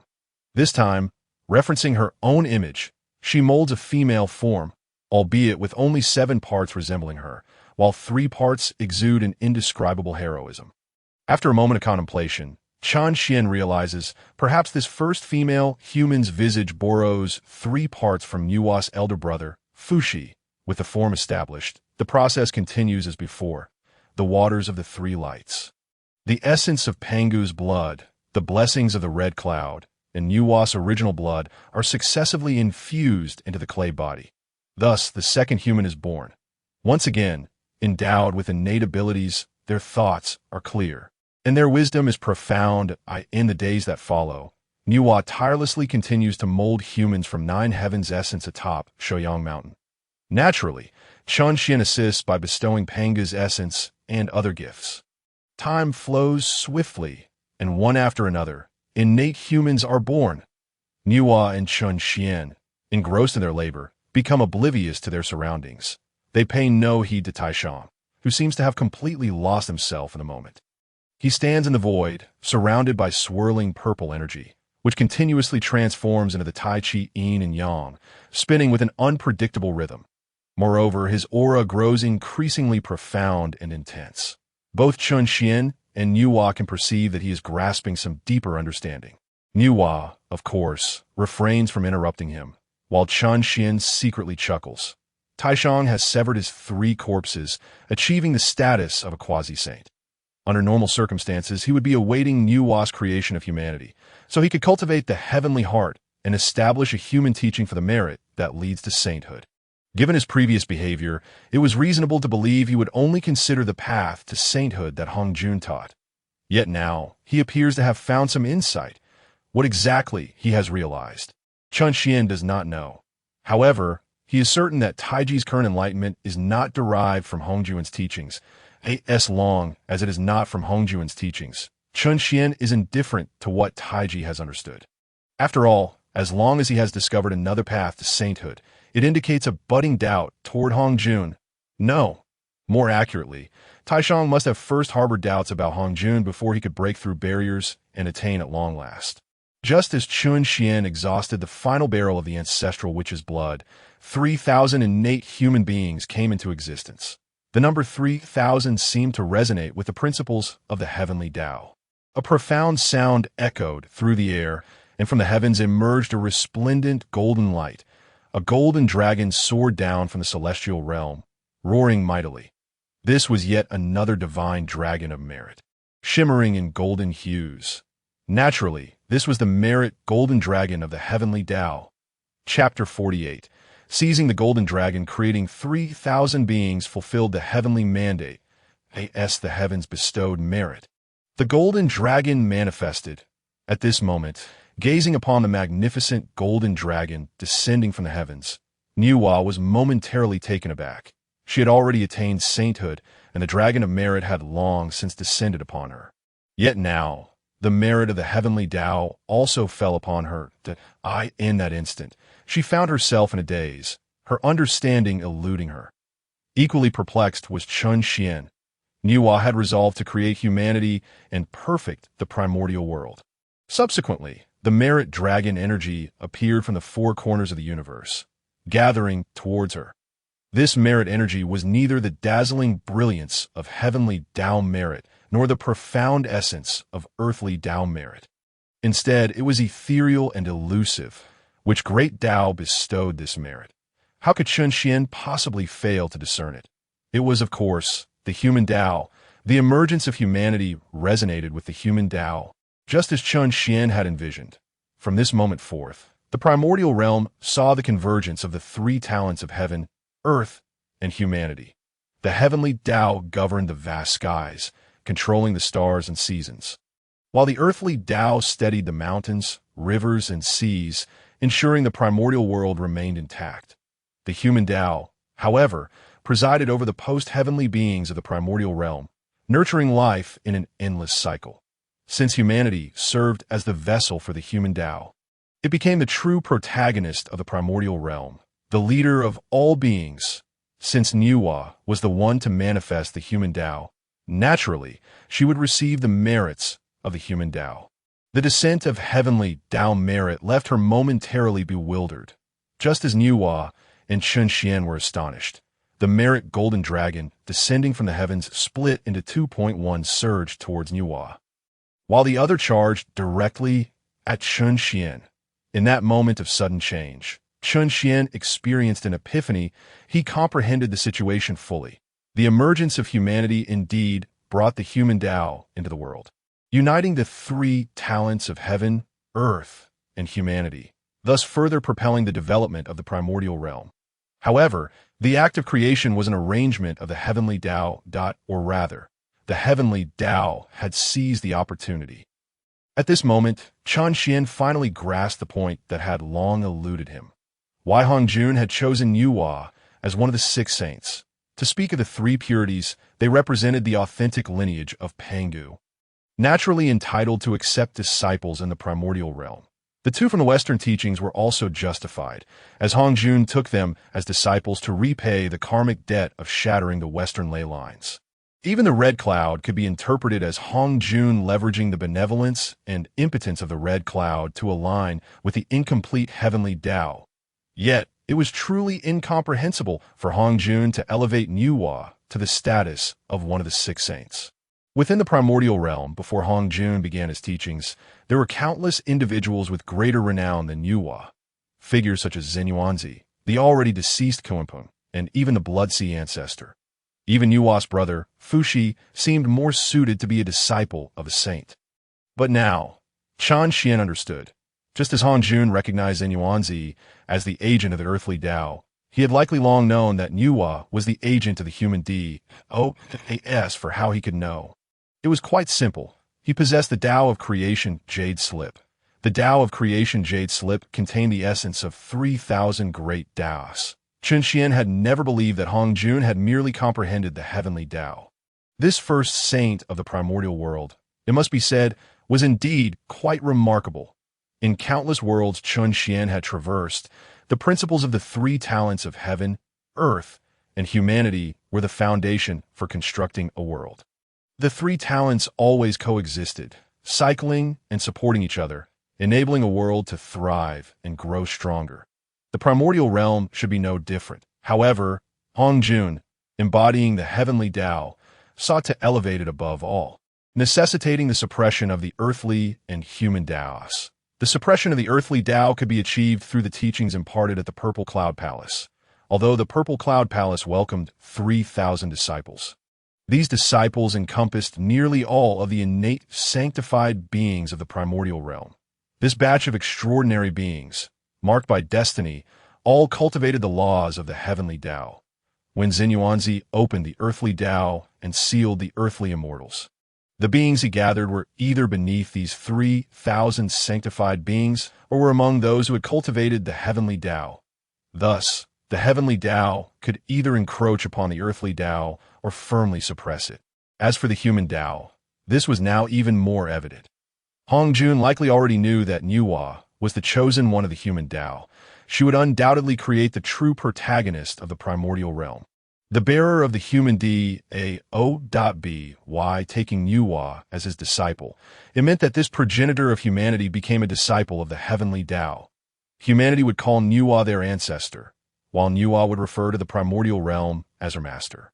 The heavenly Tao, represented by the primordial realm, thus surpassed the human Tao represented by Nuwa. Nuwa's creation of humanity was tantamount to fulfilling the will of the heavenly Tao. Therefore, it could be said that Nuwa created humanity, or that she created humanity on behalf of the heavenly Tao. Naturally, the merits of the human Tao had arrived, yet the heavenly Tao still intended to bestow its merits, though all of this sounded complex. Chun Xian understood that in a world like the primordial realm, where the pursuit of the law was secondary to the pursuit of the state of being, what was calculated and sought after was merely this. As for the merits of the heavenly Tao, he was quite aware that after Nuwa received them, it might not bode well for her. Gaining these heavenly Tao merits would inevitably render Nuwa a puppet of the heavenly Tao.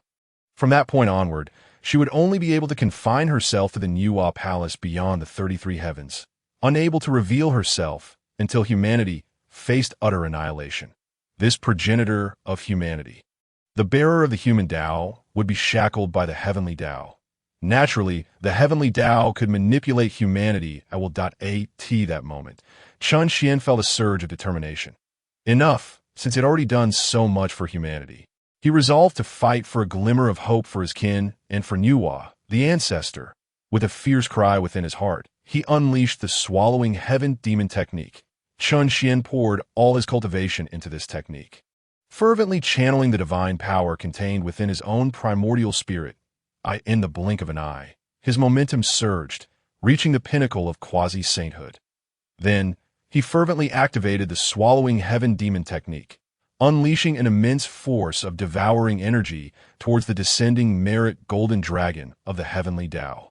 He sought not only the golden dragon that belonged to him, but also the one destined for Nuwa, intending to claim and refine them both in the purple cloud palace above the 33 heavens.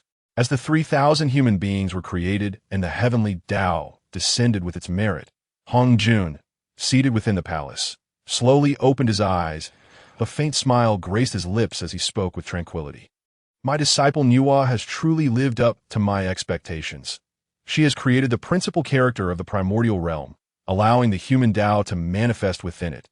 Now, with Xuanzi establishing the earthly Tao and Nuwa perfecting the human Tao, the three talents of heaven, earth, and humanity converge, yet they must regard my heavenly Tao as supreme. Once I harmonize with the Tao, I will be able to fully command the earthly and human Taos. Thus, I will have the foundation to strive for an even greater Tao. The contributions of Xuanzi, Nuwa, and the primordial realm will serve as the stepping stones for my ascendance to the great Tao. At this moment, Hongyun felt a long-forgotten joy welling up within him, even tinged with a hint of excitement. The last time he had felt such elation was when he had slain Luo Hua and obtained the Tao of Creation Jade Slip. His years of painstaking contemplation since attaining sainthood had not been in vain. With a satisfied smile, Hongyun gazed down from the 33 heavens, his eyes piercing through to the primordial realm below, precisely locating the whereabouts of Taishang. Observing Taishang, who seemed to be in deep thought atop Shoyang Mountain, Hongyun nodded in satisfaction, but he then silently circulated his true essence, intending to transmit a message to Taishang to complete his final control over the human Tao. However, at that very moment, Hongyun's narrowed eyes suddenly widened in rage.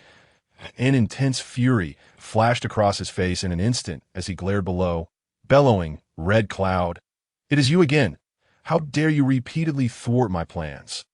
Now you even dare to disrupt my layout? Thus, I can no longer allow you to exist."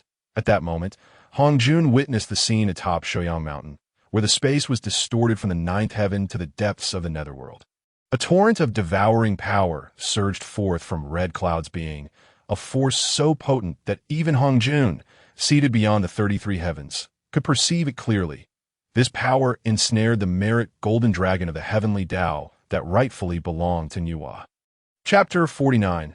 Not the right path, yet useful. At this moment, atop Xuan mountain, time and space are distorted. The formidable devouring heaven demon technique, propelled by the pinnacle of quasi-saintly power, firmly envelopes the two strands of heavenly Tao merit gold. Even though the merit gold dragon possesses extraordinary strength, it finds itself unable to escape the bindings of Chun Xian and is gradually drawn closer to him. In no time, it will be forcibly seized by Chun Xian and thoroughly refined by the devouring heaven demon technique. As for Nuwa, upon witnessing the descent of the merit gold dragon, a sense of disquiet washes over her. She feels an undeniable sense of unease, for she is the creator of humanity, having ushered in the human way to the Honghuang world. Although she has never cultivated through the path of humanity, she possesses some understanding of it. Whether the heavenly Tao merit gold dragon is meant to aid her grand design or to confine it remains uncertain. Now, as she observes Chun Xian attempting to seize her heavenly Tao merit gold dragon, she neither intervenes to obstruct nor to assist. She merely waits in silence. Regardless of the outcome, it is all part of her destiny.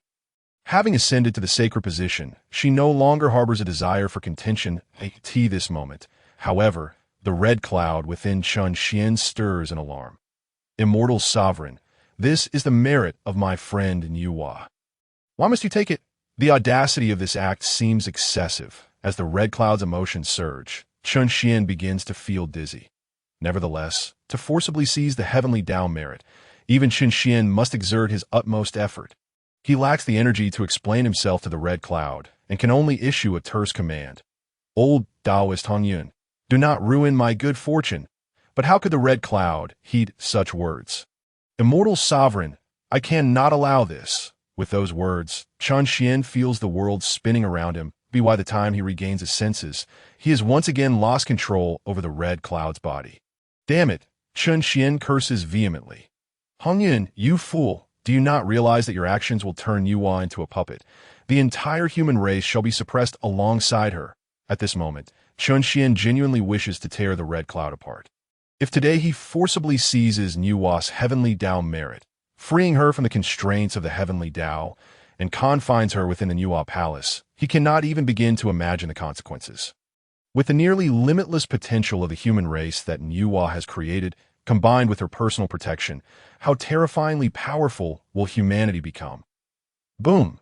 Yet at the very instant that Chun Xian curses within the body of the red cloud, a thunderous roar reverberates throughout the entire Honghuang world. Subsequently, the world plunges into darkness, losing all color. Even the sun in the 33 heavens continues to blaze, yet its brilliance is entirely obscured. A pitch-black calamity thunderbolt descends rapidly from the ninth heaven. Indeed, this dark calamity thunderbolt absorbs all the light of the Honghuang world. As it descends, the sky cracks open, and the space becomes shrouded in darkness. Before it even touches the ground, all living beings in the world, save for Nuwa, find themselves immobilized. This world-destroying calamity thunderbolt hurtles toward the red cloud atop Xuan mountain. The red cloud, too, finds himself rendered motionless by this calamity thunderbolt. Beneath the sage, all are but ants. This sentiment is vividly illustrated in the face of the approaching black calamity thunderbolt. Naturally, the red cloud's face pales in shock. As he gazes at the rapidly approaching thunderbolt, he feels utterly powerless to resist. Hongjun, Chun Xian ceases his cursing and calls out in a low voice, a cold smile creeping into his heart. It seems I was indeed correct. Simultaneously, he shouts to the red cloud, do not be afraid. Let it strike. Just wait and see if Hongjun dares to truly strike you down. Nuwa's creation of humanity and the red cloud's immense contributions to the human race cannot be understated. Moreover, Nuwa has allowed the human race to reverently regard the red cloud as a deity. The red cloud's fate is intricately intertwined with that of humanity. At present, the teachings of humanity have yet to be established. And the red cloud stands as the embodiment of humanity's fortune. Aside from Yuada, to strike down the red cloud, that would require the consent of the human way. Hearing Chun Xian's words, the red cloud can only manage a bitter smile. He wishes to act, but he finds himself utterly unable to move. Soon, the black calamity thundercloud shrouds the horizon, finally arriving at Shoyang Mountain. At this moment, the 3,000 primordial humans, originally in quiet meditation, all open their eyes, casting worried glances toward the red cloud. In that fleeting instant, the red cloud feels an extraordinary surge of pure and unique divine power within him. In the presence of this force, he perceives his essence and physical form becoming immensely powerful, as if he could command the very heavens and earth with a mere gesture. Boom! Finally, the black calamity thunderbolt strikes fiercely against the red cloud. Yet at the moment of contact, a brilliant white light radiates from the surface of the red cloud's body. That black calamity thunderbolt, which seemed capable of annihilating space itself, vanishes in an instant. The overwhelming force merely brushes past the red cloud like a gentle breeze, causing him no harm whatsoever. This revelation leaves the red cloud astonished. How could he not recognize that this calamity thunderbolt was the handiwork of Hongjun? He had believed that such a strike would scatter his very soul. Immortal sovereign? In that moment, he cannot help but exclaim in astonishment. Chun Xian chuckles lightly. There is nothing surprising about this. It is the power of faith, since the human race veneers you as a deity. Faith is born. The three realms of heaven, earth, and humanity all possess the power of faith. Where there is faith, there is immortality. By relying on the human way and gathering the faith of the 3,000 primordial humans. Even if your cultivation realm is insufficient, you can attain an indestructible body. Indeed, that at this moment, the red cloud has obtained the dual divine status of both the earth and humanity. Unbeknownst to him, he has already entered the divine path. The divine path is the cultivation of the collective will and faith of sentient beings. Although the divine path, relying on the will and faith of the masses, seeks to gather followers and incense offerings, it cannot be considered the orthodox path. Yet it cannot be denied that the divine path, with its power of faith, holds undeniable efficacy. Why could Jin Yuanzi contend with sages in Mount Wanshou? Besides possessing the earth's fetal membrane, the faith he garnered as part of the earth immortal lineage was also crucial. The same applies to Hutu. She may lack treasures like the heavenly fetal membrane, yet she still treads the 6 paths of reincarnation, standing shoulder to shoulder with sages. This is also due to the countless beings within the 6 paths who revere the Lady of the Heart, providing her with boundless faith. The divine path may not be the orthodox way, but it is indeed useful. Divine reverence. The red cloud murmurs, carefully sensing the unusual power that has surged within him. Chun Xian secretly rejoices in his heart. At last, his scheme has come to fruition. With the divine status of both the earth and humanity, he has intertwined the karmic ties of the 2 paths. The red cloud is no longer fearful of Hongjuan's intervention. From here on, he can fully unleash his potential, thoroughly disrupting all of Hongjuan's schemes and unraveling the cosmic order that Hongjun had long since established. He will not only thwart Hongjuan's plans, but will also allow the sentient beings of Honghuang to navigate a path unbound by Hongjuan's designed out of course. For Chun Xian, this also means he can more safely assist the red cloud in strengthening his powers and achieving the status of a sage. Hongjun, if you wish to slay the red cloud, you must personally enter the Honghuang realm. But now, do you dare to step into Honghuang? At last, Chun Xian smiles once more, beyond the 33 heavens within the Zixiao Palace. Hongjuan's brows knit tightly as he glares with fierce intensity. His gaze pierces through the 33 heavens, fixated on the red cloud. The fury within him surges forth. In his eyes, the red cloud has transformed. It appears as if countless roots have sprouted from his innate Dao body, intertwining with the earth and merging with the 3,000 primordial humans. What is this? How could Hongjun not be aware? This was the insight he had painstakingly gleaned after countless epochs of contemplation following his acquisition of the Chaos Jade Tablet. Harmony. He can clearly see the red cloud's burgeoning affinity with the earthly and human paths. This realization makes it clear. To slay the red cloud is possible. Yet, it would likely require the annihilation of both the human and earthly paths, thereby destroying both humanity and Honghuang. Otherwise, he would have to personally descend into Honghuang and sever the Red Cloud's ties to the human and earthly paths. However, how could he easily enter Honghuang? The human and earthly paths exist beneath the dominion of the heavenly Tao. Yet, with his plans incomplete, the heavenly Tao does not fully control the earthly and human paths. As a representative of the heavenly Tao, Hongjun entering Honghuang would result in a backlash from the earthly and human realms. Enough! Enough! Enough! Ultimately, Hongjun can only fixate on the Red Cloud, gritting his teeth in ire. Red Cloud, you are indeed formidable at the cost of allowing the primordial chaos and the human race to serve as your support. Do you believe that I am powerless against you?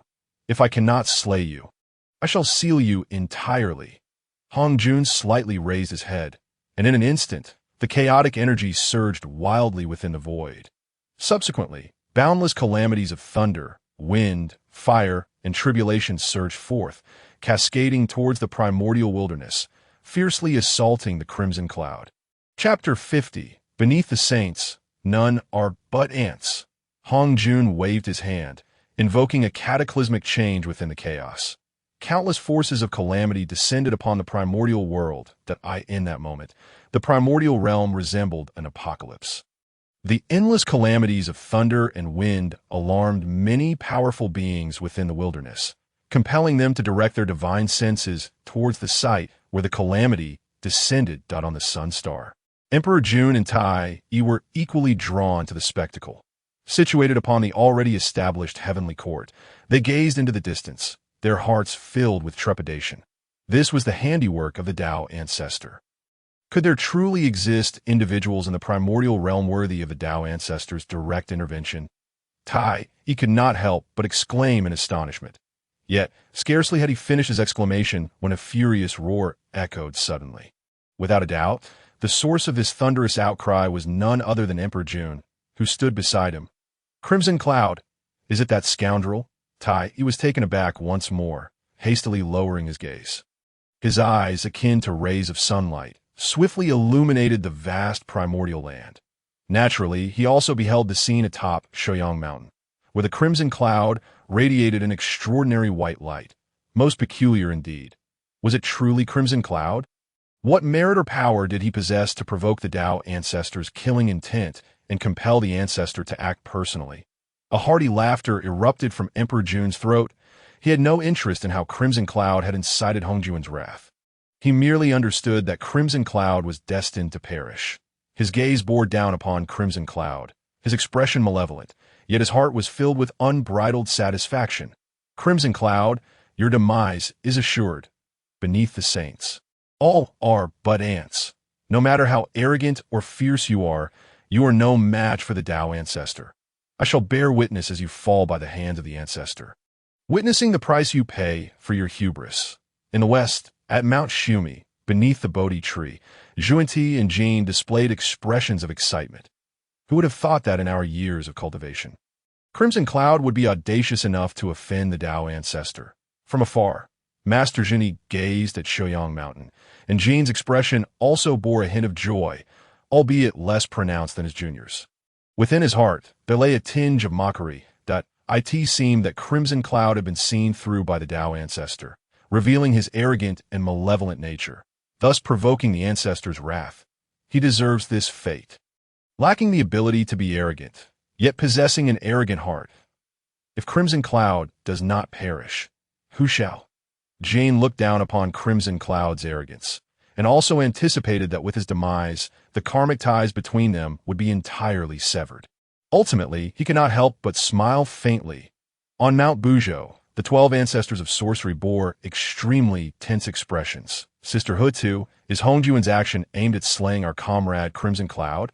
Among the 12 Ancestors, Hutu furrowed her brows, her expression troubled.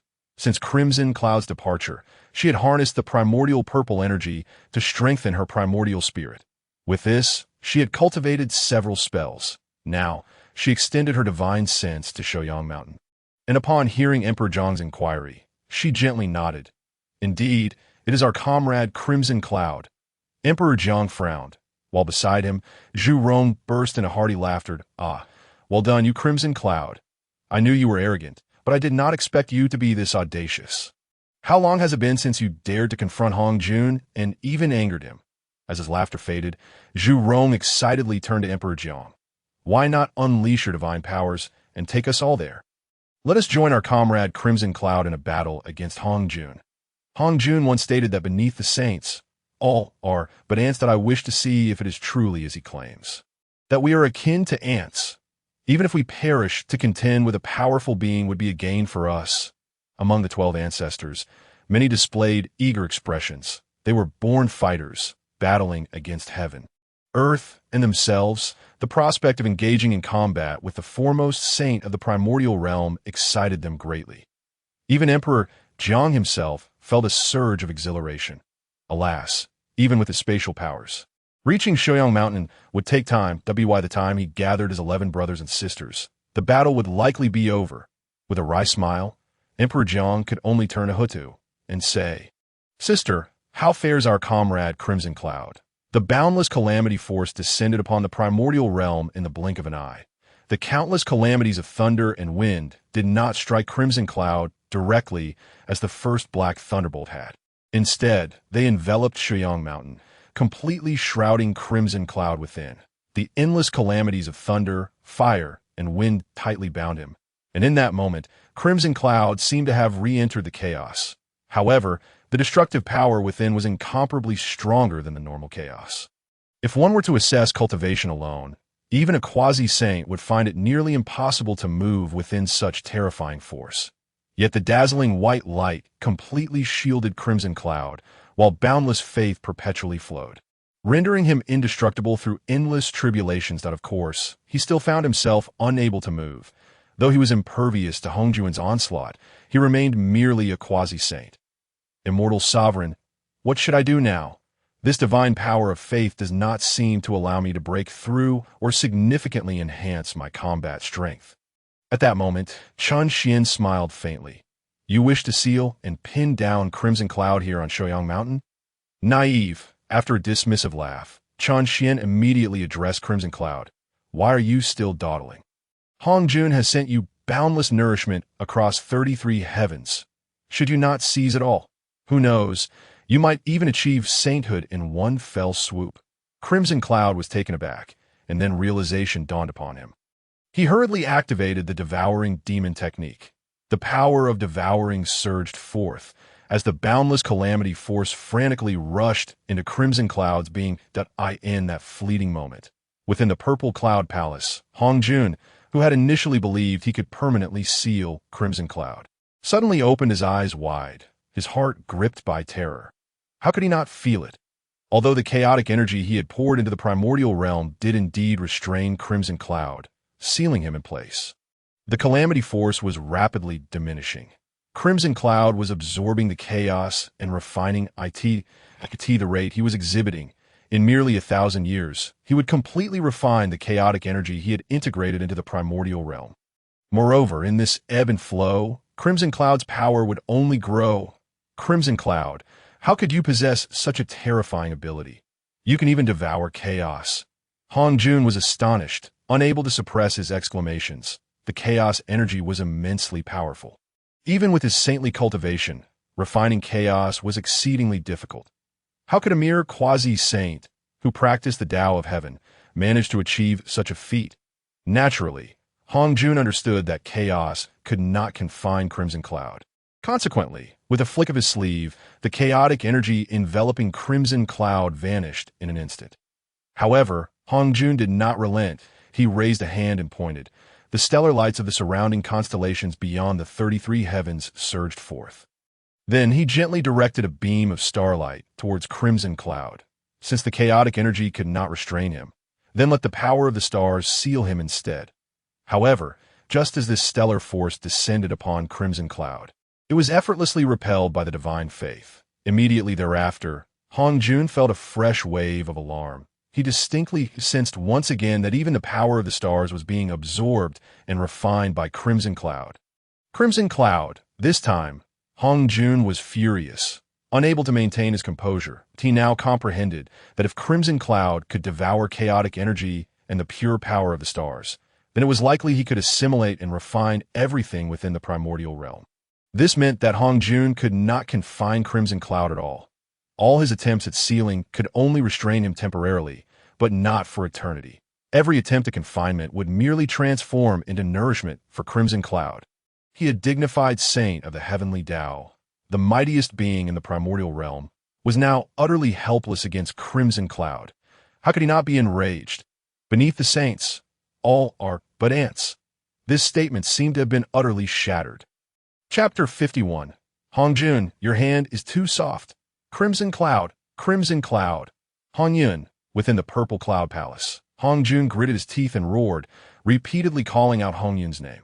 Yet he could do nothing more than utter Hongyun's name. He could not slay him, nor could he seal him away. This mere ant, beneath the saint, left him utterly helpless, devoid of any stratagem. Despite the raging fury within him, he had no outlet for it. Such wrath had only surfaced during his battle with Luo Ho. However, Hongyun, having long attained the Tao, possessed an unyielding temperament. After a few roars, he took a deep breath. With that inhalation, the fire of anger in his heart swiftly subsided, and the ferocity on his face vanished. Enough. Finally, he spoke softly. Hongyun, you possess no primordial purple energy to I in this life and this world. You shall forever remain beneath the saints. Even if you scheme against me, you are but an ant challenging an elephant, respectable, yet utterly ineffectual.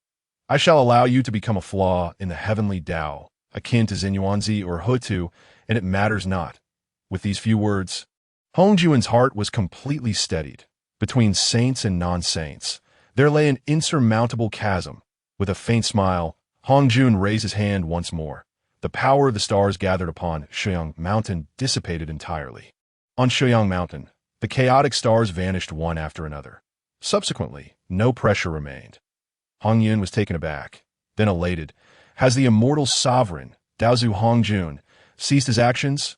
He was astute enough to deduce that in this realm of Hongyun, nothing was beyond his grasp, nothing was beyond his refinement. Continuing to seal you would only serve to elevate you to the realm of the saints. Upon hearing Chun Xian's words, Hongyun finally set his mind at ease.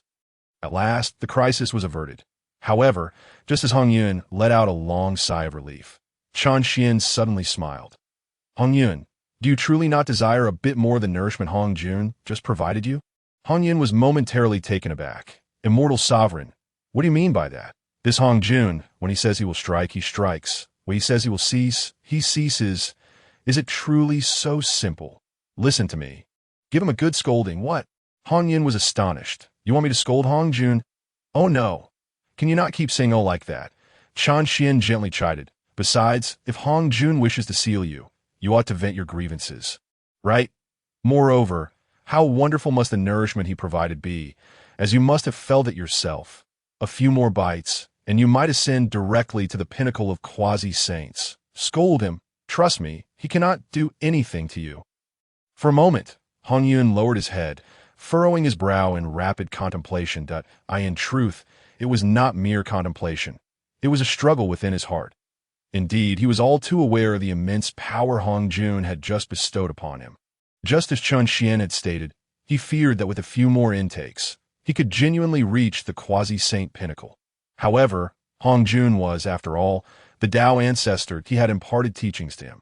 How could he bring himself to scold him? Hongyun, oh Hongyun, when will you awaken to the truth? Previously, his disbelief was understandable, but now, Hongyun had directly acted against him. He should have come to his senses. Had it not been for my intervention, you would have already fallen prey to Hongyun's schemes. Your primordial spirit shattered.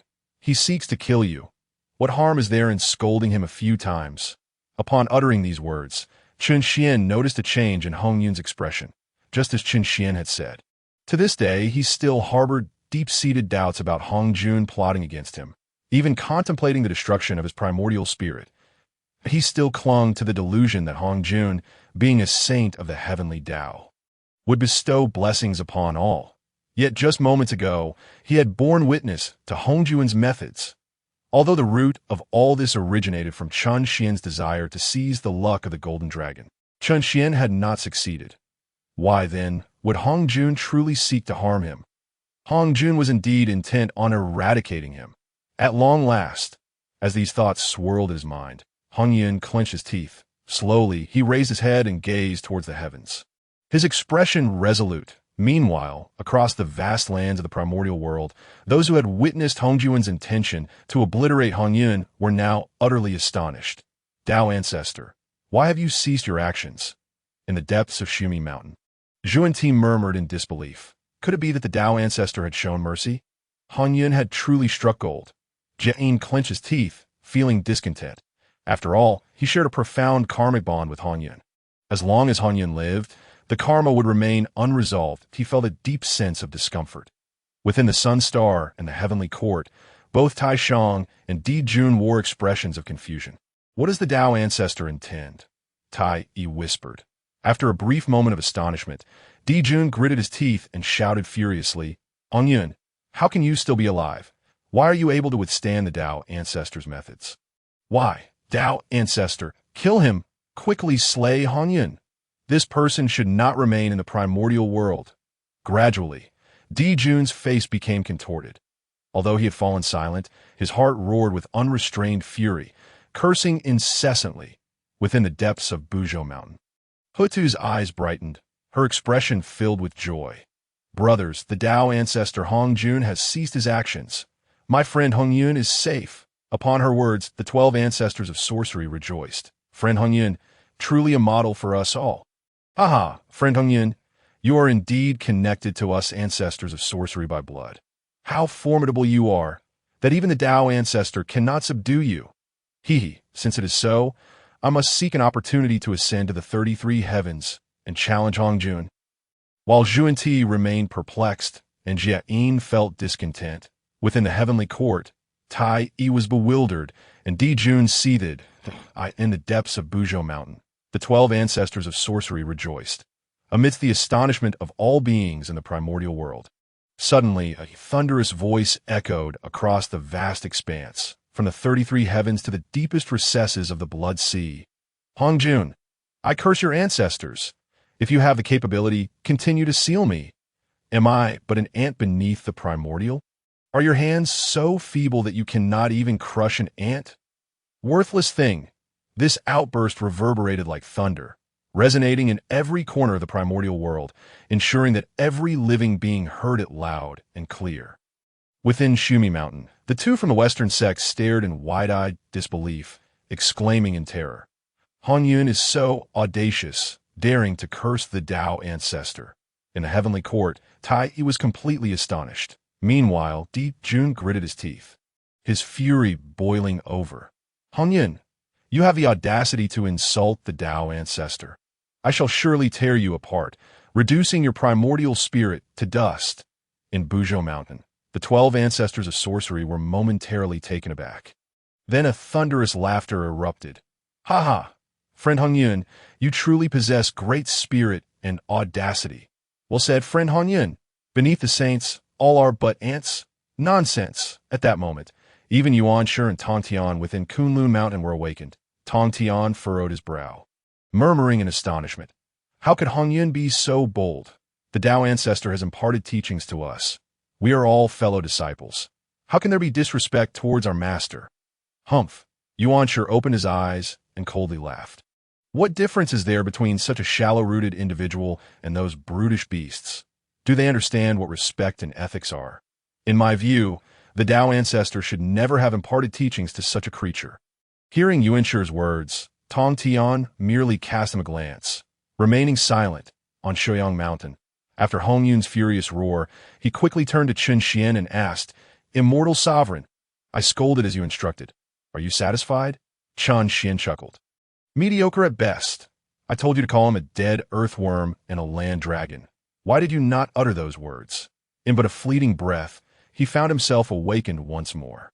Apart from the option of either annihilating the primordial wilderness or extinguishing the human race, he was bereft of means to contend with him at that moment. He focused on his breathing, forcibly calming himself. Subsequently, He parted his lips to utter words of gentle authority. The resounding divine voice pierced through the chaos, descending into the realm of the 33 heavens. Hongyun, I acknowledge you as a being of innate sanctity. Your path of cultivation is fraught with challenges, and attaining enlightenment is no simple feat. Moreover, I have previously bestowed upon you the essence of primordial chaos, thus establishing a modicum of master-disciple affinity between us. Therefore, I shall show restraint towards you. I implore you, in light of my genuine concern, to temper your heart and devote yourself to earnest cultivation. However, scarcely had Hongjun's words fallen when a tumultuous torrent of invective erupted. Hongjun, cease your pretense. If you cannot slay me, then you cannot slay me. Restrain yourself? Very well, do not hold back. Come at me again. If you dare, seal me once more. Hongyun's furious tirade reverberated throughout the primordial wilderness, leaving all beings in astonishment, particularly Xuan, whose teeth were nearly ground to dust in frustration. Yet he found himself powerless in the face of the situation. With the celestial court newly established, he was currently engaged in appointing the 10 great demon lords to positions of divinity, rendering him stretched thin at such a critical juncture. Nonetheless, he clenched his teeth and muttered through gritted jaws, Hongyun, once the celestial court is perfected, I shall command the heavenly soldiers to utterly obliterate you. Hongjun, the Dao Ancestor shows kindness to this audacious fiend, but I, Xuan, shall show no mercy that I must uphold the heavenly mandate and the will of the Dao Ancestor. Ensuring your demise is anything but peaceful. Within the Zixiao Palace, Hongjun furrowed his brow, taken aback by Hongyun's audacious retort.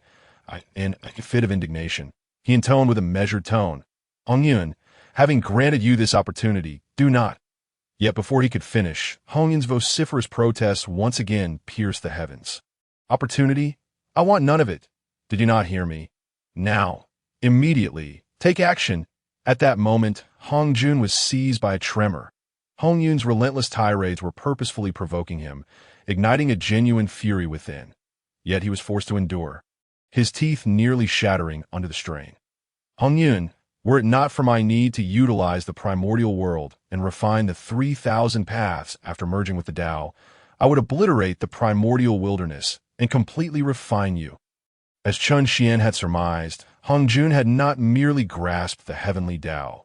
He merely found it easier to comprehend. Once he merged with the heavenly Tao and fully grasped its essence, he would proceed to refine the other paths, just as the 3,000 demon gods had done before. The primordial world, rich in the 3,000 paths, serve as the optimal crucible for enlightenment and cultivation. Thus, even the fury that simmered within him was sufficient to incinerate the entirety of the primordial wilderness. In that moment, he could only endure. After a prolonged silence, he bellowed once more, Hongyun, I have spoken my piece. Further verbal sparring holds no purpose. If you wish to curse, then curse away, that I shall listen. With that declaration, Hongjun raised his hand, and instantly, the doors and windows of the Zixiao Palace were sealed shut. The chaotic purple mist swiftly enveloped the entire palace, effectively rendering all light and sound from the primordial realm inaudible within. Naturally, Hongyun's vitriol was silenced him. Celestial Sovereign, the Dao Ancestor no longer responds. Will you continue to curse? On Shoyang Mountain, Hongyun, feeling helpless, turned to Chun Xian for guidance. I could see this moment. Chun Xian chuckled softly. Listening is all you can do? I fear that Hongjun has firmly shut the doors of the Zixiao Palace, and you shall hear not a whisper from the primordial world. Though Hongjun was a sage, he was still subject to the same emotions as any other being, joy and anger alike. Thus, Chun Xian could easily infer Hongjun's series of actions from this. Then, Chun Xian addressed Hongyun, Enough, he likely cannot hear you now, and cursing serves no purpose. It is a pity that despite your tirades, he has yet to make a move. Absorb those 2 golden dragons of merit first. Hongyun lifted his gaze to the 2 golden dragons of merit suspended in the sky. These dragons have been restrained by the devouring sky demon technique from the very beginning. Now, should Hongyun exert his demonic powers once more, he could engulf and refine these 2 golden dragons of merit. However, after a brief glance at the dragons, he turned his attention to Nuwa at his side. Niwa had witnessed the dispute between Hongyun and Hongjun in silence. Although she was astonished by Hongyun's audacity, her astonishment was merely that, surprise. Having attained the status of a sage and possessing a nascent comprehension of the path of humanity, her mentality was remarkably tranquil and forgiving. Moreover, she had contemplated something in regard to Hongyun's actions. The conflict between Hongjun and Hongyun, in her view, represented the struggle between heaven and humanity, a clash of paths. Unbeknownst to both Hongyun and Qian, as they engaged in their verbal confrontation with Hongjun, Niwa sensed a profound disturbance in the Tao. The momentum and fortunes were in constant flux, and even the merit dragons, shrouded by the Kongtong seal, roared in fury, seemingly rallying to bolster Hongyun. Even far away on the Wanshou mountain, Zenyuanzi, who observed it all in silence and chuckled inwardly, shared this sensation. However, unlike Niwa, he perceived these phenomena as manifest. As Hongyun clashed with Hongjun, the earthly membrane of the mountains and seas erupted with divine light. This artifact, which could be deemed a primal treasure, experienced a rapid enhancement in its offensive capabilities. Even now, amidst the calm, the power of his earthly membrane continued to grow. With the enhancement of the path of the earthly membrane, naturally, the earthly membrane itself was fortified. Hongyun, my friend. In the moment their gazes met, Niwa momentarily lost herself before offering him a gentle smile. Might I request the return of the golden dragons of merit that rightfully belong to me? Hongyun was momentarily taken aback, but nodded vigorously. Yet, within Hongyun's heart, Qian was alarmed. Hongyun, if you convey my words to Niwa, should she obtain these golden dragons of merit, she may. However, before Qian could elaborate, Niwa smiled at Hongyun. Thank you, dear friend, for your generosity. I shall not conceal from you. During your conflict with the Dao Ancestor, I experienced an epiphany. The duty to protect the humanity lies with you, not me. Hongyun furrowed his brows in confusion, while Qian's heart tightened. He suddenly realized the intentions of Niwa, the mother of humanity. She was preparing to make the ultimate sacrifice for her people. Niwa's voice remained calm, yet resolute. From the birth of my race, I possess potential akin to that of the innate sanctity following Pangu's creation. This may have already unsettled the heavens. If this race were destined to exist, the heavenly Tao would have long since manifested. My act of creating a race is tantamount to contesting the heavenly Tao, forcibly usurping its fortunes. If the human race is to flourish and endure, we must supplement the heavenly Tao's fortunes. I believe this is the reason the heavenly Tao bestows merit upon me. I shall ascend to become a saint, representing humanity and restoring the fortunes to the heavenly Tao. With that, Niwa extended her hand towards the golden dragons of merit. With a single motion, the dragons entered her being. Instantly, she soared upwards, ascending towards the heavens. Saint Mother! Niwa's ascent stirred a profound resonance among the 3,000 human beings, who gazed up in awe. She turned to glance back, tears welling in her eyes. My children, beyond the 33 heavens, I shall do all in my power to safeguard you. The primordial world is boundless. You may forge ahead without fear. A single tear fell from Niwa's eye, transforming into a universal blessing, showering the mortal realm. Within Hongyun's being, Qian let out a soft sigh. The later generations would claim that among the 6 saints, Niwa was the weakest, with the least understanding. Yet, the truth was the exact opposite. The way of heaven is to replenish the insufficient and diminish the surplus. Among the 6 saints of the primordial wilderness, it was likely only Niwa who comprehended this principle. Hongjun, after all this contention, you have emerged victorious in this move. However, it is merely good fortune on your part, having won by virtue of being the agent of the heavenly Tao.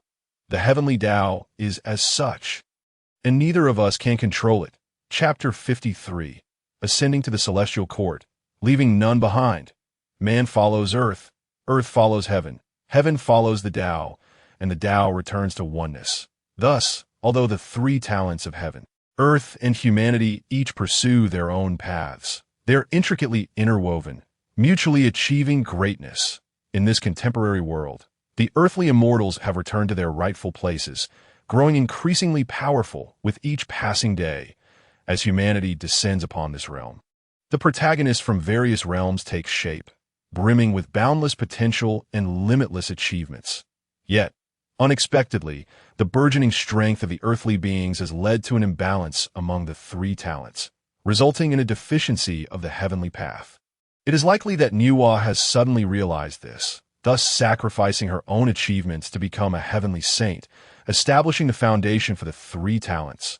Watching Nuwa ascend to the heavens, beyond the 33 layers of celestial realms where purple aura swirls and cosmic secrets abound, Xuan could not help but feel a sense of regret. From this moment onward, this ancestral figure of humanity, this saint of the human race, would be confined beyond the 33 layers of the heavens, unable to set foot in the primordial chaos again. Even as a heavenly saint, she would have to consider the heavenly path. Reflecting on this, when the day of the divine calamity arrives, it coincides perfectly with a time of great fortune for humanity. Yet, Nuwa personally sends forth the three demons of Xuan to disrupt humanity, propelling the divine calamity. That it is highly probable that she is constrained by the heavenly path, using the ancestral saint of humanity to weaken its fortune and suppress the human path. It cannot be deemed anything less than malicious. Thus, one might say that I have inadvertently caused Nuwa's plight, had I not fostered humanity to such unparalleled strength, nearly enabling them to entirely supplant the myriad innate deities birthed by the heavenly path. Perhaps Nuwa could have resisted to some extent. Since the primordial Pangu split heaven and earth, numerous innate deities have emerged. All of these can indeed be regarded as beings of the heavenly path, innate gods. Yet at their inception, even the most formidable among them barely reached the Tai realm. Now, consider the current state of humanity. They possess the primordial blood that combines Pangu's pure yang essence with Nuwa's yin essence, along with the powerful essence refined from the ancestral shaman. Furthermore, there's the innate fortune of red cloud bestowed by Xuan. Humanity not only emerges with a realm comparable to the innate deities, but, more importantly, their physical bodies and primordial spirits are immensely powerful. Their fortune even surpasses that of the innate deities. The it is as if, in this same era, humans and gods have emerged together. What can the innate deities born of the heavenly path possibly compare to humanity? Ironically, it is this undue strength that has compelled Nuwa to become a heavenly saint. It appears I must exercise greater caution. To put it plainly, my adversary is not Hongjun, but the heavenly path that underlies him. Moreover, it seems that Hongjun has indeed grasped more than just the heavenly path. He should have comprehended all three talents. Otherwise, he would not have painstakingly cultivated to ensure the heavenly path surpasses both the earthly and human realms while simultaneously preventing their complete suppression. In the end, Xuan couldn't help but chuckle inwardly, realizing that Hongjun is even more formidable than the myriad rumors of later generations suggest, since he has likely comprehended the three talents, yet specializes in the heavenly path. It implies he will ultimately uncover the means to unravel my assistance to Hongyun, enabling him to attain the undying fortune of the myriad calamities. If Hongyun fails to achieve sainthood, even with my support, he may still be crushed by Hongjun as easily as one would squash an ant. I cannot allow Hongyun to be overly aggressive, disrupting the balance of the three talents. Yet his ascension to sainthood cannot be unduly delayed. After much contemplation, Xuan found himself in a predicament. Advancing would bring the constraints of the heavenly path and the balance of the three talents, while retreating would invite pressure from Hongjun. However, before even a breath had passed, Xuan broke into a light-hearted laugh, tinged with excitement. How intriguing! A challenge adds to the thrill. Mere three talents. Even if Hongjun and the heavenly path attempt to restrain me with 3,000 grand avenues, they shall not succeed in trapping me. Chuckling, he turned his gaze toward Hongyun, who was gazing skyward with rapt attention. Though you have yet to master the devouring heaven demon technique, it is time to pass on the second method. Just as Xuan's murmurs ceased, a cloud of auspiciousness swiftly descended from the horizon, landing atop Shoyang Mountain and transforming into a handsome young man clad in a long robe. He exuded an extraordinary demeanor. Upon alighting from the cloud, the young man first glanced at the throng of 3,000 humanity, all gazing skyward with reluctance, before turning his attention to the deeply furrowed brow of Taishan, who was enveloped in purple aura. He then approached Hongyun and offered a slight bow. "Hongyun, my friend, it has been a long time. How is my sister?" Hongyun snapped back to reality and hurriedly returned the greeting with a bow. "Fushi, my friend." Indeed, this individual was none other than Fushi, the elder brother of Nuwa. With Nuwa achieving sainthood and ascending to the 33 layers of heaven, Fushi was taken aback, and why sister has become a saint. Alas, I felt a sense of foreboding, sensing that something was amiss with her. Despite my haste, I still arrived a step too late. However, my sister's ascension to sainthood is a tremendous blessing, a momentous occasion for the demon race. Why would I feel any sense of loss? Fushi's words puzzled Hongyun that Nuwa's achievement should be a great fortune for Fu 11. It stands to reason that even upon attaining the saintly fruit, the karmic bond share between siblings must be profoundly intertwined. Yet, Chan Xian, hidden within Hongyun's heart, could not help but smirk coldly. He was well aware of why Fushi felt such a sense of loss. Although Nuwa was a member of the demon race, her ascension to sainthood had nothing to do with them. She was a saint of humanity, not a saint of the demon race. Though Chen Xian had never deeply interacted with Fushi, the descriptions of him in later generations indicated that he was undoubtedly a person of great insight. While he may not yet have realized that Nuwa was not a saint of the demon race, he surely understood that Nuwa, as the ancestor of humanity, achieving sainthood would diminish the fortune of the demon race. Naturally, he would feel a sense of loss. However, after that cold smirk, Chan Xian immediately recalled something. Urgently, he turned to Hongyun. "Inquire with Fushi whether he has received an invitation from Dijuan to join the heavenly court and co-govern the demon race." Hongyun nodded repeatedly. Yet, the next moment, a hint of alarm and a trace of worry arose within him. He was well aware of the temperament of the celestial being residing within him. Dijuan and this celestial being had already forged a deadly rivalry. To him, such a query would surely incite a confrontation. If Fushi were to affirm that he intended to join the heavenly court as a celestial being, the celestial being would likely kill him on the spot. Still, since Chan Xian instructed him to ask, he dared not refrain. After a moment's thought, Hongyun finally asked Fushi, "Fushi, has Dijuan invited you to preside over the heavenly court?" Before Fushi could respond, he hastily added, "My friend, you should not go to the heavenly court." Fushi furrowed his brow slightly, taken aback and perplexed. Indeed, Dijuan personally invited me to join the heavenly court alongside him and Tai to co-govern the demon race. He even offered me the title of Xuan. However, this matter is known to no one, that I am uncertain how you came to learn of it. Yet, I'm even more curious as to why you advise against my attendance. After a brief pause, Fushi inquired of Hongyun, "What do you mean by this? Why should I not go to the heavenly court?" Hongyun was momentarily taken aback, unsure how to respond. Chan Xian then interjected, "Are you worried I will kill him? It is simple. Just tell him that it will not be long before I make my move on the heavenly court and annihilate it completely. If he wishes to avoid death, he should refrain from entering the heavenly court." Hongyun instinctively gasped. He was uncertain whether Chen Xian would indeed act upon this. However, as long as Chen Xian spoke, there was a possibility he might do so. Should Chen Xian take action, it was highly likely that the heavenly court would truly face annihilation. Immediately, Hongyun opened his mouth to speak to Fushi. After hesitating for a moment, he finally said with a bitter expression, "I may very well ascend to the heavenly court and slaughter it clean." Suddenly, Fushi's brow furrowed deeply, staring at Hongyun in astonishment. He softly exclaimed, "Hongyun, my friend, are you truly that reckless?" Chapter 54. Do not call me uncle, call me celestial elder. Hongyun's furious denunciation of Hongjun reverberated throughout the primordial chaos. Naturally, Fushi, who had been rushing over, heard it clearly. However, aside from being astonished by Hongyun's audacity, he did not dwell further on it. All beings in the world experience joy, anger, sorrow, and happiness. Perhaps Hongjun truly committed some grievous offense that provoked Hongyun's deep resentment. However, at this moment, Hongyun unexpectedly uttered threatening words to him without cause.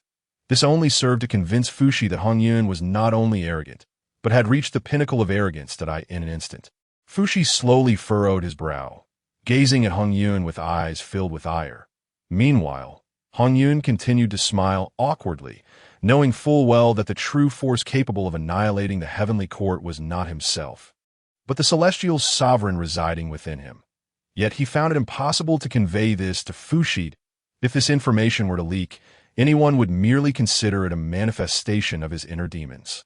Conversely, Chan Xian couldn't help but let out a cold smile, thinking, since you, Hongyun, are so keen on portraying yourself as a paragon of virtue, I shall ensure that others perceive you as a villain. To be frank, he harbored no murderous intent towards Fushi.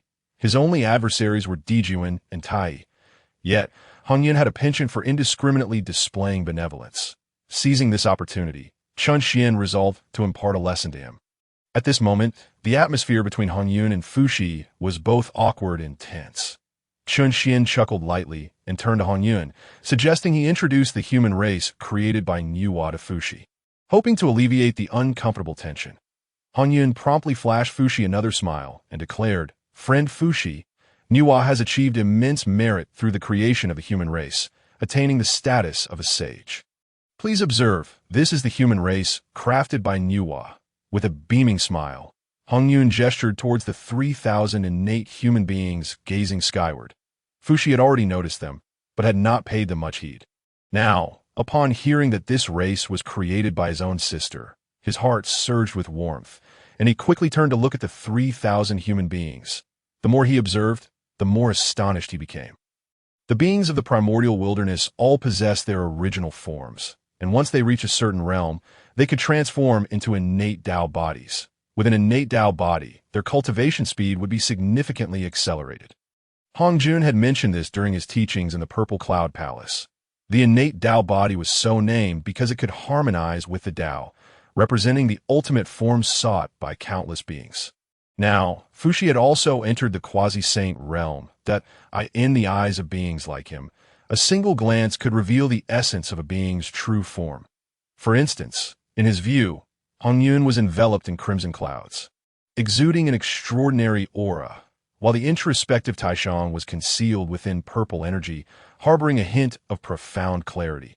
However, the 3,000 human beings appeared rather unremarkable to him. The human race, an innate Dao body. In the blink of an eye, he discerned the key to it all. How could he not be astonished?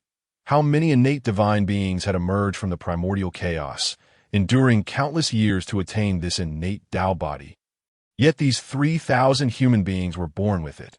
Moreover, their descendants would undoubtedly possess innate Dao bodies, in comparison to the demon race. No, in comparison to all the races that existed in the primordial wilderness, the foundation of the human race was astonishingly robust. Their innate Dao bodies meant that newly born beings would cultivate faster than any other race in the primordial wilderness. It was no wonder that his sister achieved sainthood in an instant. After a considerable time, Fushi could not contain his astonishment any longer.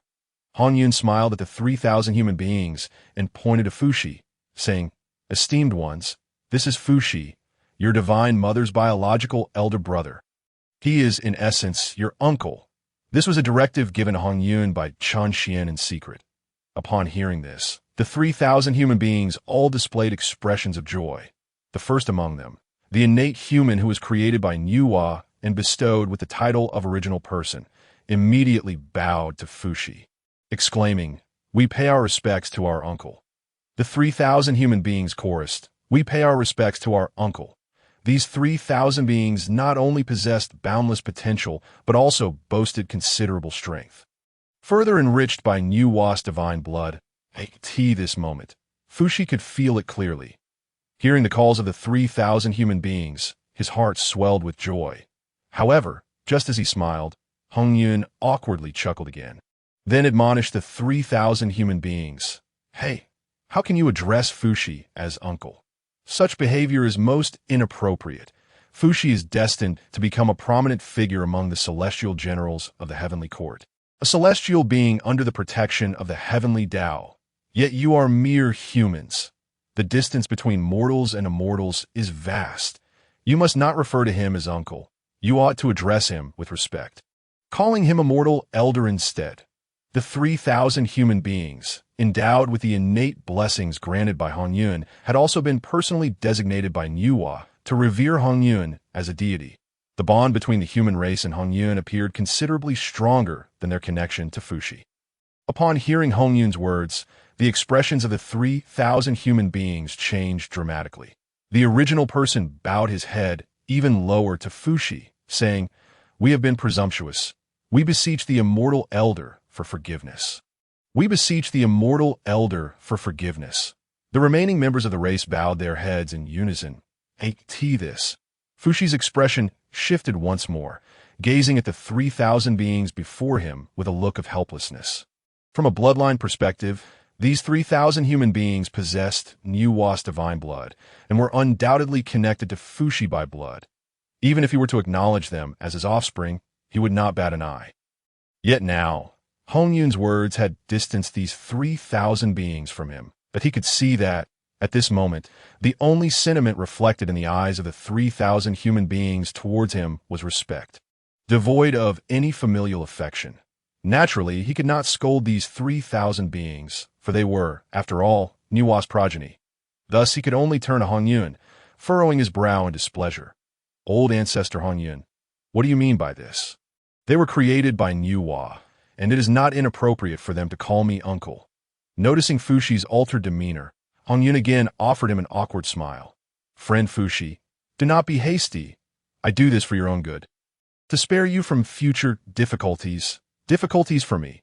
Fuxi found this utterly perplexing and retorted softly to Hongyun. Hongyun was momentarily taken aback, his lips twitching slightly as he muttered inwardly, "Celestial Sovereign, is it not a bit too obvious that you are threatening him?" Indeed, every word Hongyun spoke was what Chan Xian had conveyed to him. Threatening. Is this a threat? Are you not speaking the truth? I tell you, if you do not clarify things with him now, you will find it even harder later. As Chan Xian's words echoed in his mind, Hongyun resolved to convey the severity of the situation to Fuxi. Finally, after a considerable pause, Hongyun gritted his teeth and said to Fuxi, "Friend Fuxi, I have a mortal enmity with Zhunti and Tai. If they successfully establish the heavenly court, they will undoubtedly come seeking vengeance against me." Hongyun raised his hand, pointing at the 3,000 human beings. "Currently, these 3,000 beings have been entrusted by Nuwa to revere me as a deity. Moreover, they possess my innate blessings within them. Given this relationship, should I engage in battle with the heavenly court, they will undoubtedly stand united with me against our common foe. Yet you, my friend, aspire to ascend to the heavenly court as an immortal. Once conflict arises, your cultivation will position you as a vanguard general. Tell me, will you not strike against these 3,000 beings? If you do not, how will you justify your actions to the heavenly court? Thus, distancing yourself from the human race is truly for your own benefit." Having relayed Chan Xian's message, Hongyun cautiously stepped forward, softly suggesting to Fuxi, "Friend, perhaps you should truly heed my advice and refrain from seeking immortality in the heavenly court?" At this moment, Chan Xian remained steadfastly focused on Fuxi in Hongyun's mind. The choice Fuxi faced was of utmost importance. Although it might seem he was merely deciding whether or not to ascend to the heavenly court as an immortal, the insightful Chan Xian understood all too well that this choice would directly impact the future fortunes of the human race. Indeed, it was highly likely that this decision would lead to the first extinction catastrophe for the human race. Chapter 55. The Opening of the Heavens. As Hongyun's words fell, Fuxi turned his gaze towards the 3,000 innate human beings. Feeling a surge of complexity within him, he was unaware of the exact nature of Hongyun's enmity with Zhunti and Tai. They had never confided in him. However, one thing was abundantly clear. Given Hongyun's audacity to openly criticize Hongjun and then boldly declare his intent to annihilate the heavenly court, war between the heavenly court and Hongyun seemed inevitable. Once conflict erupted, how would he face the human race created by Nuwa? This race, bearing Nuwa's bloodline, was his kin as well. Yet, Fuxi did not dwell on this dilemma for long. In just a fleeting span of around 10 breaths, Fuxi suddenly clenched his teeth lightly, his expression grave. The establishment of the heavenly court by Zhunti and Tai was a matter of immense significance. If it comes to fruition, perhaps it could. A whisper escapes my heart. Fushi suddenly furrows his brow and glances at Hongyun. Friend Hongyun, entering the heavenly court and becoming an immortal is an inevitable path I must tread. Should the day arise when you, friend Hongyun, wage war against the heavenly court, for the sake of the court and for the human race, I, Fushi, shall certainly intervene. As he spoke, Fushi's brow tightened further, a grave expression emerging. Suddenly infused with ferocity, his gaze upon Hongyun ignited with a murderous intent. If I cannot persuade you, friend, I shall be compelled to employ thunderous methods, unleashing all my abilities to eradicate you in the shortest time possible. Before his words faded, a surge of fierce battle spirit erupted from Fushi. Should you perish, I would undoubtedly be able to convince the heavenly court to refrain from further actions against the human race. This sudden manifestation of murderous intent left Hongyun momentarily stunned. Qian also raised an eyebrow in surprise. He was well aware of Fushi's fate. Although he had entered the heavenly court, he met an unexpected demise. Numerous speculations surrounded the cause of his death, and Qian was uncertain of the truth. However, it was universally acknowledged that after his death, he reincarnated as a human and ascended to the throne as the Emperor of Humanity, being one of the progenitors of human culture. As for his combat prowess, Qian could not ascertain its extent, but it was generally acknowledged that it leaned towards the realm of power. He had not anticipated that this demon clan Fushi would be so resolute. Yet soon after, Qian smirked disdainfully, thinking it naive to believe one could persuade the demon clan to refrain from attacking the human race. After his scoff of derision, Qian promptly addressed Hongyun, saying, "You are no different. Should you engage in battle with the celestial beings, Fushi will undoubtedly meet his end." Fushi, unyielding in his convictions, reiterated his intentions to ascend to the heavenly court. Qian welcomed the opportunity to take the blame for the myriad rumors surrounding Fushi's demise. After all, if a return to life was inevitable, he might as well personally usher him into reincarnation. Qian's words caused Hongyun's lips to twitch. Ultimately, he could only helplessly say to Fushi, "If that day truly arrives, I shall have no choice but to invite you to your demise." Humph. Hongyun's arrogance was something Fushi had anticipated. He merely snorted coldly, then raised his hand in a gesture of farewell to Hongyun. In that case, we shall see whose skills prevail in the end. Having learned the whereabouts of my sister, I shall not intrude further. Farewell." As his voice fell, Fushi cast one last glance at the 3,000 human beings, sighed in resignation, and then rode upon a cloud, preparing to depart. "Friend Fushi, please hold your steps." However, as Fushi ascended, Hongyun called out to him. Fushi turned to inquire, "What business do you have? I have one more question that I would like you to answer." Hongyun immediately spoke that if one day the demon clan were to indiscriminately slaughter the human race, what choice would you make? Fushi paused momentarily before responding in a deep voice. "As long as I am present, the demon clan shall not dare to commit any egregious acts against the human race." Having spoken, Fushi ascended into the heavens, soaring into the sky. Observing Fushi's retreating figure, Hongyun was left in astonishment, pondering, "Celestial sovereign, will the demon clan truly hunt the human race in the future?" Qian replied coldly, "Perhaps not while I am here. However, if that day does come, I hope Fushi can discern the situation clearly. Otherwise, for the foundation and fate of the human race, you may be compelled to eliminate him." Me?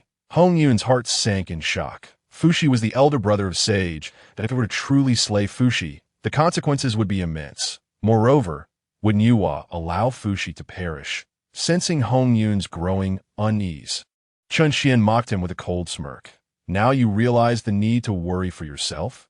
No longer benevolent. When the day comes that the demon clan slaughters the human race, killing Fushi could avert disaster.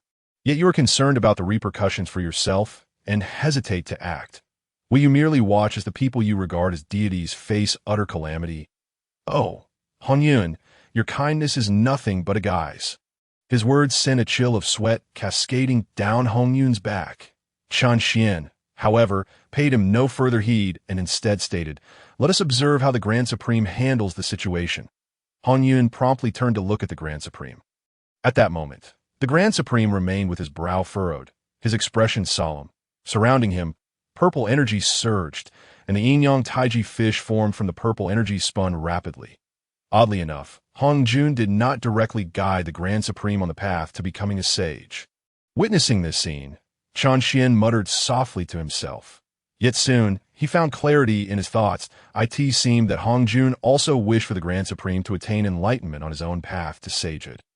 Very well, I shall observe the Grand Supreme's talents and see when he can achieve understanding. Finally, he turned to Hongyun and said, Hongyun, now is the perfect opportunity for me to impart a technique to you. You shall cultivate here on Shouyang Mountain while awaiting the Grand Supreme's awakening. Hearing that Qian was about to bestow upon him a technique, Hongyun was overjoyed. Yet soon, he grew anxious and spoke up. Celestial Sovereign, we have already offended the Dao Ancestor Hongyun. The Dao Ancestor is a sage, with vast powers and unfathomable strength that I fear that one day he may discover a method to break our invincible position. Instead, we should seize this opportunity to utilize the swallowing heaven demon technique to achieve sagehood sooner. Oh, you can actually think of that. Hongyun's words took Qian by surprise. However, he quickly smiled. It is indeed only a matter of time before Hongyun devises a means to shatter your belief power. While the swallowing heaven demon technique can also lead to sagehood, if you truly wish to achieve it before Hongyun awakens, the best method would be to capture a sage and drain them dry. Currently, there are only two sages, Niwa and Hongyun. Which one will you choose? Or shall you exert all your strength in the swallowing heaven demon technique to drain the entire Hongwang, along with its beings and the very heavens? The distinction between a quasi-sage and a sage may seem but a mere veil, as thin as a sheet of paper. Yet this fragile layer separates them by an insurmountable chasm to devour with the swallowing heaven demon technique. The amount of energy required is staggering. Of course, Hongyun could still methodically drain the treasures, spiritual veins, and so forth from the Hongwang world, gradually accumulating enough to achieve sagehood. However, that would inevitably not occur before Hongyun devises a way to counteract it. Nevertheless, the technique that Qian was about to impart would precisely remedy this flaw. Even if it did not lead to success, it would still provide Hongyun with a means of evasion once Hongyun conceived a method to counteract it. Below the sage, all are mere ants. This statement holds true. Yet, ironically, this ant is Qian. Thus, this assertion does not apply. Although he cannot contend with Hongyun, he possesses myriad means to ensure that Hongyun cannot do anything against him. The celestial sovereign of the 10,000 realms has countless methods to achieve this goal. Noticing that Hongyun had fallen silent, Qian addressed him once more. Listen closely. The technique I am about to impart to you is called the Opening Heaven Technique. Chapter 56. The Proliferation of the Human Race. The Grand Supreme emerges from seclusion. The so-called Opening Heaven Technique involves the concept of creating heaven and earth with a single thought. Establishing the world, and thus giving rise to creation. Its essence lies in using one's own extraordinarily potent primordial energy to manifest a primordial world in the void. Subsequently, one nurtures oneself within this primordial world, thus establishing a realm of their own. This method can only be refined by those with substantial true essence. At the initial stage of forming a realm, one must even deplete all their magical power to nourish the world. However, with your swallowing heaven demon technique, your magical power can flow endlessly. Therefore, this technique is most suitable for you to cultivate. As Qian explained, a vivid imagery appeared in Hongyun's mind. In this vision, an immeasurable giant sat cross-legged, enveloped in the primordial universe. Within him, starlight surged, nebulae coalesced, and the cosmic river formed a self-contained unity. Yet, as the scene zoomed out, it revealed that the universe, with its countless swirling star rivers, suddenly condensed into a bubble. Floating beside the giant, bubbles of universe continued to emerge one after another. Ultimately, the giant's body, both inside and out, became filled with countless cosmic bubbles. Opening heaven and earth. Hongyun watched in astonishment as this spectacle unfolded before him. It involuntarily reminded him of Pangu creating heaven and earth. Celestial Sovereign, do you wish for me to open heaven and earth at the quasi-sage level? Indeed, it is the act of opening heaven and earth. Qian chuckled lightly. The Opening Heaven Technique, in simpler terms, It is the creation of a world. This is knowledge I acquired from a different realm where I specialize in the laws. When one cultivates these laws to the highest level, they can carve out a world of their own. In this self-created world, one reigns supreme. The more laws one possesses within their own world, the greater their strength. A genius has emerged, yet he treads a path contrary to the norm. He first nurtures his own world and subsequently utilizes it to illuminate the principles of existence, thereby birthing the heavenly opening technique. Immortal sovereign, he exclaimed, only through the sanctification of Pangu could the heavens and the earth be brought forth. What merit or capability do I possess to accomplish such a feat? Upon finishing his words, Hongyun immediately interjected, Pangu's creation of the world resulted in a realm that is both authentic and complete. However, the world fashioned by this heavenly opening technique is frail and lacking, not to mention inferior to the primal chaos. He reassured, rest assured, I do not equate you with Pangu in any sense. Proceed with your practice. Indeed, the heavenly opening technique cannot be compared to Pangu's creation of the cosmos. In truth, it is negligible in comparison. If Pangu's act of creation is likened to the formation of a galaxy, then the primal chaos itself, with its myriad stars, finds its origin in Pangu. He is, without a doubt, the creator of the galaxy. This heavenly opening technique merely equates to the creation of an ecological tank. Its difficulty and scale pale in comparison to the true act of creation. Of course, crafting one ecological niche could lead to the creation of 2, 3, 10, 100, or even 1,000 ad infinitum, ultimately rivaling the cosmos itself. Naturally, this technique also holds the potential to elevate Hongyun to the status of saint, akin to the path taken by Nuwa. Although one cannot achieve the same cosmic creation as Pangu, one can still seek a more attainable alternative. As the technique swiftly traversed Hongyun's mind, it became firmly etched in his consciousness. Without further hesitation, he commenced his cultivation. Chan Xian aptly reminded him, in the initial stages of your practice, focus on mastering a single principle. As you're a red cloud, why not begin by refining the essence of clouds? Comprehend its fundamental nature and forge it into a world. Immediately, Hongyun extracted his true form, the red cloud, and, following the teachings of the technique, began to gather and condense the essence of the red cloud. He sought to understand its characteristics and refine its core. If he could transform this red cloud into a self-regulating, self-sustaining microcosm, it would signify a notable achievement. Unlike the devil's devouring technique, born from the dark arts, the heavenly opening technique was crafted by a genius for those with inadequate foundations, striving to enable anyone, regardless of their starting point, to reach the pinnacle of cultivation.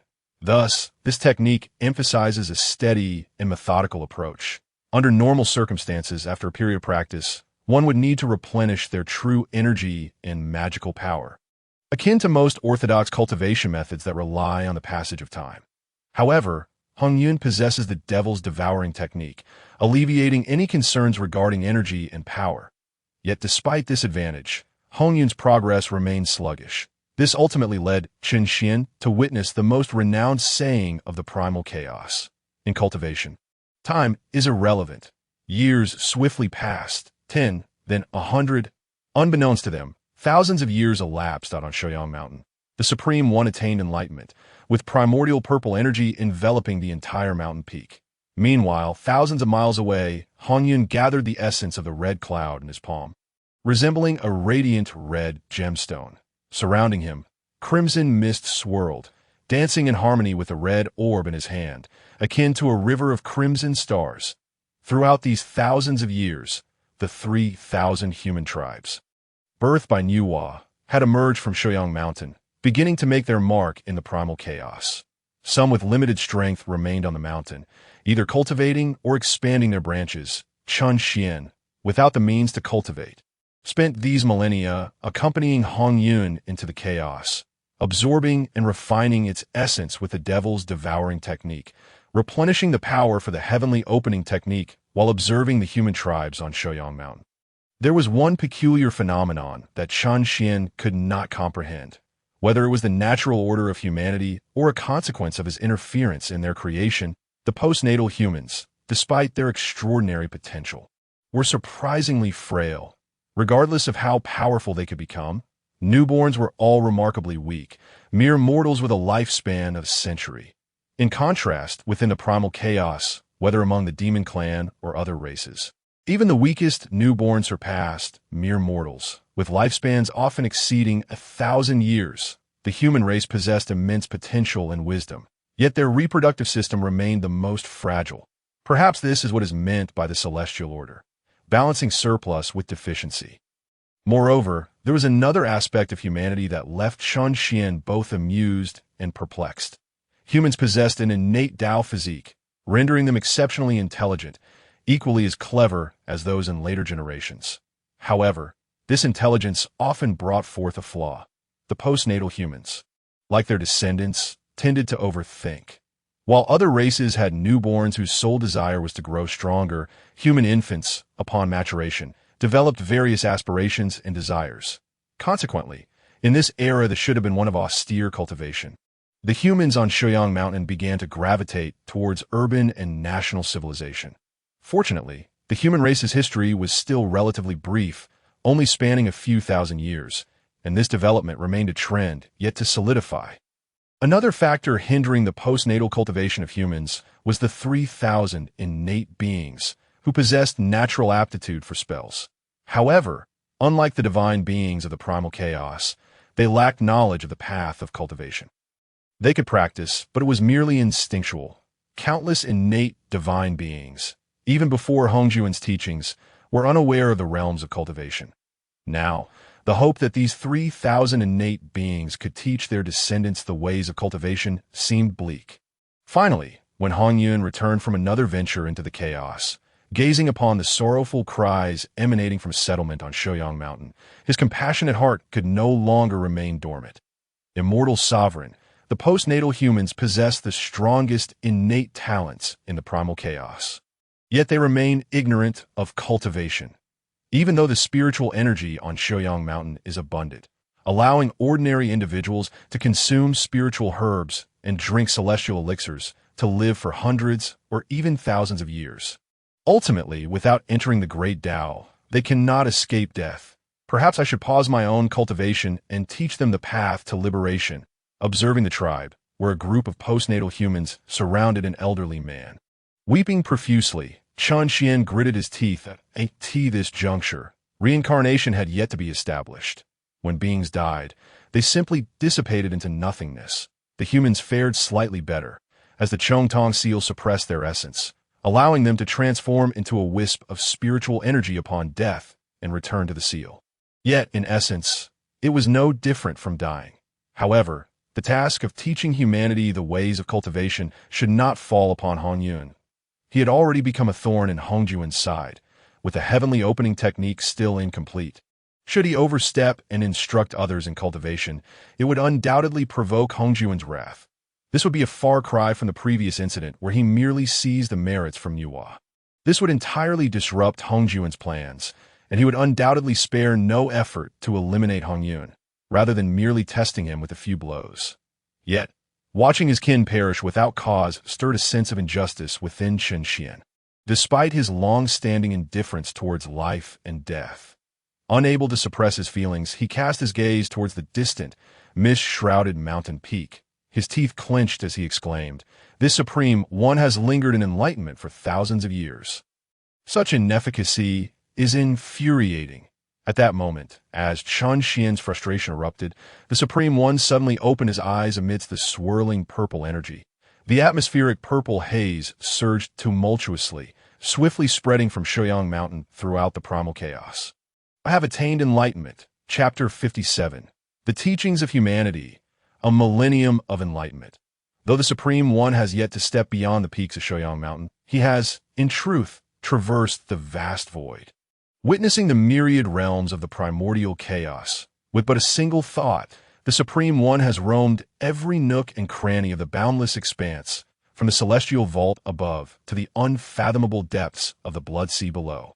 He has beheld, with his own eyes, the splendid palaces forged by the demon clan within the 33 heavens. The heavenly deities and immortals strive diligently in their cultivation, all in pursuit of fleeting supremacy. He has also witnessed the myriad beings journeying from afar to the 5 Zhuang Palace within Mount Wanshou, seeking guidance from the venerable Xinyuanzi in their quest for the status of Earth Immortal. Furthermore, he has seen the Wu clan within Mount Buzhou, honing their physical forms without regard for their lives.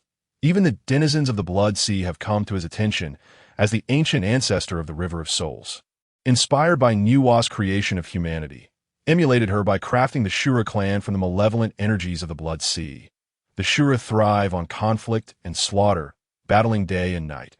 Yet, it is the human race residing on Shoyang Mountain, destined to be the strongest cultivators of the primordial chaos and the rightful rulers of heaven and earth, that has instead succumbed to various desires. They seek not cultivation, nor do they aspire to longevity. Upon his return to Mount Buzhou, the Supreme One finally comprehended the truth.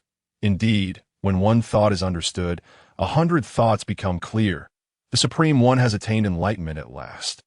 Opening his eyes, he gazes down upon the gathering of humans on Shoyang Mountain. A violet radiance bursts forth from his eyes, igniting an unusual stir within the hearts of the human race below, who all look up towards his direction. The mountaintop, once shrouded in purple mist, now churns with a surge of violet energy, rising like tumultuous waves.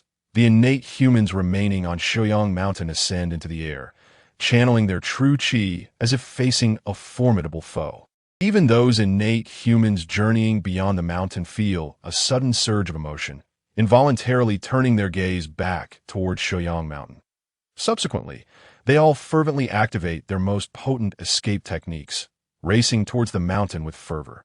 In that moment, whether innate or postnatal, all hearts resonate. A monumental transformation is destined to unfold upon the ancestral grounds of Shoyang Mountain. Ultimately, the Supreme One's gaze sweeps across the entirety of Shoyang Mountain as he begins to speak. The Supreme One's enlightenment reverberates, seemingly resonating with the entirety of the primordial chaos. And the moment he speaks, a profound sound echoes throughout the heavens and the earth that I am the true lineage of Pangu. The foremost of the 3 pure ones, the Daoist of Ta Ching. I sense that the new race of the primordial chaos, the human race, possesses boundless potential, yet remains deprived of rightful teachings and the great Tao. Thus, I shall establish a doctrine within the ancestral lands of humanity, henceforth known as the human teachings. From this day forth, I, Ta Ching, shall be the master and sage of humankind, imparting the path of the golden elixir. The human teachings are established. Boom! As the words fall, the heavens and the earth tremble in unison. Above the 9 heavens, myriad rays of light illuminate, and violet mist flows eastward. Upon the earth, golden lotuses rise, and pure springs surge forth. Roar! In the next instant, a thunderous dragon's roar resonates throughout the sky. The colossal golden dragon of merit, spanning tens of thousands of zhang, descends from above. This is the true embodiment of the heavenly merit dragon. As the merit descends, the Supreme One smiles faintly, raising his hand to summon forth a sweeping wave of violet mist. Indeed, it is the primordial violet mist. The purple ascends to the heavens to welcome the golden dragon of merit, encountering no hindrance, not even from Chun Xian, who refrains from intervening. The violet mist and golden dragon merge as one, returning entirely to the Supreme One's form. In that very moment, the primordial chaos stirs anew, and a profound sound resonates throughout the world. This sound resembles a celestial melody, akin to the divine voice of Hongyun imparting wisdom. Wherever it reaches, all beings feel as if they are bathed in a spring breeze. Filled with joy. On Shoyang Mountain, the Supreme One radiates with divine light, illuminating the world like a brilliant sun. The humans within Shoyang Mountain, caught in a whirlwind of thoughts regarding the innate and postnatal, find their minds clear and their spirits invigorated beneath this divine radiance. Even the many unruly postnatal beings feel their anger dissipate, gathering their spiritual power anew. As the divine light shines, the mundane world ascends. At this moment, above the 3 pure ones, the Daoist of Ta Ching attains sainthood. Another saint emerges into the world. All beings of remarkable cultivation feel a stirring within their hearts, whether in astonishment or in longing. On Kunlun Mountain, The closed-eyed Yuan Shi and Tong Tian rise, bowing towards Shouyang Mountain, offering their congratulations. Congratulations, elder brother, on attaining sainthood.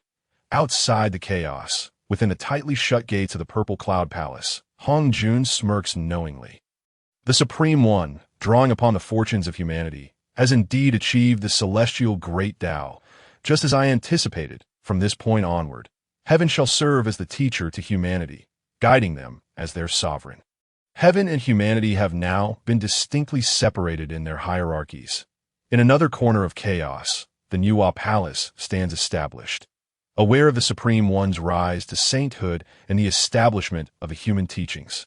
Nuwa's countenance betrays no joy. Red Cloud, you have shown great affection for humanity, even offering your ancestral witch's essence and your own fortune. Yet why do you withhold teachings from them, allowing Ta Ching to establish his doctrine and become their master? Henceforth, must humanity solely depend on the celestial way, taking heaven as their teacher. Within Shouyang Mountain, the Supreme One's divine light does not fade. The profound sound reverberates throughout the entire mountain. I shall impart the path of the golden elixir. All human beings, hasten to listen. At this moment, the Supreme One has indeed achieved sainthood. His words carry the weight of heaven and earth, echoing with authority. As he speaks, all beings of the human race converge towards the mountain where the Supreme One resides. The innate humans remaining behind soar into the skies, fearing they might fall behind. Even the postnatal humans, devoid of any cultivation, find themselves able to tread upon the golden light emanating from the Supreme One. Soaring through the air, those journeying afar feel the Supreme One's voice of impartation resonate within their hearts, each striving with all their might to rush back to Shouyang Mountain. At this moment, Red Cloud observes as one after another, humans soar past him, feeling a pang of regret. Alas, I too wish to teach humanity the ways of cultivation. Had I acted sooner, that golden dragon of merit might have been mine.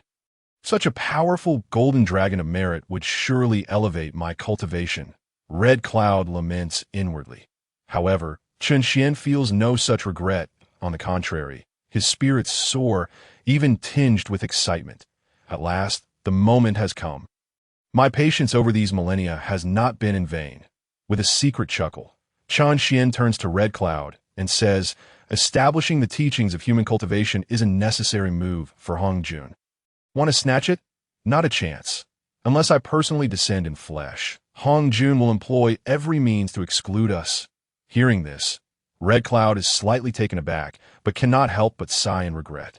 Yet, in the next breath, Chen Xian's inner voice chuckles. However, while we may not seize the major benefits, we can still claim the minor ones. Now that the Supreme One has attained sainthood, the heavenly merit will overshadow the human path. If further dragons of merit descend, as long as it does not disrupt the balance of power between heaven and humanity, Hongjun is unlikely to intervene. After this inner amusement, Chen Xian promptly says to Red Cloud, "Come, let us go and congratulate the Supreme One." Upon hearing this, Red Cloud says nothing further. He conjures a storm of wind and thunder, heading straight for the mountain where the Supreme One resides. Chapter 58. Receiving disciples and imparting teachings. Boom! Thunder rumbles and the winds surge. Red Cloud manifests before the Supreme One, bowing deeply in salute. Congratulations, fellow Daoist. Today you have attained sainthood, destined to endure through the ages. In that moment, the Supreme One exudes an air of tranquility and clarity.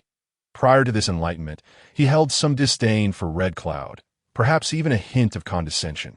Yet now, with a single thought leading to sainthood, the heavens have expanded in their embrace. The pre-saint Red Cloud, in the Supreme One's eyes, is rendered inconsequential.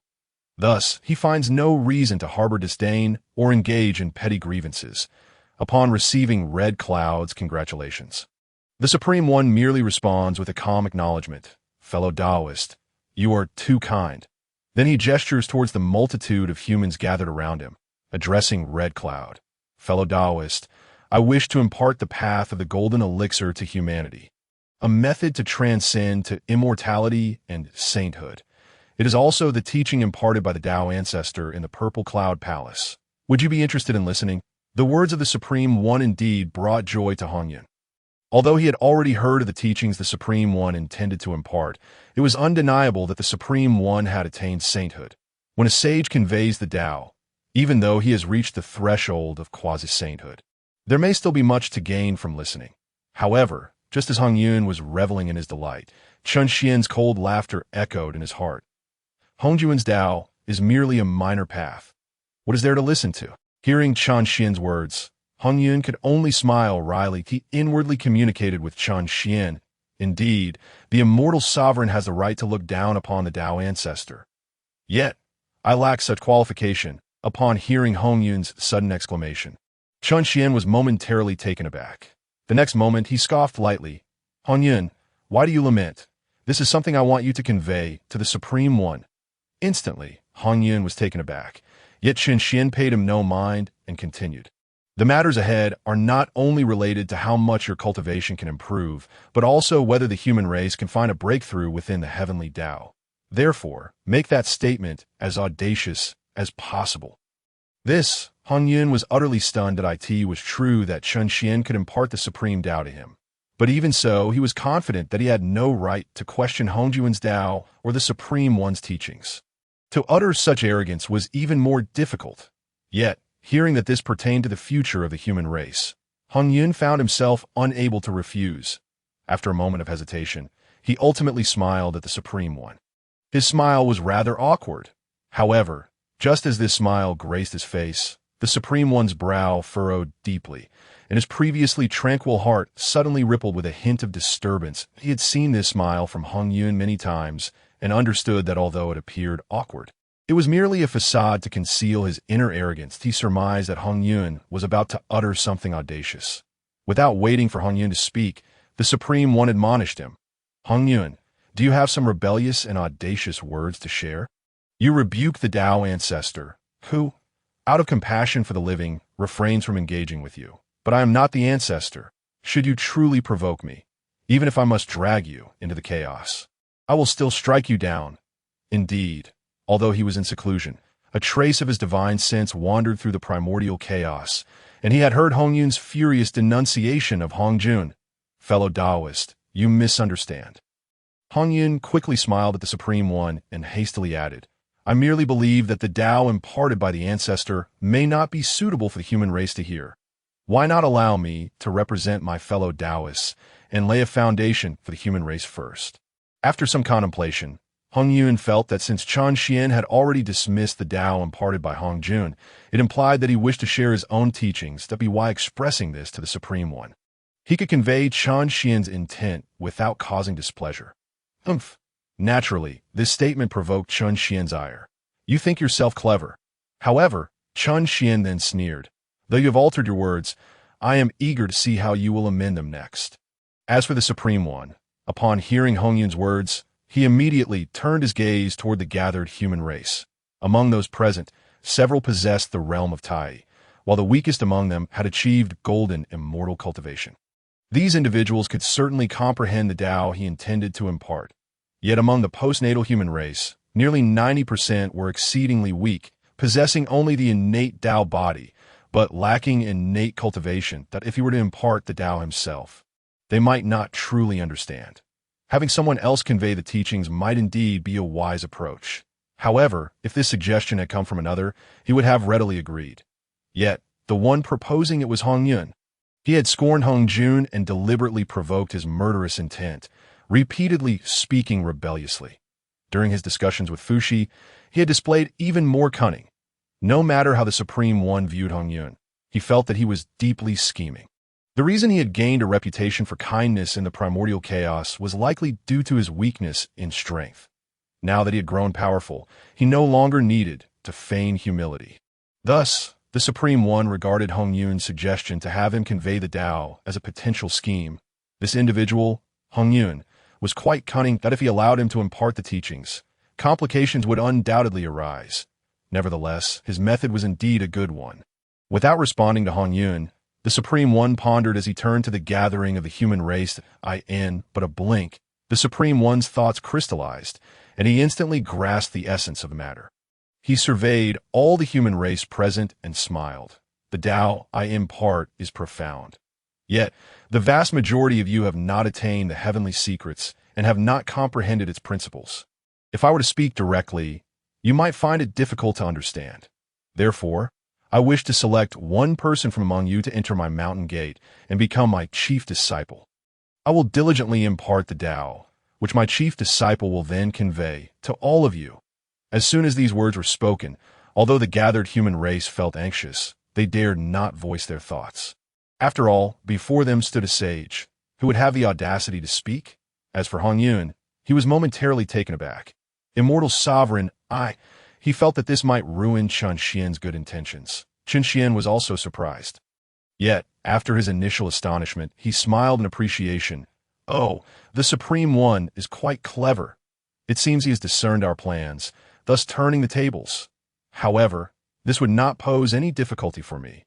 Upon finishing his words, he immediately turned to Hongyun and said, "Tell the Supreme One that among the 3,000 human races created by Nuwa, only the first human possesses the qualifications to become his disciple. Let the Supreme One find a way to bring the original human back." After speaking, Hongyun remained silent. Chen Xian understood that Hongyun was once again trying to gauge his intentions. Immediately, he continued, "Stop guessing. This is for the good of the Supreme One. Do you not find my words reasonable? The original human is the first person that Nuwa and I painstakingly created. In terms of lineage, he possesses the deepest roots among the 3,000 human races." There was no room for doubt. Chen Xian's words indeed held merit. At that moment, Hongyun hastily spoke to the Supreme One, "Fellow Daoist, if you wish to take a first disciple, I have someone to recommend. Among the 3,000 human races, the first to emerge is named Yuan. This person has condensed the pure essence of Nuwa and is the most carefully crafted individual. His roots and talents will undoubtedly satisfy you." Hongyun's repeated assertions made the Supreme One feel a sense of vigilance. However, he also recognized the validity of Hongyun's words. He had witnessed the process of Nuwa creating humanity. This first human truly represented Nuwa's heart and soul. For a moment, the Supreme One fixed his gaze upon Hongyun, his eyes glimmering.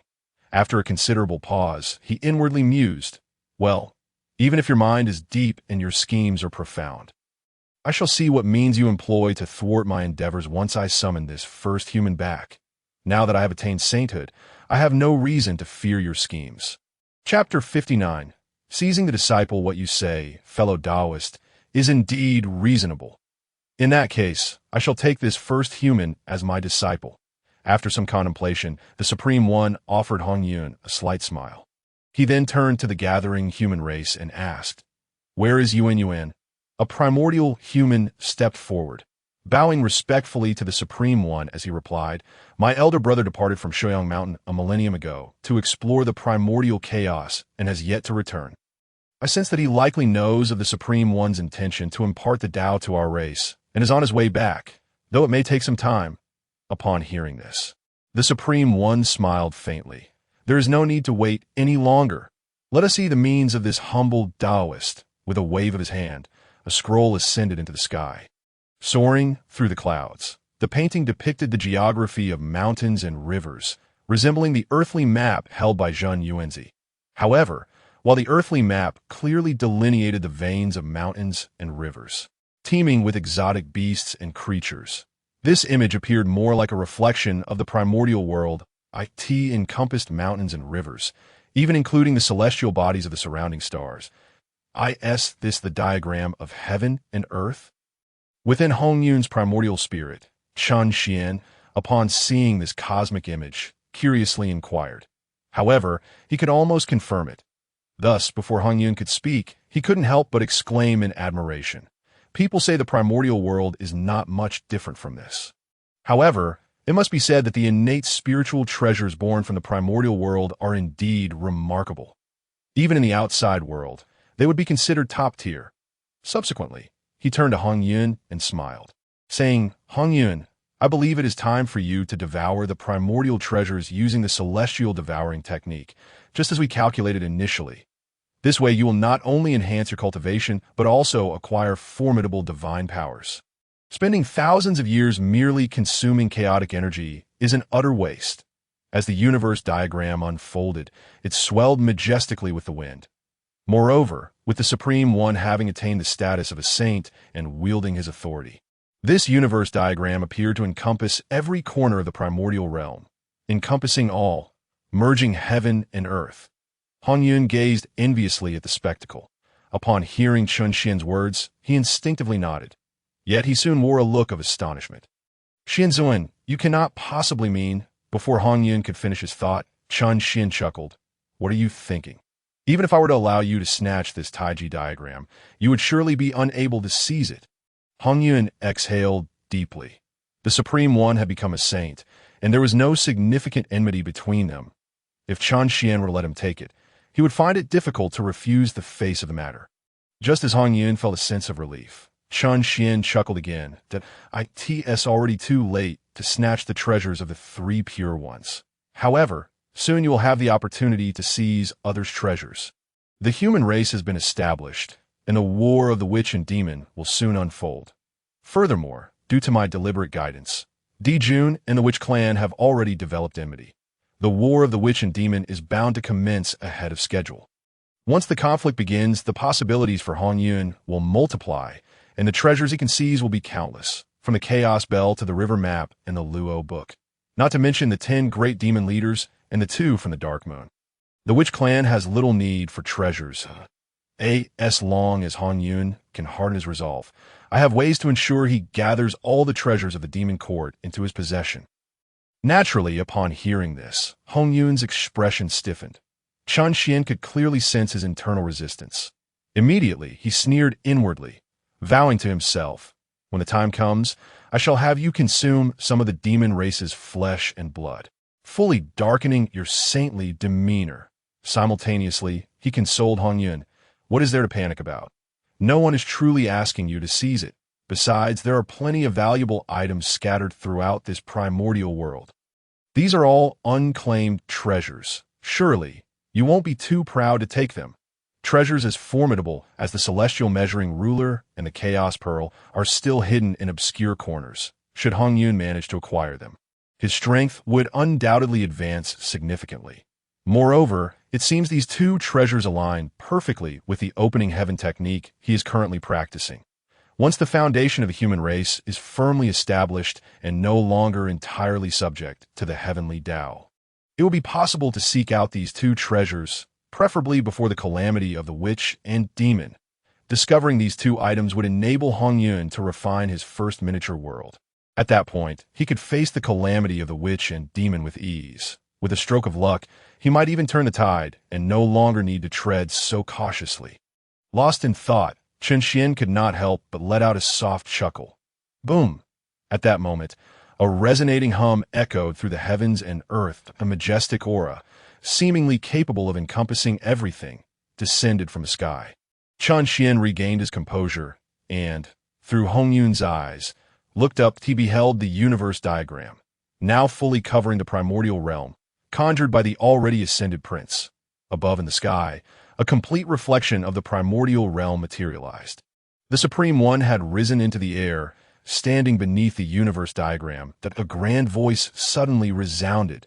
Where is the original human, the progenitor of the human race, created by the Saint Enhua? As the words fell, another wave of humming echoed through the expanse. Following this, a ripple surged rapidly from the northwest. The Supreme One turned to look, raising his hand to summon it. The universe distorted and shifted. Come! Instantly, the universe diagram shrank rapidly, not rolling up but proportionally diminishing. The reflection of the primordial realm above it also shrank accordingly. Finally, a flickering point of light appeared in the northwestern corner of the universe diagram. The ripple emanated from that very point. With a single finger, the Supreme One pointed, pulling something back. That a beam of light shot forth from the universe diagram and fell directly upon Shoyang Mountain. As the brilliance receded, the first human of the human race emerged within the glow. Yet, this translocation technique, which seemed to defy distance, left the human elder bewildered and astonished at the sudden change of scenery. The relocation of the universe could reverse the four directions. Such a treasure. Indeed, the primordial realm is vast, and this universe diagram appears capable of drawing individuals from any location. This technique alone surpasses any translocation art from other realms. Even Chen could not help but marvel inwardly. However, soon, his eyes brightened as he gazed at the universe diagram. Since it can shift through the void, if this treasure has not reached its limit, could there be potential for further advancement? Might it be possible to break through the barriers of domains and draw an object from beyond? If so, I would no longer need to rely on Hongyun to manifest a physical body for me. In that moment, Chen Xian, through Hongyun's eyes, fixated intently on the universe diagram in the sky. It seems I must obtain this universe diagram. As Chen Xian pondered, the Supreme One waved his hand, storing the universe diagram within his sleeve. He then descended upon Shoyang Mountain, scrutinizing the human elder before him. When he was created, the Supreme One had caught a glimpse of him through a fragment of divine consciousness. Yet now, upon a closer inspection, the Supreme One was slightly taken aback. He sensed pure energies continuously emanating from the original human. The aura was both pristine and intensely fervent, wild yet as tranquil as a pine tree. It appeared that the dualities of motion and stillness, of celestial and demonic, of calm and fervor, were all perfectly harmonized within the original human. This astonished the Supreme One, even having attained sainthood. Moreover, he could distinctly feel the essence of Pangu surging from the original human. Far more potent than any other human, it was as if he were truly facing the offspring of Pangu, a member of his own lineage. Good, good, good. The similar aura and exceptional root bone prompted the Supreme One to exclaim thrice in approval. Without wasting time, he addressed the original human directly. I am Taiji Daoist, the true lineage of Pangu, the foremost of the three pure ones. I now wish to teach you the way of humanity and take you as my first disciple, imparting unto you all my methods and teachings. Do you consent? The original human, having sensed the moment, understood that the Supreme One had attained sainthood and sought to become a teacher to the human race. Now, summoned from afar, he was to be taken as a disciple. How could he refuse? He nodded repeatedly. Yet, just as he opened his mouth to utter the words, I am willing, a gentle voice interjected. Original human, I too wish to take you as my disciple and share with you the unseen paths of the primordial realm, aiding you in opening doors yet uncharted. Will you consent? The voice rang out, prompting everyone to turn. There stood Hongyun, smiling warmly at the original human. The Supreme One immediately furrowed his brow, displeased as he admonished, Hongyun, what do you mean? Are you attempting to compete with a saint for a disciple? Chapter 60, Supreme One, allow me to open your eyes. Xuan, if you are indeed intent on imparting your teachings to the human race, why must you vie for the original human as a disciple? Among the 3,000 innate humans, their innate talents and foundations are all remarkable. At that moment, as he felt the Supreme One's cold gaze upon him, Hongyun was filled with trepidation. Simultaneously, he quickly sent a silent plea to Chen Xian. What right do we have to compete with a saint for a disciple? Indeed, Hongyun's desire to take the original human as a disciple and compete with the Supreme One stemmed from Chen Xian's suggestion. What do you understand? If the Supreme One truly takes him as a disciple, do you think he could reach any remarkable heights? Could he become a saint? Hongyun was taken aback. Chen Xian continued with a smile. If you take him as your disciple, and I provide careful guidance, what do you think? Hongyun paused again, his emotions stirred.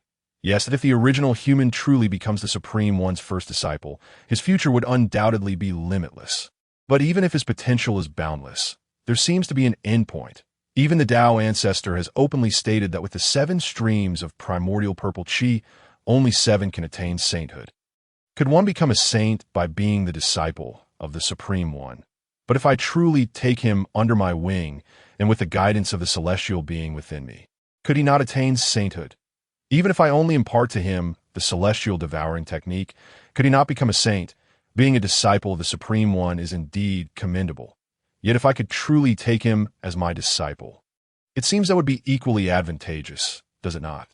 The human race possesses its own intrinsic blessings. The revered Nuwa has explicitly declared that she is indeed the divine sovereign of humanity.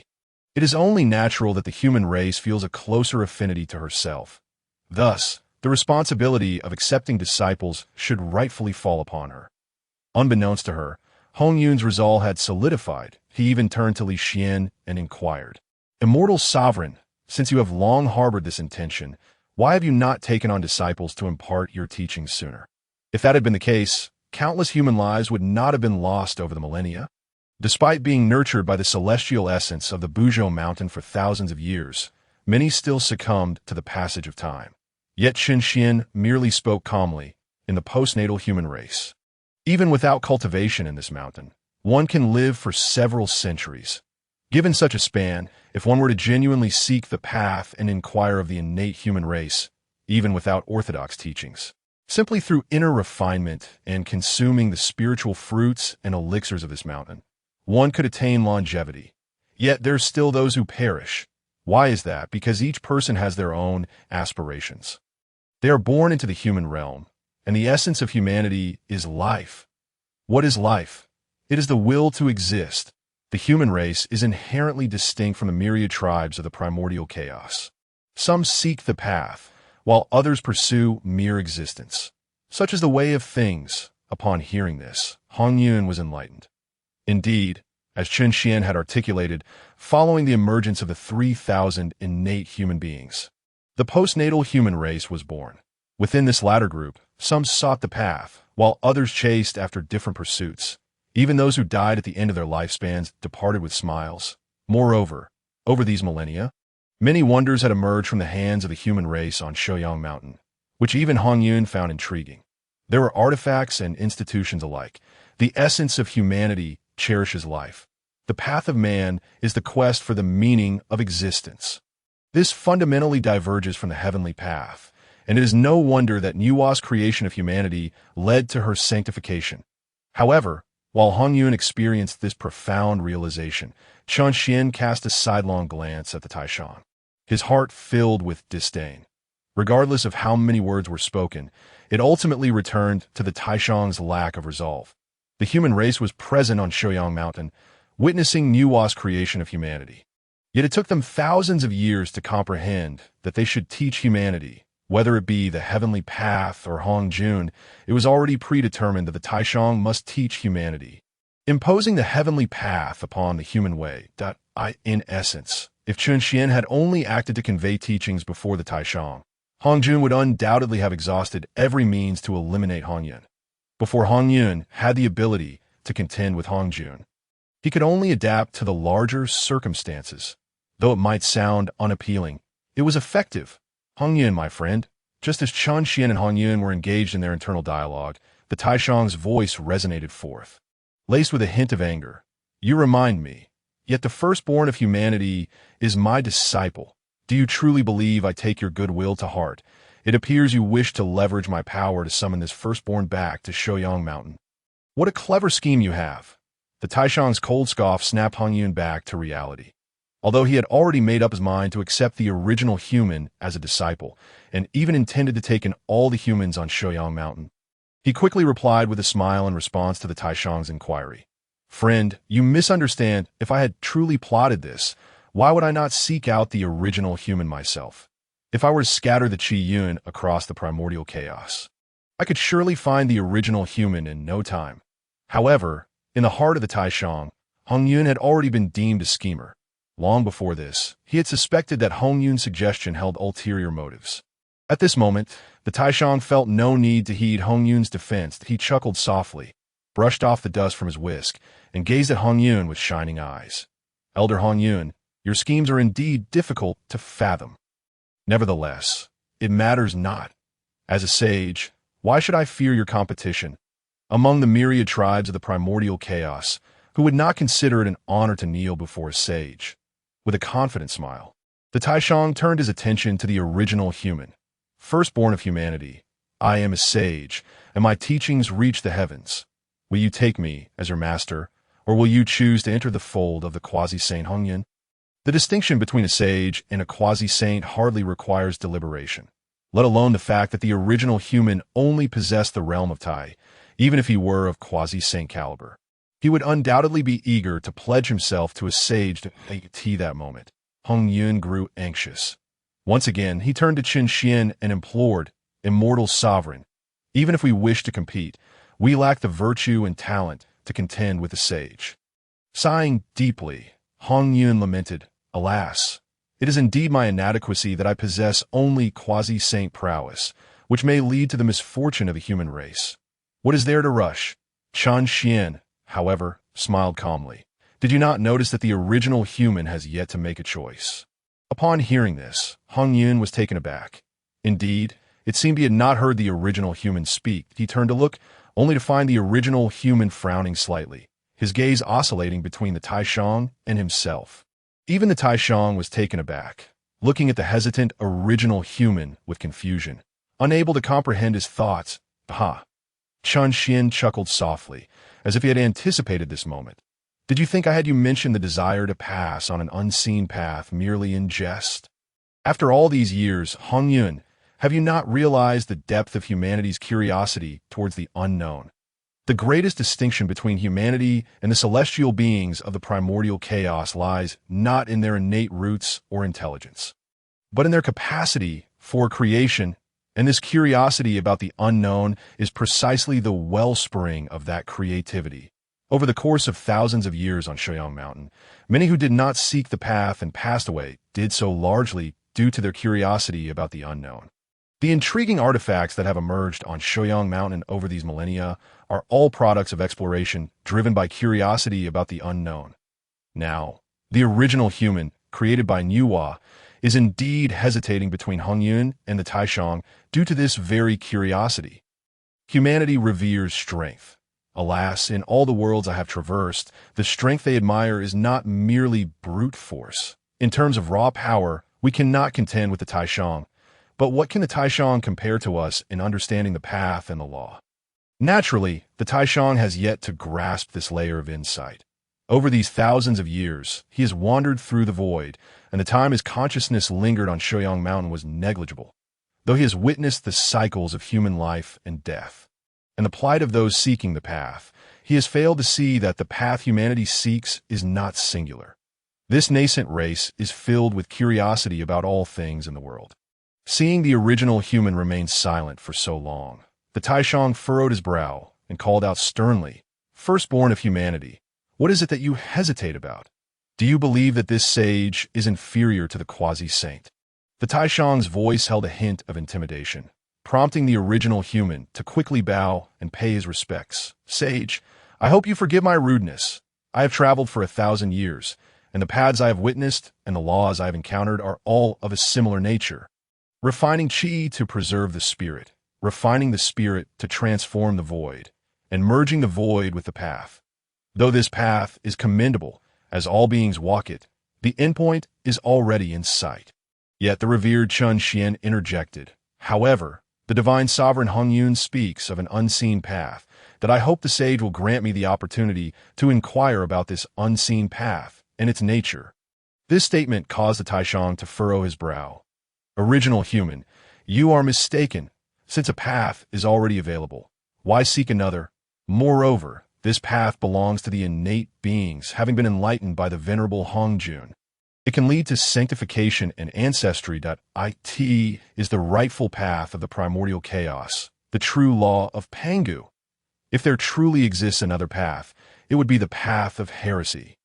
However, just as these words fell, Hongyun spoke softly, "Taishang, your words are misguided. The Dao Ancestor witnessed firsthand in the days when chaos had yet to be divided, there existed 3,000 demons and 3,000 paths. Could it be that only the path of heaven can lead to sanctification?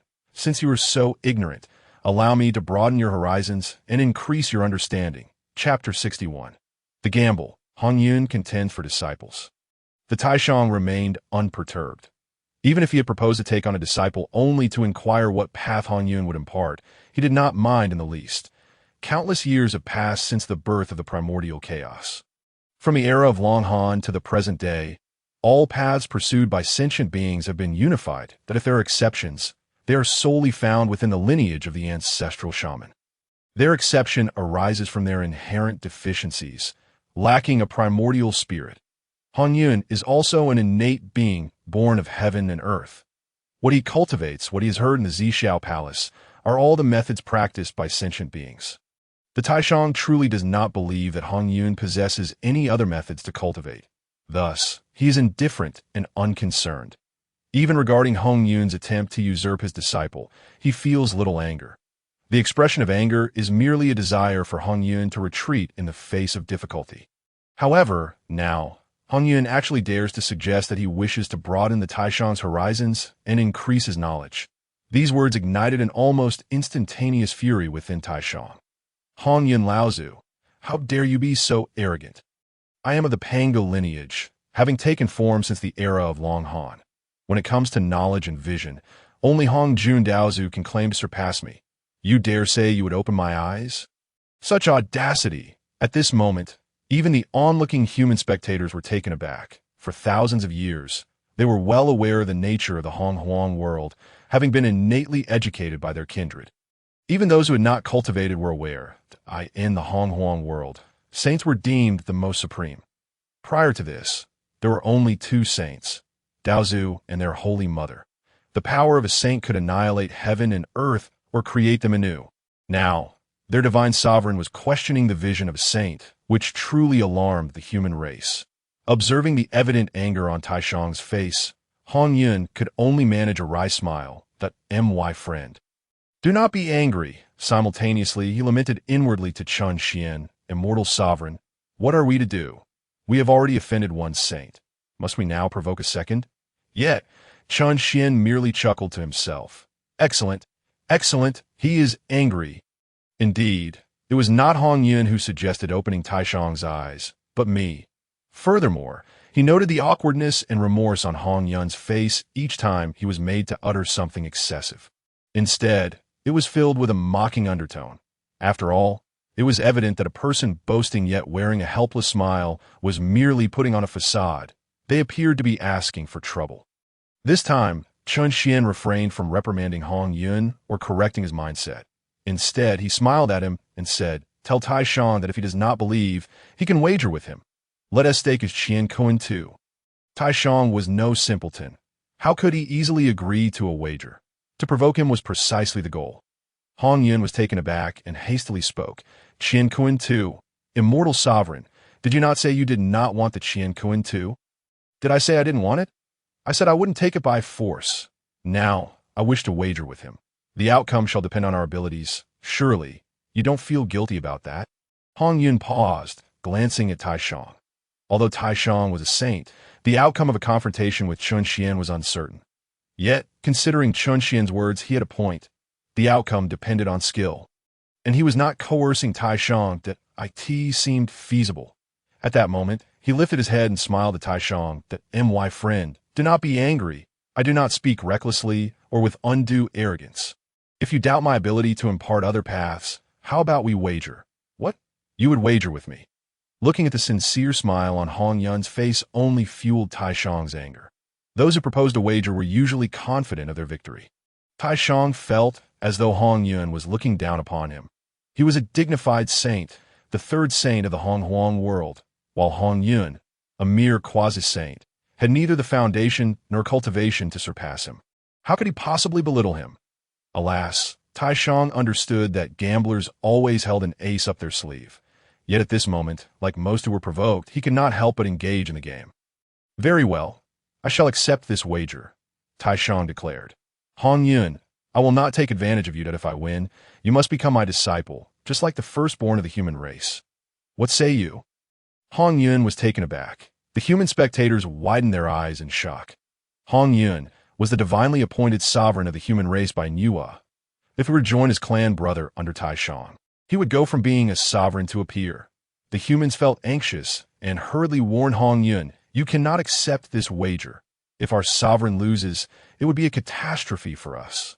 However, within Hongyun, Chun Xian remained unperturbed. Watching Taishang's face flush with anger, he chuckled. He's so easily provoked. No wonder those of the orthodox Xian men often seek tranquility. It seems Taishang has likely suffered losses at the hands of others in the past, and has realized this. Nonetheless, Taishang was quite generous. If Hongyun lost, he would become Taishang's disciple. Without Chun Xian, Hongyun would indeed gain from this. Since Taishang was already engaged and displayed generosity, Qian chose not to be the villain. He immediately turned to Hongyun and said, "Agree to his terms. Let him wager his Qian Kuan too." If not for Qian, Hongyun would have had no loss. Yet he was fortunate enough to have Qian, who guided him into becoming a quasi-saint and equipped him with two formidable techniques that if he truly lost and became Taishang's disciple, would he feel any satisfaction? With Qian present, it seemed that a saint truly had no right to take on disciples. However, Hongyun's hesitation only served to further inflame Taishang's anger. How could he not notice that Hongyun appeared to disdain him as a teacher? Taishang then called out to Hongyun, "Hongyun Laozu, even in your arrogance, you must recognize your limits. If you lose to me and become my disciple, how could that possibly be a loss for you?" Simultaneously, Qian urged Hongyun, "What are you hesitating for? Agree to him. Are you truly afraid I will lose to Taishang?" Finally, under the dual pressures of Taishang and Qian, Hongyun bowed his head resolutely. "My friend, I accept your wager. However, should you lose, you must relinquish your Qian Kuan Tu to me." "How about that? Qian Kuan Tu?" Taishang merely furrowed his brows slightly before nodding in agreement. He possessed the Taiji Tu, a congenital treasure, unparalleled in its uniqueness. Now that he had become a saint, the Qian Kuan Tu, which could contain multitudes and alter the landscape, held little value for him. With the deepening of his realm, he would no longer require treasures to control the elements or distinguish between purity and impurity. Moreover, he had originally intended to gift the Qian Kuan Tu to his foremost disciple. Suddenly, a bizarre thought crossed Taishang's mind. If Hongyun indeed possessed another path of cultivation, one not of an external nature, exchanging the Qian Kuan Tu for a lesson in that path might not be out of the question. Yet this thought was fleeting that if my two brothers could grasp other paths, I might believe it. But Hongyun, with his shallow foundation and cunning nature masked in pretense, could hardly be expected to comprehend an unseen path of the Honghuang realm. This wager was bound to be my victory. Hongyun would become my disciple. At that moment, Taishang addressed Hongyun. "The wager is thus settled. Hongyun, if you cannot articulate another path, you shall become my disciple. I will certainly refine your character, eradicating your cunning and pretense."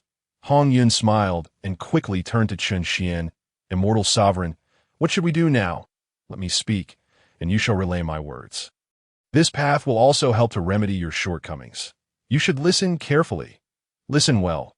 The path I wish to impart to the human race is one word: Wu." Chapter 62. The True Wu. Wu. Hongyun was momentarily taken aback, unable to grasp the meaning of the word Wu as expressed by Qian. Qian wasted no time.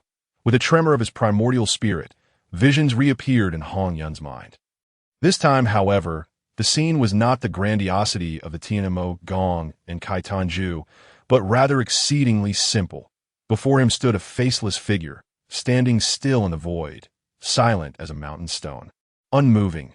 Just as Hongyun was filled with doubt and curiosity, the faceless figure finally moved. At that moment of motion, Hongyun felt a tempest arise, the power of thunder manifesting. The figure's movements were not ferocious. Rather, Hongyun found them peculiar. The figure squatted, leapt through punches, swept legs, turned, waved hands, bent, and lifted feet. There was a semblance of madness, reminiscent of certain beings on the Honghuang earth dancing in prayer to the divine. Yet as the figure executed these strange movements in a continuous flow, Hongyun sensed a profound significance that it seemed every action contained a profound truth, interwoven to hint at deeper principles. Indeed, as a congenital deity, his comprehension was remarkably astute. Yet, such a simple series of movements akin to an 8 extremes fist could evoke such a reaction within him. The astonishment and admiration swelling within Hongyun were easily perceived by Qian. With a smile, he paused and began to elucidate. What is meant by Wu is a perfect amalgamation of an indomitable physique and exquisitely refined techniques. The techniques themselves are a distillation of the experiences gained from combat and struggle. In other words, the essence of martial arts lies in the union of an imperishable body and the ultimate skill in killing. In merely 3 brief sentences, Hongyun could not help but exclaim, As the Immortal Master has stated, this martial art is indeed the purest form of lethal skill. Chun Xian's eyes sparkled as he emphatically declared, "Yes, martial arts represent the most unadulterated art of killing." The beings of the Primordial era cultivate their essence to attain immortality, employing spells and magical artifacts as their methods, engaging in battles and killings from a distance. The so-called martial arts, however, reverses this approach. It shatters techniques with sheer strength, wielding magical artifacts as weapons. It engages in close combat, dominating adversaries with unparalleled killing techniques. Hongyun, the path of martial arts is precisely what can compensate for your greatest flaw, the lack of battlefield experience. In Hongyun's mind, a complete set of 8 extremes techniques was already rehearsed. The faceless figure trembled, revealing a sword, and began demonstrating swordsmanship. Hongyun observed as the sword danced in the figure's hand, swirling like the chaotic winds of calamity, moving with astonishing speed. The tip of the sword was exquisitely sharp, penetrating everywhere like a tempest. Is this also martial arts? Hongyun was astounded. Swords, the primordial realm indeed possesses them. He had previously witnessed the twin swords, abyss and primordial slaughter, wielded by the ancestor of the underworld amidst the blood sea. He had also seen the celestial Daoist wielding the Qingping sword, alongside the 3 swords of extermination, entrapment, and annihilation obtained from the cliff of division. Yet even they, despite their might, merely threw their swords or formed arrays with them. Then, their sword chi would stretch across countless miles, or a single sword would strike westward, seeking the lives of beings. However, the sword technique employed by this faceless figure was truly unprecedented in his experience. The erratic and unpredictable trajectory of the sword filled him with dread. Just imagine if he could master this so-called martial arts. He could wield a sword and charge forward. Would that not be akin to facing a chaotic tempest of quasi-saintly power? Impossible to defend against, utterly overwhelming. Chun Xian smiled slightly and spoke again. The primordial beings utilize implements as their methods. For martial artists, the weapon is an extension of their limbs, a division of their very being. The pinnacle of martial arts lies in the unity of man and weapon, and ultimately in the harmony with the heavens. Every strike and movement embodies the principles of nature. Killing occurs within each technique and stance, regardless of strength. Hiss. Hongyun inhaled sharply, increasingly aware of the terrifying sword techniques being demonstrated by the faceless figure. He could not help but feel a stinging sensation in his throat, chest, and temples, as if danger lurked everywhere. This scene left Chun Xian initially startled, then filled with joy. Although the primordial innate deities had not comprehended the true path for billions of years, their perception was indeed far superior to that of ordinary beings. The fist is the 8 extremes fist. The sword is the Taiji Xianmen sword. Both are martial techniques from Earth. Once, Chun Xian sought to impart martial arts in a world that claimed to practice martial arts, but primarily focused on cultivating fighting chi. However, when he demonstrated his techniques, he was met only with scorn. They dismissed his martial arts as mere flamboyant movements akin to dance. Yet they did not realize that Chun Xian had pierced through a realm where true chi could not be summoned using those very movements they deemed trivial. In contrast, the world that practiced fighting chi while calling it martial arts was, in Chun Xian's view, merely a fade. That world cultivated martial arts through fighting chi. When engaging an opponent, it would unleash fighting chi, either clashing from afar or dispersing into myriad forms. Is that martial arts? No. It can only be deemed a technique, a mere variant of chi cultivation. True martial arts necessitate the enhancement of the body and lethal techniques as the ultimate goal. Close combat, employing intricately unpredictable killing methods, utilizes every part of the body to its utmost. This is the essence of true martial arts. Hiss. Suddenly, Hongyun gasped again, a wave of realization washing over him. He turned to Chun Xian and exclaimed, "Immortal Master, if this martial art were to be taught to the Witch Clan, would it not be?" In an instant, Hongyun was filled with astonishment. The Witch Clan is inherently strong in body and worships close combat. If they were to master these exquisite techniques, it was difficult to fathom how terrifying they would become. Once the practitioners of primordial chi cultivation found themselves within their reach, they would likely have no means to retaliate. Chun Xian smiled slightly. Indeed, if the witch clan were practice martial arts, it would be entirely feasible. Or rather, the primordial world is ideally suited for the witch clan to practice martial arts. But why? Hongyun immediately inquired. Before he could finish, Chun Xian chuckled again. Do you think they would be willing to learn if I truly imparted martial arts to the witch clan? Do you think they would hold it in esteem?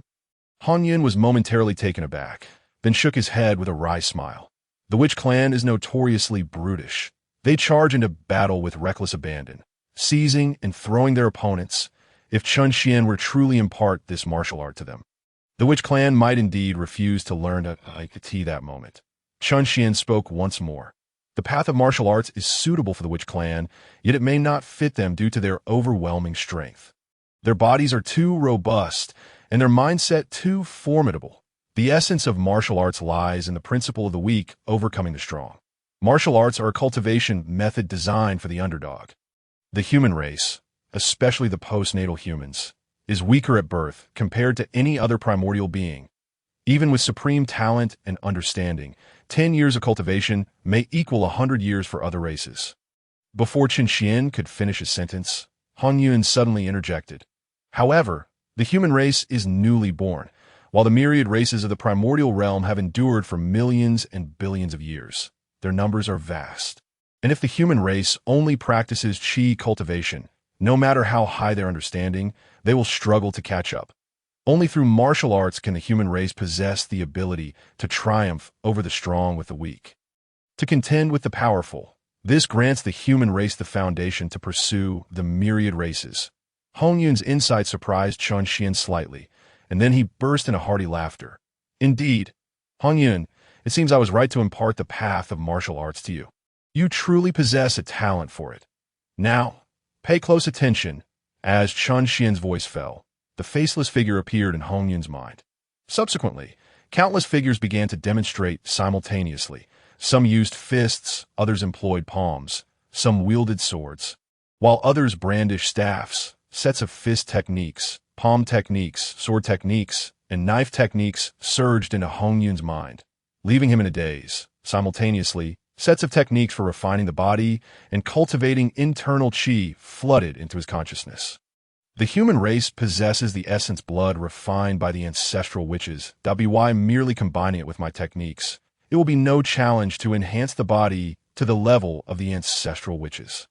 This is the true reason Chun Xian urged Hongyun to seek 3,000 barrels of essence blood from the ancestral witches. The human race's physique possesses formidable potential. Martial arts excavate the latent capabilities of one's body. Coupled with the meticulously selected internal cultivation techniques from Chun Xian, it will not be long before a powerful martial artist, comparable to the ancestral witches, emerges among the human race. Chapter 63. Taiji and Taiji Remember. The path of martial arts lies in the essence of truth. Techniques are tangible, while methods are intangible. When refined to perfection, the formless surpasses the formed, merging the tangible with the intangible. This is also the reason I do not impart martial arts to the witch clan. They are inherently combative and strong. They are born having transcended the pinnacle of martial arts, especially the 12 ancestral witches, whose fists, palms, legs, and fingers have already surpassed the tangible and mastered the formless. In but a fleeting moment, Hongyun memorized the diagrams and mental techniques demonstrated by Chun Xian. Chun Xian finally reminded Hongyun. After observing countless fist techniques, Hongyun's understanding deepened. He comprehended Chun Xian's last words. The most crucial aspect of martial arts is the techniques, which encapsulate the accumulated experiences of lethal skills. However, the pursuit of martial arts is to eliminate the enemy in the quickest and most efficient manner. Thus, the more refined the summarized experience, the better. The simpler and more exquisite the techniques, the more profound. If one can kill an enemy with a mere gesture, then that is the pinnacle of martial arts. Indeed, this knowledge can be said to have been gleaned from the chaos. The primordial 3,000 demons perished in the innate realm. Even with Taiji's wisdom, he would not perceive any flaws in your assertion. Seeing Hongyun's clarity of mind, he turned to Taiji. Chun Xian quickly reminded him. Immortal Master, I understand. With a slight nod, Hongyun formally turned to face Taishang. I could see this moment. He was brimming with confidence. The path of martial arts was indeed distinct from the ways practiced by the beings of the primordial world, as long as he imparted it. Even if it did not attract the entirety of the human race, it would undoubtedly inspire many to yearn for it. Over the course of several millennia, he had gained clarity on this matter, due to the essence of the witch clan within his bloodline. The human race inherently possessed a wildness akin to that of the witch clan. They were filled with ambition and a propensity for conflict. In fact, many had already begun to be enamored with the power of the physical body.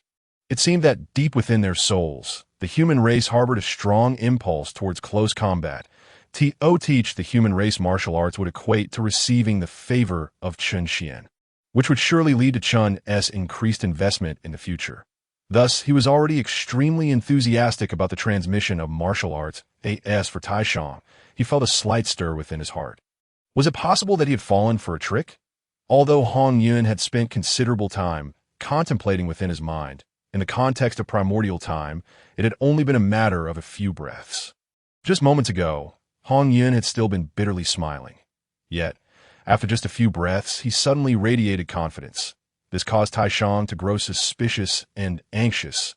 Could it be that I am truly destined to be the first sage in the primordial world to be defeated by a quasi-saint? Hongyun, how could your schemes be so profound? Just as Taishang's vigilance began to rise, Hongyun offered him a faint smile. He then turned away, gazing towards the various members of the human race. I, Hongyun, had traversed the chaos and acquired a technique. It is the art of close combat, a method to subdue foes through grappling that if mastered to perfection, one can achieve victory over the strong with the weak, and conquer the mighty with the minuscule. When practiced to its zenith, it can even cause mountains to crumble and split the earth, allowing one to chase the moon. Indeed, it was just as Hongyun had observed over these millennia. When he deliberately articulated the phrase close combat, grappling, both innate and postnatal members of the human race widened their eyes in astonishment. Overcome the strong with the weak. Within the ranks of the innate human race, whispers began to circulate. They had innate access to magical powers and often engaged in sparring with one another. Yet victories and defeats were determined by the strength of magical power, levels of cultivation, and the quality of magical artifacts. The concept of overcoming the strong with the weak held a certain allure for them. The firstborn of the human race, a being of the Tai realm, also felt a surge of joy upon hearing these words. However, during his travels in the primordial realm, he discovered that the land was teeming with Tai immortals, numerous and weak. As a member of a newly born race within the primordial realm, he found himself among the weakest of the weak. He had faced numerous brushes with death within the primordial expanse, though he was born with innate knowledge of the infinite potential and talent of the human race. No amount of talent could compare to beings who had cultivated for millennia or even billions of years. This was the true reason he sought alternative paths and uncharted methods at this moment. His heart was already stirred. Taishang's expression, however, remained unchanged. The path acquired from the chaos, Taishang believed it to be nothing extraordinary. After Hongjun's lecture in the Purple Cloud Palace, he had left the three pure ones and Nuwa to discuss doctrines privately. He had once stated that the chaos contained the essence of 3,000 great paths. However, while there were 3,000 great paths, the methods of cultivation were ultimately different routes leading to the same destination. All paths required the absorption of spiritual energy and its refinement. Only after accumulating enough cultivation could one comprehend the path. This meant that even if Hongyun had truly uncovered a path left by the 3,000 demons within the primordial realm, the methods of cultivation would still remain the same. This could hardly be considered an undiscovered path or an unseen method that, in fact, Taishang found himself chuckling inwardly. Despite Hongyun's cunning and depth of strategy, he ultimately remained ignorant of the great path. His understanding shallow. This wager against me was merely his self-delusion. In the end, he even shook his head lightly. Did I truly believe I could lose, even without becoming a saint, with my foundation rooted in the authentic teachings of Pangu? I should not be bested by Hongyun. In an instant, Taishang released all his apprehensions. Hongyun then addressed the multitude of human beings, saying, "My method is not to be merely spoken of, but to be demonstrated. You should first observe my performance closely.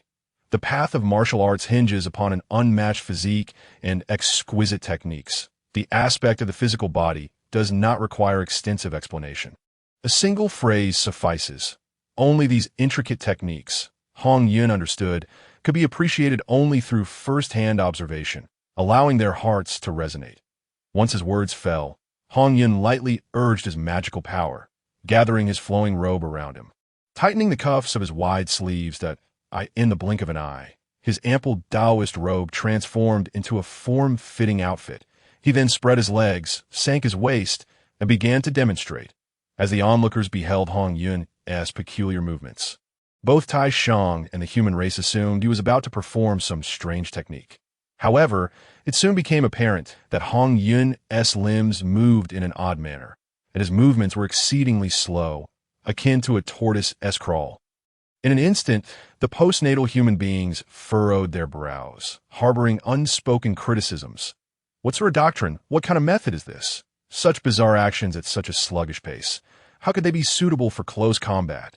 Was Hongyun, the divine being, perhaps toying with them? Naturally, Hongyun was their deity, and though they felt unease within, they dared not voice it. Many innate beings felt similarly, with several finding the spectacle quite amusing.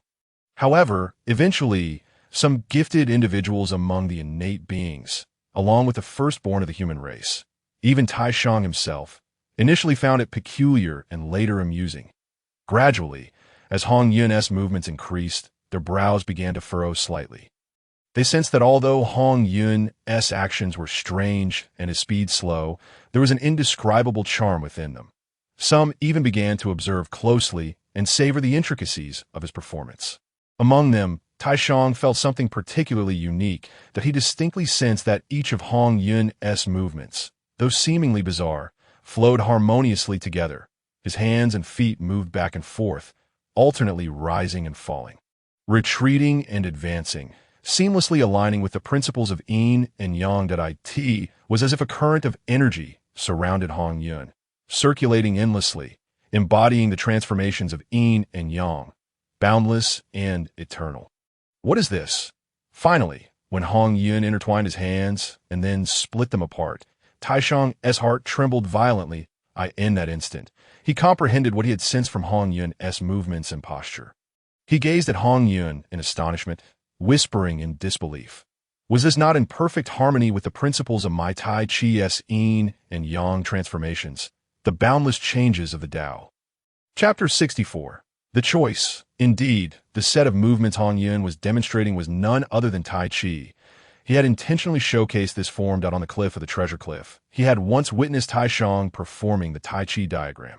The seamless interplay of yin and yang, which gave rise to endless vitality and boundless transformations, left a profound impression on him. The Tai Chi he had received from Xuan unexpectedly resonated with this principle. Even the name of the technique contained the words Tai Chi, which struck him as remarkably intriguing. Moreover, he believed that even if the postnatal beings could not comprehend this set of movements, there would certainly be many among the innate beings who could. Once they understood, they would grasp the essence of the martial arts that Xuan had imparted to him. Furthermore, the Tai Chi he learned from Xuan encompassed a variety of techniques. After amalgamation and refinement, it was not merely slow-paced. Suddenly, Hongyun's speed surged dramatically. In that instant, the innate beings who had already sensed something, as well as Tai Shang, were again taken aback. The rapidity of Hongyun was not merely ordinary speed. Within that speed lay a terrifying explosive force, seemingly accumulated from the previous slowness. It was as if the earlier sluggishness had been a gradual buildup of energy awaiting the moment of eruption. Additionally, Hongyun was not merely fast. He embodied a balance of speed and slowness, quickness and deliberation. At times, he was as still as a mountain, and, at others, as swift as a raging tempest. One moment, he was as gentle as a soft cloud, and the next as fierce as crashing thunder. In an instant, they found themselves dazzled.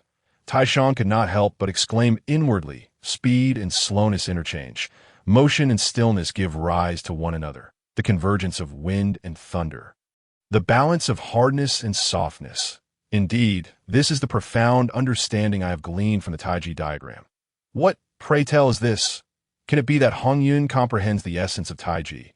Although the innate human race has yet to grasp this profound layer, they find Hongyun's demeanor to be exceedingly peculiar at this moment, that he appears gentle. Yet it is well known that those who dare to approach him may face catastrophic consequences at this juncture, even many of the postnatal human race, who previously regarded the situation with skepticism and amusement, are now rendered astonished. For each movement of Hongyun has begun to resonate with the sounds of wind and thunder. Should he hasten his movements, a resounding explosion is inevitable, shaking the very fabric of the space around him. The path of martial prowess necessitates an exceptionally strong physique. Xuan has imparted numerous internal cultivation methods, designed to bolster inner energy and fortify the body, each a formidable technique in its own right. However, Xuan has merely memorized these methods without practicing them. Yet he has discovered that by condensing his power upon the surface of his body, he can achieve similar outcomes. While the physical prowess of practitioners may not be particularly robust, the protection of magical energy can temporarily bestow comparable effectiveness in this moment. Hongyun is enveloped in a mantle of magical energy. With each striking punch and slicing palm, he inevitably creates tremendous commotion. As this commotion captivates the postnatal human race, many among them suddenly discern that Hongyun's bizarre movements bear a striking resemblance to their own close combat techniques. The select few even find themselves unwittingly envisioning themselves in front of Hongyun, only to be taken aback by the realization that engaging him in close combat would render them utterly helpless against his current maneuvers. Should they dare to act, they might find themselves countered and subdued by his techniques. This is indeed the method of close-quarters combat. These movements appear to be a refinement of the actions we employ in battle. Furthermore, those with extraordinary innate abilities have already begun to comprehend this. Their gazes fixed upon Hongyun, their hearts ablaze with fervor. The heart of the original human, the firstborn of the human race, beats like a war drum. Although he possesses immense magical energy, he lacks sufficient spells and treasures. During his travels through the primordial wilderness, he has found himself cornered on several occasions, compelled to engage in desperate hand-to-hand combat. He has also realized that Hongyun's movements are strikingly similar to those he employs in life-and-death struggles. Yet, Hongyun's techniques are more optimized, grounded in deeper principles, and far more suitable for combat. Boom! Just as astonishment envelopes everyone present, Hongyun's demonstration reaches its climax. He steps forward, thrusts his palm ahead, and boom! A thunderous explosion reverberates. On the summit of Shoyang Mountain, over 100 miles away, a towering peak erupts in a cataclysmic explosion, and a colossal shadow of a palm imprints itself upon the shattered mountain. This spectacle prompts all to turn their gaze. Eyes wide with astonishment, the Supreme One furrows his brow deeply. This strike, if infused with magical energy, could easily be executed by a chi-refining practitioner of the Tai realm. Yet, just moments ago, the Supreme One sensed no trace of magical fluctuations emanating from Hongyun's palm. What transpired was pure kinetic energy that is as if this palm strike was not delivered by Hongyun himself, but rather by a great shaman of the Witch Clan. What is this law? What is this path? At last, the Supreme One is struck with awe, gazing incredulously at Hongyun, pondering which deity or demon has left behind this path. As the final movement concludes, Hongyun collects his breath and glances at the Supreme One before turning his attention to the gathered human race. This is the initial performance of the path I wish to convey. Do any of you possess a domain? This path is known as martial. Martial, the entire assembly of the human race gazes at Hongyun in bewilderment. The Supreme One furrows his brow, desperately contemplating the 3,000 celestial gods spoken of by Hongyun. Yet it seems no celestial deity has wielded this path known as martial. Observing the growing interest among the people, many even display expressions of eager excitement. Hongyun's heart swells with joy. This path of martial prowess can indeed be passed on. Immediately, he smiles gently at the assembly of humans. The path of martial prowess is an exquisite means of taking life. My demonstration is a condensation and summation of the methods of slaying. Moreover, what I have practiced is but a fraction of this art. Additionally, it requires a robust physique to complement it. The stronger the body, the greater the power. When refined to its utmost depths, one can battle ancient ferocious beasts below and engage ancestral shamans in close combat above. Do you wish to learn? Upon hearing these words, the assembly of humans erupts in fervor. Must one indeed enhance their physical form as well? If the methods previously imparted by the celestial sovereign could truly be harmonized with a robust physique, then in close combat, one could strike unexpectedly while unleashing overwhelming power. What the celestial sovereign has articulated suggests that one can overcome the mighty with the weak, and it indeed seems plausible. Each individual cannot help but envision themselves possessing a body as formidable as that of an ancestral shaman, executing the movements Hongyun has just demonstrated.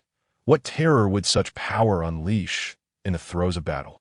Should one close the distance, how bewildered would their opponent become?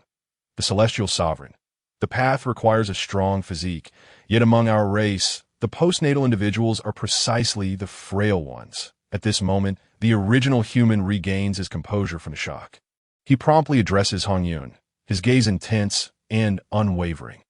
Hongyun responds with a smile. Yes, I impart this method. I shall also teach you how to refine your physique and cultivate your inner strength. Original human, your kind carries the blood of the ancestral shaman, and the potential of your bodies is boundless. The methods I convey will enable you to unlock your physical capabilities, awakening the power within. At its peak, you may rival the ancestral shamans. If you were to combine this combat technique with that, how would it fare? Indeed, a method for enhancing physical strength would send the original human into a frenzy of joy. Hongyun then offers him another smile. Cultivating qi requires one to assimilate spiritual energy for personal use. The human race possesses formidable primordial spirits, and while their innate gifts are exceptional, they cannot surpass the beings that have cultivated qi for countless eons. Having inherited the blood of the ancestral shaman, strengthening your physiques is merely a return to your roots. The speed of self-discovery will far exceed that of relying on the heavens, a truth I cannot even predict. The martial path is prepared for the human race, original human. Will you now take me as your master, or will you choose the Supreme One instead? Chapter 65. Not defeated by the saints, but by humanity. As Hongyun's words hung in the air, the firstborn of the human race could no longer restrain his eagerness. The Supreme One, upon hearing his words, immediately addressed the original human. Original human. The path I impart is the path of the saints. Though your friend Hongyun wishes to convey a rather peculiar path, it ultimately cannot be deemed the righteous way. The path of the saints is that of transcendence. The path of ultimate strength. Upon hearing this, the original human regained some composure. Hongyun quickly called out to Chun Xian in his heart. Immortal sovereign, while the martial path is commendable, it may ultimately pale in comparison to the grand path of the saints as imparted by the Dao Ancestor. This statement merely elicited a slight smile from Chun Xian. The grand path of the saints merely capitalizes on fame and prestige. However, you need not fret. Do not forget that the human race possesses the blood of the ancestral shaman, and they have an innate obsession with close combat and bloodshed.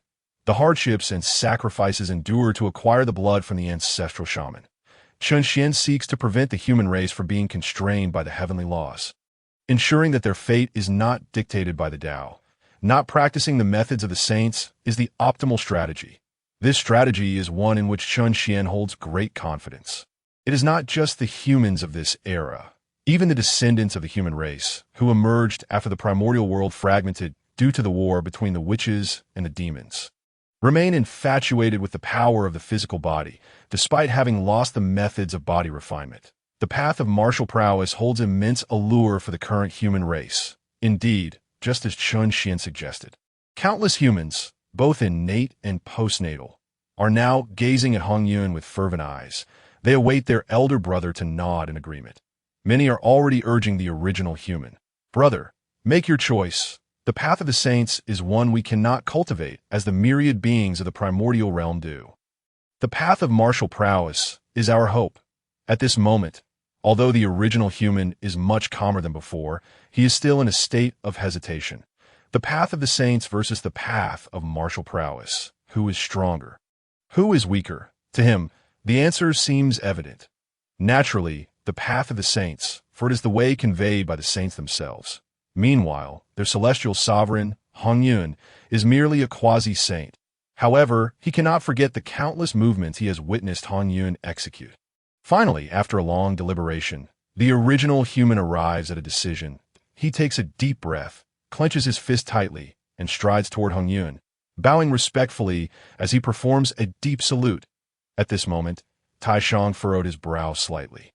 Hongyun also let out a long sigh of relief that, in this contest against Taishang, he had indeed emerged victorious, and convincingly so.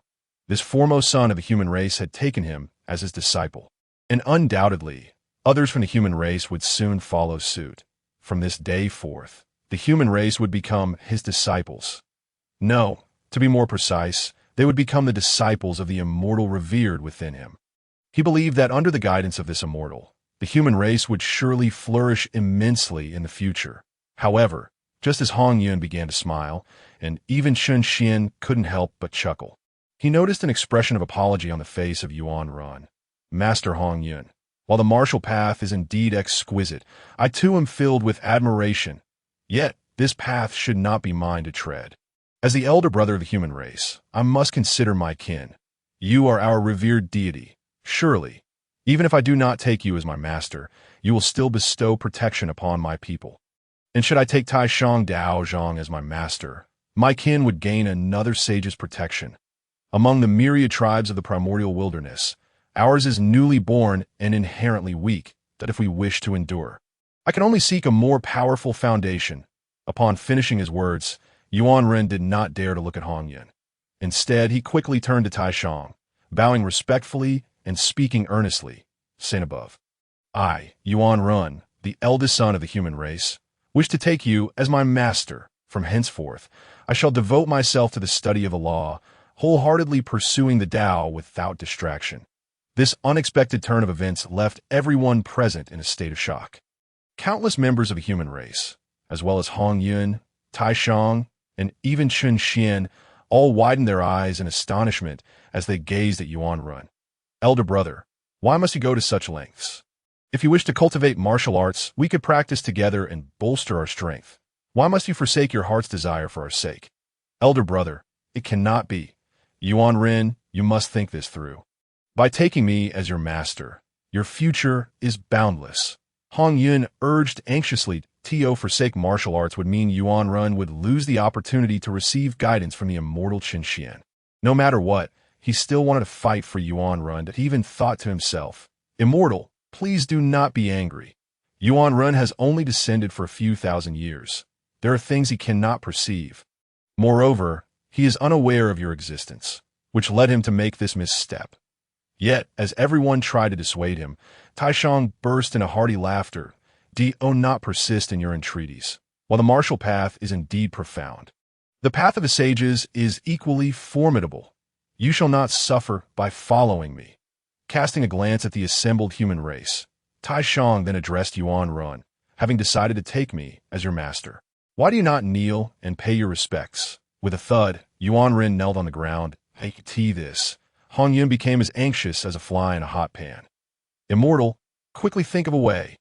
At this moment, however, Qian remained silent, that he finally realized that he had overlooked something. Indeed, the human race possessed the blood of ancestral witches, leading them to revere physical strength. However, they also had the blood of Hongyun's fortune and virtue. With this blood, the human race inherently harbored a kindness akin to that of Hongyun.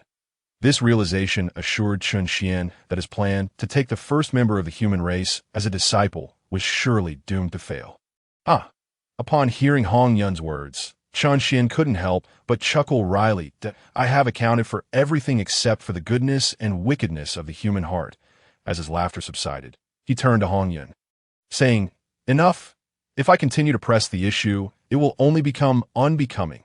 Let him take Taishang as his master. Finally, Qian laughed at himself with a hint of self-deprecation. Who would have thought that I would not be bested by Hongyun or Taishang, but rather by the hearts of men? Qianxian's remark left Hongyun momentarily speechless. He had never expected the immortal within him to concede. This was not the immortal he knew. In his mind, this immortal was shrewd and decisive, someone who would not easily relinquish what was already within reach. In truth, at this moment, a trace of displeasure and reluctance blossomed within Hongyun's heart. However, since Qianxian had already given in, he found it difficult to voice his concerns. After all, the martial path was one the immortal wished to impart, not one he sought to promote. Simultaneously, after kneeling before Taishang, Yuan Run bowed deeply 3 times. He then proclaimed in a firm voice, "I wish to take Taishang the Saint as my master, entering the human teachings and becoming the foremost disciple." "Excellent!" Taishang exclaimed with delight, raising a hand slightly. Yuan Run was lifted by a gentle force. Taishang then continued, "Having entered my fold, I shall bestow upon you another name. From this day forth, you shall also be known as Xiandu. It signifies that all laws of the mysterious heavens manifest in myriad forms." Yuan Ren immediately bowed to Taishang, declaring, "Disciple Xiandu, thanks a master." Buzz! At that moment, a resonant sound echoed through the air. The Kongtong seal, which had been floating above Shuyang Mountain since Nu Hua's departure, trembled significantly. From within the dragon energy suppressed by the Kongtong seal, 2 strands surged forth, one belonging to Xiandu and the other to Taishang. As virtue and merit enveloped him, Xiandu's eyes widened in shock, as if he had gained a newfound understanding in that moment.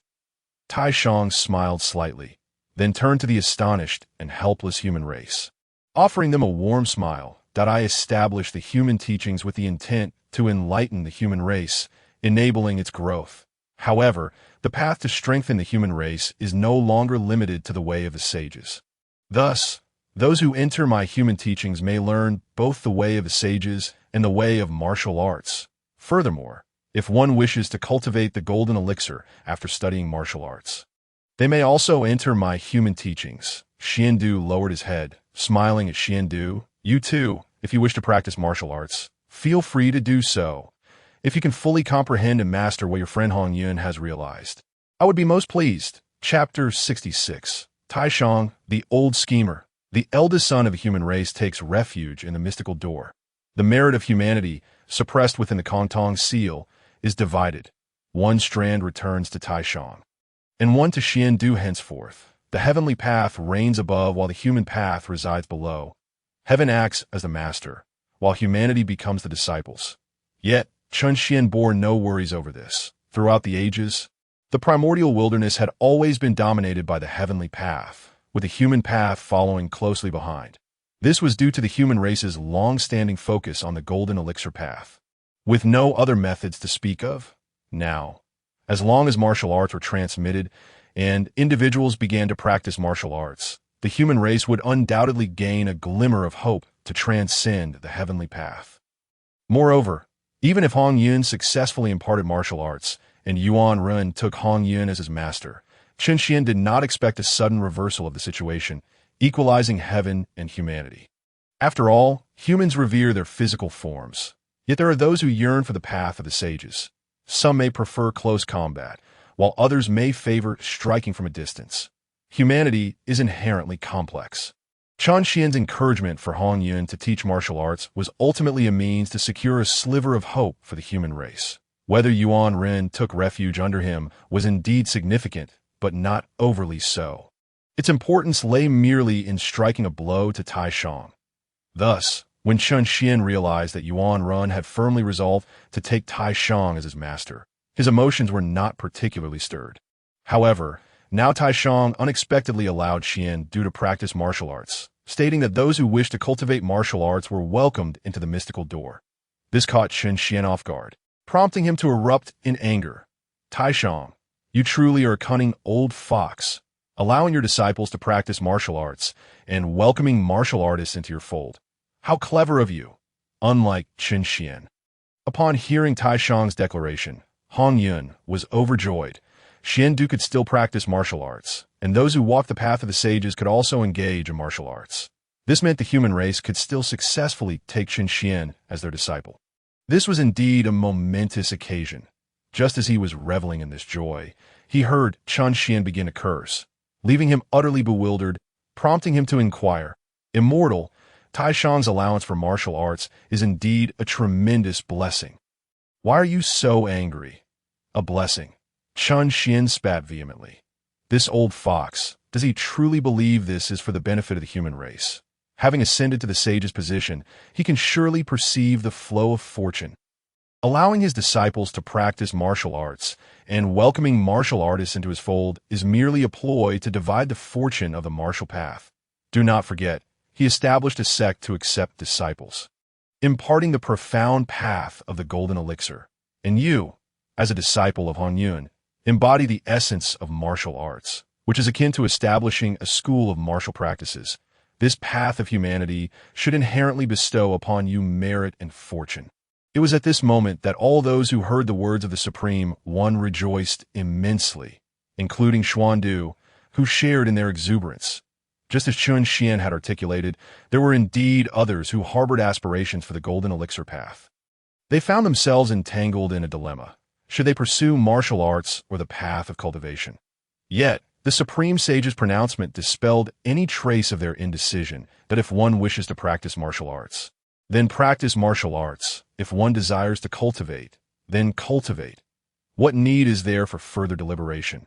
In that instant, many rushed to the Supreme One, kneeling before him with fervent voices proclaiming, "I wish to enter the sage's tutelage and cultivate the path of the golden elixir. I also wish to take the sage as my master." Naturally, some bowed to the Supreme One, while many others knelt at the feet of Hongyun, exclaiming, "I wish to take the divine Lord Hongyun as my master and cultivate martial arts. I too wish to practice martial arts.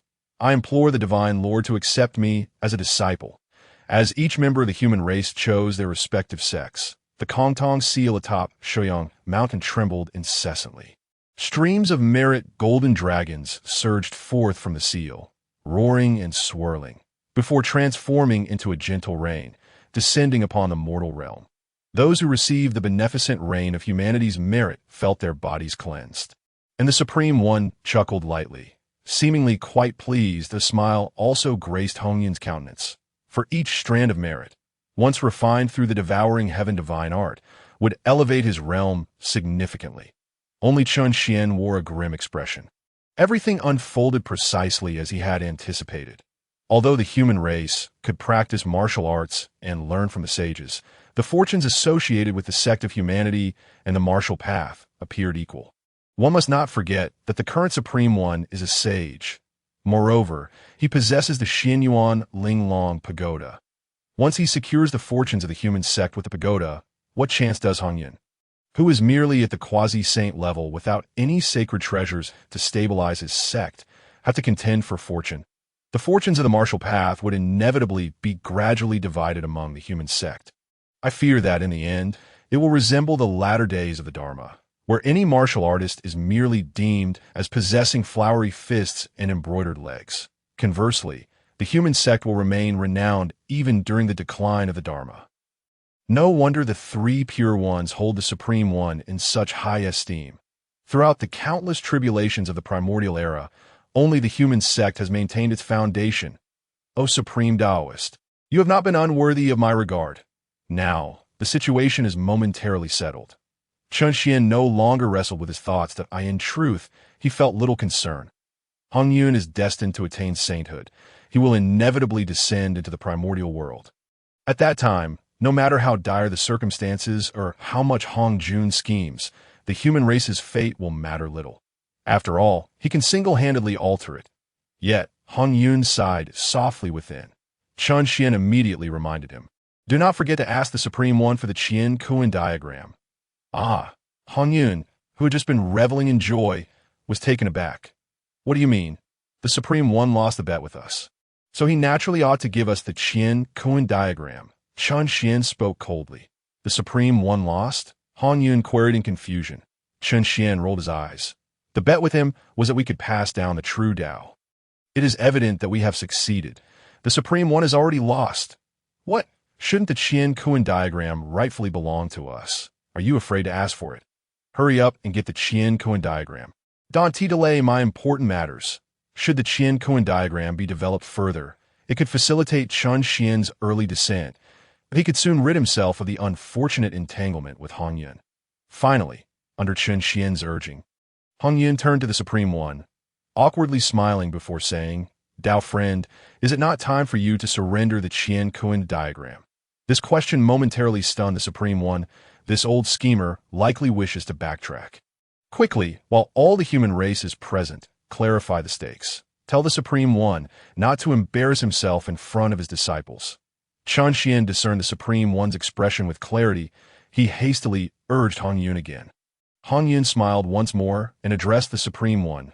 "Dao friend, your wager with me was whether I could pass down the true Dao. Now you have allowed your disciples to practice martial arts and permitted martial practitioners to enter your human sect. It is clear that you acknowledge the martial path, is it not? This bet, I have one that I hope you will not go back on your word." Before the Supreme One could respond, Hongyun gestured towards the gathering of human beings. "You, as the teacher of humanity, cannot first teach them disingenuousness before imparting the path of cultivation. Can you?" Instantly, the Supreme One's expression shifted slightly. The Qian-Kuan diagram is, to him, a top-tier treasure. He had dared to accept Hongyun's bet because he genuinely believed it was impossible for Hongyun to pass down the great Dao. No matter how it was transmitted, it could never surpass the path of the sage. Yet with the emergence of martial arts, he found no excuses. This path is indeed remarkable. At this moment, countless pairs of human eyes were fixed upon him. Just as Hongyun stated, he had recently become a sage, and with the establishment of the human sect, he could not instantly allow others to perceive him as lacking the heart of a sage or as someone who cannot endure loss. Could he? Finally, the Supreme One smiled gently at Hongyun. "Hongyun, oh Hongyun, sometimes I truly feel that you are not who you seem." Upon hearing this, Hongyun's heart jolted. Yet soon, the Supreme One chuckled again. "Could it be that you are actually the malevolent corpse severed by Hongyun? Nevertheless, I accept my defeat." As his words fell, the Supreme One lightly waved his hand, and the Qian-Kuan diagram transformed into a stream of light, landing in Hongyun's palm. Chapter 67. The Four Swords of Extermination. Must be destroyed. With the Qian-Kuan diagram in hand, Hongyun immediately inquired of Chun Xian, "Immortal Sovereign, should we devour and refine the Qian-Kuan diagram?" Chun Xian pondered briefly before responding, "Indeed, the attributes of the devouring heaven demonic art are something I am quite confident in. It can perfectly strip and absorb the magical abilities of treasures. Furthermore, once the Qian-Kuan diagram is absorbed, it will undoubtedly be more convenient for Hongyun to master its powers." Having received Chun Xian's approval, Hongyun promptly activated the devouring heaven demonic art.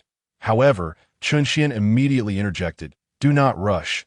We have important matters to address." Hearing this, Hongyun paused slightly, then realized that the surrounding human beings were all looking at him with eager anticipation. He then understood. Indeed, the most pressing task now should be to teach the human race martial arts. Who said that? However, as soon as Hongyun's words fell, Chun Xian coldly interjected, "The most urgent matter is to outmaneuver the Supreme One." Through Hongyun's gaze, Chun Xian caught sight of the Supreme One's occasional smug smile, and his anger surged. Although the situation was already settled, and even if he had been outmaneuvered by the Supreme One, the outcome would still be largely the same. However, even if the result hadn't changed significantly, Chun Xian was not one to show leniency. Having suffered a loss, one must return the favor immediately. "Supreme One, you think you're the only one capable of scheming, do you? Let us see who can outwit whom." With a cold chuckle, Chun Xian promptly instructed Hongyun, "Go ask the Supreme One why, as a sage, he has not summoned his two brothers to discuss the Tao and offer guidance." Knowing that Chun Xian intended to scheme against the Supreme One, Hongyun felt a twinge of reluctance. However, upon hearing Chun Xian's words, he merely paused for a moment. After much contemplation, he could not fathom Chun Xian's true intentions. The Supreme One has attained sainthood. Summoning the remaining two of the three pure ones to discuss the Tao or offer guidance seems entirely reasonable. Subsequently, Hongyun turned around and smiled faintly at the Supreme One. Initially, after handing the Qian-Kuan diagram to Hongyun, The Supreme One had begun expounding to Xuan. Yet, when Hongyun suddenly smiled at him, the Supreme One's brow furrowed deeply. Hongyun smiled. Life and death are unpredictable. He had witnessed far too many instances of Hongyun smiling at him, and none had ended well. Dao friend Hongyun, what is it that you seek? I've already begun speaking to Xuan. If there are no pressing matters, please refrain from disturbing us. The Taishang exhibited a demeanor of disdain, his tone rather unfriendly. Yet, Hongyun remained unperturbed, merely smiling again before speaking. I have heard that the three purities are indeed one. Now, Taishang, you have already attained the status of a saint, while the other two still reside in the realm of quasi-saints. The Dao Ancestors' 7 paths of primordial purple qi have bestowed 3 upon the 3 purities, all of which should achieve sainthood. My friend, why not summon the other 2 and discuss the path to enlightenment? Upon hearing this, Taishang's heart stirred with realization. Having just entered the sacred realm, established a sect, and taken disciples, he had indeed nearly forgotten about his 2 brothers. He couldn't help but cast another glance at Hongyun. He had not anticipated that Hongyun's suggestion would be so reasonable. However, the moment he beheld the smile on Hongyun's face, Taishang felt a subtle flutter in his heart. For what I have observed, Hongyun's recent behavior, while devoid of malice, must harbor some ulterior motive. What could he possibly seek by gathering the 3 purities? Nevertheless, after a moment of contemplation, Taishang merely smiled faintly. I have long promised my 2 brothers that if I were to attain sainthood, I would guide them on the path to becoming saints. Now that I have established a teaching among the human race and garnered merit, this path to sainthood should still be feasible. Regardless, I ought to summon my 2 brothers to provide some guidance. Moreover, with the 3 purities gathered and myself already a saint, should Hongyun truly harbor any schemes, why would I fear him? After ruminating on this, and being thoroughly convinced that no matter how profound Hongyun's schemes might be, he could not pose a threat to himself, Taishang smiled gently at Hongyun. What you say is most astute. I shall call upon my 2 brothers to collectively discuss the matter of attaining sainthood. Having said this, Taishang immediately summoned his powers. The 3 purities are indeed one in essence, branches of the same root. Between the 3 of them, there exists a profound connection of minds. As Taishang's powers surged, the distant Tongtian and Yuanshu atop Kunlun mountain instantly felt the resonance. Once, the 2 spoke in unison. Congratulations, elder brother, on achieving the status of a saint. For countless eons to come, you shall enjoy undying freedom. Once their words of congratulations had been uttered, Taishang immediately inquired, My brothers, in these past millennia, have you made any progress? Yuanshu was the first to respond, his face brimming with pride, that I gained enlightenment 1,000 years ago and have severed the 3 corpses. Now, I am but a step away from attaining the Tao and entering sainthood. Hearing this, Taishang offered his congratulations. And you, 3rd brother? He then turned to Tongtian. Yet at that moment, Tongtian wore a troubled expression. To be honest, elder brother, I have made no progress whatsoever in these past millennia. You have yet to sever your evil corpse? Taishang questioned, perplexed. 3rd brother, you are naturally perceptive, straightforward, and pure-hearted. Logically, your evil corpse should have been the first to be severed. Yet it remains unaddressed until now. How curious. Yuanshu glanced at Tongtian, shaking his head. 3rd brother, our elder brother has already attained sainthood. I have also severed the 3 corpses, and sainthood is within my grasp. You must not linger and tarnish the reputation of our 3 purities. Upon hearing Yuanshu's words, Tongtian furrowed his brows. The sentiment behind those words was indeed fiery. However, it was but a fleeting moment before Tongtian forcibly suppressed his anger. He then addressed Taishang and incited, To be candid, every time I attempt to sever my evil corpse, wicked thoughts arise within me. I feel as though all beings of heaven and earth, all the myriad tribes of the primordial chaos, could be eradicated with a single strike. The primordial world ought to be left with only the 3 of us from the 3 purities, along with the true essence of Pangu. Since you left Kunlun for several millennia, although I have gained some understanding, I can still suppress my inner fury. Yet this evil corpse remains impossible to sever. As soon as Tongtian finished speaking, Yuanshu sneered coldly. ever since you obtained the four swords of exterminating immortals. You have grown increasingly fierce. In my view, we, the three purities, are manifestations of Pangu's pure chi, cultivating the essence of purity and clarity. Yet the sword is a weapon of slaughter. Moreover, you have a penchant for the Qingping sword, which only amplifies your murderous aura, making it difficult for you to sever your evil corpse. You should destroy the four swords of exterminating immortals and the diagram of exterminating immortals, thereafter focusing solely on refining your pure essence. The four swords of exterminating immortals were bestowed upon me by the Dao Ancestor and are the very foundation of my existence. How could I destroy them? Tong Tian replied, shaking his head vigorously. But Yuanshi frowned and retorted sharply. The very foundation of your existence. Your true foundation lies in Pangu's pure chi. What? Do you intend to rely on the four fearsome swords for your existence? Who do you intend to confront? Third brother, you are the youngest among us three purities. Even without these four fearsome swords, your combat prowess may wane, yet with the support of your two elder brothers. No one in the primordial realm would dare to harm you, would they? If you are indeed the youngest, why seek power beyond your station? Simply accept the protection of your two elder brothers. This is the crux of the matter that must be resolved. In concluding his remarks, Yuanshi wore a pained expression, seemingly genuinely concerned for his younger brother. As for Tong Tian, he understood his predicament, which likely stemmed from the four swords of exterminating immortals and the diagram of exterminating immortals. Before obtaining these treasures, he had harbored fierce intentions, yet he had acted straightforwardly. However, since he began to refine the four swords of exterminating immortals and the diagram of exterminating immortals, he had come to believe that strength was paramount. If he could completely refine the four swords of exterminating immortals, he would be able to overcome any challenges with a single sword strike. He also recognized that this might be the crux of the issue. Nevertheless, asking him to destroy the four swords of exterminating immortals was no small feat. Observing Tong Tian's reluctance, Yuanshi let out a cold snort. Taishang then interjected at the opportune moment. Enough, my two brothers, I am currently at Shoyang Mountain, emulating the Dao Ancestor's teachings. You too should hasten here, so we may discuss the path to sainthood together. Chapter 68.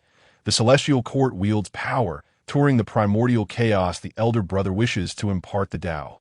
How could Yuanshi and Tong Tian delay? They immediately summoned their powers, riding their escaping light straight to Shoyang Mountain. Within Shoyang Mountain, having learned that his two brothers had already set forth, Taishang retracted his magical energies. He then turned to Hun, "My friend, my two brothers have embarked on their journey. Do you have any further suggestions?" As he spoke, Taishang fixed his gaze intently upon Hongyun, keen to discern any further tricks he might play. Celestial Sovereign, Hongyun smiled at Taishang, promptly calling out to Chun Xian. Since Tong Tian and Yuanshi have already set forth, let us await their arrival. Only when the three purities are present can the grand performance truly commence. Chun Xian's voice brimmed with unmasked excitement. This startled Hongyun greatly. Without a doubt, this celestial sovereign must have some ulterior motives. Furthermore, the mirth in his words suggested that these motives were likely of considerable magnitude. Celestial Sovereign, Hongyun couldn't help but voice his concerns to Chun Xian. Yet before he could finish, Chun Xian interrupted with a cold reprimand. What benevolence are you feigning? It is permissible for Taishang to scheme against the fate of our human race. Undermining our foundations, is it not allowed for me to plot against him in return? Instead of pondering what I might be scheming, you would be better off teaching our people martial arts sooner. Let us hasten to refine the diagram of heaven and earth. Boom! At that moment, a tremendous sound erupted from the heavens above. Following that, the previously clear sky became tumultuous, with winds rising and clouds swirling. Accompanied by thunder and lightning, a wave of overwhelming pressure descended from the heavens. The myriad beings of the primordial chaos, of countless races, trembled beneath this immense pressure, gazing skyward. Naturally, this display of power also alerted Taishang, Hongyun, and Chun Xian atop Shoyang Mountain. All of them looked up towards the sky. Straining their gazes, they beheld the ninth layer of heaven. Simultaneously, Chun Xian's voice echoed in Hongyun's mind. Emperor Jun and Tai are about to make their move. The pace of martial training for the human race is about to accelerate. It seems there are several prominent tribal leaders among the humans. We should summon these leaders and focus on nurturing them first. Chan Xian's tone conveyed urgency. Hongyun frowned deeply, his expression grave, yet tinged with a hint of confusion. I could see this moment. He could clearly see that amidst the swirling clouds at the ninth layer of heaven stood numerous formidable beings, each exuding an aura of strength that rivaled that of the Tai realm. Among these countless beings, Emperor Jun and Tai stood out prominently. Behind Emperor Jun and Tai, two extraordinarily beautiful women stood closely. Hongyun recognized them immediately as the two innate goddesses, Shiha and Changshi, from the Tying Star. Following them stood 9 others, each radiating an aura of immense power, all bearing the energy of quasi-saints. Upon a closer inspection, the crimson clouds revealed familiar faces, all of whom were among the 3,000 guests of the Purple Cloud Palace. Bai Zhe, Ying Zhao, Fei Lian, Gui Che, and others to T.O. Red Cloud's astonishment. Even Fushi, who had once set foot on Shoyang Mountain during the dawn of humanity, was among them. Our Emperor Jun, having united 1,000,000 demon tribes and the 9 great demon saints, established the heavenly court over the course of a millennium. Now, to bolster the might of our heavenly court and manifest the vastness of the primordial world, I shall lead my forces into battle.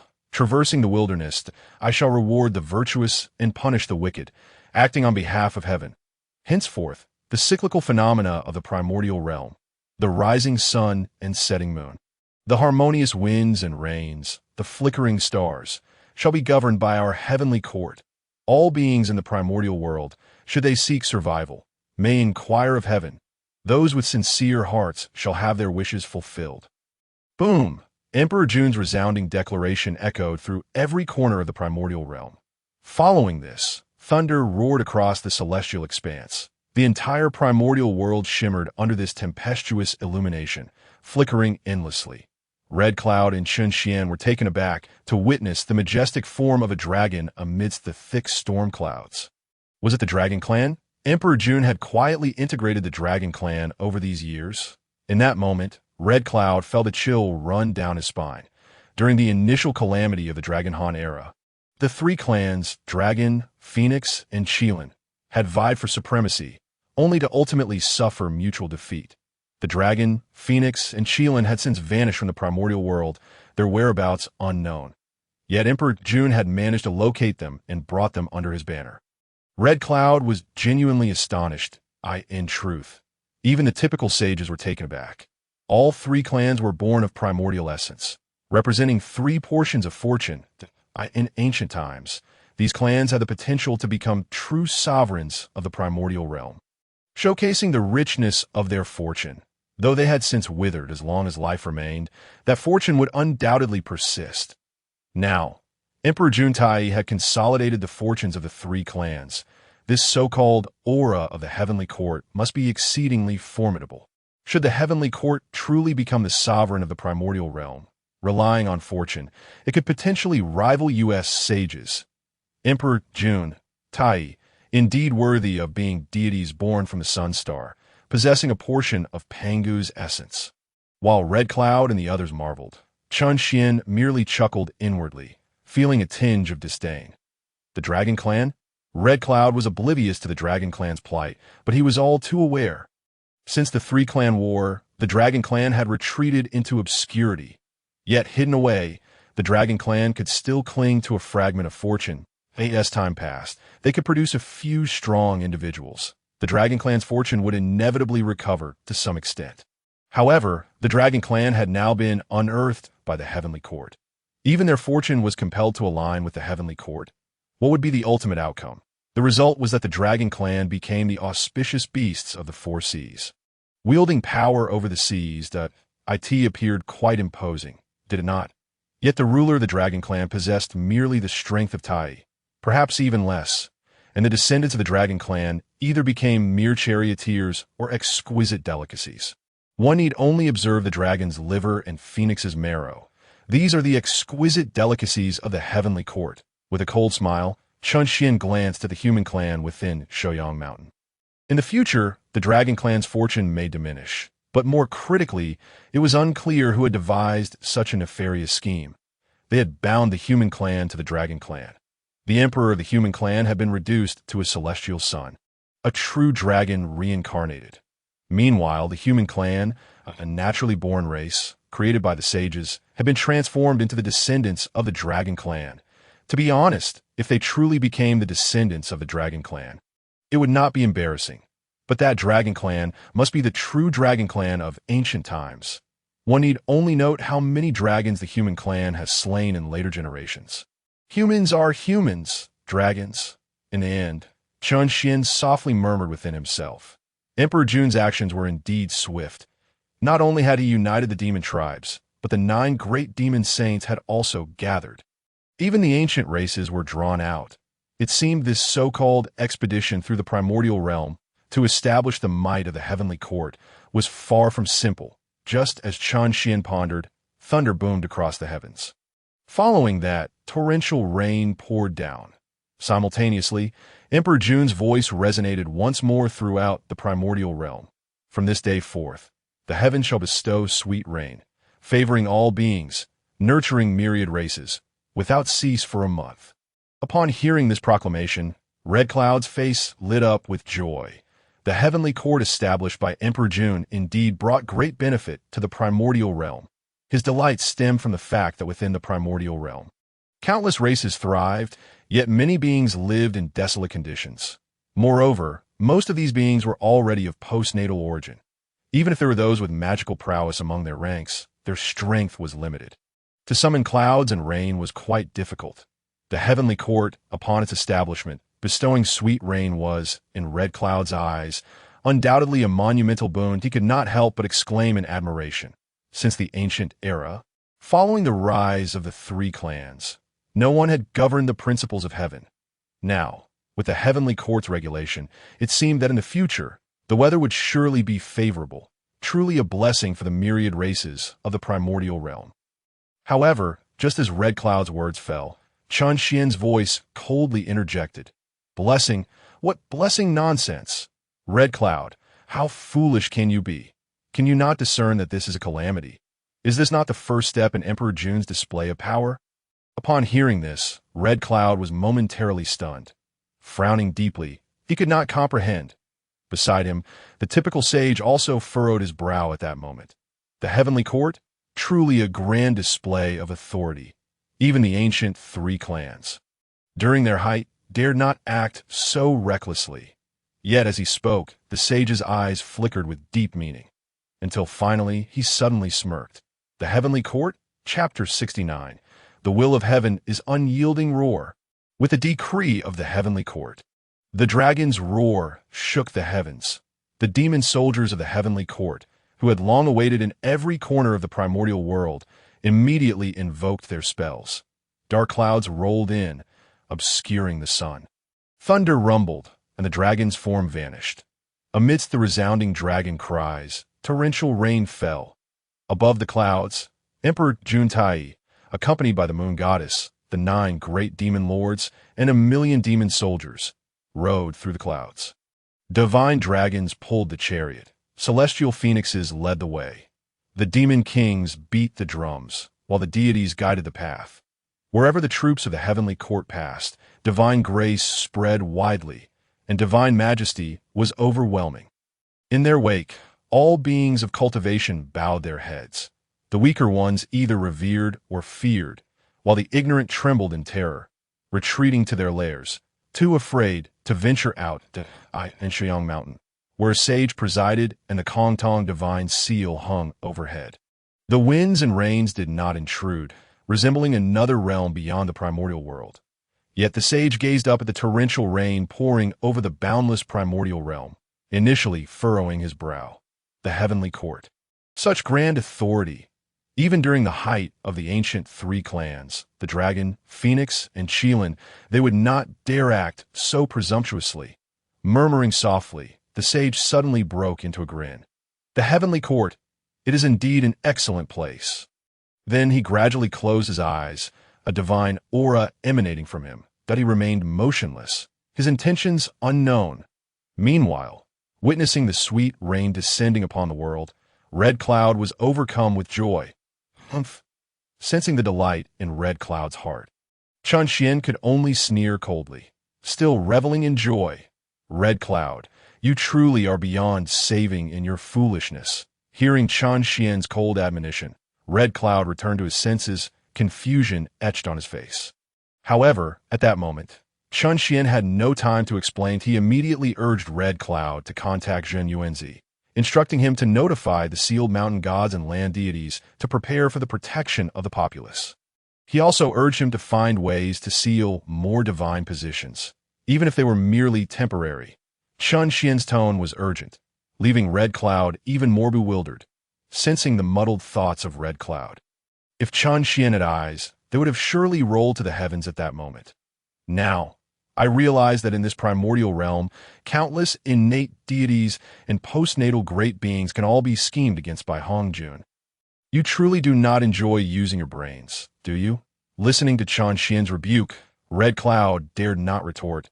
He could only force a bitter smile before asking, Celestial Lord, I truly do not comprehend. I hope the Celestial Lord can guide me. Qian let out another scoff and had no choice but to explain to Red Cloud that a month of unceasing torrential rain. Have you not considered the consequences of such a downpour lasting a month? Red Cloud was taken aback. Qian continued, a month of rain, not to mention those already abundant in water. Even the desolate lands will likely become an ocean. Those with cultivation can naturally ride the clouds to evade disaster. But many races in the primordial realm, like the human clan, have numerous weak beings within their ranks. Do you think they can survive a month of torrential rain? Finally, Qian's words caused Red Cloud to awaken to the truth. Just as Qian had stated, within the primordial realm existed countless races, and the postnatal beings within these races were merely ordinary mortals, that a month of heavy rain would inevitably lead to disastrous floods. This was not a blessing from the heavens, but rather a calamity that could annihilate the world. Yet, even in his heart's turmoil, Red Cloud still raised his gaze to the nine heavens. Murmuring in astonishment, Emperor Zhunti would not do such a thing, would he? Qian let out a cold laugh. Divine grace is like a soothing rain, and divine might is akin to a prison. Without the power to suppress the abyss, how could all beings in existence hold reverence for divine grace? Jun has resolutely decided that after this tour through the primordial chaos, he will make all beings understand what it means to go against the will of heaven. In the past, during Qian's travels in other realms, he encountered many tyrants. Their methods were almost universally the same. Once they consolidated their power, they would immediately launch wars and never cease their bloodshed. They would wield the path of killing to assist their tyranny and achieve their ambitions. It is precisely for this reason that as soon as Jun uttered the phrase about relentless rain for a month, Qian discerned the true intentions behind his words. However, he is, after all, a primordial deity, perhaps lacking in the ruthlessness of a tyrant, or perhaps he simply cannot act with such cold-bloodedness. Thus, he resorts to a month of torrential rain to exert his influence over the world. Rather than engaging in overt slaughter, seeing that Hongyun was still in a daze, Qian could no longer restrain himself and shouted, Hongyun, if I encounter you during these chaotic times, I must strike you down at the first opportunity. You presume to fathom Jun's ambition with a benevolent heart, yet you have instead brought about the demise of countless lives. Do you not think you deserve to die? Qian's furious reprimand finally jolted Hongyun back to reality. Fortunately, he was merely a person prone to excessive kindness and was not truly as foolish as Qian accused him of being. At this moment, he still could not grasp Jun's true intentions, but he did realize one thing. Informing Zheng to alert the myriad immortals and protect all beings is always the right course of action. Naturally, having been friends with Zheng for many years, he possessed certain secret methods to contact him. Immediately, he summoned his magical power to perform the secret technique. Unexpectedly, just as he connected with Zheng, a furious tirade echoed in Hongyun's mind. How vile is Jun! He dares to seize the essence of Pengu. The vital energy of the sun nourishes all things, as the son of the sun. This scoundrel commits the heinous act of rebellion. Old friend, you are now the revered one of the 10,000 mountains, the leader of the earth immortals. As you exercise divine authority, Notify the mountain deities and land spirits to prepare themselves. Hongyun had not even opened his mouth when a torrent of information surged into his mind. The deities sealed by Zhan Yuanzi over the millennia and the earthly powers he controlled were all revealed to Hongyun. Old friend, I have comprehended a divine power from the earthly scriptures that can aid you in wielding divine authority, that I shall now teach it to you. Immediately, a flicker of insight blossomed within Hongyun's heart. Precisely as Zhan Yuanzi conveyed, its purpose was to allow Hongyun to temporarily merge with the earthly scriptures, enabling him to command the deities recorded therein across the primordial mountains and seas. Hongyun had already attained the status of the revered one of the 10,000 mountains, and thus the divine authority to summon spirits and patrol the earth was grasped within the blink of an eye. Soon after, Zhan Yuanzi's voice rang out again. Old friend, recently there have been evil beings from the west who have come to disrupt my earthly veins and slay the deities I've sealed. I am currently investigating this matter. The task of rallying the myriad deities to resist this catastrophic flood that has persisted for months will fall upon you. My friend, protecting the multitudes will also grant you merit and faith, which will be beneficial for you. After saying this, Zhan Yuanzi turned to Hongyun and inquired, by the way, my friend, did you contact me for some assistance? At this moment, Hongyun was rendered speechless. Quan Xian naturally understood the reason behind his silence and let out a cold laugh. Look at this. Now, this is a wise person. I find it curious how you became such close friends with Zhan Yuanzi. Now that even Zhan Yuanzi has thought of this, surely you must believe it, right? In conclusion, Quan Xian could not help but express his astonishment. If I had become Zhan Yuanzi's primordial spirit, the flow of energy in the primordial chaos would have been utterly disrupted long ago. How could one be so bound to act according to the grand trend? Finally, Hongyun also regained his composure. He first offered an apologetic smile to Quan Xian, expressing, "My apologies, esteemed immortal." Then, he immediately addressed Zhan Yuanzi, saying, "My friend, I contacted you for this very matter. In that case, I shall inform the many deities of the earth." "Good." Zhan Yuanzi responded promptly, "By the way, my friend, the divine power I imparted to you is derived from the earthly scriptures. As the foremost among the myriad immortals, it will be beneficial for you to comprehend and refine it thoroughly. In my view, should you attain a profound understanding, it will surely have limitless applications." Before Hongyun could speak, Zhan Yuanzi severed the connection, as if he had pressing matters to attend to. Hongyun retracted his magical power and sighed to Quan Xian, "Esteemed immortal, I indeed bear some fault in this matter." Before he could finish, Quan Xian interrupted with a heavy admonishment. "Can we dispense with the trivialities? The urgent matters take precedence. Quickly issue the decree. Did you not hear Zhan Yuanzi mention the merit and faith to be gained?"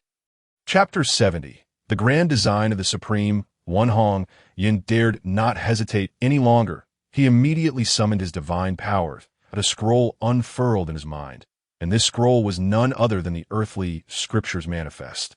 Mountains, rivers, geography, and vital currents all became apparent. Subsequently, within the earthly seasonal currents, a mysterious yellow light emerged. Shadows began to materialize from within the mysterious yellow light, including demons, beastly creatures, and humanoids, some possessing 3 eyes, others with wings sprouting from their sides, while some bore holes in their chests or possessed singular limbs. Most of these were beings born of the primordial chaos. Naturally, it goes without saying that those manifesting from the mysterious yellow light were the deities sealed by Zhan Yuanzi. This scene caused Quan Xian to be slightly taken aback. He suddenly understood that Zhan Yuanzi had not merely imparted divine powers to Hongyun. Rather, he had fully entrusted the authority to use the earthly scriptures to Hongyun. It seemed that aside from not having recognized a master, Hongyun was now virtually indistinguishable from the lord of the earthly scriptures. Just as Quan Xian was astonished, Hongyun's voice resonated through the earthly scriptures. "I am Hongyun, the revered one of the earth immortals. Today, I receive the decree from the ancestral deity of earth, Zhan Yuanzi, to issue an edict. All deities recorded herein shall, from this day forth, prepare with all their might to protect the beings of their respective regions, without fail." As Hongyun's words fell, a chorus of replies echoed in his mind that we respect the decree. Immediately thereafter, he observed the mysterious yellow light points on the earthly scriptures gradually dispersing, ultimately enveloping a vast area. However, the deity sealed by Zhun Yuanzi did not occupy the entirety of the earthly veins. Hongyun saw many regions without any divine protection, which caused him to feel a pang of sympathy. Chun Xian, unable to restrain himself, advised him, "The primordial land is boundless. You are currently only a quasi-saint. Even if you exert your utmost effort, it is impossible to save every being in the primordial chaos. To see, to save, and to have a clear conscience is already sufficient. Moreover, you can use this as motivation to attain sainthood sooner, enabling you to rescue those whom you wish to save." Listening to these words, Hongyun nodded helplessly. Yet he could not help but reflect in his heart, "Esteemed immortal, if I had not sent forth that primordial purple energy, would I have already attained sainthood?" Upon hearing this, Chun Xian merely chuckled coldly. "If you had not dispatched that primordial purple energy, then now you would be facing the entire heavenly court with your own strength. A dozen quasi-saint demon kings, the mighty forces of the demon court, countless magical formations, and the watchful eyes of Hongjun. Do you think you could attain sainthood?" Upon hearing this, Hongyun was taken aback, and soon after, he could not help but bitterly smile. Witnessing Niuhua and Taishang attain sainthood, coupled with the current knowledge of the world's suffering while being powerless to help, he truly entertained the thought that perhaps attaining sainthood through the purple energy would be more convenient and direct. However, Chun Xian's words finally extinguished that notion.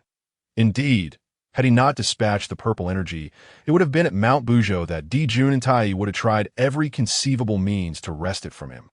Forget about attaining sainthood with the purple energy. He might not have even survived to this day. At that moment, Chun Xian's voice rang out once more, "I in the palace of the purple clouds. Besides you, all who have obtained the purple energy are destined to attain sainthood. It is a heavenly arrangement long crafted by Hongjun and the heavenly Tao. Ultimately, they have their backgrounds and platforms. With the assistance of others and the favor of the heavenly Tao, they find it so easy to attain sainthood. As for you, to oppose the heavenly mandate is naturally more challenging. But now, you are merely a step away from the threshold. There is no need for discouragement." Upon hearing these words, Hongyun felt a sense of certainty within. Indeed, as Chun Xian had stated, ever since he received Chun Xian's assistance, merely a few millennia had passed in that time. He had already attained a cultivation level comparable to the pinnacle of quasi-sainthood. This realm was achieved in a fraction of the time it took him to transform over 1 billion years. Moreover, it was not much slower than the 6 saints predetermined by heaven to attain sainthood. It was surely only a matter of time in the blink of an eye.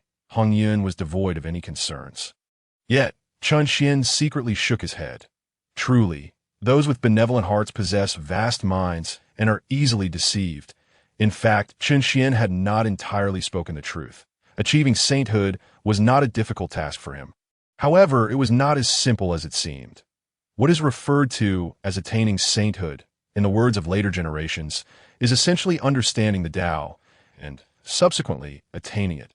Nevertheless, in this primordial world, the myriad paths are chaotic, with only the heavenly Tao holding supremacy. The most straightforward path to sainthood, without a doubt, is through the heavenly Tao. The path that Chun Xian chose for Hongyun lay outside the heavenly Tao. Yet, Hongyun, as a primordial divine being, was born of the heavenly Tao. The innate method of cultivation he possessed was also the golden elixir technique of the heavenly Tao.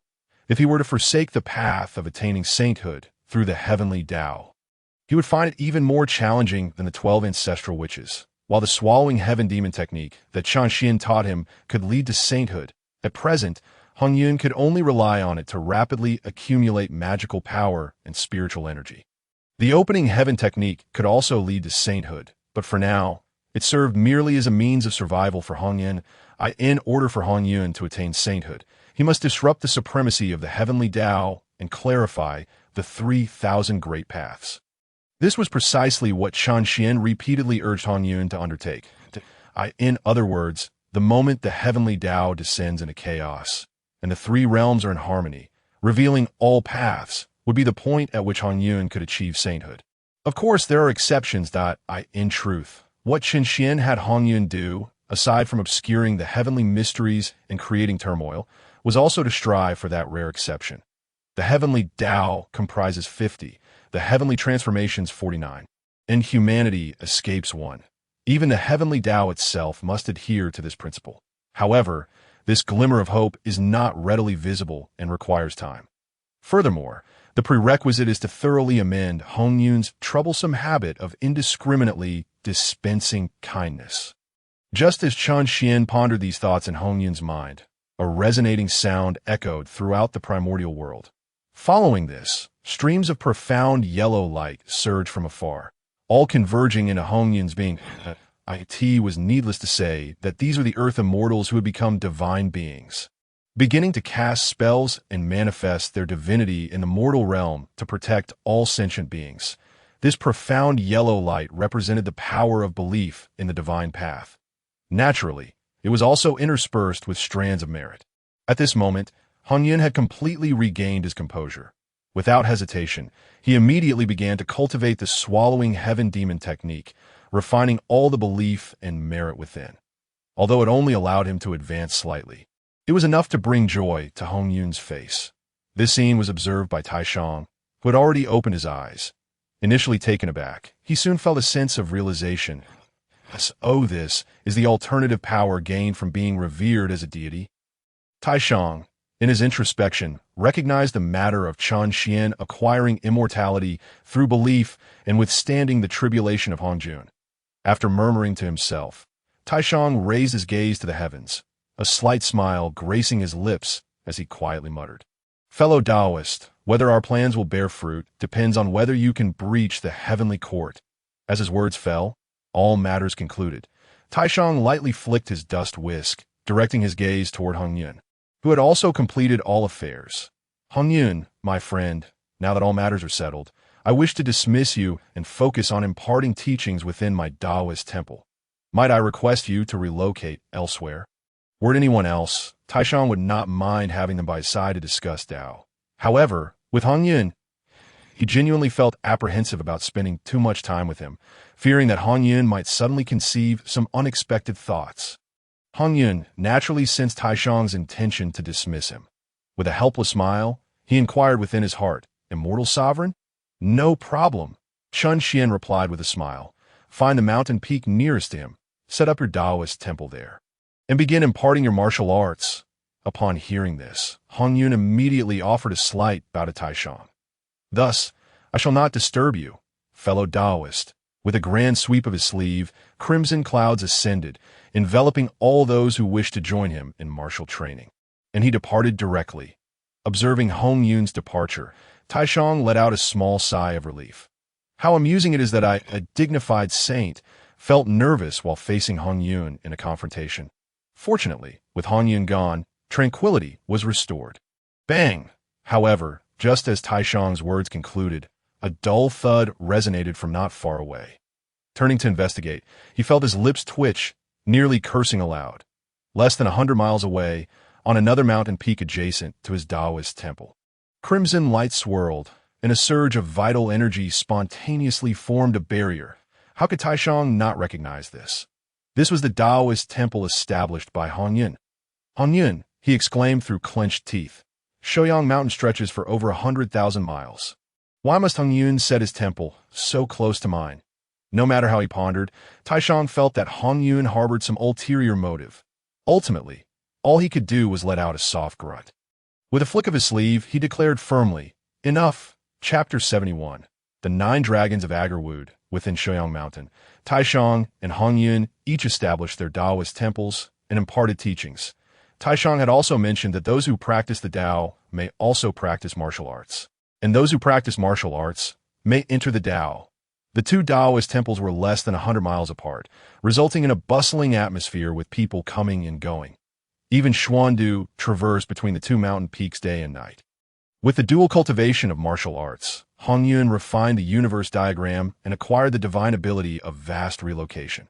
However, he had yet to master the opening heaven technique. Qin Xian did not urge him, for urging would be futile. Heavy rains had persisted for over a dozen days, and whenever Hongyun had a moment to spare, he would consult the Shanhai Jing to observe the primordial world. After several days, many areas were already inundated with floods.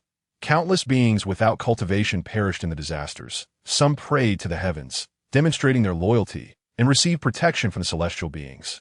Others cursed the heavens and ultimately faced divine retribution.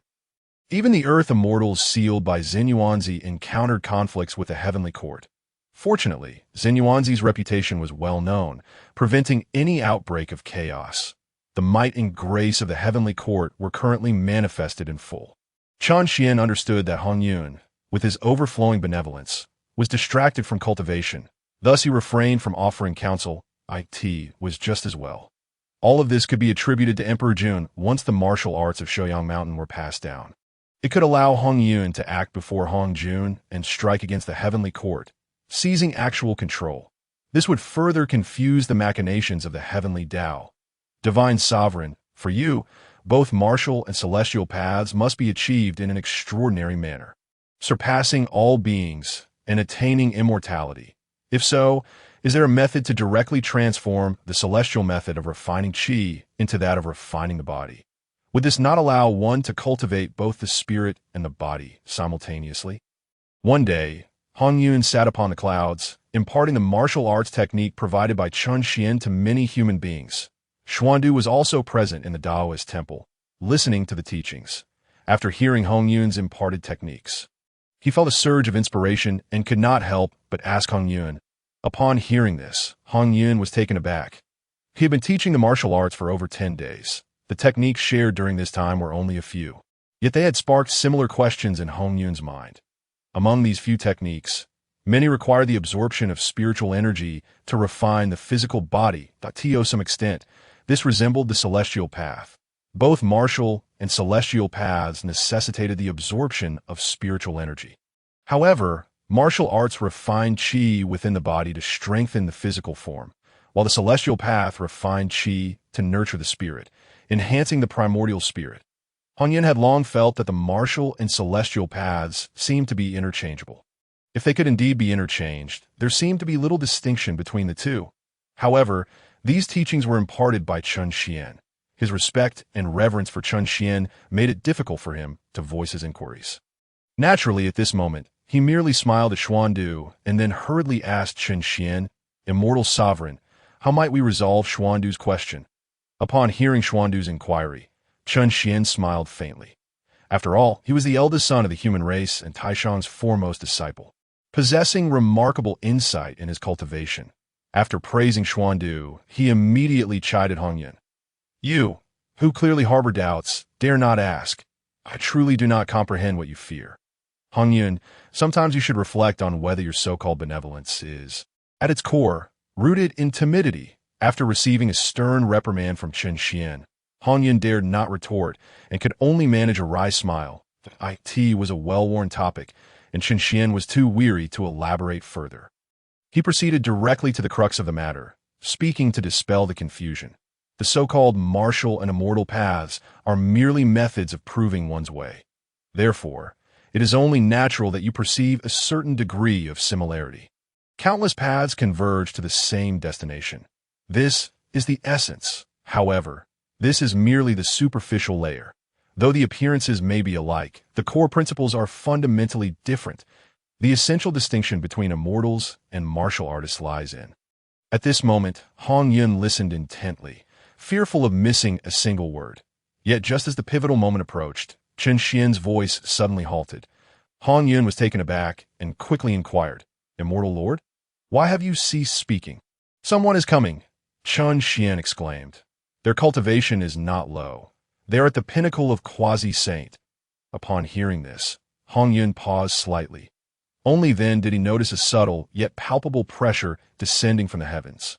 In truth, had it not been for the crimson cloud enveloping this mountaintop, forming a barrier, the weight of the pressure from above would have already descended like a mountain. Hongyun immediately stood and looked up. In the same breath, the various human cultivators who had been attentively listening on the mountaintop also sensed the ominous celestial might and raised their heads in unison. That it was at this moment that they beheld. Amidst the swirling dark clouds above Shoyang Mountain, the sudden emergence of sharp claws. With a fierce grip, the claws tore through the sky, instantly rending the ominous clouds apart. In an instant, a colossal dragon, stretching 10,000 meters in length, emerged from the darkness. Its might was overwhelming, exuding an unparalleled aura. Had the heavenly court come to this place, with the divine dragon appearing, Hongyun could not help but speak up. Though his heart grew heavy, he had already formed enmity with Dijun if the heavenly court had indeed arrived, based on what he had gleaned from the Shanghai Jing regarding their recent actions. They would surely seek to assert their dominance over him. He promptly cast a glance toward the Daoist temple, calling out, "Xuan, take your kin to the supreme Daoist temple. Hurry!" Although Hongyun was not particularly fearful of the heavenly court's arrival, confident in Shan Xian's ability to navigate any crisis, he was concerned for the human cultivators of the temple, many of whom were innate humans, frail and untrained.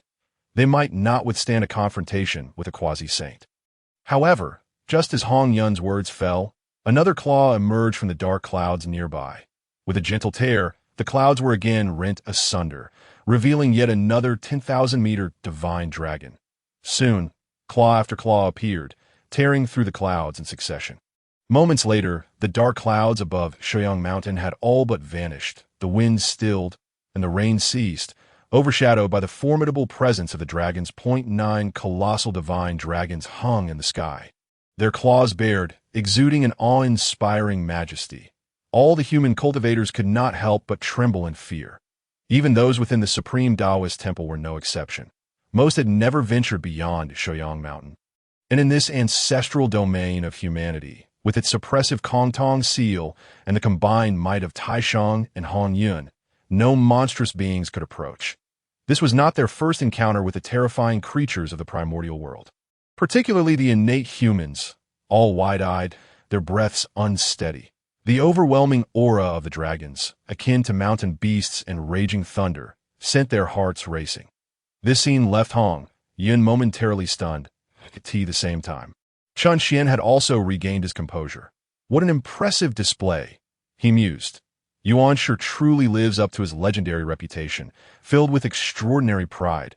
Just as Chun Xian whispered this, the 9 dragons, claws raised, began to shrink in size.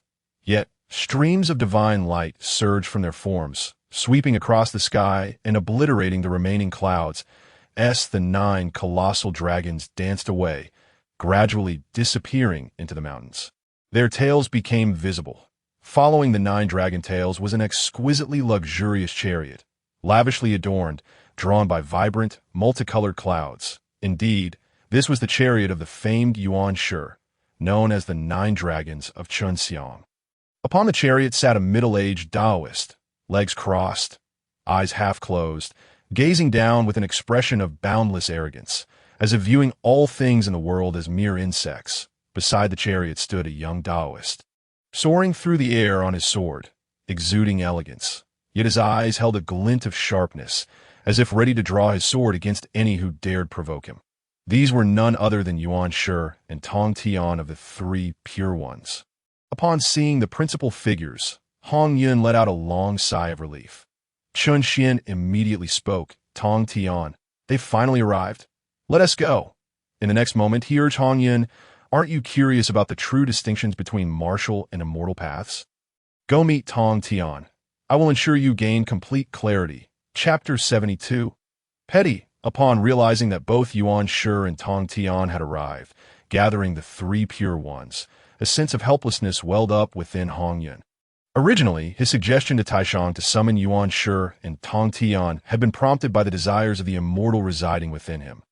Now, with Yuan Shi and Tong Tian present, and Taishang yet to convene with them, this immortal had already begun to press him.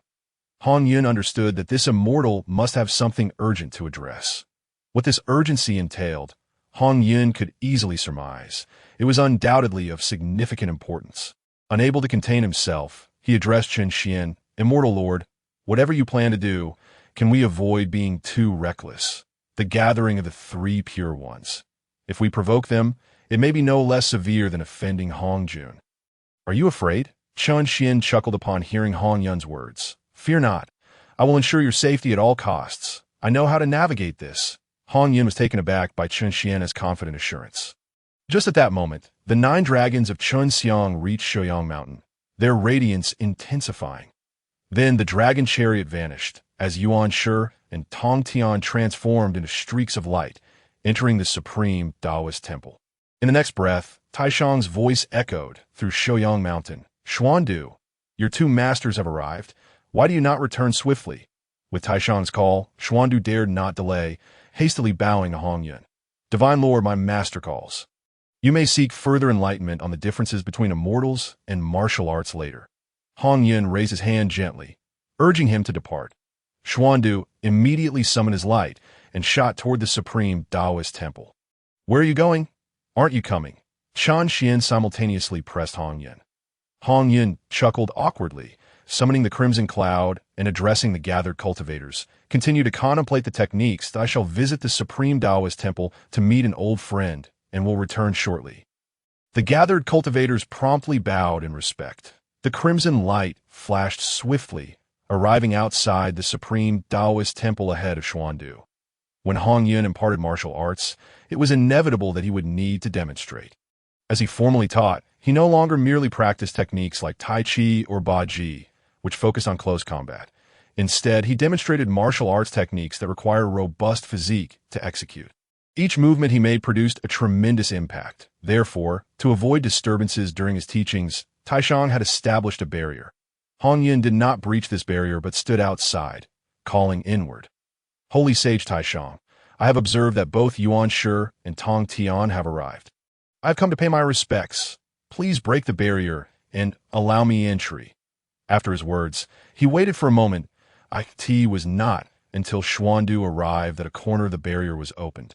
Accompanied by Taishang's voice, Ancestor Hongyun, please enter. Hearing this voice, Hongyun smiled awkwardly. The 6 words conveyed a hint of wariness and a touch of impatience. Yet Chen Xian merely smiled slightly. It seems Taishang has already discerned her true nature. Immortal Lord, it appears Taishang has seen through you. Hongyun could only smile helplessly as he and Xuan stepped into the barrier together. They then soared to the mountain peak. The 3 pure ones, reunited after millennia, were now engaged in conversation, laughter echoing, their spirits high. Upon seeing Xuan, Taishang immediately waved him over.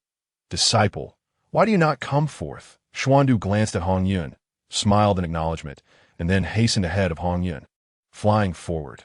This is your Yuan Shi uncle, and this is your Tong Tian uncle. After Taishang's introductions, Xuan respectfully bowed to Yuan Shi and Tong Tian. Junior Xuan greets Uncle Yuan Shi and Uncle Tong Tian.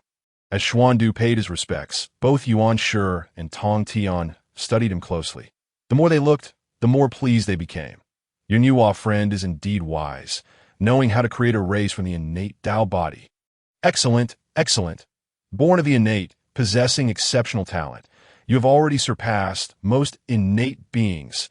As the foremost disciples of the 3 teachings, we find ourselves in the presence of Tong Tian, who expresses his admiration repeatedly.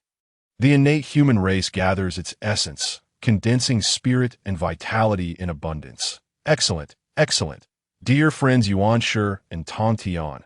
No sooner had the words left his mouth than Hongyun approached with a smile, addressing the 2.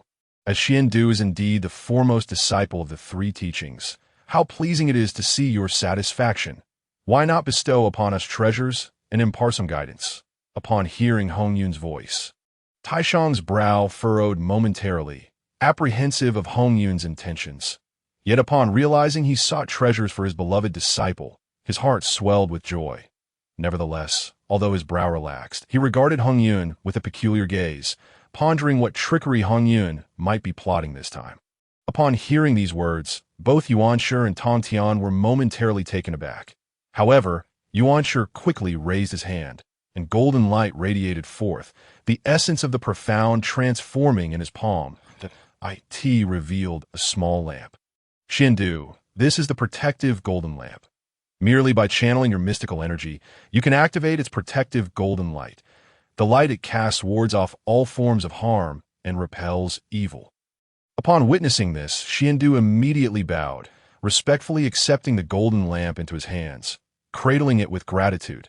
"Thank you, Master Yuanshi, for this precious gift." Yuanshi smiled gently, stroking his beard. Just as he was about to speak, he noticed Hongyun smiling, this smile. Taishang's previously joyful expression abruptly stiffened. He even interjected before Hongyun could speak, "My friend, what is there to find amusing in this?" Taishang knew instinctively that Hongyun was likely to utter something unflattering.